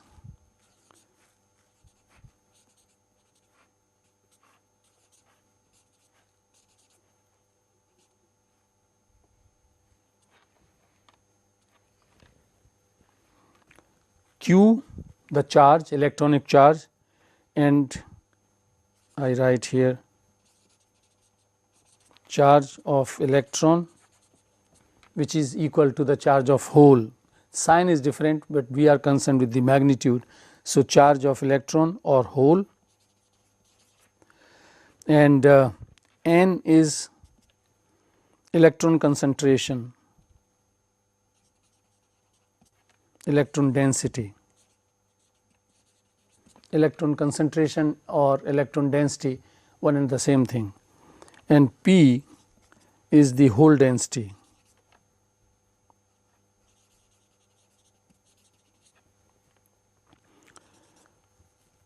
These are they are expressed in number of electrons, for example, per cubic centimeter.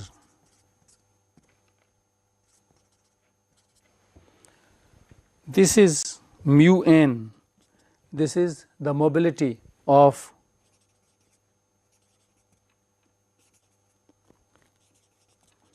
electron, and similarly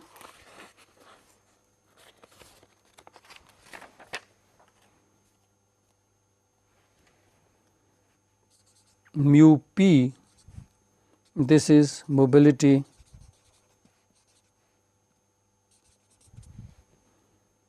of holes, and this is expressed in practical units are centimeter square per volt per second.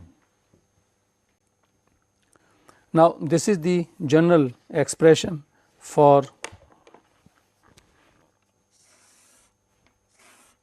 the conductivity.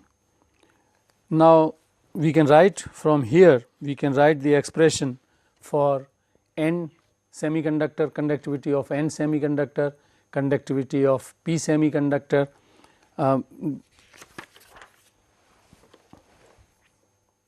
The conductivity for n semiconductor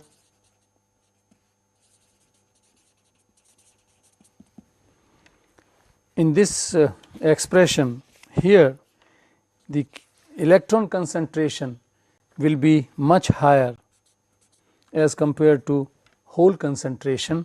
So, this term will be negligible, so will be several orders of magnitude smaller than this term.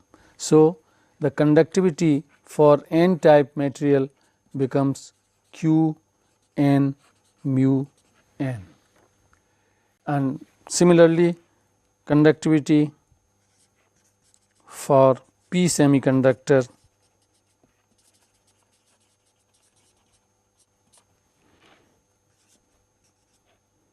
this is Q p mu p, and conductivity is expressed as in practical units ohms centimeter inverse. Now, we talk about the currents in semiconductor.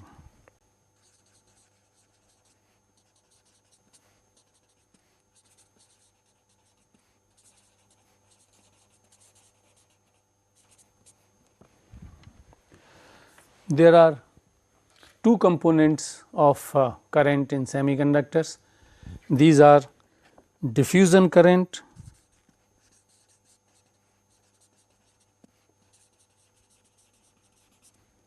and drift current.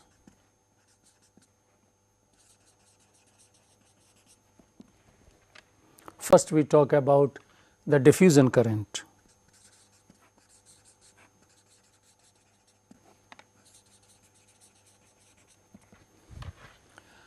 Diffusion current arises as a result of carrier density variation.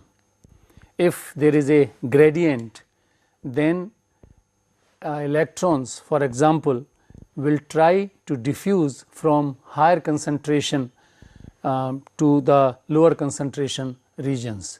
This is a natural process, like when there is a smoke in the environment, then a smoke, that is the concentration of carbon particles, but then gradually they diffuse to the regions where the carrier concentration is much less. So, this arises because of the concentration gradient, and this can be represented current density due to diffusion of electrons. This we write as Q dE dN by dx. This is the gradient. If there is no variation, this factor is 0, a current due to diffusion will be 0. This we can show like this. This is distance and this is electron density.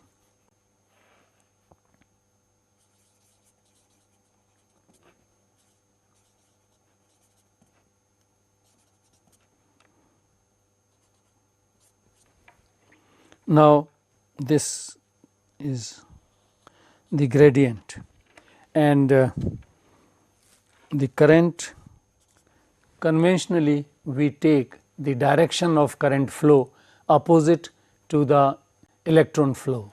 So, this will be the diffusion current and this is J diffusion due to the electron. We can write a similar expression for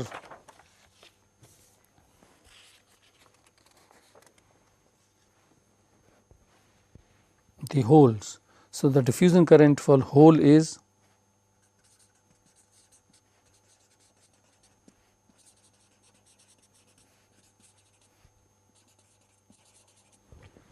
this can be written as diffusion because of holes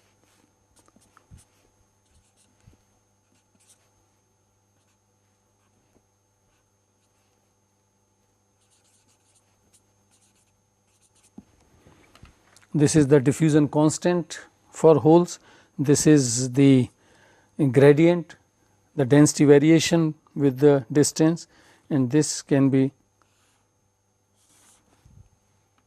this is distance and this is hole density.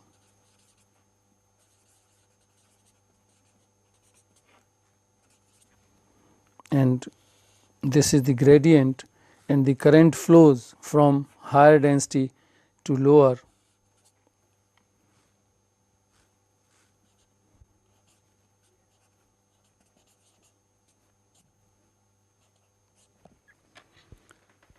Current flows in the direction of holes, and of course, hole movement because of the opposite charge, they move in the opposite direction to the movement of electrons. Now, with this kind of revision, we are in a position to go for p-n junction formation.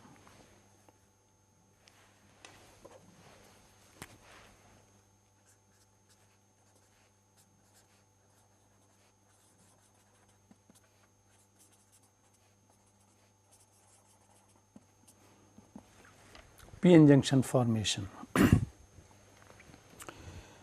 If we have a silicon crystal which is doped on one side with the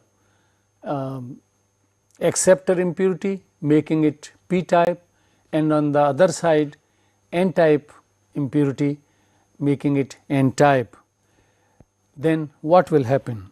So, let us draw a crystal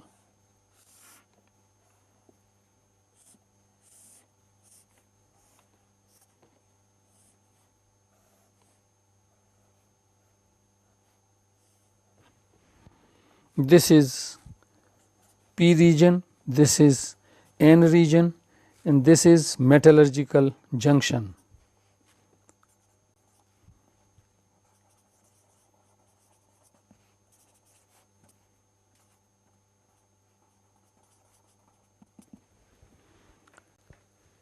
This figure is in 3-dimensional, but normally it is sufficient to draw it in 2 dimensions. So, this is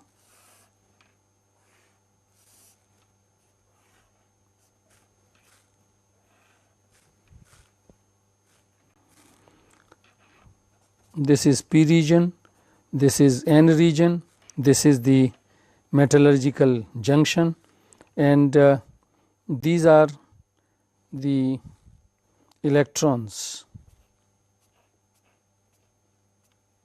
and with them there are negative ions.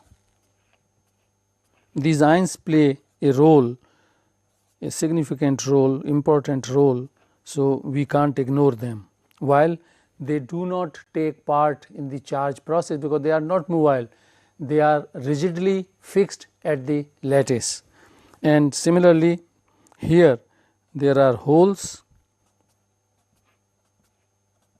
and there are positive ions.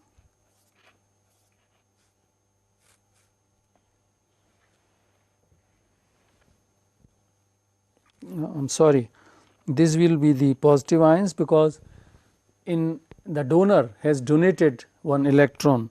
So, these are the positive ions,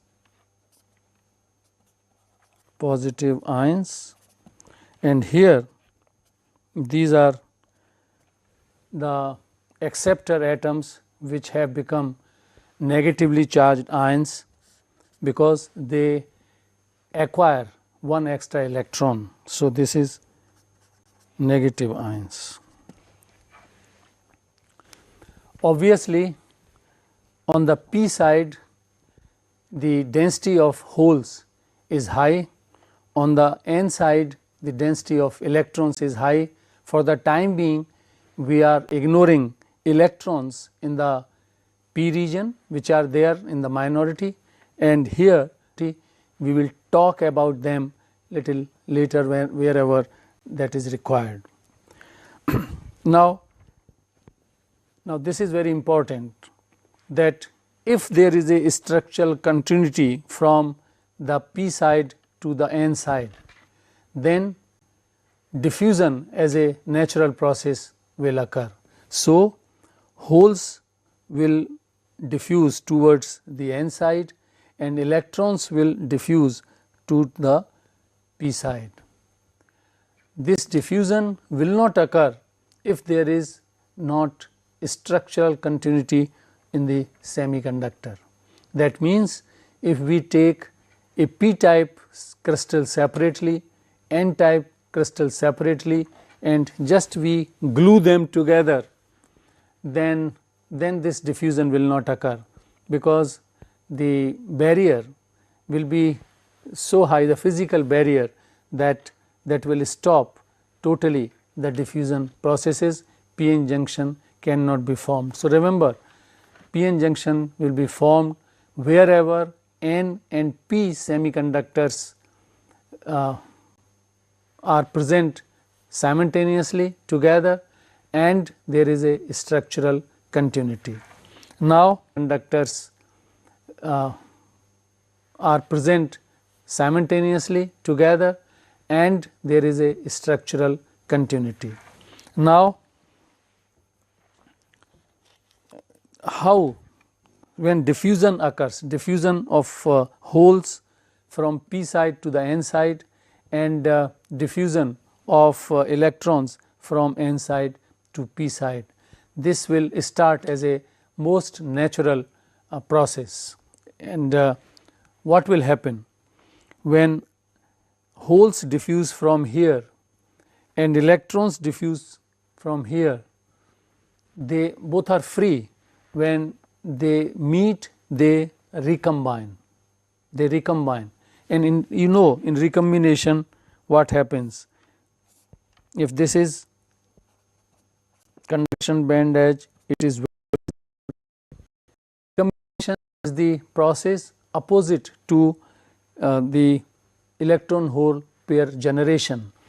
If this electron moves to the conduction band, a hole and a electron is generated. This is the generation process. Similarly, when holes are moving, electrons are moving, they will recombine, and in a direct recombination, if this electron meets a hole, it recombines. So, in the recombination, electron disappears and this hole is no hole then, because then it is just a electron. so on. Therefore, due to this diffusion, a region will be created on both sides of this artificially imagined metallurgical junction, and that region will be devoid of mobile charge carriers. The situation can be illustrated like this.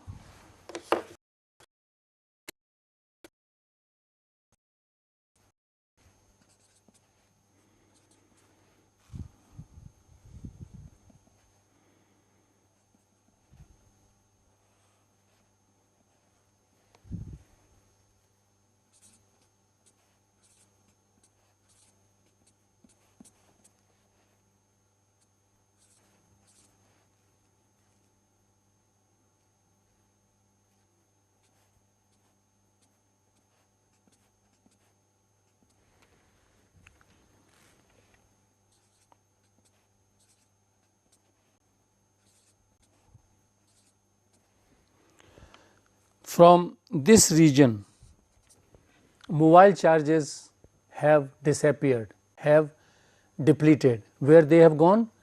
The holes and electrons met here and both recombined, and as I just now explained, that in recombination the electron disappears in the sense it is not in the conduction band, and the hole is also not there, because then it becomes a bound electron in the valence band like many other electrons. So, this region is devoid of mobile charge carriers. It is devoid of mobile charge carriers. It is a high resistivity region and it is called depletion region. This is called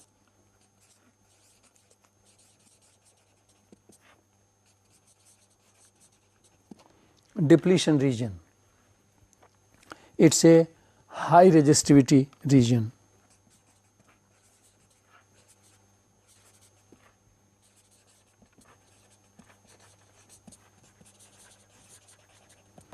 High resistivity region. Why high resistivity? Because resistivity of any material depends on the density of mobile charges.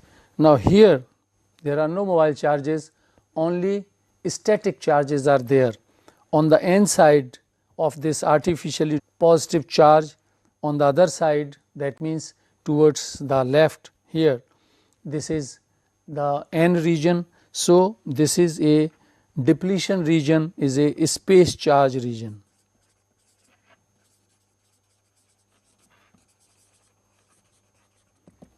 Here this is neutral. There are ions here too, and here the negative ions, but these positive ions are their effect is neutralized in general because of the mobile electrons. Here the effect of negative ions is neutralized by the presence of holes. So, overall, if we look in any segment of the regions away from what we call the junction, this is neutral. Similarly, this is neutral, but this is not neutral. Here the charges which were neutralizing the effect of these charges, they have been depleted. So, this is depletion region, which is a space charge region, it is a high resistivity region, and actually this is junction. This is from here to here, this is junction. This is junction. And a very pertinent question, till how long this diffusion of electrons from right to left and holes from left to right, it will continue. There is another process which is coming out, that diffusion will constitute the diffusion current, but now this space charge will give rise to a field in this region with this polarity. This is electric field.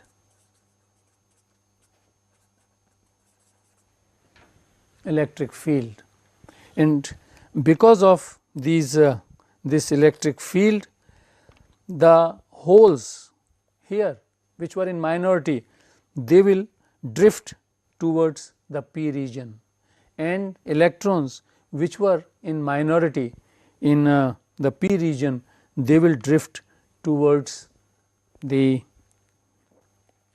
n region, and that will constitute what we call drift current. Now, the junction comes in equilibrium when drift current is equal to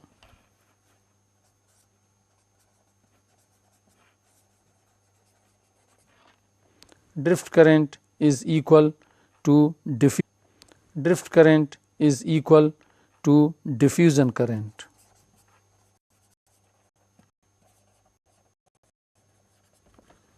Diffusion current. So, here there is a equilibrium which diffusion stops, drift stops. This thing is currents.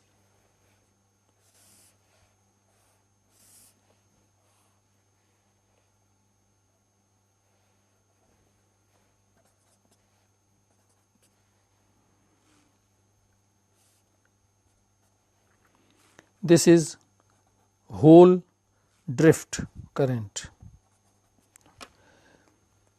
and electron drift.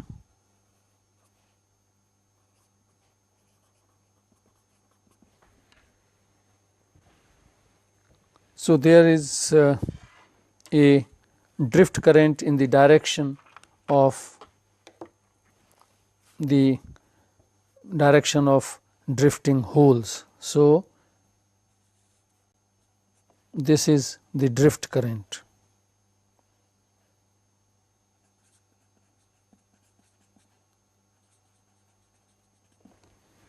Similarly, there will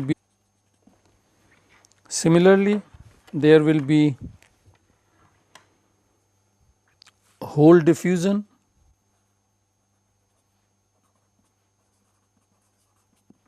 and electron diffusion, and that will give rise to diffusion.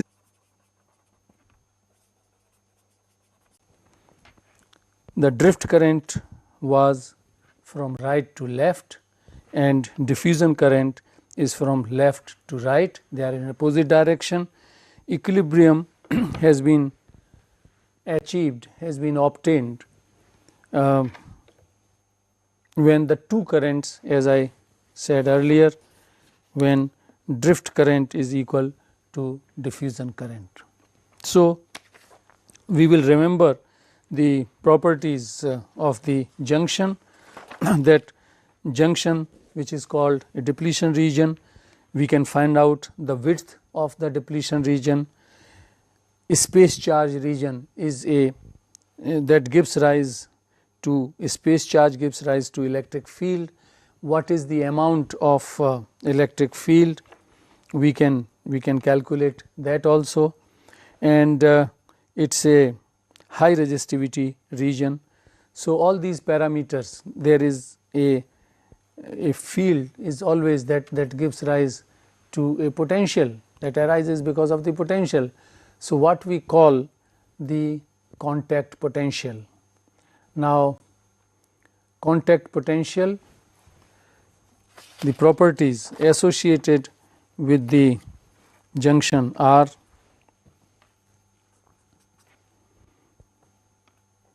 the field in the junction,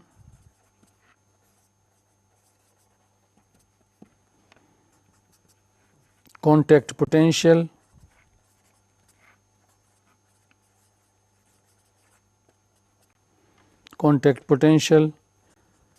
depletion width,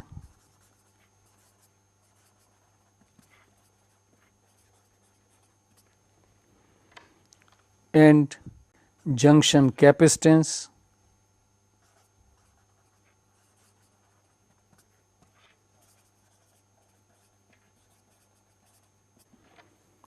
like that. These are the properties associated with the junction.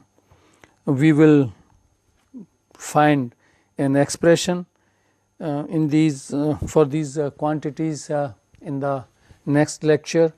We will also talk from another angle, from potential energy point of view, how what the diffusion and drift will do, and how a barrier is created in equilibrium that will prevent the flow of holes and electrons.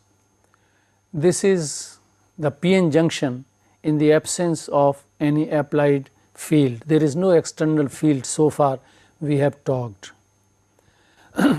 Now, one more fundamental thing I tell you, which will be required in the case of the further explanation, that when we talk of electron energy and hole energy, then we demonstrate that the electron energy increases in this direction. This is electron energy. For example, electron potential energy, electron potential energy. But the whole potential energy is that goes in the opposite direction. This potential energy is that goes in the opposite direction. This is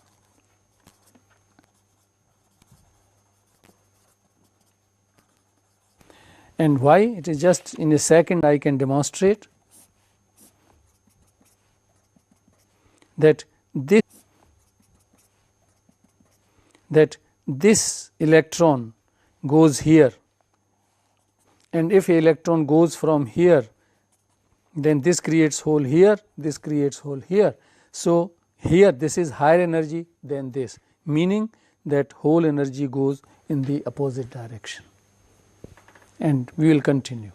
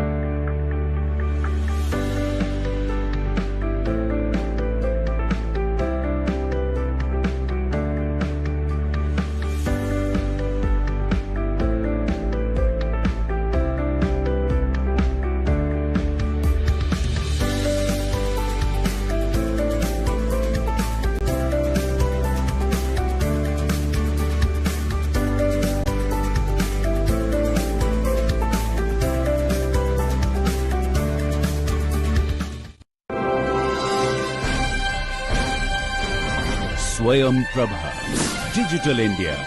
Educated India.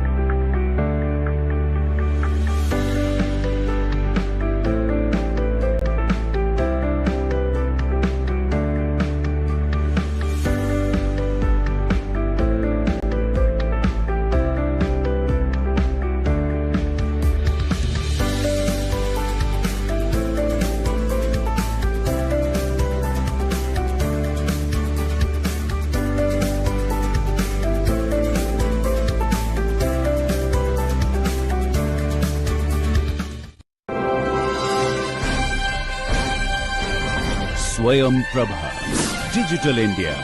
Educated India.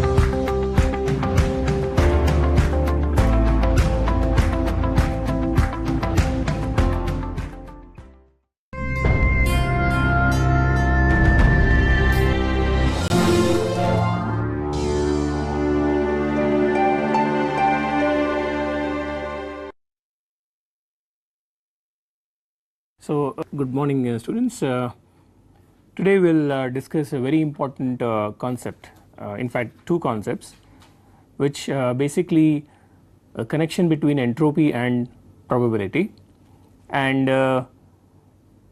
this is the first time I will in this course derive from first principles the connection between entropy and probability.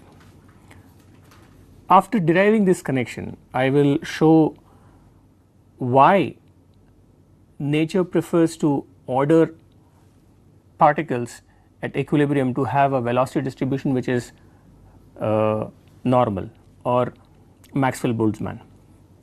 So, you know that if you look at a system which is isolated and has been given sufficient amount of time to evolve, the velocity distributions, for example, for particles in this room will be normally distributed.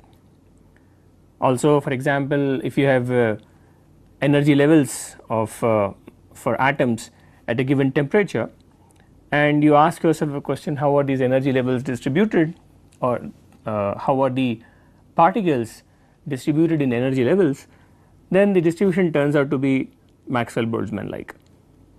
Why is it always Maxwell-Boltzmann for systems at equilibrium? And the answer lies in entropy maximization. We shall see in the lecture that there are these distributions, the only distribution which maximizes entropy are the Maxwell-Boltzmann distribution. Okay, so, we will derive this formally, and that is going to be the second half of this lecture. So, I will start with, so I will write down the basically the focus of our present lecture. So, I am going to talk about entropy and probability,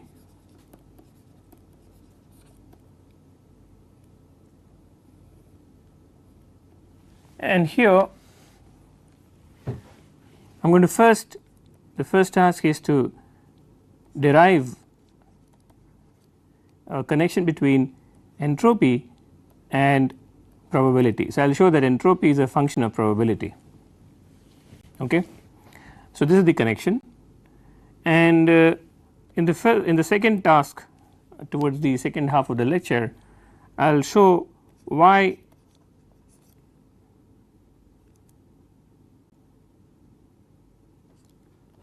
why nature prefers Maxwell Boltzmann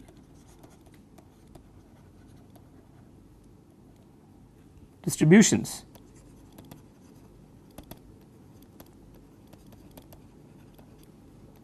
at equilibrium. Okay.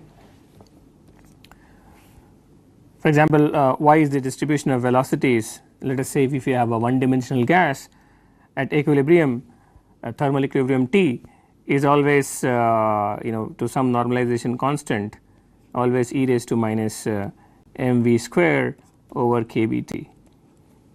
Okay. Why not something like e raised to minus some alpha times v exponential. Okay.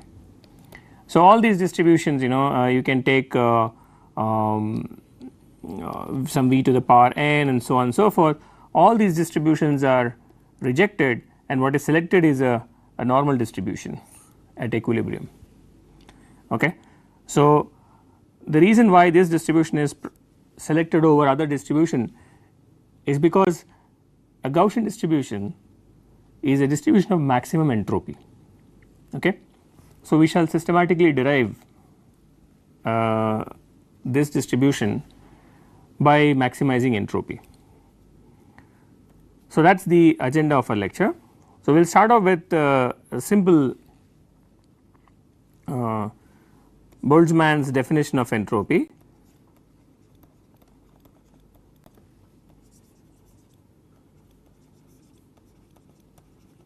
Remember, the task is to connect entropy with probability. So, we will start off with the definition of entropy given by Boltzmann. So, Boltzmann gave us the prescription of entropy, that it is logarithmically related to the number of accessible states. So, this is the famous connection between number of states and the entropy for any system given by Boltzmann. Okay. Now, why not we take, why didn't Boltzmann take something like e raised to omega or as going as some omega to the power n?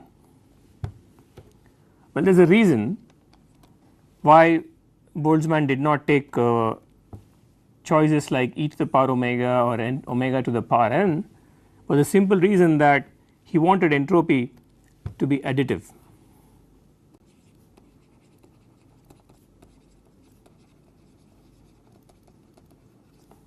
Or extensive, and we shall see why logarithmic dependence on number of states makes entropy naturally extensive. Now, suppose you take a system and call it let us say you have two systems A and B. Our system A can exist in, let us say, omega A number of states. Okay. So, number of states for our system A is omega A. I am going to write it outside so that the figure does not become busy. So, this system has these many states, and let us assume that the system B has access to omega B states. These are the number of states. Okay. So, one can say that the entropy of system A is like ln of omega a, the natural log of omega a, and similarly entropy of system B is like ln of omega b. Fine. So, one would ask a natural question, what is the joint entropy or total entropy of the joint system, and I am called the joint system as A plus B. Okay. So, this would be definitely, this would certainly go as ln of, I am dropping the constant prefactors. Okay, the Boltzmann constant has been dropped, we have taken Boltzmann constant to be 1. So, you can take it as ln of omega A plus ln of omega B. Okay. And then you can write it as ln of omega A times ln of omega B. So, I am basically writing down the entropy to be additive, because that is what I want. It should be an extensive quantity, it should scale with system size. So, if I double up the system, the entropy is expected to double up, and so I have simply added the two entropies. What it has given me is a logarithm of the product of the number of states in each of the system, and this is precisely nothing but, if I call it as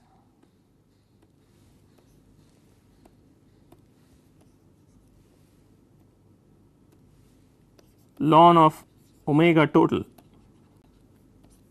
where omega total is the total number of states accessible to the joint system. So, if you have first system existing in 5 states and the next system existing in 6 states, a joint system would definitely exist in 30 different states, which is precisely what is written here. So, hence you expect S to be logarithmically related to the number of states accessible to a system. So, any other combination, any other mathematical formulation for entropy and total states will not lead to additivity. Okay. So, this is the nice this is the reason why Boltzmann has taken entropy to be logarithmically related to number of states. It makes entropy naturally additive. Okay. So, I will write down the conclusion.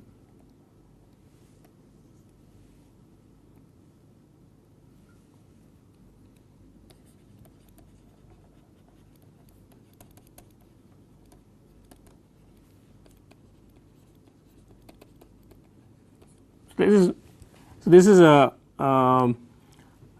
reason why you take entropy to be logarithmically dependent on the number of states. Now, like I said, we are chasing a connection between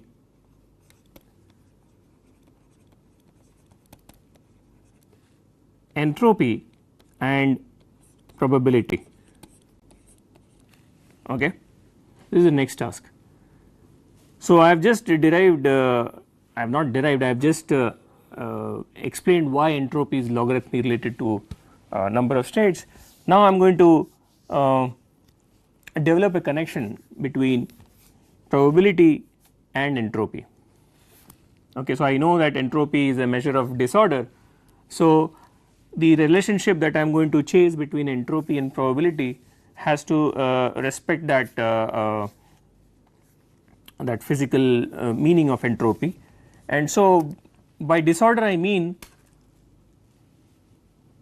higher access to number of states, okay, or access to a higher number of states, a larger number of states. So, certainly if you go into a classroom and you are 5 students, let us say, and you go to a classroom and you see 5 benches, and the benches are wide enough to accommodate only 1 student. What you will do is you will basically go and sit in each one of the benches and all benches will be occupied. So 5 benches, 5 students, each one sitting in one bench, because a bench can accommodate only one student. If a professor walks in, he says that okay, 5 benches and 5 students, it is an ordered system. Okay. But imagine these 5 students went into a class which had 50 benches. Now they can sit anywhere, they could sit together or they could sit far away from each other. So if now somebody walks into the class, they may see a certain configuration where the students are all sitting at random locations in 50 benches, 5 of them sitting at random locations. So naturally the second configuration is more disordered than the first configuration, and here the disorder simply arose because you gave more number of states to these 5 students to sit. If you had given them less number of states, they would have been more ordered, like the first case. So clearly disorder can be in some sense connected to total number of states available. So increase the number of states, you increase possibility of disorder. Okay. So I am going to take the example of dice. Okay. So we all know a dice is has 6 faces. So let us say you have a unbiased dice, okay, like a dice is like a cube having 6 faces, okay, and let us say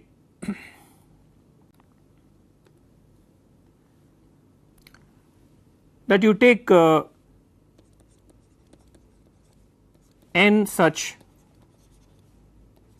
dice, okay. So you have taken n such dice. So you take the first dice and you take the second one and you take the nth one, okay, first, second and nth, and you roll them, roll all of them, okay. So the first dice may show let us say it may show, I am going to write only the outcomes here. So the first dice may show an outcome, let us say 6, the second die may show an outcome 5, the third die may show again an outcome 6, so on, and the last die may show, let us say, an outcome of 1. And these are the outcomes, okay. So is the experiment clear to you? You have taken n dice and you have rolled all of them. So the first die gave you 6, the second die gave you 5, the third die gave you 6, the fourth die gave you 4, and the last die gave you 1. So it is like what I have written in front of you here is one state of the n dice system, okay. So this is so these are the outcomes. So I will call this as one possible state of the n dice system. This is one possible state. So if you want to classify this state, okay, you can classify this state, this one state,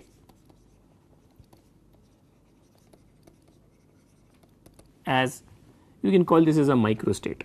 So you can say that this one state can be classified as, you can count the number of 6 that you had, or count the number of 1s, count the number of 2s, count the number of 3s, and up to count the number of 6. So you can say how many dice give you the outcome 1. So that is n1.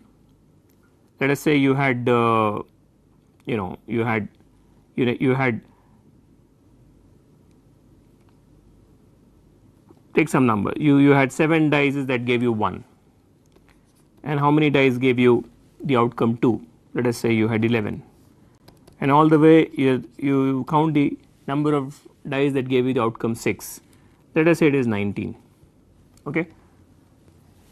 And we know that summation over all the different phases, some of these NIs should be the total number of dice, okay, which is the total number of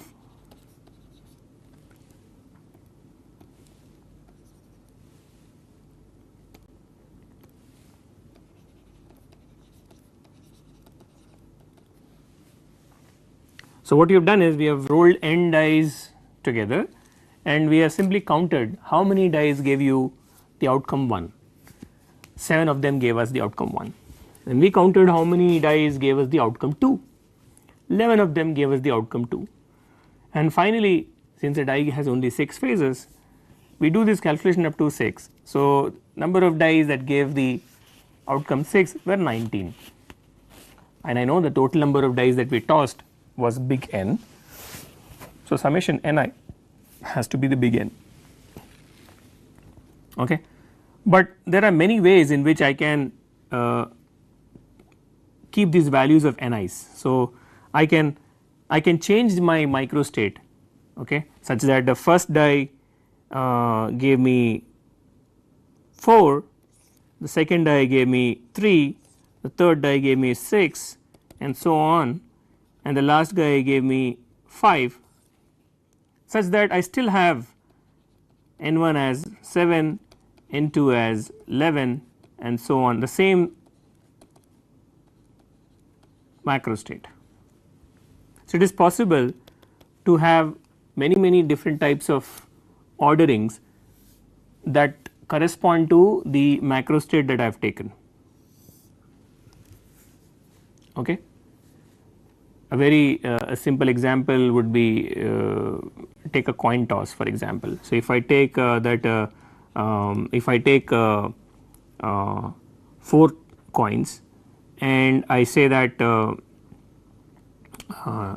number of heads, so I take let us say 4 coins, so n equals to 4, and I say that number of heads are 2 and number of tails are 2, such that NH plus NT is 4. How many ways can you have it? Well, you can have let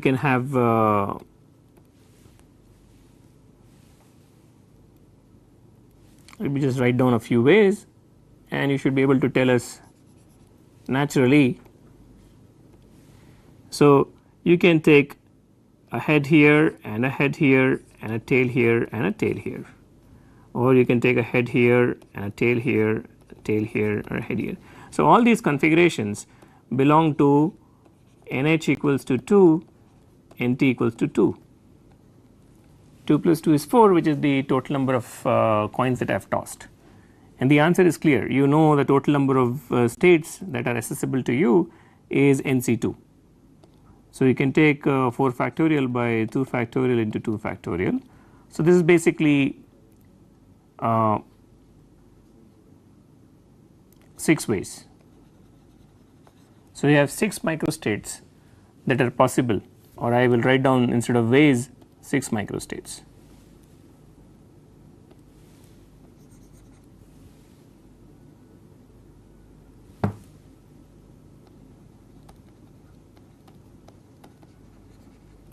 Okay. So, that was a simple example from a coin. Let us go back to our example of the dice. So, like I said, if I have tossed the die n dice together and I have simply counted how many times I got the outcome 1 and how many times I got the how many dice gave me the outcome 2 and how many dice gave me the outcome 6.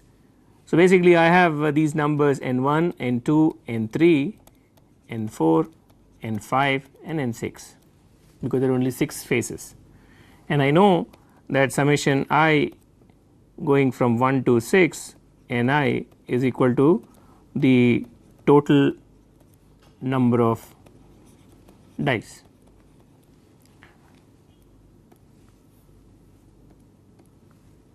That were tossed together. Okay. So,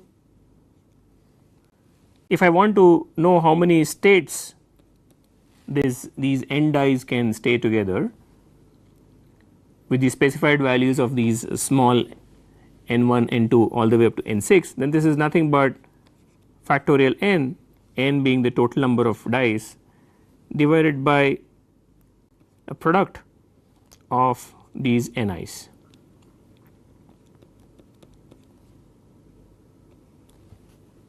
Okay.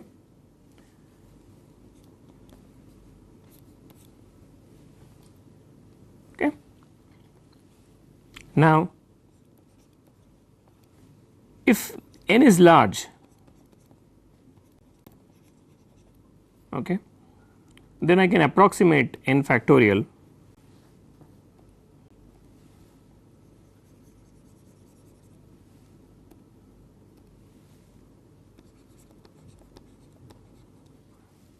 then I can approximate n factorial as n by e to the power n. This is called as a Stirling approximation.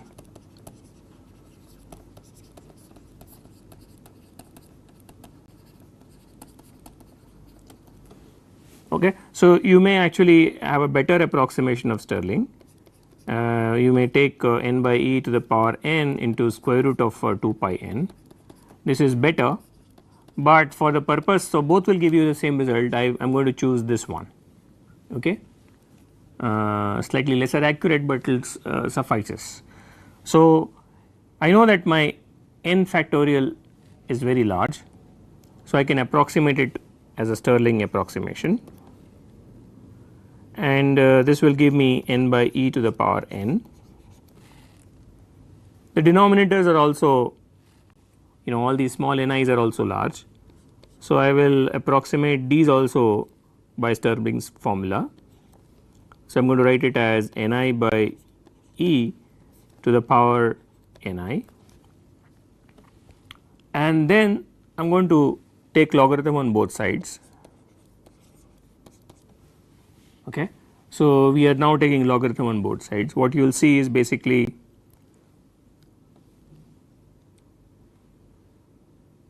and I know that this is nothing but entropy over Kb from the Boltzmann's prescription. So, if I take the logarithm of n, the expression splits up into 2 logs,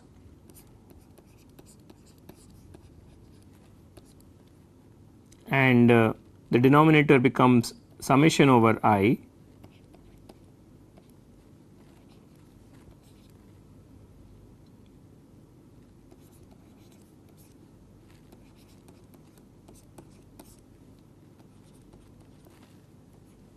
okay, and you can write now this as S over Kb. Now, it is just a matter of simplifying things, and log e to the base e is taken as 1. So, this is nothing but n log n minus n, that is the first term, okay, minus summation I going from 1 to 6. I am going to write it as ni log ln ni minus ni, okay. And what you can see, so this entire thing is summed over I, and since I know that summation over all ni's is my total number of dice.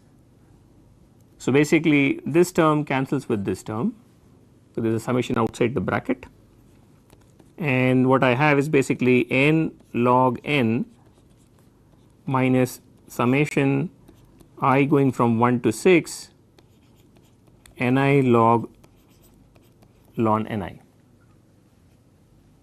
okay, because summation Ni is big N, right. So, I need to simplify this further, which is very simple. What I will do here is basically divide this by N and multiply this by N,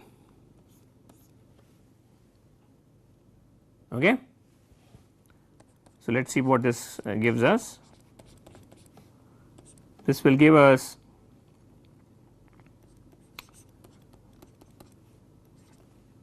Ni log Ni by N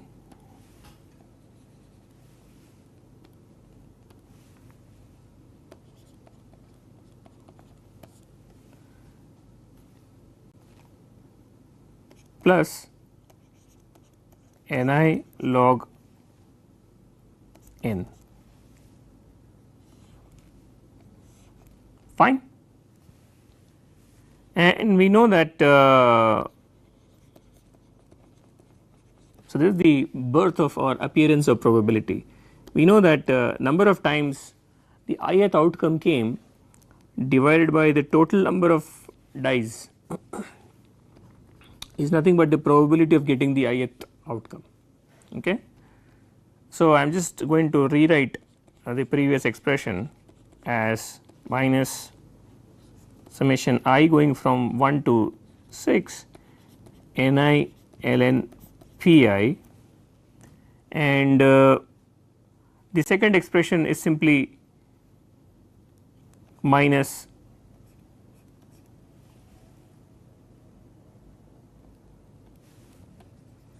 I am just going to split the summation into two summations.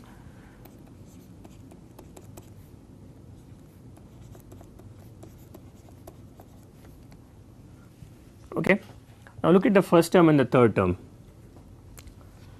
This is a constant ln N, okay, and summation I going from 1 to 6 Ni is nothing but N, okay.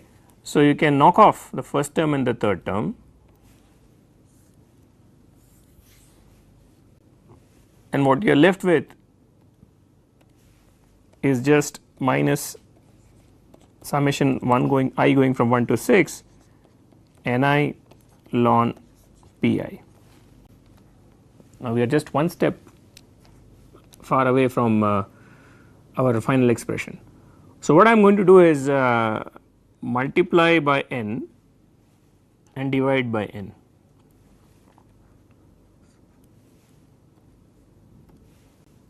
So, I add a minus N here. So, I have multiplied the entire thing by N and I have divided each term in the summation by N, same thing. The entire thing has been multiplied by N and the entire thing is nothing but sum of N terms or 6 terms. So, I divide each term by N. So, this is nothing but minus N summation I going from 1 to 6 Pi ln Pi.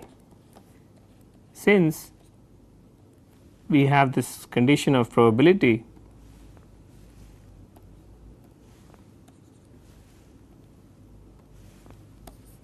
the probability is defined as Ni over N, okay. So, now we have this connection. So, the left hand side was S over Kb as minus N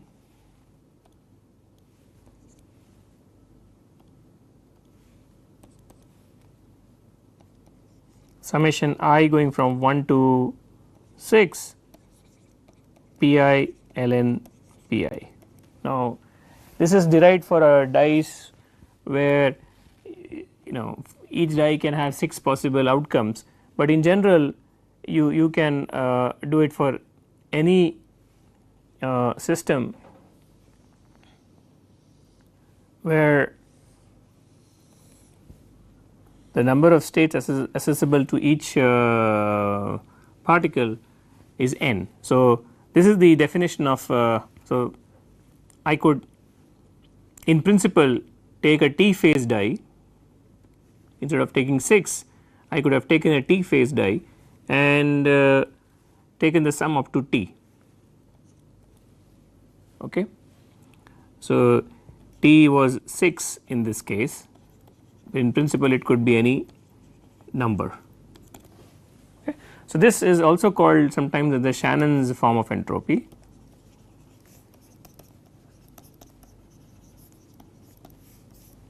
That is a beautiful relationship between probability and entropy. Okay. So, this is the connection between probability and entropy. Now, we were focusing on our second agenda was to basically maximize the entropy and as a function of probability and find out which probability density is the maximum of the entropy. So, the next topic is the entropy maximization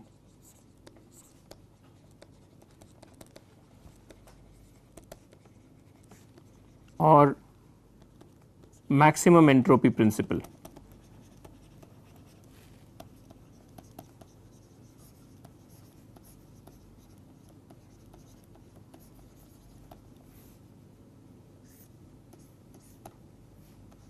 Okay.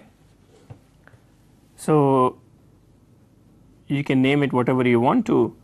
The agenda is nothing but find distributions, probability distribution that maximize entropy. Now, this is a subject of optimization under a constraint. I am optimizing something, I am optimizing entropy under certain constraint, and I will basically highlight what is meant by these constraints. Okay. So, basically mathematically this is a problem of optimization. So, I am going to basically take an example and explain this point. Okay. So, instead of directly optimizing entropy, I will take a random function. Let us say I have a function f of two variables x and y. Okay. And is some function,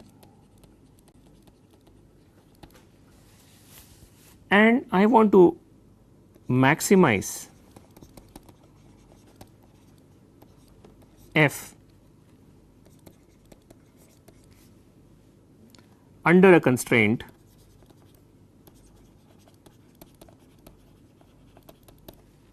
that some g of x y equals to 0. This is my constraint. Okay. So, this is where you can use a method of Lagrange multipliers.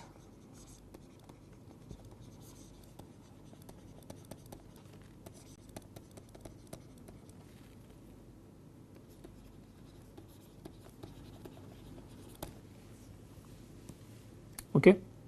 So, let me demonstrate this method. So, the method of Lagrange multipliers simply states that you construct a Lagrangian, okay, some sort of a Lagrangian,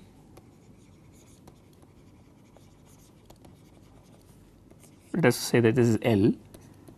This is written as our function f minus lambda, which turns out to be a Lagrange multiplier, into g, which is our constraint. Okay. So, this is the Lagrange multiplier,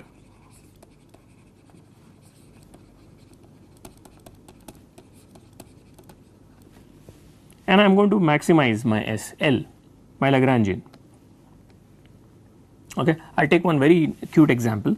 So, what you do is basically you say that I will take derivative, since L is extremized, I am going to take derivative with respect to x, and this will be del f by del x minus lambda times del g by del x, and I am going to take derivative of L with respect to y, and get del f by del y minus lambda times del g by del y, and naturally I can also take derivative with respect to lambda, which in this case will just give me L g, which is 0, and that is my constraint.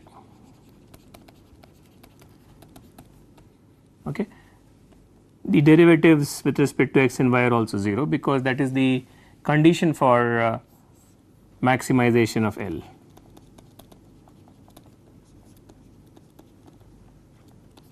Okay. So, these derivatives, so the values of x and y that give me these derivatives as 0 are the values that maximize f. Okay. Let us take a simple example. So, if I ask you, if you take a circle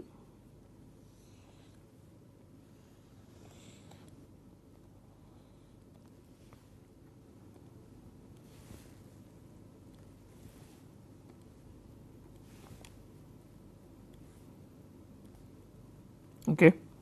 So, let this be a circle of some radius c. So, the equation of circle is x square plus y square equals to c square, and I ask you a simple question. Let us say this circle is centered at the origin,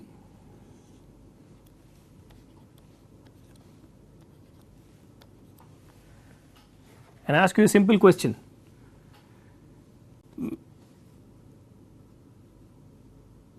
What is the point on the circle where x plus y becomes maximum?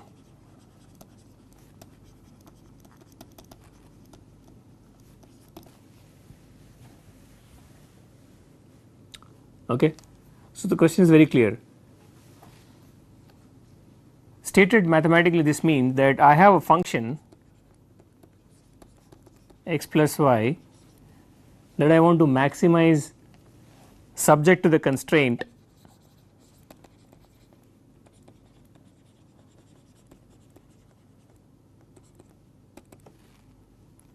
my constraint is g of x y, which is equal to x square plus y square minus c square equals to 0.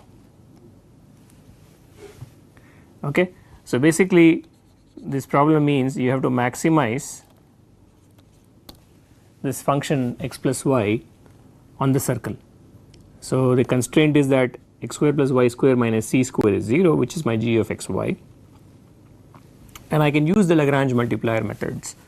So, I will say that this is my Lagrangian as I defined earlier, f minus lambda times g. Okay. So, now you can write it as x plus y, our function, minus lambda times x square plus y square minus c square. Okay. Take the derivatives with respect to x, and this will give you 1 minus twice x into lambda. Take the derivative with respect to y, these are partial derivatives. So, you will get again 1 minus twice y lambda, and the third equation basically is del L by del lambda, which is nothing but our constraint x square plus y square minus c square equals to 0. Okay. So, you have to solve these three equations, and the x y that you get are the values of x and y where the function x plus y is maximum.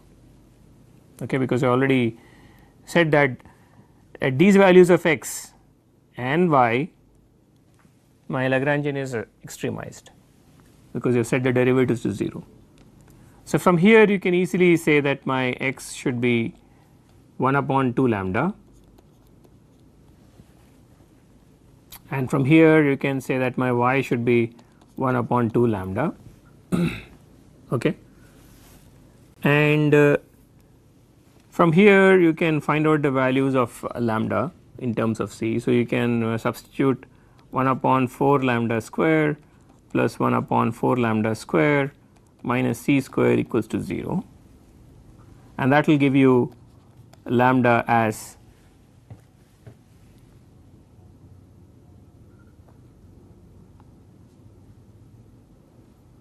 plus or minus square root of 1 by 2 into 1 by c. Okay. So, now you can see the answer. So, you can take if the circle was a unit radius circle, then c square would have been 1 for a unit circle,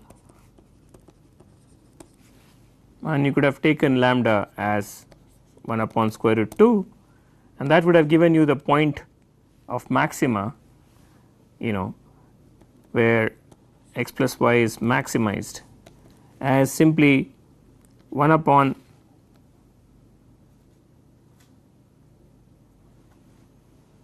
square root 2 by 1 upon square root 2. If you put the values of lambda as 1 upon square root 2, you get these values. So, basically on a unit circle you would have been you would have maximized x plus y here at pi by 4. So, this was the x axis, this was the y axis, this would have been 1 upon square root 2, this would have been 1 upon square root 2, the sum of x plus y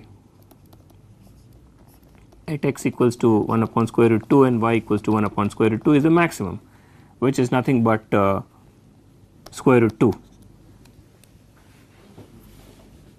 okay, which is more than 1. So, if you had taken a point here, that would have given you x plus y as just 1. If you had taken a point here, your x plus y would have been 1, because their y is 1, x is 0. But if you take it here at theta equals to pi by 4, x plus y comes out to be square root 2, which is a maximum, right. So, let us extend this procedure to find out maximum entropy distributions.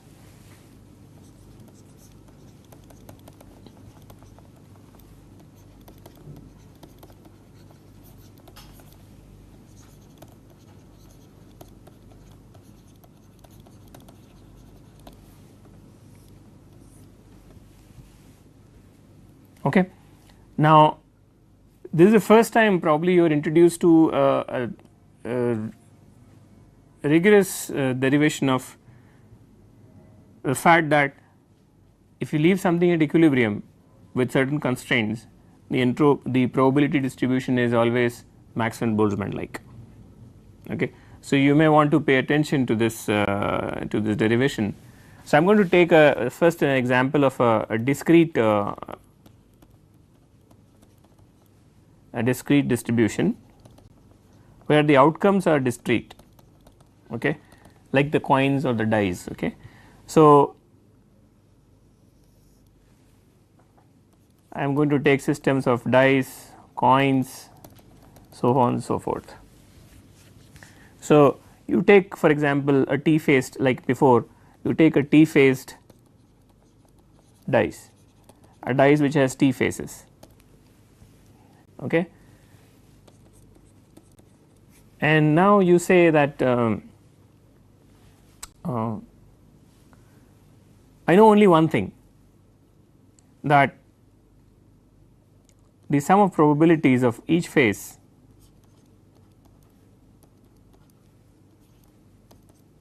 is unity. Okay. So, in some sense you have a constraint here, I call it as G of P Pi in fact as simply summation I going from 1 to 6 Pi minus 1, right. So, we have a t phase die, so we are generalizing it, correct. Okay. You can take t to be 6, I am leaving it as a variable. So, this is my constraint, okay. And my function that I want to extremize or maximize is basically the entropy. So, my function of probabilities are nothing but the entropy, which is, I know entropy over I will say I will take it as nkb, S upon nkb is the function that I want to maximize. It is nothing but minus of summation I going from 1 to t pi ln pi, okay. And here, because this is a function of all the variables p1, p2 all the way up to p of t, I am going to say this is a entire set p of I.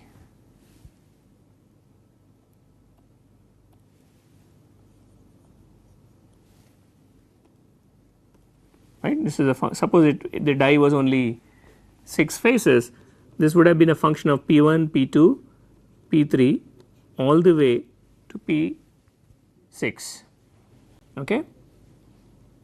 This means that this is a multi-valued so no, it is a multivariable function, both f and g. Now, if this is a constraint that the probabilities are normalized and you want to maximize your entropy, so we are going to maximize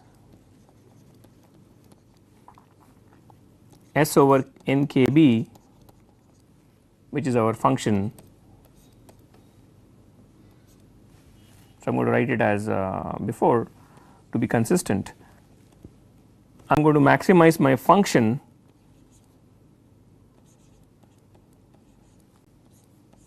which is nothing but S over nkb subject to the constraint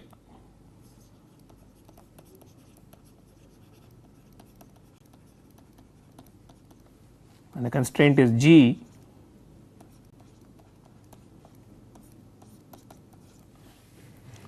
then I can use the Lagrange multiplier method. So, I can define a Lagrangian which is my function minus lambda, lambda being the Lagrange multiplier, f minus lambda times g, prescription remains the same, okay. And you know that my variables are these are my variables on which my function is you know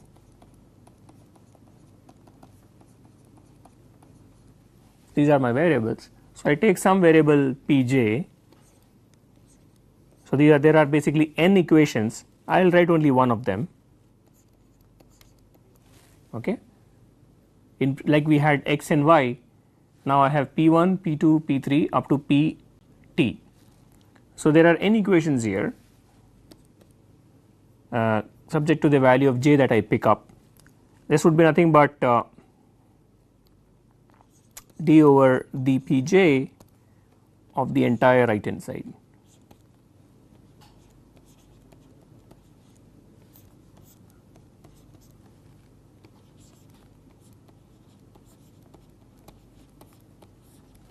Okay.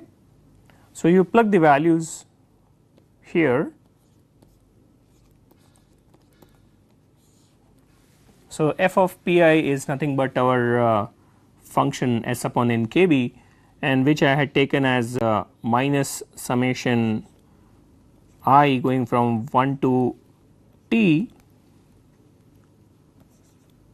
pi ln pi, and lambda times the function g was taken as summation I going from 1 to t p of I minus 1, okay. That was my function g, fine. So, if you take the derivative with respect to Pj, see only one term in this summation where Pi is equal to Pj will contribute. So, that is what I am going to take. So, this would be all other i's will go to the derivatives of all other terms where I is not equal to j will go to 0, only the term I equal to j will contribute here, and that will simply give me 1 plus ln Pj, and here it will give me lambda times 1, okay, and this is equal to 0 because this is derivative of the Lagrangian with respect to Pj, that is our condition, okay, is Pj is the maximum of our f, which is nothing but S over NKB.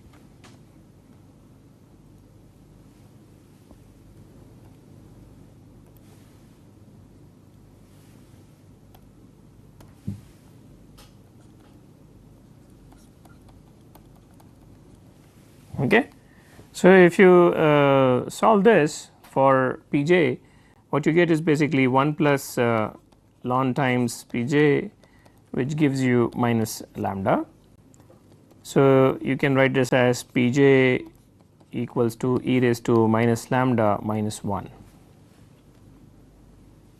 So, the left hand side depends on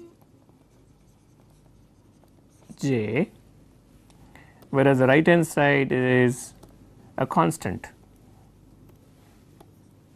So, what can you say about this? What can you say? You pick up any face of the die, its probability is the same. So, what can you tell about such a dice which gives you same probability for all the faces? So, the dice is basically implies that it is an unbiased dice, each face has equal probability. So, the probability of the jth face comes out to be a constant. You pick up any j, first phase, second phase, third phase, fourth phase, tth phase, they are all the same, e raised to minus lambda minus 1. Lambda is a constant. So, the probability of any phase is a constant. So, this is an unbiased die. That is an important result, which is going to normalize it. So, what I am going to do is normalize this probability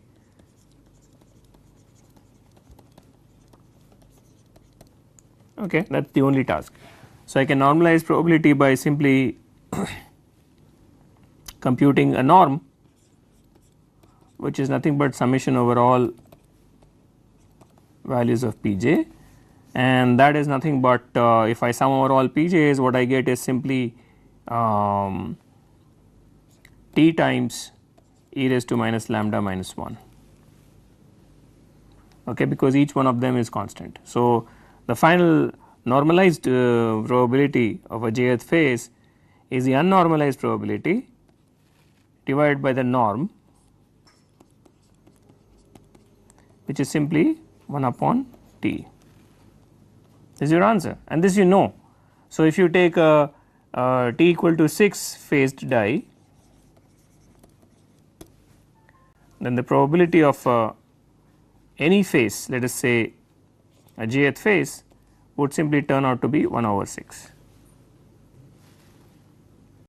So, what we saw here is that if you leave the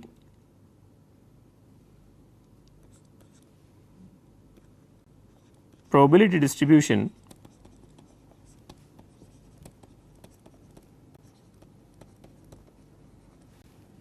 without any constraint, apart from the fact that the probability distribution is normalized, if that is the only constraint you have,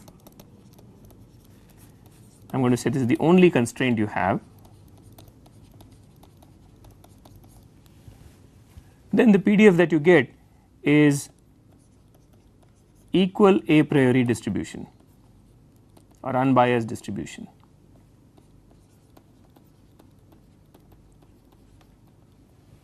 Okay, which means if I was to introduce a constraint, then the probability distribution would come out to be biased. Okay. So, the next lecture we will see how keeping constraints in the in your distribution will lead to probability distributions that are biased. Okay. So, we will carry out from here and meet in the next class and discuss things further.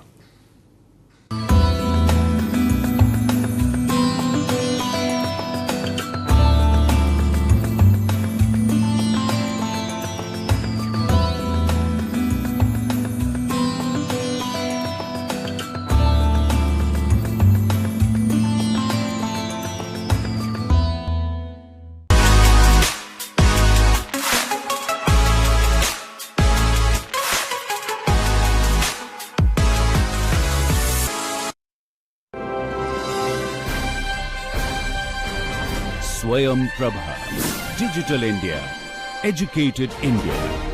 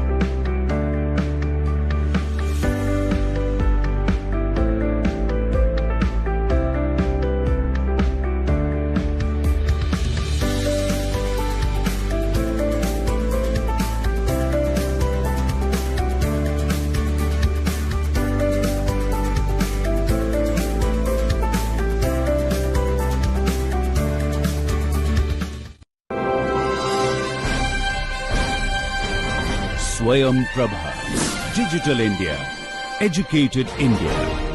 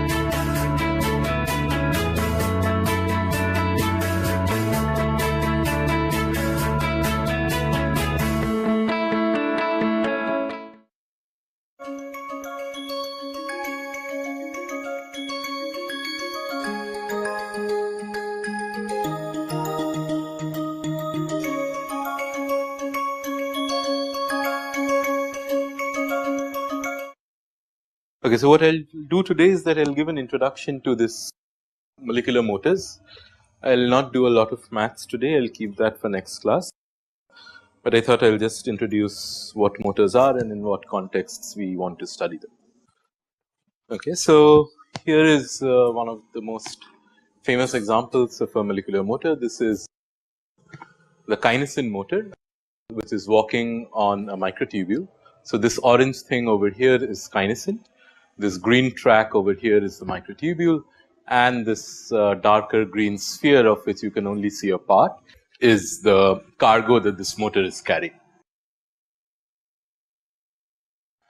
So it's very nice in that, so this is a protein basically. It walks along this microtubule track by using ATP to bind and unbind this microtubule binding domains, so which are, let's say, its legs. Okay. So it places its legs one after another and it walks, and on its head it's attached again chemically to this cargo. In this case a vesicle, it can attach to different types of cargo, and it transports this cargo. Inside this vesicle you might have different proteins or whatever that needs to be transported from one end of the cell to another. So it just carries this cargo along these tracks, and it does so processively and repetitively many times over the life cycle of the cell. So it takes in, what it does is that it takes in chemical energy in the form of ATP hydrolysis. So these are active processes, they require an input of energy. So ATP binds, it hydrolyzes, forming ADP plus phosphate plus energy. That energy is utilized converted into this mechanical energy, which results in this directed non-random motion. So this is not like a random walk where this motor, sort of takes one step this way or the other, another step the other way. These motors move along because these microtubules, remember, have a polarity. It has a minus end and a plus end.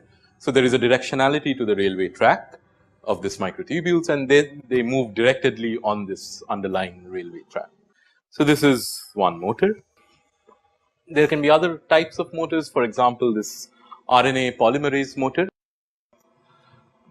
So again, there's this nice video. So here is my DNA. The DNA is wrapped around these histone proteins forming the nucleosome, right? If you don't remember this, you should go back and recall it. It's also part of the quiz question. So when this DNA needs to be transcribed, you need to form the mRNA. Then this RNA polymerase comes and binds to this DNA. It first opens up from the histones so that it can be read. Then this RNA polymerase comes and binds to this, and then it moves along this DNA track while forming this mRNA by reading the sequence. And again, this movement of this RNA polymerase is an energy driven process. It takes in chemical energy in the form of ATP, it converts it to directed motion as it moves along the DNA backbone, and it produces this RNA transcript. So again, this is an example of a motor. So anything that takes in this chemical energy and converts into some sort of mechanical work is what I'll call a biological motor. And they can be of different types, as we'll see as we go along. But for this RNA polymerase, which we have seen in the context of this DNA transcription, that also fits our definition of the motor. So for the first part, what I'll try to focus on are these translational motors, families of translational motors. There can be other types, so although I don't think I'll talk about them today. Let me just say that roughly or broadly, you can say that I'll categorize my motors into maybe three classes: transcriptional motors, like this kinesin or this RNA polymerase motor that we saw, or these other motors which I'll discuss: kinesin, dyneins, myosins, whatever. So these are motors that takes in chemical energy, and it sort of uses that chemical energy to produce directed motion along different substrates in different contexts, but produce directed motion, linear sort of motion along a track, so something like this. So that's one sort of motor. Another sort of motor could be rotatory motors. Rotatory motors. And where have we seen a rotatory motor? The helical flagella for example, in the E. coli, where the motor that rotates the helical flagellum, that is an example of a rotatory motor. Again, it takes in chemical energy, but it converts that not into linear motion, but into rotational motion. So, that is a different class of motors. Or you could think of stuff like polymerization motors. For example, microtubules and actins themselves, they can take in energy, they polymerize, and in the process of that polymerization, they can do some work, okay, by exerting forces on different substrates. So, that is a different class of motor, that is called polymerization motors. So, this would be actins, microtubules, and so on and so on. Microtubules. So, all of these are motors because broadly they fall under the class of active processes. So, these are systems, protein complexes that take in chemical energy in the form of ATP or GTP or something and converts into some sort of motion. So, for today what I will deal with is mostly these translational motors and in particular motors that walk on microtubules and on actin. So, here are 3 representative motors. So, this motor over here is what is called example of a myosin category of motors. So, myosins are motors that walk along actin filaments. So, myosins will walk only along actins.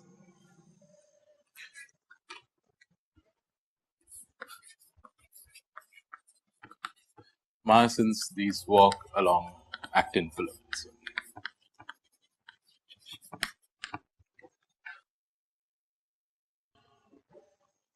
If you see the structure, there is the stalk of the motor. Then over here are these 2 head domains, and over here there is something called the tail domain. Okay. The tail domain is the one that binds the cargo. Okay. So, the vesicle, like the vesicle in the previous animation. The head domain is what binds the stalk or the track along which the motor walks. Here in the middle is something that's it's an example of a kinesin motor. And kinesins as opposed to myosins, they walk along microtubules, they walk along microtubule filaments.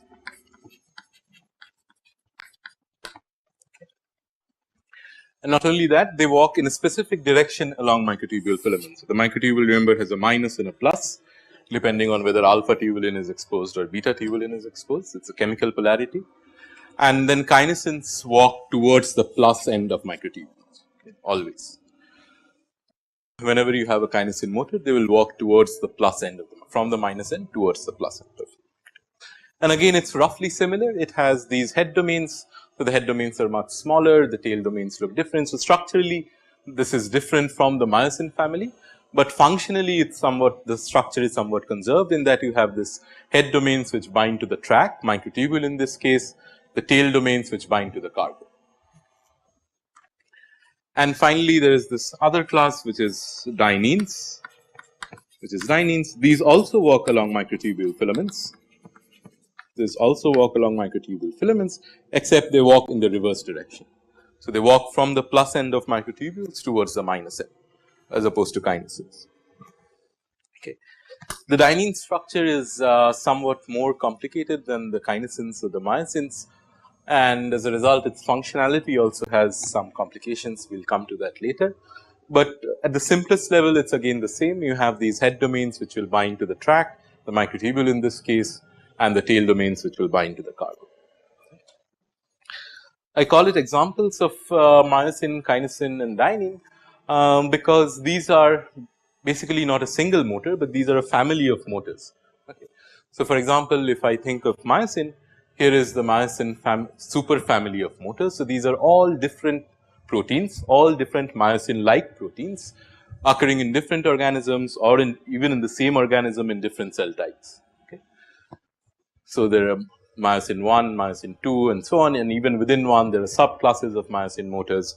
They might differ by amino acid residues, but they will all roughly do the same thing in that they will bind to an actin filament and they will walk along the actin filament.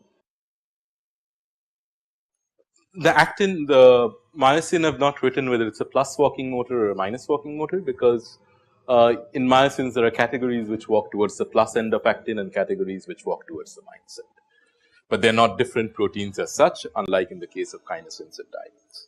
So, even kinesin you would have a superfamily like this. There are different types of kinesins. So, what is shown here is a particular kinesin, kinesin 1. There can be other types of kinesins, but again, and they will differ in the sort of cargoes they can bind. They will differ in the organisms in which they are found, but they will all bind to microtubules and they will all walk from the minus end to the plus end. Similarly, there will be different types of dyneins, but again they will all bind on microtubules and walk from the plus end to the minus end. So, these are,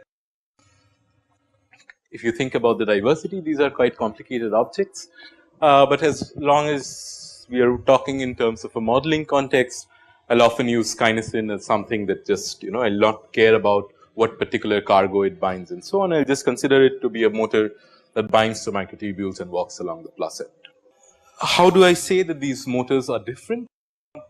One is of course by looking at the structure and the amino acid residue and so on. So, at a chemical level, you can see that this protein is different from this protein, is different from that protein.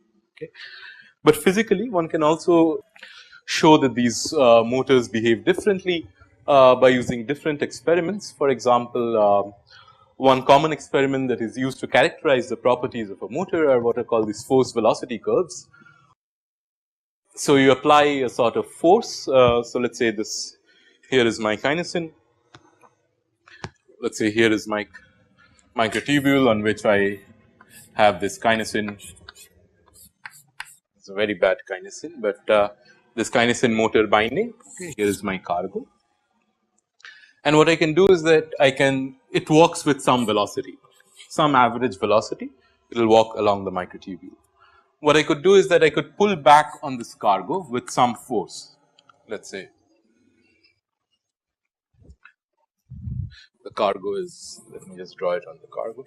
So, let us say I pull back on the cargo with some force.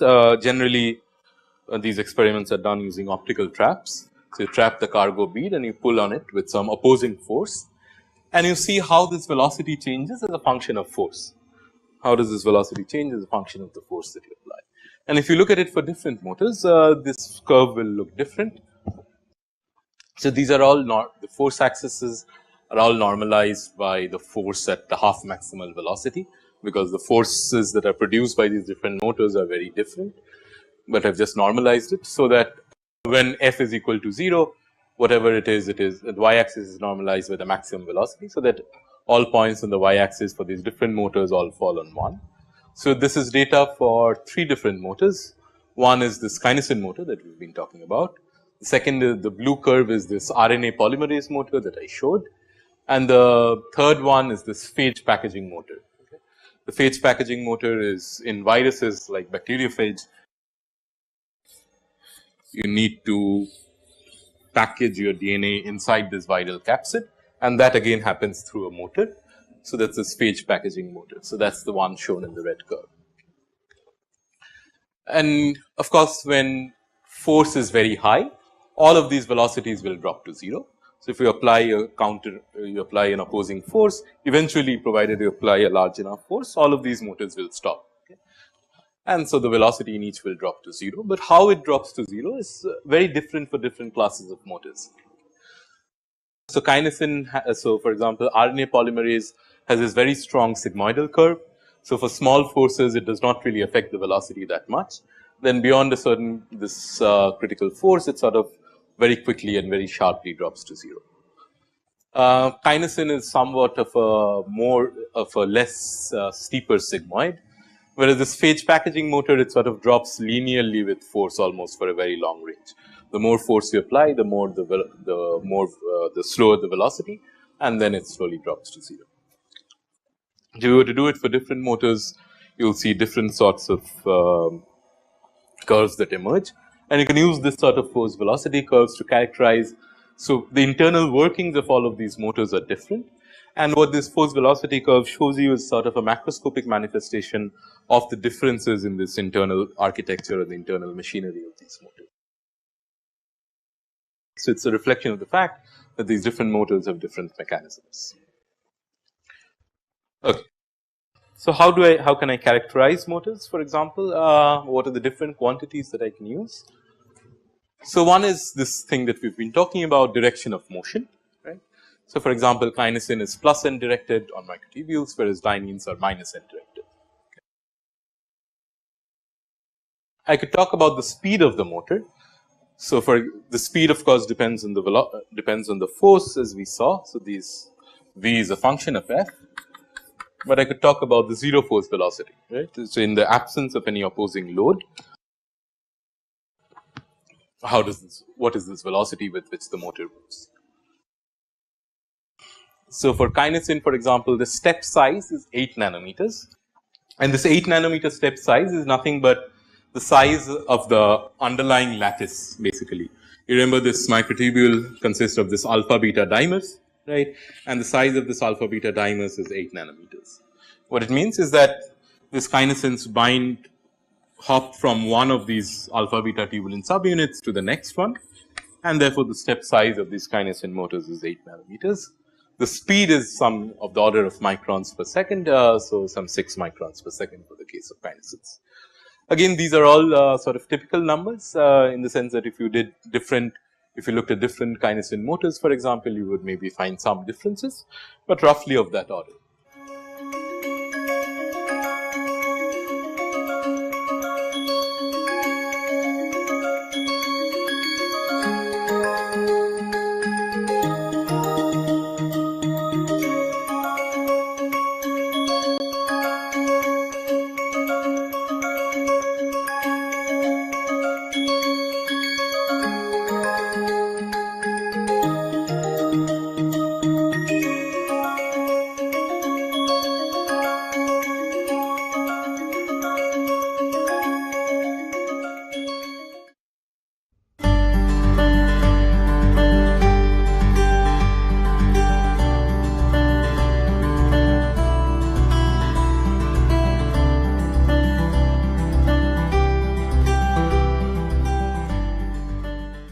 So, this is what is the main body of the code, but, and there are a few buts, there are some more points to discuss. First thing you want to say that typically for the Lennard-Jones interaction you can choose dt equal to 0.005, and by convention in most cases one can also take m to be 1.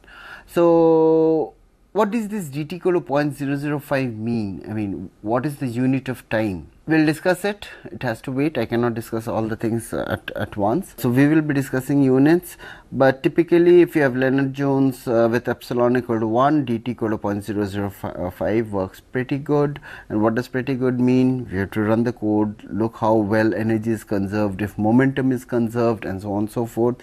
One typically chooses m equal to 1, but there are these quantities like dt into 0.5 by m. So, there is no point. So, when you are doing this calculation, right, there is no point in writing it like this, because this calculation dt into dt by m into 0.5, we are doing it all the time in each of these iteration, and all iteration when I mean I equal to like 3 into n part, every time it is doing this algebra and you are doing it so many times over n iterations over every time step. Instead, if you basically replace this quantity by some other variable dt2 dt square by 2, say dt, so you can write it like this, dt square by 2.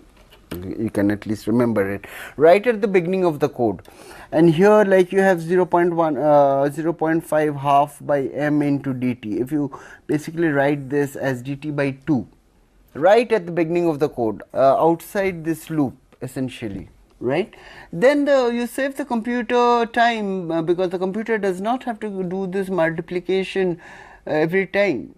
You might think, okay, to do a multiplication it takes with gigahertz like 1 nanosecond or something like that, but then you have a large number of particles, you are going to calculate distances, you are going to do this for a large number of particles over multiple iterations. So, finally, this takes time, and every time it is doing a calculation, this is like 3 multiplications, 1 division, it takes time. So, you should just replace these by suitable variables. So, these details, the molecular dynamics are important, you do not write it like this, right.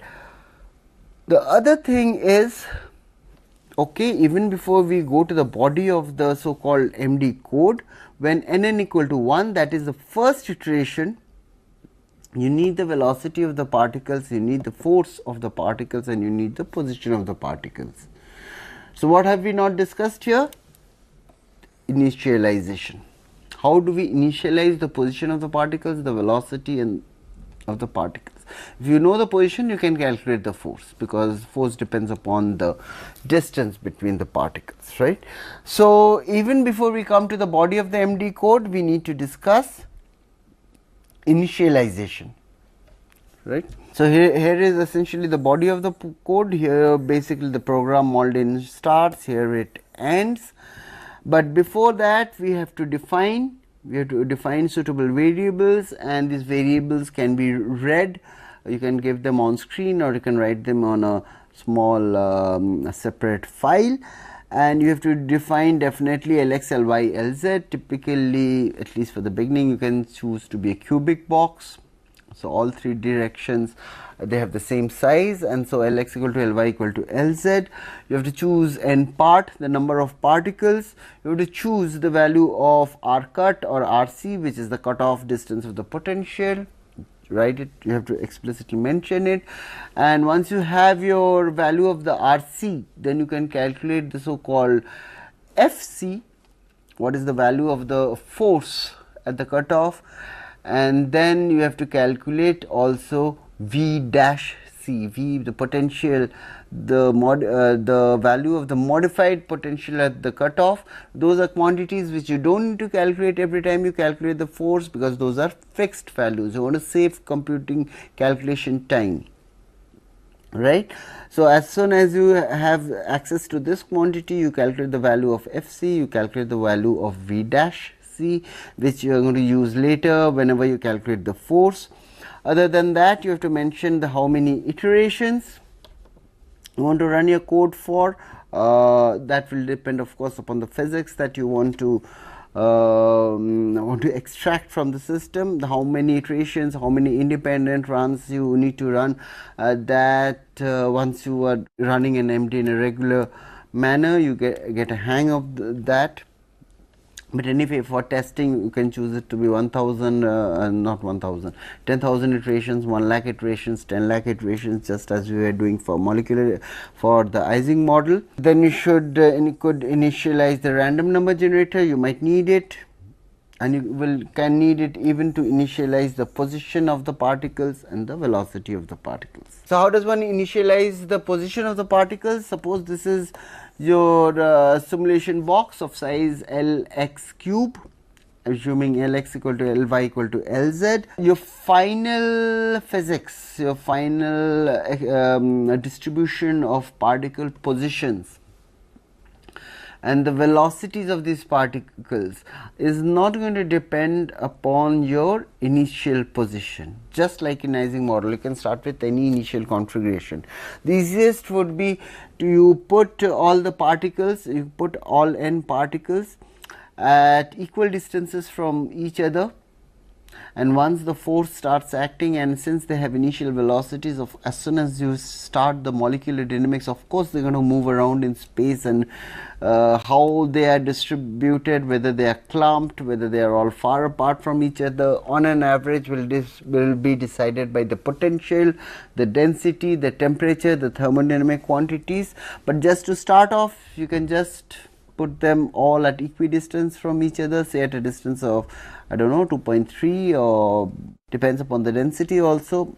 If it's highly packed, you can't fit all the particles of the box. If you start with distance of 3, each particle is surrounded by neighbors which are at a distance of 3 sigma. So, here distances, as I said in the last class, is measured in units of sigma. So, you set sigma equal to 1, the diameter of a particle equal to 1, and when you mention Lx, you say, okay, my simulation box is 50 times the diameter of a particle, right. So, that has been assumed. So, when I say that the distance between any pair of particles in the initial condition is 3, I actually mean 3 sigma, where sigma has been set equal to 1. Okay. So that's a possible initial position. It's basically sitting on a lattice. Of course, the lattice is going to melt or not melt depending upon the potential and the density and the temperature. So, or it could go into some other crystalline form. Here I am just talking about a simple cubic lattice. One could always start Lennard-Jones simulations from a lattice simulation, or you could choose, well, you know that you don't find that comfortable, you can choose put particles randomly in the box. You generate a random number, generator and multiply it into Lx. It will be some number between 0 and Lx, and you say, okay, I shall place the first particle at this x coordinate, and then you generate another random number, multiply it by Ly, and that will be another some number between 0 and Ly, which is basically the size of the box. And you can do similar things for the z coordinate of the particle, and you say that okay, I put it randomly somewhere inside the box. But when you put the second particle, you should ensure that the distance of the second particle and the first particle is greater than sigma, because if you by chance you put it right on top, because you are using a random number generator, you put them right on top of each other, right, that would lead to extremely large forces as soon as the simulation starts. So, typically when you put the second particle, you do not have any problem. Typically the random numbers which are chosen, you can put it some other point in the simulation box. But as you put more and more particles, there is larger and larger probability that one of the particles will sit on the top of an already introduced particle. So, if you want to basically introduce particles randomly, we want to place particles randomly in a simulation box, then you have to take suitable precautions. You have to write a code and check that when you are introducing a new particle, one of those n part particles, that they do not overlap with a previously already introduced particle, right. You can do it, or just put all the particles on a lattice at suitable distances. Anyway, the lattice will melt, at least if you have Lennard-Jones particles and you have significantly high temperature, right. So, that is how you initialize the position of particles. If you are introducing Lennard-Jones particles, is relatively easy, but you might also be ending up introducing or wanting to study more complicated systems. Suppose a rod like molecule, right, or a polymer. What is a polymer? You have a polymer where basically the monomers, the particles which constitute the polymer, right, the monomers, assume them to be spherical, and they can be connected by springs. So, you cannot necessarily in this case choose the position of n particles randomly, because the constraint that the distance between neighboring particles on a polymer along the polymer chain, they should be at a distance of approximately the bond length, that has to be maintained, right. You cannot say that, oh, a bond is extremely highly stressed, that is unphysical. So, typically you say, okay, the first particle is here, the second particle is here, the third particle is here, you put them basically keep on incrementing the position here, but then you have to be sure that the fifth particle basically sits here and not here, because then this basically this bond would be extremely stretched. And if it is extremely stretched, then the force acting between these two particles is extremely high, and then when you start the simulation or you run the iterations, the extremely high forces can lead to a breakdown of the integration, unless you choose extremely small values of dt, which you do not want to do, right. So, for Lennard-Jones, introducing particles is simple. If you have more complicated systems, you might have to take care how you want to introduce the particles, but let us stick to the simple case. I just gave you a caveat, a warning that one has to be careful. Lennard-Jones is relatively easy. Introducing the velocity, well, you could say that, you know, each particle is moving in random directions right at the beginning. So, you do not want to give all the particles the same velocity. They can't be moving in a perfectly the same direction, that would be again unphysical. That is something like all particles moving as a whole.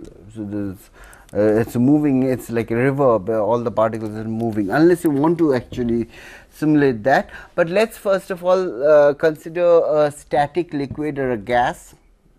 How would you model that? Because that's simpler. If you are modeling flows, that's more complicated. We will leave it for a future class, or basically if and when you need it, you can always learn that aspect. So in general, you want the velocity of all the particles to be in random directions, more like what you have the gas particles in this room. They are all moving in all possible directions, but remember they have also in equilibrium the Maxwell-Boltzmann distribution of speed and velocity, right? For simplicity, you can say that, you know what, I want particles in random directions, but I am choosing their velocity from a uniform random number generator, and as the particles move around in space, they collide with each other, and if they are doing the right physics, if we have modeled the right physics, then we are going to generate basically a Maxwell-Boltzmann distribution. In fact, that is going to be one of our tests that we are doing our molecular dynamics simulations correctly. Okay. For simplicity case, you say that okay, I am using a random number generator here, right, which generates random numbers between 0 and 1. Okay. The velocity of each particle is some amplitude, which we will discuss how you choose that amplitude, into random number minus 0.5. Random number minus 0.5, what does it do? So random number would choose a uniform random number between 0 and 1, and if you subtract 0.5 from it, then basically the range of that random number becomes minus 0.5 to 0.5.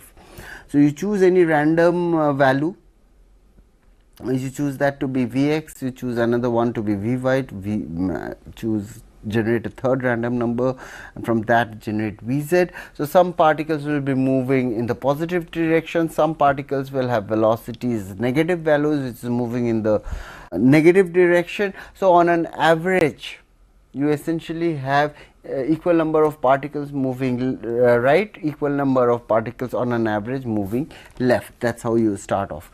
Then you have to ensure that your momentum in the x, y and z direction goes to 0, because if it's not exactly equal to 0, that means you have a box, you have a simulation box which has a center of mass velocity, which means it's moving. You want to look at a stationary liquid, right? So after introducing the velocity of all the particles, you calculate the center of mass velocity of all the particles and subtract a certain small amount, that exact amount, from the velocity of each particle, so that the center of mass velocity of the n particles becomes exactly equal to 0, right? You have n particles, half of them are moving to the left, half of them to the right, some on towards the camera, some away from the camera, some upwards and some downwards, Vx, Vy, Vz, and it goes from minus f minus 0.5 to plus 0.5. The question is, what should be the value of E? Some amplitude. There is no reason that it should be just simply you choose it from minus 0.5 to plus 0.5. In fact, the way you have to choose it is once you have specified the temperature of the system, right, you know that the equipartition theorem holds half mv square average equal to half kBt for each degree of freedom. Basically the value of A should be such that the average V square of n particles for each degree, Vx square average over n particles, Vy square average over n particles, that should be equal to close to half kBt, right? That's what I have written here. So half mvx V square, or rather if you just take one particular degree of freedom, half Vx square should be half kBt by m. I mean m could be here and then, and m you can choose even to be 1, right? So you want to choose a Vx so that the average kinetic energy of the system is approximately half kBt, and this condition essentially determines the value of A. So how do we do it? So we have to calculate the expectation value of Vx square. What is V?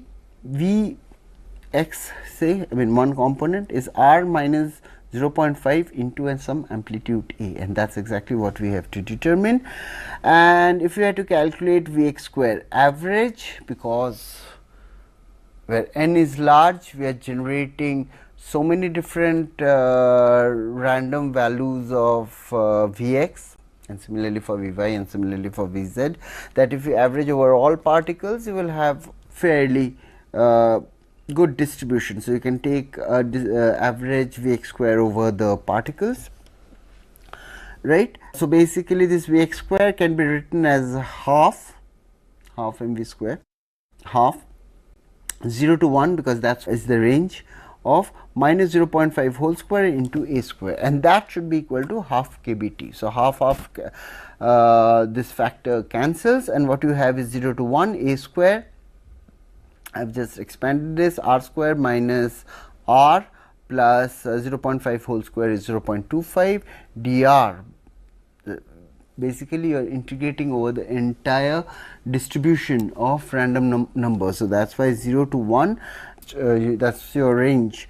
So r being the random number, and that should be equal to kbt by m, right. And if you work out the algebra here, and I have worked it out from here for you, if you integrate it, it becomes r cube by 3 minus r square by 2 plus 0.25 r 0 to 1, and that should be equal to kbt by m.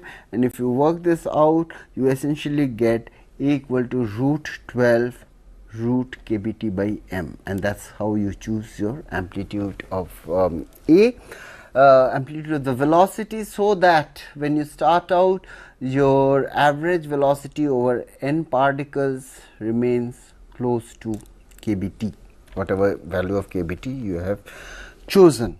Okay, so now you have we have discussed initialization of position, we have discussed initialization of velocities.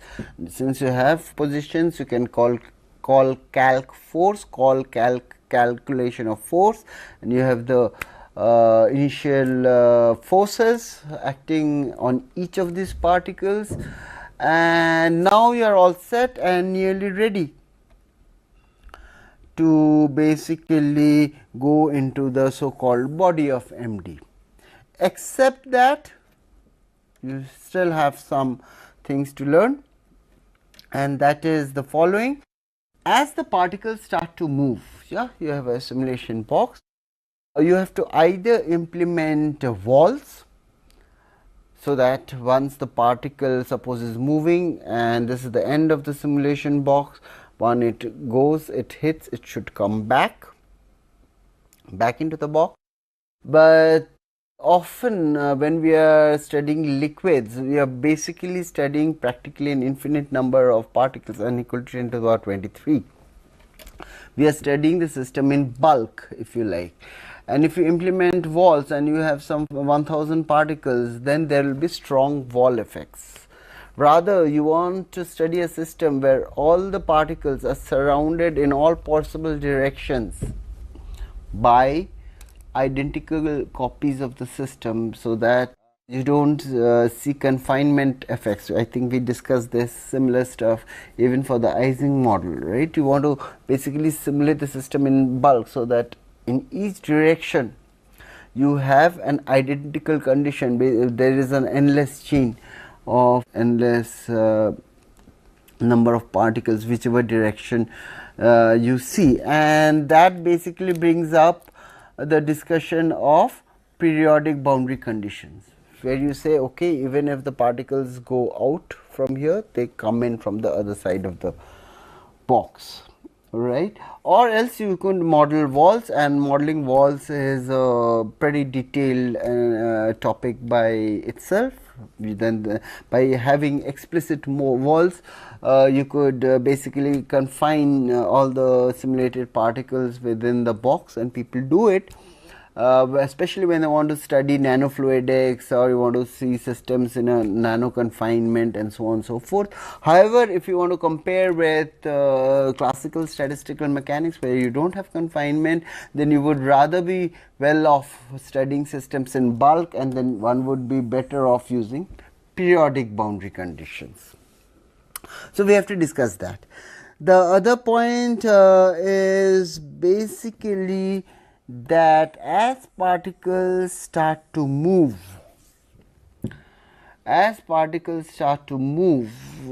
from their initial position and velocities, depending upon the interaction between particles, they would increase the potential energy of the system or decrease the potential energy, and similarly correspondingly the kinetic energy of the system also changes. The average kinetic energy, because the average kinetic energy of the system also changes, because if the potential energy decreases, suppose there is an attractive interaction, all the particles come close together and sit at the potential minima, then the potential energy decreases. To keep the energy constant, the average kinetic energy of the system has to increase, which means that the particles are moving around with higher speeds, and half mv square average is equal to half kBt. So, if the average kinetic energy of the particles have increased, then what you have is essentially that the temperature of the system has increased. But you wanted to study the system at a particular temperature which you want to decide, right? So, what we need is the concept of a thermostat. Thermostat is something which will keep the average kinetic energy at a value so that the temperature is maintained, so that half 3/2 n kBt equal to half mv square, your equipartition theorem, which means the thermostat will either take energy out from the system, readjust the kinetic energy of the system, or put in energy into the system, right? That is exactly what you have in a canonical ensemble, right? So, energy is lost or energy is gained, there are energy fluctuations. So, we must introduce a thermostat if we want to study a system at a particular NVT.